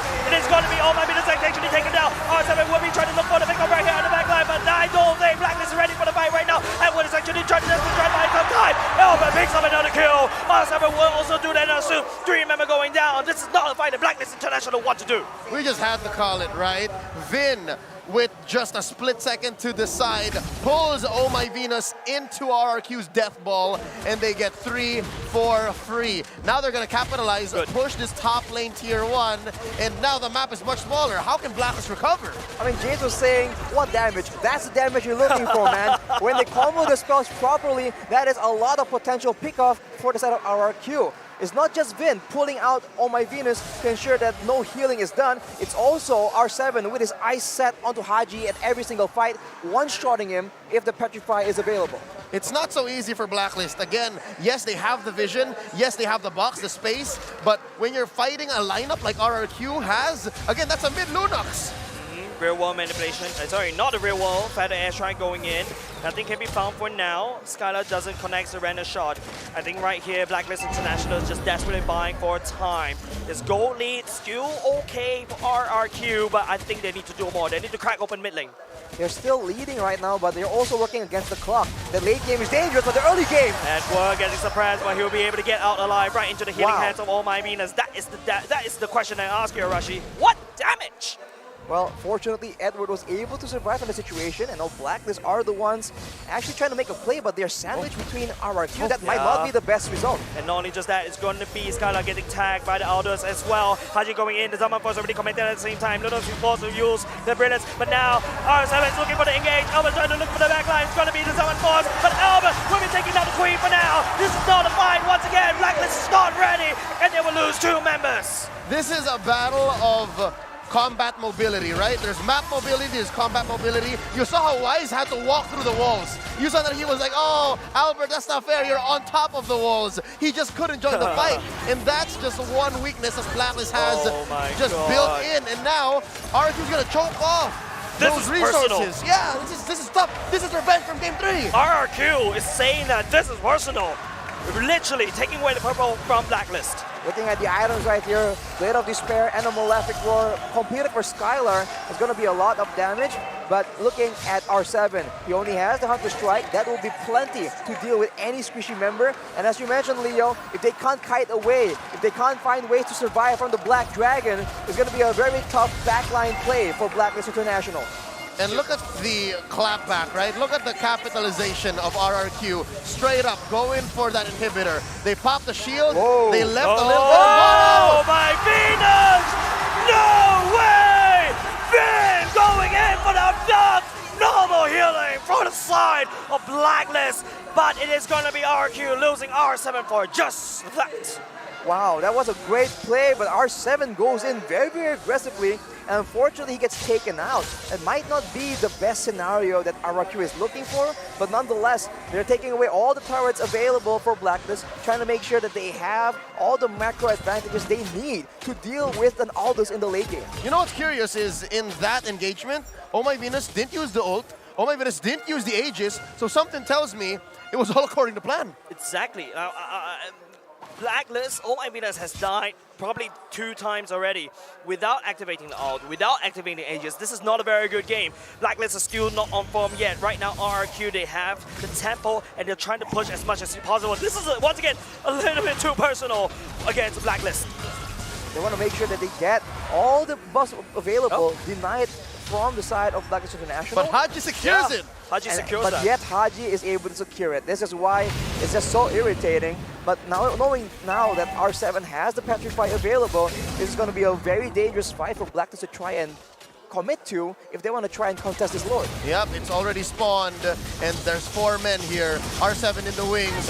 Clay just making sure that they make quick work of it. And just like that, Blacklist on the back foot. Wise securing what little resources he can. Run, Wise! Oh! That's all of RQ on you! Finn, the conceal play going in the slow, and here comes the dog. Wise will be the backup of RQ's feisty pickoff.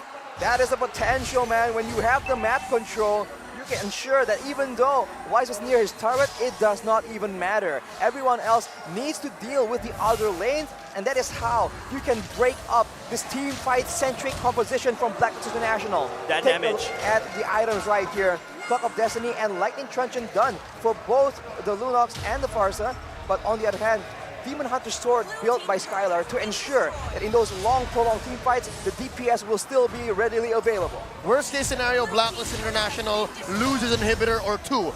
Best case scenario, they find a way to defend inside their base. But at 11 minutes, with almost 7k ahead, RRQ Hoshi, it's looking like it's worse for wear now. They can't fight, not like this. Better strike going in at the same time. The Renaissance will be able to call it on Haji, but the top side is already getting broken for now. Being tried up now. It is once again the Queen, but we will not be able to survive any longer. It's going to be Wise trying to chase out, trying to build, but the Lord is actually forgotten by the side of Blacklist. RQ, they take the Queen and the top side.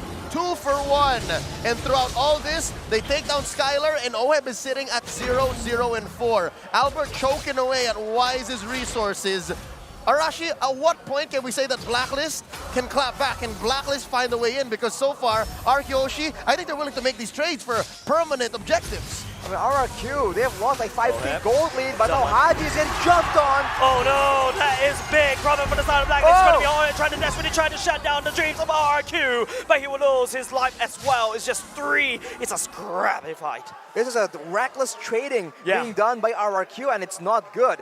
Whenever teams start trading kills back and forth, the team with the late game composition usually comes out on top. With a Harith, with an Aldous in their squad, it's going to be a bit dangerous for RRQ to keep doing this. They have to play calculated and ensure that Blacklist gets locked into their own base, because otherwise it's going to be very difficult. Man, look at this. Wise is just like getting free stacks. Yeah. Just serving up to him like on a silver platter. Like a buffet. Like a buffet. Like a buffet. He's building a hybrid. This is the El Clasico Aldous Blacklist build. You have the Brute Force, you have the Thunderbelt. 1 Malefic Roar just for sure, just for safety. And then he's building an Athena's Shield. For RRQ Hoshi, I mean, again, they've grown so much from the draft from game 1 to 4 so far. Coverage, check. Protection, check. Aggression, check. And now, this is a Luminous Lord. This could be it. If RQ takes this, and then they win more team fights, it's over. We're going to game 5. It's about the positioning of Haji. That's a lot of damage coming out with Skylar, but oh my goodness is around there. I don't like how oh my goodness actually positioned, and once again right into the head of Finn! Real one animation, this really trying to cover the damage, but R7 will be there. It's gonna be the Blacklist International, but here comes Wise! He is hungry for the kills, and Blacklist International shuts down RRQ. 3 for none! 3 for none, and they're gonna go for the Lord right at the least point, right where you did not expect it. Blacks International claps back in just in time. R7! Oh! R7, another point over the side of Wise. The stack is unsurmountable. Haji forces the Elba to run away. Lord given over to Blacklist. 4v1 Arashi. What's RQ to do here? They have to try and recover, man, but the gold lead is down to 1.4k only. It is a very dangerous situation for RRQ to be in. I was about to say before the previous fight that Edward is the unseen member that can be a deciding factor in these big fights, and he completely delivers. He turns it around, and now Blacklist are the ones with a gold advantage. What a disaster for RRQ. Once again, It's so weird to be fighting on this side of the map. Haji activated the air strike at the same time. Finn wouldn't be able to catch it for anyone for now. And it's going to be RRQ zoning Blacklist zoning RRQ away. For the better part of 15 minutes, I get you, Jays. The fact that we haven't seen Blacklist cross the river in so long, that's just the result of the hard work of the mission accomplished by Agent Zero. You're right, Edward has been doing so much to draw lines across the map to make sure the Blacklist can make moves and can clap back the way they have now. And just like that, the gold lead swings over it. Is that, Albert failed! Albert to take it! missed the purple and will get ultimate right now. It's Pandemonium over the side of RRQ as well. And this is a big problem. Blacklist International has a bit of gold lead. Off the bat, Blacklist International now has the lead. They have equalized in the gold division. They have a lead in range, and they also have a lot more sustain and an infinite scaling hero. On paper, this is a done deal, but RRQ, they are known to do something so crazy, it might just work. That is what we're looking for right here. They have tried to just pick up Oh My Venus and Haji, and so far it's been working kind of. They need something better though. Wrong neighborhood, Bin. That's a bad place. Surprise is going to be OM as well. There's no way OM to be in. But here comes Wise. Something great for the backline. Look at the damage coming out from Wise on top of OM. It's on top of the Skylar, and none of the RRQ members actually fall. The fight may have gone a little bit too long. Blacklist needs desperately to get out of the way. Albert, the healer, is gone. RRQ, they reign supreme. They're looking to end the game. This is personal. The last two members of Blacklist International on the map, Edward and Wise. No way. RRQ Hoshi are on a manhunt. And No they take way. down Wise. It's over. It's over. 5v1. Edward, he's fighting for dear life. Can he do it? Oh, I don't think so, Leo. RRQ will be equalizing the series. We're going to game 5, folks. We're going to game 5. The Sang Raja claps back. Not here. Not in our home turf. We're going to game 5. Looking forward to a full series between RRQ Hoshi and Blacklist International. And I was just talking that they have to try and do something different. And they go and pick off the Harriet of all people. What a performance coming in from RRQ. They are here, still in the fight. After Oheb went down and after we saw Oh My Venus struggling to find who to heal, it was just too much to ask for Wise to finish anybody off, right? There were, 3 or 4 members of RRQ Hoshi that were sitting at maybe a fourth of their health. A single punch from that Aldous would have ended it, would have just turned things around, given that he is sitting on a killing spree. But RRQ Hoshi, they still kept their eyes on the prize. It was a close call. That was almost Blacks International dropping them to the lower bracket, but the King of Kings says, no, not today. Not in front of the kingdom, not here. I feel like this particular draft was literally the Queen's Gambit, right? They baited, not say baited, they allowed the link to come out, they picked the Aldous.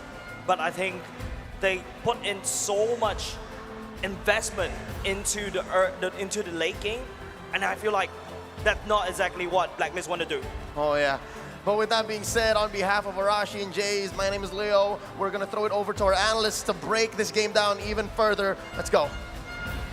This best of 5 has quickly transitioned into a best of 1 between RRQ Hoshi against Blacklist International. We have a lot to talk about in terms of the drafts, in terms of the timings, and we're gonna break it down here. My name is Ophel, Naisu, as well as Trex, where I kind of feel like we gotta talk about tempo first, we gotta talk about timing. RRQ Hoshi, they started this game guns blazing.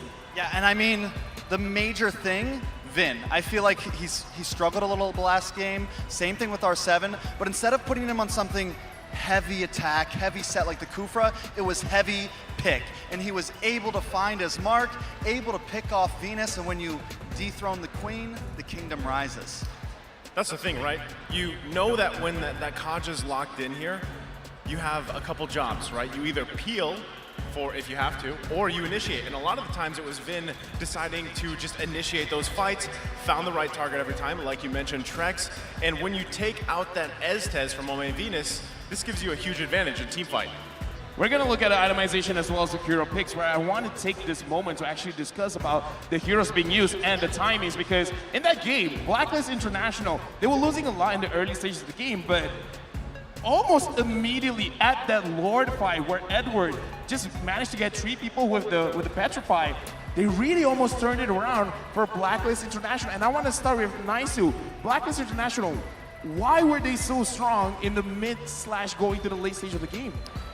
One word there, and that's Aldous. Right, I mean, now Wise had to have a lot of time to build those stacks. I mean, this is something we've seen from Wise before in the past. He has to build it up, get those stacks, and then usually that's a big threat alone. But at the same time, like you mentioned, I mean, you've seen Haji play the Farsa quite often now, but yes, Agent Zero on that Benedetta pick, it was very threatening, and there were some good moments there, Trex. Yeah, I mean, from the very beginning, as you mentioned, the tempo, RQ had to, I feel like they knew there was a lot of pressure. We have to push it this time because of the Aldos, right? So they, as you said, went guns blazing, and towards the mid, there was a little bit of shift. Wise able to get some more defensive items, able to get his stacks up so that he can be more aggressive, but in the end, RQ was able to cut the line and finish the game in time.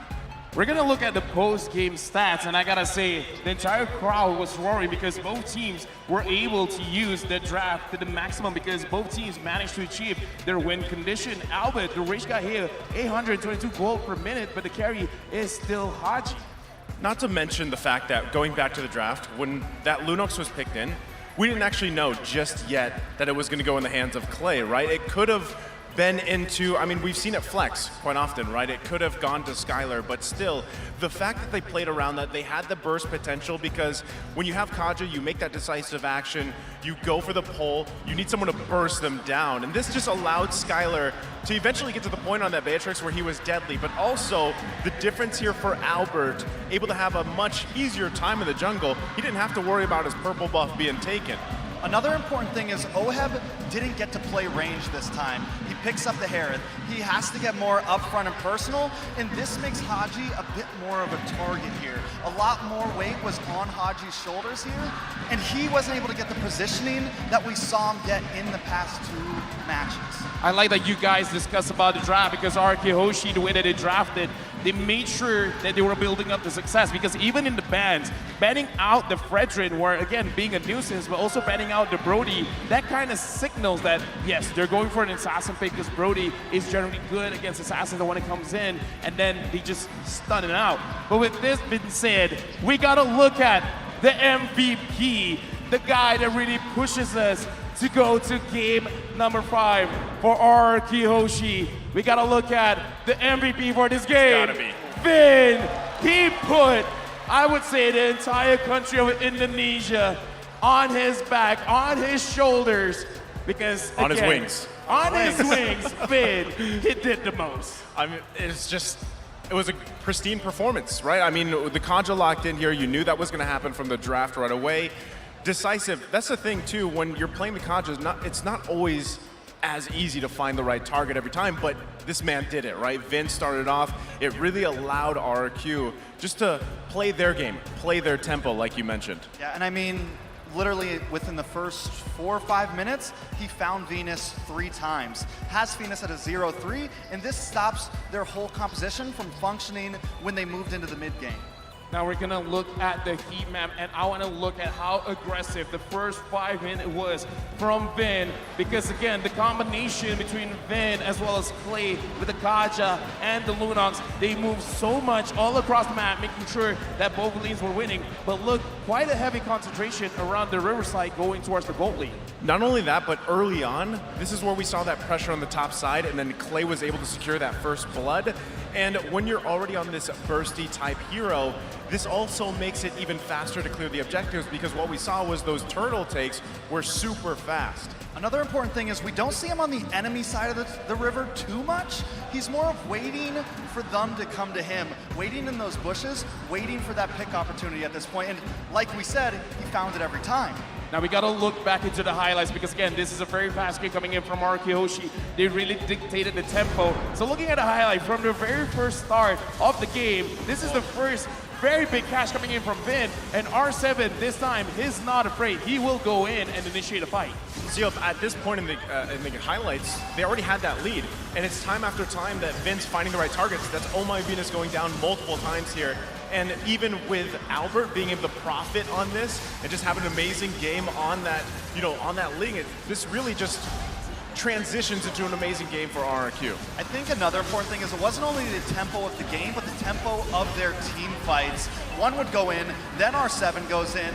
They went in piece by piece and just chained up all of these team fights so well. Now this is the point when Blacklist starts to come back a bit. Everyone's on the edge of their seats, but I'm waiting for when's the big comeback, the big swing back. Now, looking at this is masterclass coming in from RRQ because they understand that going up against Blacklist International, fighting in a team fight is very, very crucial. So understanding when to go in and when to go out is detrimental. It's instrumental in the way that they played the final fight. Honestly, is this not what we wanted, right? We've had this is 2 series now that's gonna be going 5 games. This is exactly what we wanted coming into this point of the knockout stage. Best of 5 between Blacklist International as well as RRQ Hoshi. I hope we break another record. But with that, we're not gonna wait any longer. We're gonna throw it over to the casters for the final match of the day. One more game. Thank you so much, our analysts, because we're about to go into one more game. At your service, my name is Leo. This is Jays, and that's Arashi. And boy, oh boy, I can't wait. One last game. Only one team stays in the upper bracket, that much closer to the trophy, and the other will have to fight for tournament life. Yeah, going down to the lower brackets, I mean, there's a lot more room for error. It's like, when you're writing an essay and you kind of went on a mile, they only ask you for 100 words, but you went to 1,000, you're gonna make a lot more errors along that 900 extra words that you don't need to do. This sounds like it's a true story. That's mostly me. I mean, this reminds me when you're playing soccer or football when you were a young kid. And once you've been playing it all for the whole day, the winner, the last guy who scores, wins, right? So, I mean, this is the same situation. Winner takes all in the final game between RRQ Hoshi and Blacklist International. You can't write like a better situation for us right now. Yeah, no, everybody here in Tennis Indoor Sinai and everyone watching at home, all of the members of the kingdom, all of the agents all around the world are cheering for their teams. RRQ Hoshi and Blacklist International are putting on quite the show. This is the King's final gambit. Kings of the World, Blacklist International once stood tall last year. They won M3, and now it's not so simple, it's not so clear. It's not so clean, it's not so clear. It's felt like the whole thing got muddled up. Don't forget, it is RRQ Hoshi fighting in home turf. This is their home ground. But at the same time, it is up to Blacklist International to try to defend that throne.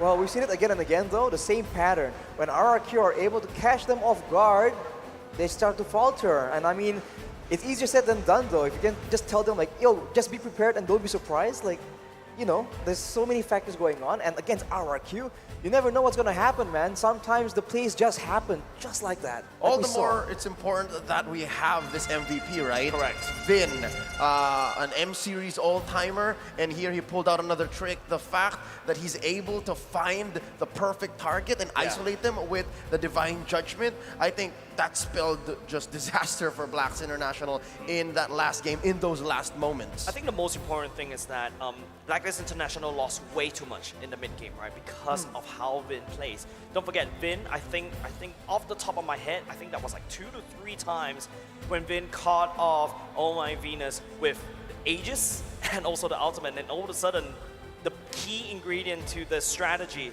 just falls apart, and it's super hard for Blacklist International to try to slow down the push because Wise need more time to farm. I mean, this is like one of the main key factors for Vin, right? A lot of people has been doubting him, saying that his performance is dropping, that he is not at the same level anymore, but he just proved them wrong.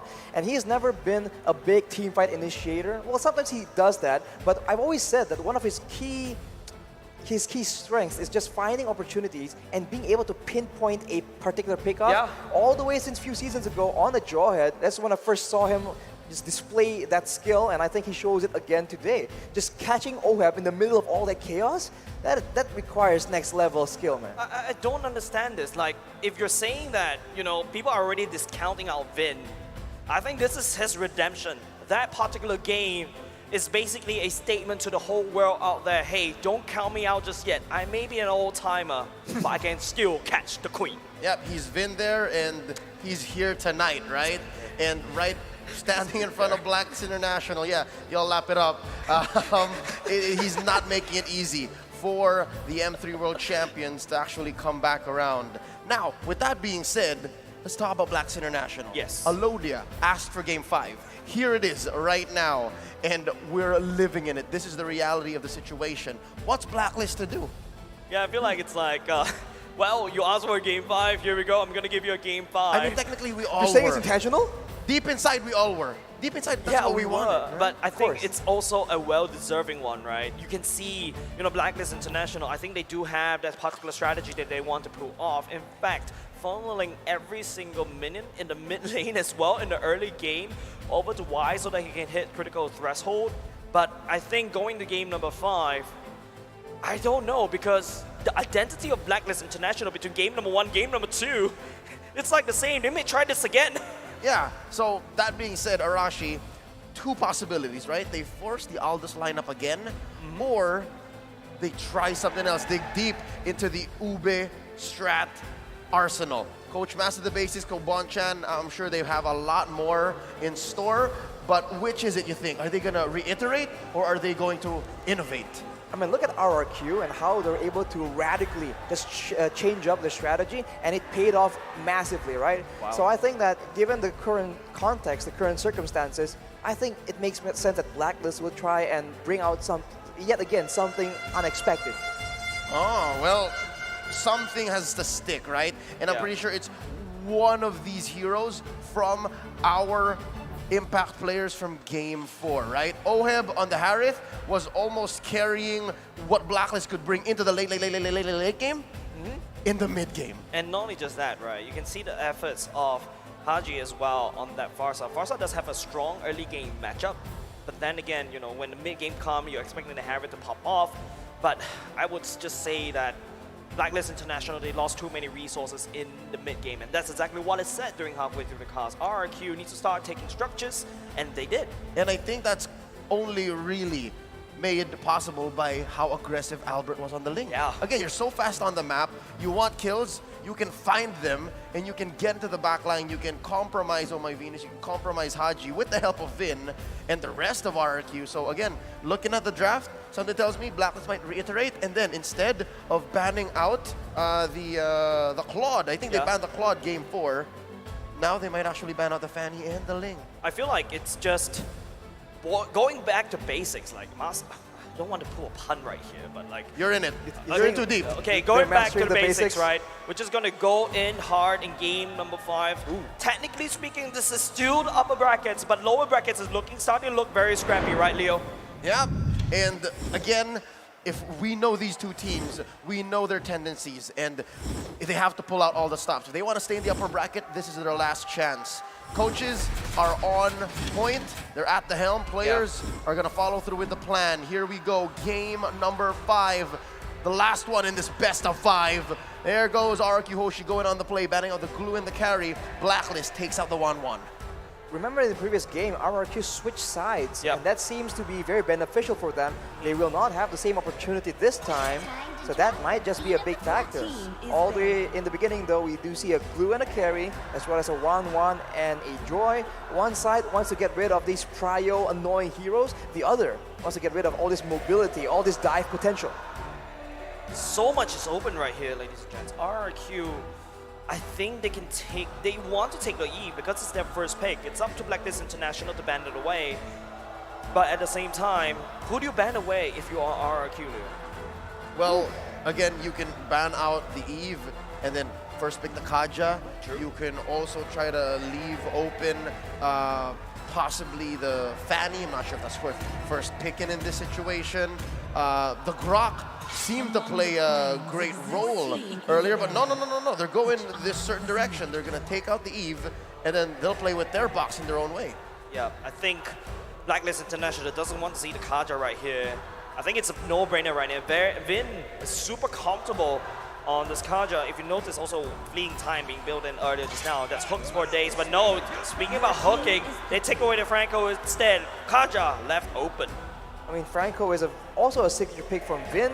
I think last season in our own MPLID, he was able to show that he can completely take over a game if he's given someone with such utility. But the first pick is gonna be that Kaja, man. RRQ understands a big part of their success is how successful Vin was able to be able to pick off the members of Blacklist International. That suppression is very, very strong. Yep, MVP from Game 4 was Vin on this Kaja. I mean, ride the momentum, ride the wave. Take it all the way through the last game of the series. For Blacklist, though, what's left open? There's a lot on the board. There's the Farsa, there's the Benedetta, there's, what else? Well, Glue got banned out. I think there's a lot. Like, I think it's right now, I think it's all about this first two picks. What is Blacklist International going to go for? That's the Benedetta going in. That's one checkbox marked. Are we seeing a Farsa going in as well? Do you want to prioritize it early? Okay, Wow. we're going to go in. Feels like the replay of Game 4. Reiterate, that's the key. That's what they're doing here. And then they're gonna learn. Again, best believe, the change up, the switch up might happen as soon as here, this third pick for Blacklist, or in the second phase during the banning. For RRQ though, how do they close up their first phase? I think they require a bit more damage because now, even with the Divine Judgment, if you don't have any damage to follow up to try and secure that kill before the crowd control wears out, it's going to be a tough situation as well. I think they need to try and lean into that aggression. That is their signature style that we haven't seen in a long time, actually. And we've seen that even against Blacklist, it is a big problem. I think it works out. Looks like the pick is going to be damage indeed, and they're not going to let Blacklist ban out the Ling. They're not going to wait. They are going to be the aggressors, the initiators. They pick up the Yuzhong and the Ling. It's all about the positioning of Haji right there on that Farsa, right? R7 on that Yuzhong. It's definitely the Albert on that Ling. There's two items, or maybe not say two items, two utilities that they can use to kind of push away the feather airstrike. So right now, I think Blacklist International switching up the gears a little bit in terms of their execution. Let RRQ engage, we bite them back. And it looks like the game plan for Bonchan here is to rely on their opponents, see how they're moving. But against RRQ Hoshi, it looks like it's the good old Ube.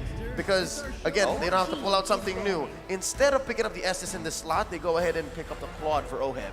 I mean, Coach Bonchan here being very irritating, right? Just not giving us the confirmation on what he plans on doing. And that is why it's so difficult, right? The elusive mind of Coach Bonchan has just been shown in today's game. You don't really know what he's up to, and yet somehow he finds success.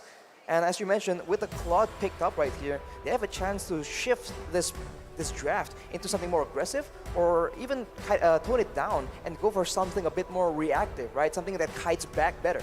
Yeah, so what's missing for RRQ Hoshi that Blacklist can clamp down on are mid laners or gold laners. And here's a hero that's both. They take out the Lunox. I mean, you saw that for Blacklist. The fact that it was the Lunox can be so flexible and so safe is definitely something they do not want to have, because Haji relies on being able to go for those level 2 roams, those early game pickoffs to try and get the ball rolling. Wow. But quick bans right here, Fredrin as well as the Harith, they really know what they don't want to see. They don't want this flexible picks coming in from the side of RRQ, right? Like, and another thing I also find interesting, RRQ Hoshi, once the ban from the Fredrin comes out, that's a little bit personal. Wise was able to use the Fredrin almost like 3 games in a row, and it works pretty well, and there you go, the Lolita gets taken out by RRQ Hoshi. It's not even a choice of Barats anymore, right? They know that that's the only choice left, and I think Coach Arcadia, Coach Achel, they're accepting this, that, hey, he might pick up the Barat, so just ban out one of Oh My Venus's best heroes, take out the Lolita. So now, what's Blacklist to do? I think the Barats is a good idea here, but I got a feeling that there may be a Diggy coming out. A Diggy time journey would be very good because, first of all, you allow the Barats to basically use the Daytona's Welcome to swallow someone up, and then after that, you also deny the CC coming out from the Farsa so that she can stay in the Feather Airstrike just a little bit longer.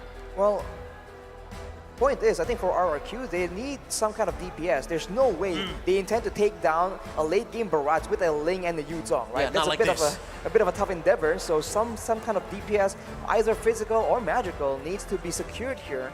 Otherwise, they're prone to just falling to the same issue, right? Having a thick front line for Blacklist, and they cannot penetrate.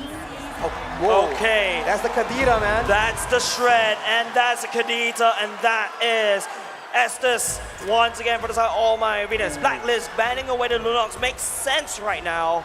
And RRQ, I feel like this is a good drop against Blacklist as well. Yep, again, expect that Aegis on Oh My Venus to pop within the first 30 seconds. Because again, RRQ has to be super aggressive.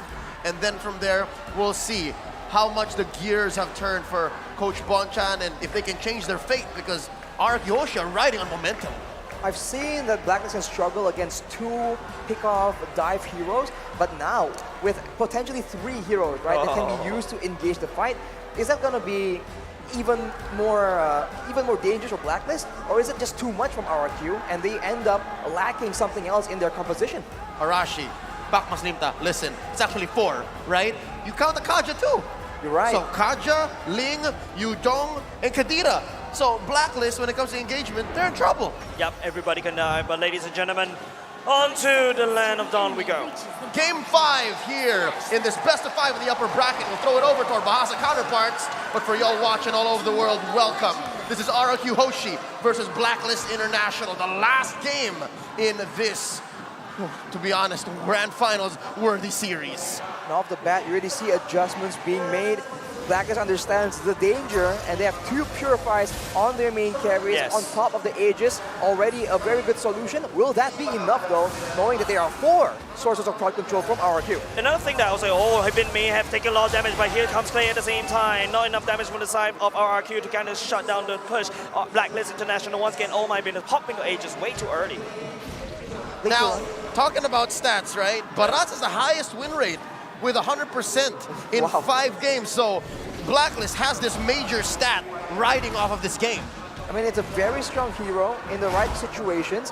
And right now, it does seem like later on, when it comes to that macro gameplay as well, they're going to be able to clear waves very fast with this composition. So I think Blacklist is onto something right here. It's on the shoulders of RRQ to try and surprise them yet again. But at this point, you have to wonder, have they done too much already? Edward dashing all the way out just into safety right here. Albert will get scouted out by Oh My Venus right here. 30 seconds on the clock. It's a race to level 4. Down bottom, you see that Wise has given Skylar a little visit, helping out OHEB. And again, this is an Avarice Claude. So every bit of basic attacks that Claude can get on anybody, actually, will help OHEB propel straight into that first 2 core items. Well, we're still in the early game and we can talk about the picks. We have to note that Clay can play a lot of aggressive heroes, but he is more well known for playing the mages. You have to wonder if that becomes a factor as the turtle is spawning, and it looks like the play is being initiated by RRQ, but Blacklist ain't so far behind, trying to contest the control. Contesting the control is the name of the game right here, but Clay does have the level 4 as well. It's going to be suppressed. Wise get denied by the ultimate. Wise will also lose the turtle for now. It's going to be RSM and Ring and Round. We're also looking for the pick up of the Blacklist International. At the same time, Wise will be the first to fall. It's going to be in. That's going to be just ready for Edward. Edward desperately trying to run away. Haji doesn't have to defend the airstrike, can only use it now. Oh, that was just off timing for Blacklist. All of the tools that RRQ needed just fell on their lap, and they capitalized on a good situation, turned it great. Took the turtle, took some kills along the way. That was a bold move by Blacklist International, trying to contest such an early fight against such a dangerous composition coming in from RRQ.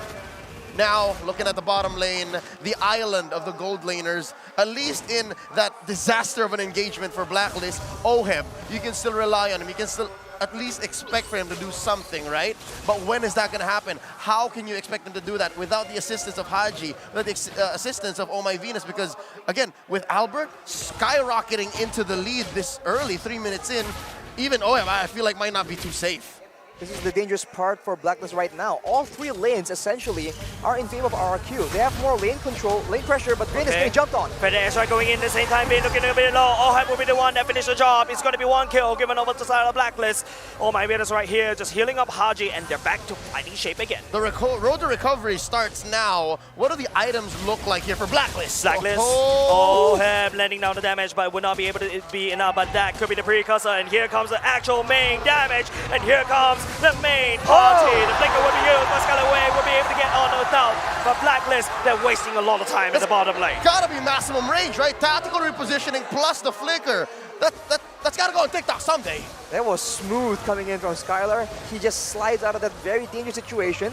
But right now, you can see that Clay is struggling, man. He wants to get these pickups, but with the Purifies, it's just a bit too difficult. They need to time this. They have to count the cooldown and ensure that they go in for the right target once the Purifies are down. This feather airstrike is a little bit too early, right, guys? Yeah, it's suspect, and it's going to allow RRQ Hoshi to time it up. But this might be because they see that Albert is still going for his purple, and this allows Wise to do the same for his orange, and then they reset. So far, this is good because Blacklist, they didn't expect RRQ Hoshi to pull so far. Low turtle resets. So resets, but look at the Blade of Despair being built by Skylar on that Beatrix. That's going to be a lot of 1v1 kill potential, but Haji has the Clock of Destiny already scaling towards that mid-game, and look at that. Here comes the Divine Judgment. Wise will not be able to retrieve the turtle. Another turtle given over the side of RRQ once again. It is R7 going in a ridiculous dragon form, and that's the problem that Blacklist International couldn't solve. Just as quickly, I could have sworn the Barats would have survived, but no. Oh no. They have lethal intent. Oh, I was in trouble. BMI already pulled out. Vin doesn't really have the Divine Judgment for now. That could be a side relief, but Clay doesn't have the ultimate, so that is still A-okay. But this time around, they may have actually obviously extended just a little bit too much. The better airstrike zoning out the members of RRQ as well. Blacklist International, the big problem right now is that Kaja ultimate. It's just so difficult. There's a lot of sources of crowd control, and they can deal with that with the Purify. But if R7 or Albert just jumps on you, that's damage, not crowd control. You have to worry about. Wesker shot, Skylar walks away with one dot. Ooh, that's again, it's just unfortunate for Blacklist that their attempts at picking off, at countering the aggression of RRQ has not been paying off. And I don't know if it's bad luck or you can call it a good skill coming in, because RRQ are doing very well avoiding these tough situations, even though they do not have the defensive battle spell. At the world stage, there's no room for luck, all right? Maybe a little, but it's more of because RRQ Hoshi are feeling it. They won game 4, they have momentum on their side, and they have a relatively significant shot going in. Oh my goodness, just right in time. The ambulance right now is all about Vin, whether he can catch the right targets. Oof. Man, Din Hunter Sword has been completed for Oheb. He has a steel leg plates as well, so for now, he has some measure of defense against the physical damage, but that's only until Albert scales and gets his hands on him. At that point, the escape is going to be very difficult, and the fact that Skylar is on that Beatrix means that RRQ can slowly but surely siege down these turrets. How safely and how just cleanly RRQ Hoshi pressured that bottom lane, and that's permanent damage. Oheb now can't farm us safely down there, and all the more this opens up this last turtle for RRQ Hoshi. It's 100% turtles for the King of Kings. Problem is, Vin does have the ultimate as well. Wise needs to step on. He needs to try to eat that ultimate. There you go, Vin. Once again, Wise, Vin, not shy! But Wise will be able to heal up just in time. He's trying to look for the victor, but Retribution! Blacklist International take away the turtle, and this could be the turnaround for Blacklist. R7 barely gets away with his life, but who'd have thought that Blacklist would have taken that turtle? Yeah. The mechanics, at least now, Wise is more confident that, hey, after a DJ, I'm okay. Yeah, the biggest problem right here is that Blacklist International, hold on a second, slowing going on. Nothing's gonna happen for now, but let me continue my point. Wise needs to eat the ultimate of Vin. No one else on the side of Blacklist could do anything at all. I think earlier, Wise was actually dragged by the Divine Judgment. Yes, but correct. Unfortunately, the Breath of the Ocean from Clay does not land. And now, with Wise having the Radiant Armor, he is going to be a bit tanky until Clay has a bit more penetration to nuke him down. This might be the mid-game that Blacklist is looking for. Yep, 8 minutes in, they shrank that gold lead, approaching 3 now. It's just barely 1. Oheb jumps in. Blazing Duet doesn't really stick. But there you go, Blacklist International managed to clear up the top side wave. What is going on around the map? It is the Fed airstrike going in. The Wesker shot will not be able to connect. It's a little bit too far. Blacklist International takes up top side. That's clean zoning from Haji right here, knowing that he has a lot of damage in his arsenal. The lightning transient is not complete just yet, Oh, but my even then, goodness. that needs to be respected by Skylar. He has the Wind of Nature at this point, but you know, there's still that magic damage threat coming in from Oh My Venus and Haji. That is the main thing he has to be aware of in these big fights. And now, again, with the past minute or so being all about regaining real estate for Blacks International, they can find better engages. This 1,000 gold lead for RQ Hoshi, yes, it's significant, yes, it means something, but Blacklist can put up a better fight because, again, of the aforementioned pull! I don't know whether this is a good idea coming up from Vin, but it's going to be Wise. Get a knock on the door, but he's getting healed by Oh My Venus, and then all of a sudden RQ that's lost their roam. R7 a little bit too low, Clay coming in, trying to put some damage, but Blacklist International picked one person. They threw no caution to the wind, and it resulted in Vin being taken down. Blacklist obliges, making a beeline straight for the Lord, and watch that green dot. Dennis Welcome still online. They waste no time at all, man. RRQ, they might try and contest here, but might be too difficult. Unfortunately, Blacklist will be able to secure that Lord, and RRQ, they just overestimate their damage, despite Wise just building full tank. They need to understand at what point is their damage adequate to try and pick off especially the bigger members, especially with Oh My Venus on the sides. I feel like Blacklist call right here. Wise is the carrot.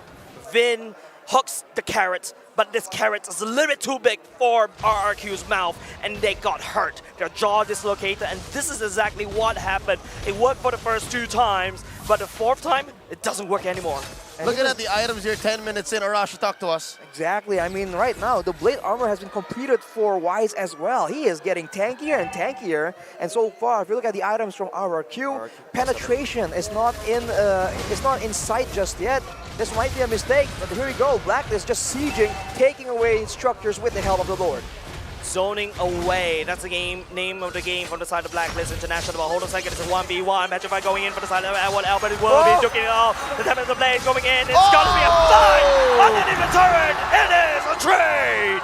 And all that time that Agent Zero bought for Blacklist, RQ Hoshi are now reeling. They're looking at a map that's red, wondering where it all went wrong, because Blacklist has a 1K gold lead. Oh no, Vin, take a forward, but he misses. And now here comes the Fed punishment coming up from Blacklist International. Better airstrike will be able to zone RQ away. Blacklist International to stabilize for now. Oh, they're going to steal this purple away from Albert, who hasn't even respawned yet. We're looking at a Lord in a minute and a half. Arashi, what's going on? What can we expect in the next minute and a half? Because this Lord, this next one is going to be significant. We can expect RRQ to try and get a pickup yet again, but of course, Blacklist, they adapt. You cannot expect the same thing to work again and again. And right now, they have the solutions. A strong front line, they can tank most of the damage, sustain to back them up, and even if you want to go for the squishier members, like we mentioned, the Purify is there. So I think RRQ, they have to try and ration their crowd control. They cannot use it all at the same time, because if they do that, then it's easier for Blacklist to identify when they need to commit most of their resources. If they can spread it out a bit more, it's going to be a lot more difficult, and it goes back to that dirty, that messy fight that RRQ usually finds success in. 2 big questions, Leo. Has Haji and Noah used the Purify? Second question, why isn't Vin catching Oh My Venus? I feel like, again, if he was trying to do that with the flicker, unfortunately, he was just barely out of range. Maybe the pressure is getting to him, you never know. But Albert, once again, is going on a duel with Agent Zero. They traded 1-for-1 earlier, but man, it's still beneficial for Edward in this situation, because Albert is level 15. Arashi tried to answer it, but I was going to say, Jays, I don't have the answer. Blacklist does. At this point, they're in the driver's seat. They're camping here in this river bush, and I'm not sure if RQ knows. Man, RQ does have the map control, brush control in fact, but it needs to be an ultimate coming up from R7. You need to sacrifice that. It's going to be Albert missing that purple buff once again. It's going to be a replay of game number 3. Oh, this Ling is thirsty. This Ling is hungry. He needs that purple. He needs that perp. It's unreal, man. Wise is able to steal so many resources, so many purples, but now this is the deciding moment. If RRQ can flank around, this might be the opportunity they're looking for, but otherwise, Blacklist has a chance to completely use this neutral objective and force RRQ into an unfavorable fight. Oh my god. Do they know? Do they know? All right, that's it. They revealed it. That's it. Yep, RRQ Hoshi. So they're just trying their best to get a reset here. But can they find it? Lord, less than half health. Oh, here comes Vin. Here comes Vin as well. It's going to be the Icon as welcome. Will not be able to connect. Clay goes into Petrify, but it's going to be knockup coming up the side. RRQ, the damage coming up. RRQ doesn't really click. It's going to be Albert. Not in the way. And Wise pick up Clay. And Albert still standing in the backside. But oh my goodness, walks on in. He reveals the assassin. Skylar comes in. Nibiru doesn't make anything at all. It's going to be oh my goodness, desperately trying to heal Wise. But Blacklist International, they traded for Clay. The MPLID Grand Finals MVP fell, and for no reason at all, it was free. And it's going to be the suppression on top of that one. The punishment. Now it's coming in for the re-engage, but Albert trying to look for something over here, but OM is creating so much trouble. And there's the Wind of Nature activated at the same time. Albert going in, trying to play with the blades, but he gets zoned out by the members of Blacklist International. Oh, they baited out so much, but they instead traded out, and it's gonna cost them. But at least Blacklist walks away with the Lord Skylar. Skylar had lethal and malicious intentions, but Blacklist says no. 2K ahead, Luminous Lord on their side. What does this mean for RQ Hoshi? It means that they're stuck on the defensive and they cannot go for those big flanks. I was about to say that Blacklist are just so patient. They play that fight so slow, and RRQ just weren't able to adjust. But afterwards, RRQ were able to actually get something in exchange for that Lord. That's a small victory, but as you mentioned, having the Lord on top of a very solid front-to-back composition means that now you can force RRQ to go to locations that you want them to be, instead of RRQ being elusive, hiding in the bushes, surprising them with side flanks. Yeah, now it's come to the point wherein even bush control isn't as important because you still have to think about those purifies. Now, Chase, Haji has his off of cooldown. Venus has an Aegis. Oheb is waiting about 15 seconds from here. So this Lord push might actually be lethal. They could take an inhibitor, or better yet, they might even threaten a finish. RQ does have 2 Petrifies left. It's all about RQ, how they play this out. The Fed Ezra will be able to zoning out. That's the Lord defended by RQ. Blacklist International focus on the mid lane instead. Nibiru's passion, wave clearing, that's all what RRQ can do for now. Locked in base. Luckily, Clay has solid wave clear. And again, you're still looking at Skylar, despite the nerfs on Beatrix in the recent patch, they're doing okay. Arashi, what does the items look like? Oh, because Agent Zero. Oh my goodness, Vin out. misses the Flicker ultimate, allows Edward to slip on the way. That is very unfortunate. At this point in time, that flicker is a very valuable tool, and Blacklist know that, tries to go for a big play, and the other problem here is Albert, but he's alone right now. He's alone right here, Edward. Oh, Albert needs to get on the way. There's a big dinosaur coming for your body as well, but it's going to be Blacklist International, manages zone out the members from the side of RQ. Bottom lane is already gone. Luckily, his body was ready. Baby Alien knows exactly what's going on, and he did not have to fall. I believe it's come to the point wherein RQ knows they're playing with fire, knows that they have bombs in their fists and they're waiting to land that big haymaker. Question is, how do they find that angle? It's such a difficult situation because Blacklist have all their attention focused onto Vin, and it seems like RRQ, they're only relying on Vin to be the first initiate, whereas they actually have a lot of other tools they can use. They can go with Clay on the Kadira, they can go with R7 with a big flank and Petrify, but they're just not exploring that option, and it's making them seem just a bit too one-dimensional. And against a team like Blacklist, that just means that you are going to be so I don't know, readable, so obvious, and you can see that several times here, Vin has flickered twice and has not landed a pickoff. Something tells me that's more a matter of conservation. The fact that Clay and R7 aren't being used as much to try to get a kill and get vision is because they're saving them, right? They're saving them, but so far, not like this. This is a defensive Black Dragon form. Defensive Black Dragon form. Haji activated the Feather Airstrike already right off early. Blacklist International know that Albert's all the way up top. Edward has full vision right here, but Blacklist International slowly collapsing once again. A purple buff gets denied away by Blacklist International. Oh no, the baby alien's not gonna get his num-nums. This is a hard engage. This is tough. When you're playing a Ling this way, I mean, I've heard this from stories. I don't play Ling myself, but when it's like this and your opponents are just denying you your buff, oh, it's miserable. Yep, once again, ladies and gentlemen, Blacklist International setting up for this Lord dance. It's about who has Lord Pit control. It's easy for now. It's going to be Blacklist, and they're Vin. bursting down the Lord really It fast. Vin makes the play. Vin doesn't connect onto anything right now. OM going into place into it. It's going to be OM is healing members of Blacklist International all the way to the top 4. OM will be punishing Vin. A Lord that's evolved plus Vin. The M Series All-Timer has been overloaded. Yes, he had momentum. Yes, he got MVP Game 4. But not against a lineup like this. Not against Blacklist, who has figured out exactly what's going on. RRQ need to adapt, man. They have to try and do things differently. Blacklist has a read on how they want to operate. And now with 15 seconds left on Vin, the Lord is coming in. And high ground favors Blacklist International. Feather airstrike has been used. Oh my god, this is a very tough airstrike to defend while Alvin forced to use the Temple of the Blades just to get on there. Here comes the Bandit Rage to try to clear off the members of the side of Blacklist International. He was orbiting the Navy expansion as well. The Lord will get chonged down, but Blacklist International, they do a lot of damage. They crack open the mid lane. That's permanent damage. That is a main artery taken away from RRQ Hoshi. Albert will not be able to explore the map as freely as he once has in this 19-minute bout. Now top lane inhibitor is going to be next up on the docket. Here we go. OHAP petrified, but he was going to get purified. The counter battle spell. Here we go. R7 all the way in the back line, trying to look forward. Oh my goodness, that's really trying to heal. But look at where Albert's going. He's looking for the angle, but will not be able to commit. Blacklist International, they stayed a long time. There you go. If R7 can go in like that, you can see the cooldown on the Purifiers for Haji and OHAP are nearly identical because they have to use it at the same time. They are trying to group together for the blessings of the Moon Goddess, and that is something that RRQ can take advantage of, but they need to just plan it out really, really well, and without that vision, without the control, it's just so difficult right now. And Albert has full inventory slots at this point, so he won't be scaling any longer. At this point, it's all about how fast Blacklist can catch up to the 5k gold, can use that 5k gold lead, because RRQ soon both teams are going to be full inventory slots. Yep, we're about a minute away from this Lord.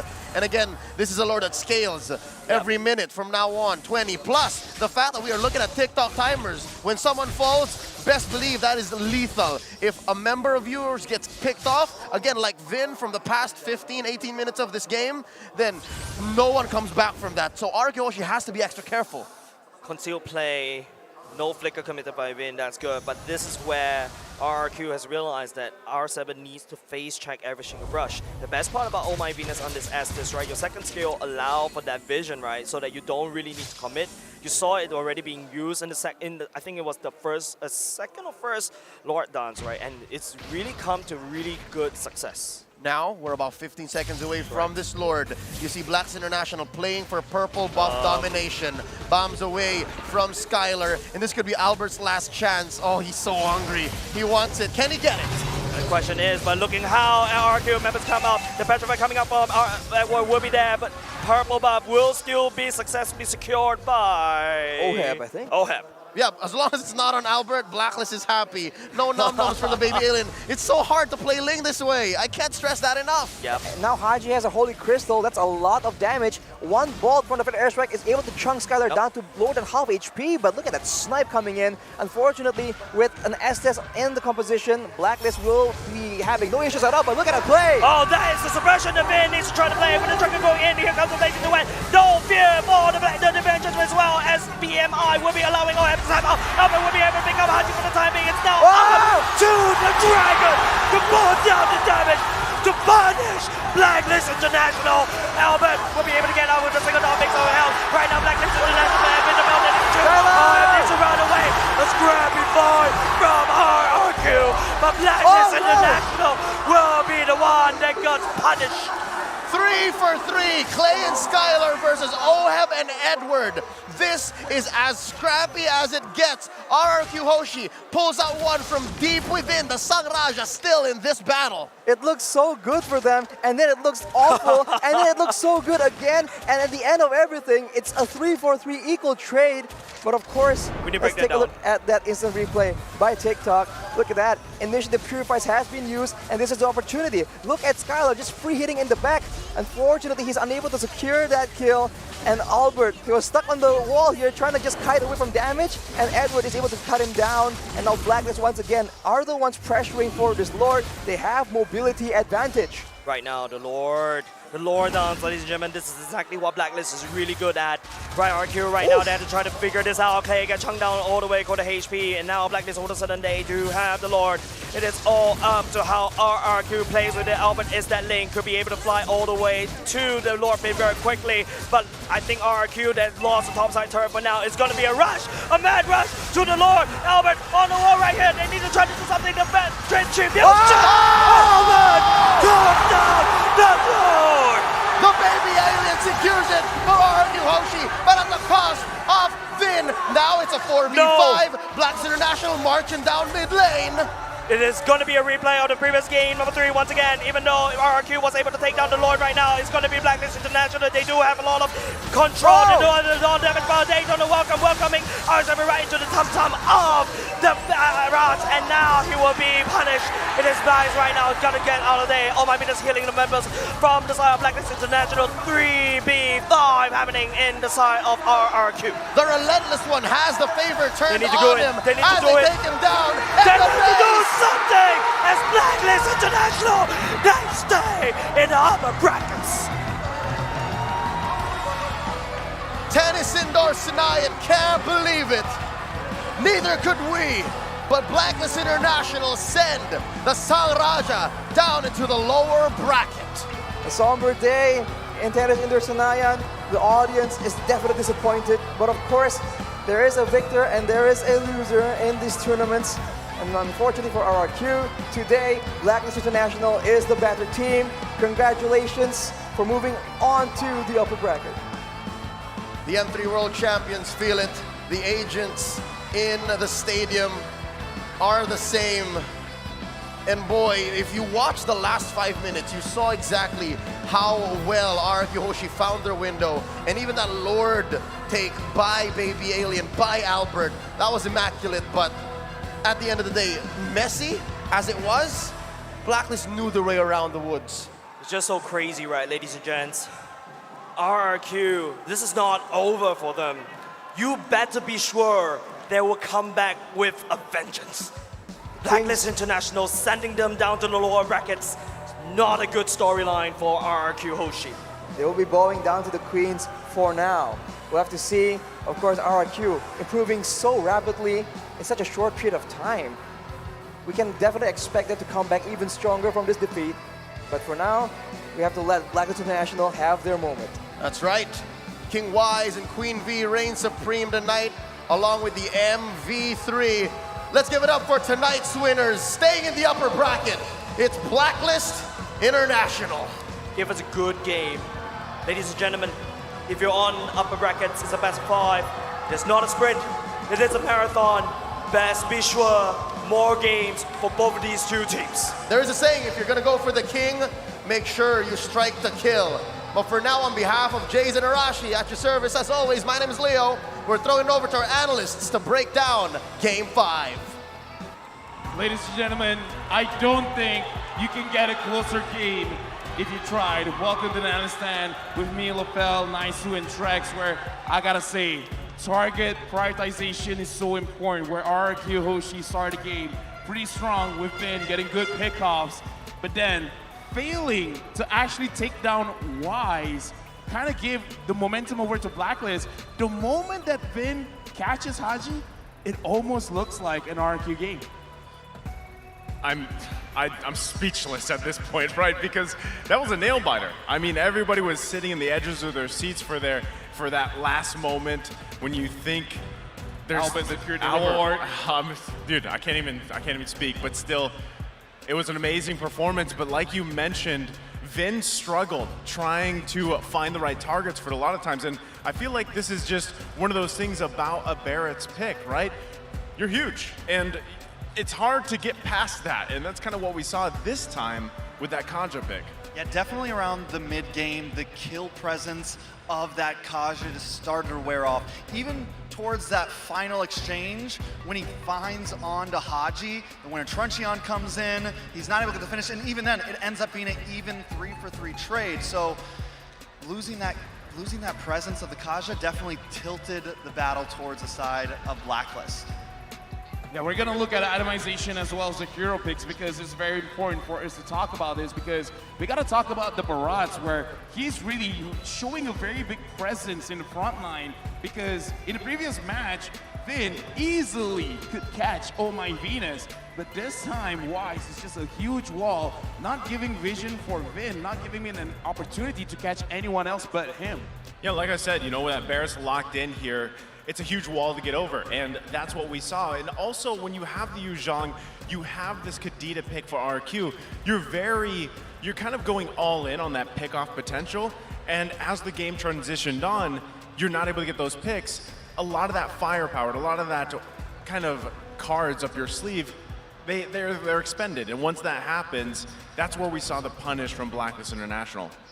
And another thing to point out as well, about the 11, 12 minute mark, he picks up that blade armor. And this forces Skylar to not, to maybe rely on the Renner a bit more, not get too heavily involved, and has to pick and choose where he's going in these team fights. Because if he shoots into Wise in an extended team fight, it does not work out well for him.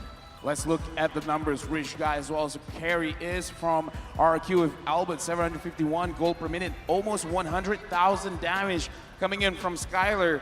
But the numbers don't lie. Wise took 184,000 damage. It almost looks like Wise has a magnet embedded in him where everyone from RRQ Hoshi is chasing after him.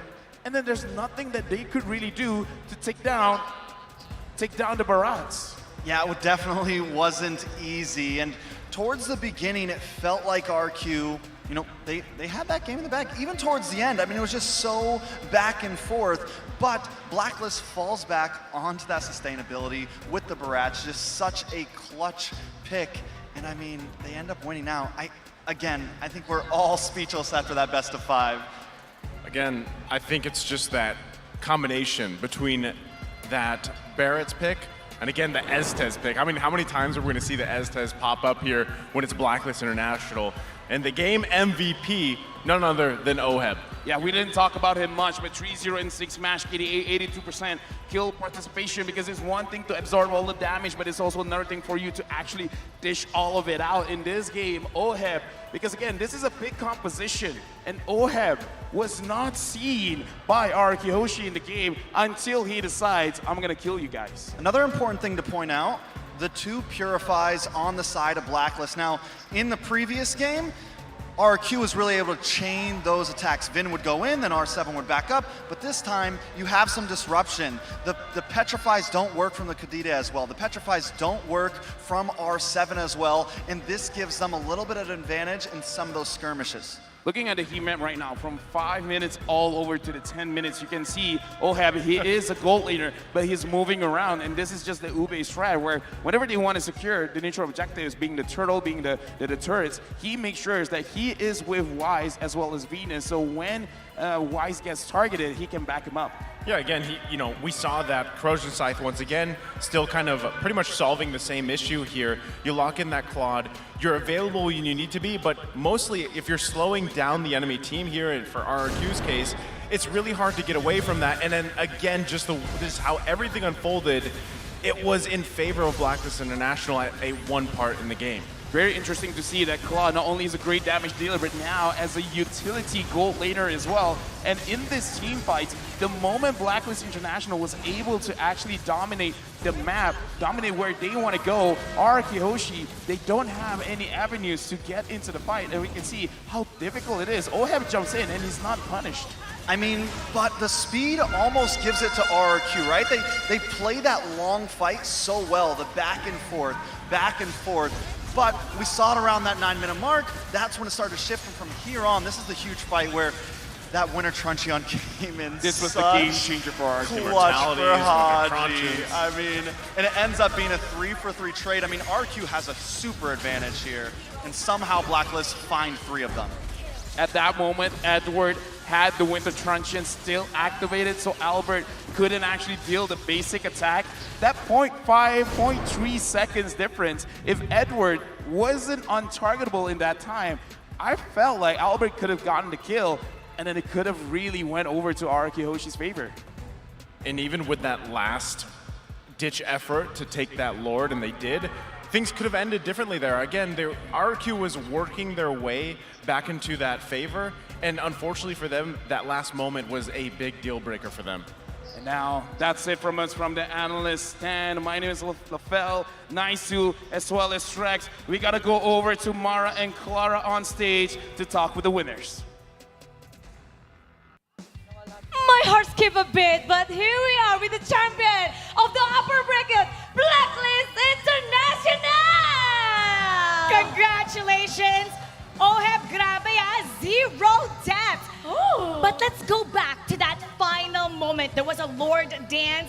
Albert was able to steal the Lord from you, but you guys kept on going. Let's go back to that decision. What was going through your mind? Who was the loudest in the earpiece talking? Hindi na namin iniisip yung naagaw yung Lord. Iniisip na namin agad kung anong magandang magagawa namin. Which is yung patayin na lang yung mga natirang hero doon. Tapos nung may mga napatay kami, nagdesisyon kami na i-go na lang sila sa mid kaysa mag-def ng Lord. They weren't even thinking about the Lord anymore. They weren't even thinking about defending it. They just wanted to focus on who was left and kill every single one of them. And they didn't focus. They just kept on going to the base. Really? Okay, jadi ini menarik banget karena Blacklist, mereka benar-benar gak peduli tentang Lordnya, mereka gak mikirin Lordnya, tapi mereka berpikir siapa yang tersisa dan siapa yang bisa mereka habisi. Dan great decision. Great decision, Oheb. Yes, but how about RRQ? They seems like not afraid of your solid meta. They let Estes going and get picked by Blacklist International. What do you think, guys? Let's ask all my Venus. Para daw ang RRQ Hoshi, hindi daw takot dun sa meta sa Estes mo. All 5 games, hindi nila binan, inalaw ka nila na gamitin yon. Ano ang iniisip mo tungkol dun sa desisyon nila? Actually, we were shocked that they didn't ban us throughout the game. And I think it was one of the reasons they lost it.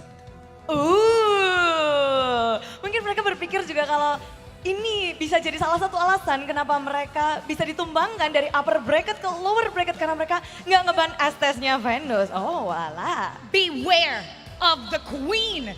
Now, this game is so intense.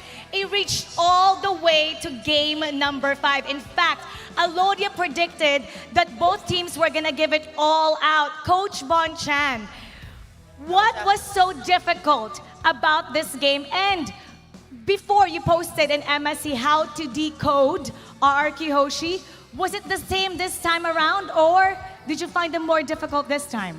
No, it's already difficult this time. It's already a different strategy because, of course, with the addition of Coach Arcadia, they drastically improved their macro, and I think that helps a lot because, you know, what do you expect from a Filipino coach? Wow, katanya ini adalah strategi yang berbeda tentunya karena saat MSC dan sekarang RRQ sangat berbeda, apalagi dengan kedatangannya Coach Arcadia membuat makro dari RRQ begitu naik dan tentunya ini sangat sulit untuk Blacklist di match kali ini. 5 game luar biasa. Today, people say that it was like a grand finals match, deserving to be like a grand finals match. Now, when you were going from game number 1, game number 2, game number 3, game number 4, all the way to game number 5, did you guys find it difficult? Because you were saying something earlier. How difficult was this game for you? It's very difficult. It's like the grand final. It's like the grand finals. Would you say that the RRQ Hoshi is the most difficult team that you are preparing for? Right now, yes, because they are our first opponent. So you think it's gonna be easier from here on out? No, I think not. Okay. Our next opponent would be Onyx or Echo. It'll be Onyx or Echo. Yeah. Okay, so if you were to choose just one of them to face later on, who would that be? And is this a group decision that you think? I think any of them, because if we want to be champions, we should fight every team. Wow. Okay. Jadi memang susah banget untuk melawan RRQ dan pada akhirnya juga nanti Onyx dan juga Eko akan sulit untuk dilawan. Tapi mereka akan melawan semuanya kalau mereka mau menang dan mereka mau menang. Now, mensahe. Magbigay tayo ng mensahe. Let's give a message to all the Filipinos supporting you because I know there's even somebody here that came all the way to the Philippines, spent his life savings just to watch you guys. What is your message to all your supporters? Of course, first of all, thank you so much to all viewers watching us, supporting us all the way. Thank you so much, especially to the people who went here. Yan, thank you super. And the viewers from the Blacklist Asian and to the Blacklist managements also. Yan, and the influencers from Philippines. Wow, kata Venus, terima kasih semuanya yang udah mendukung juga, yang udah datang ke Indonesia, yang di Indonesia juga, untuk manajemen dari Blacklist dan juga tentunya influencer semua yang udah mendukung Blacklist sampai sekarang. Congratulations! When I say Blacklist, you say break the code. Blacklist! Break the code! Congratulations to our defending champs, Blacklist International. Thank you so much. Good luck for your next battle, Blacklist International. You may... Okay. Go ahead. Anywhere. It's all up to the winners. Because they're the winners. They have all the rights. Yes, the winners with super classy maths and games, Mara. I love how they battle on the game. I skip a bit. You know, I skip a hard bit. But there was a message there that the biggest mistake that their opponent made was not ban the SS. They must respect the SS. So let's take a look at the updated bracket. Let's go. We had to say goodbye to one team. Today. We have 7 teams left. Take a look at that.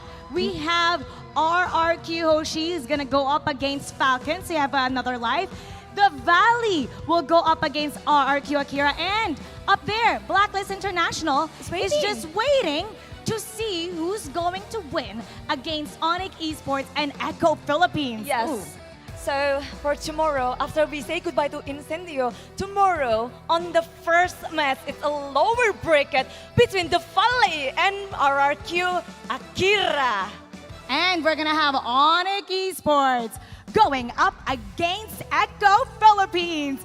My goodness, super intense. Clara, what was your favorite of today? Of course, the last match. The last match, Give a definitely. bait. Of course, Indonesian team is playing and they show their best and we have to be proud of it. Kita semua harus bangga pokoknya karena semuanya udah ngasih yang terbaik dan it's a word to watch and a word to cheer. I'd also like the win of Falcon Esports. They sent a really good message asking everybody to keep supporting them and to recognize that non-MPL regions are doing their best and they're daring to be great, going all the way to the final 8. But tomorrow, we're gonna have the top 6. We're gonna find out who the top 6, the kings, the top 6 kings of all the regions. So you better not miss it.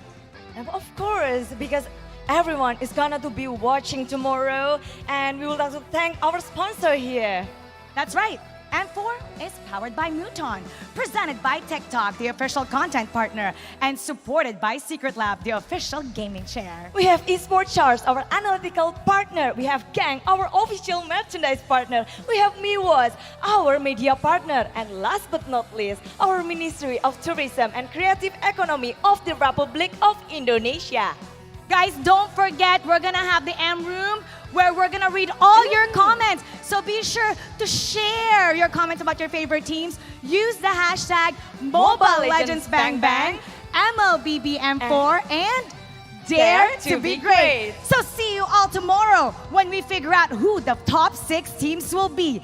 This is Mobile Legends Bang Bang M4 World Championship. Dare to be great!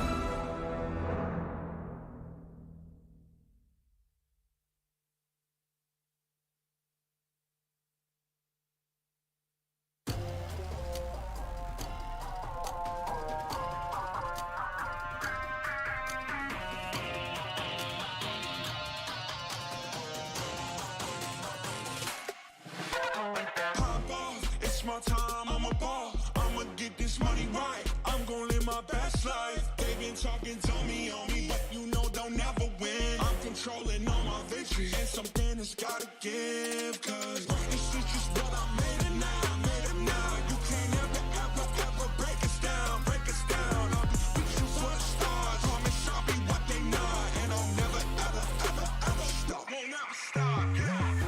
Touch the sky, you're made of silver and gold. Touch the sky, you're the greatest option now.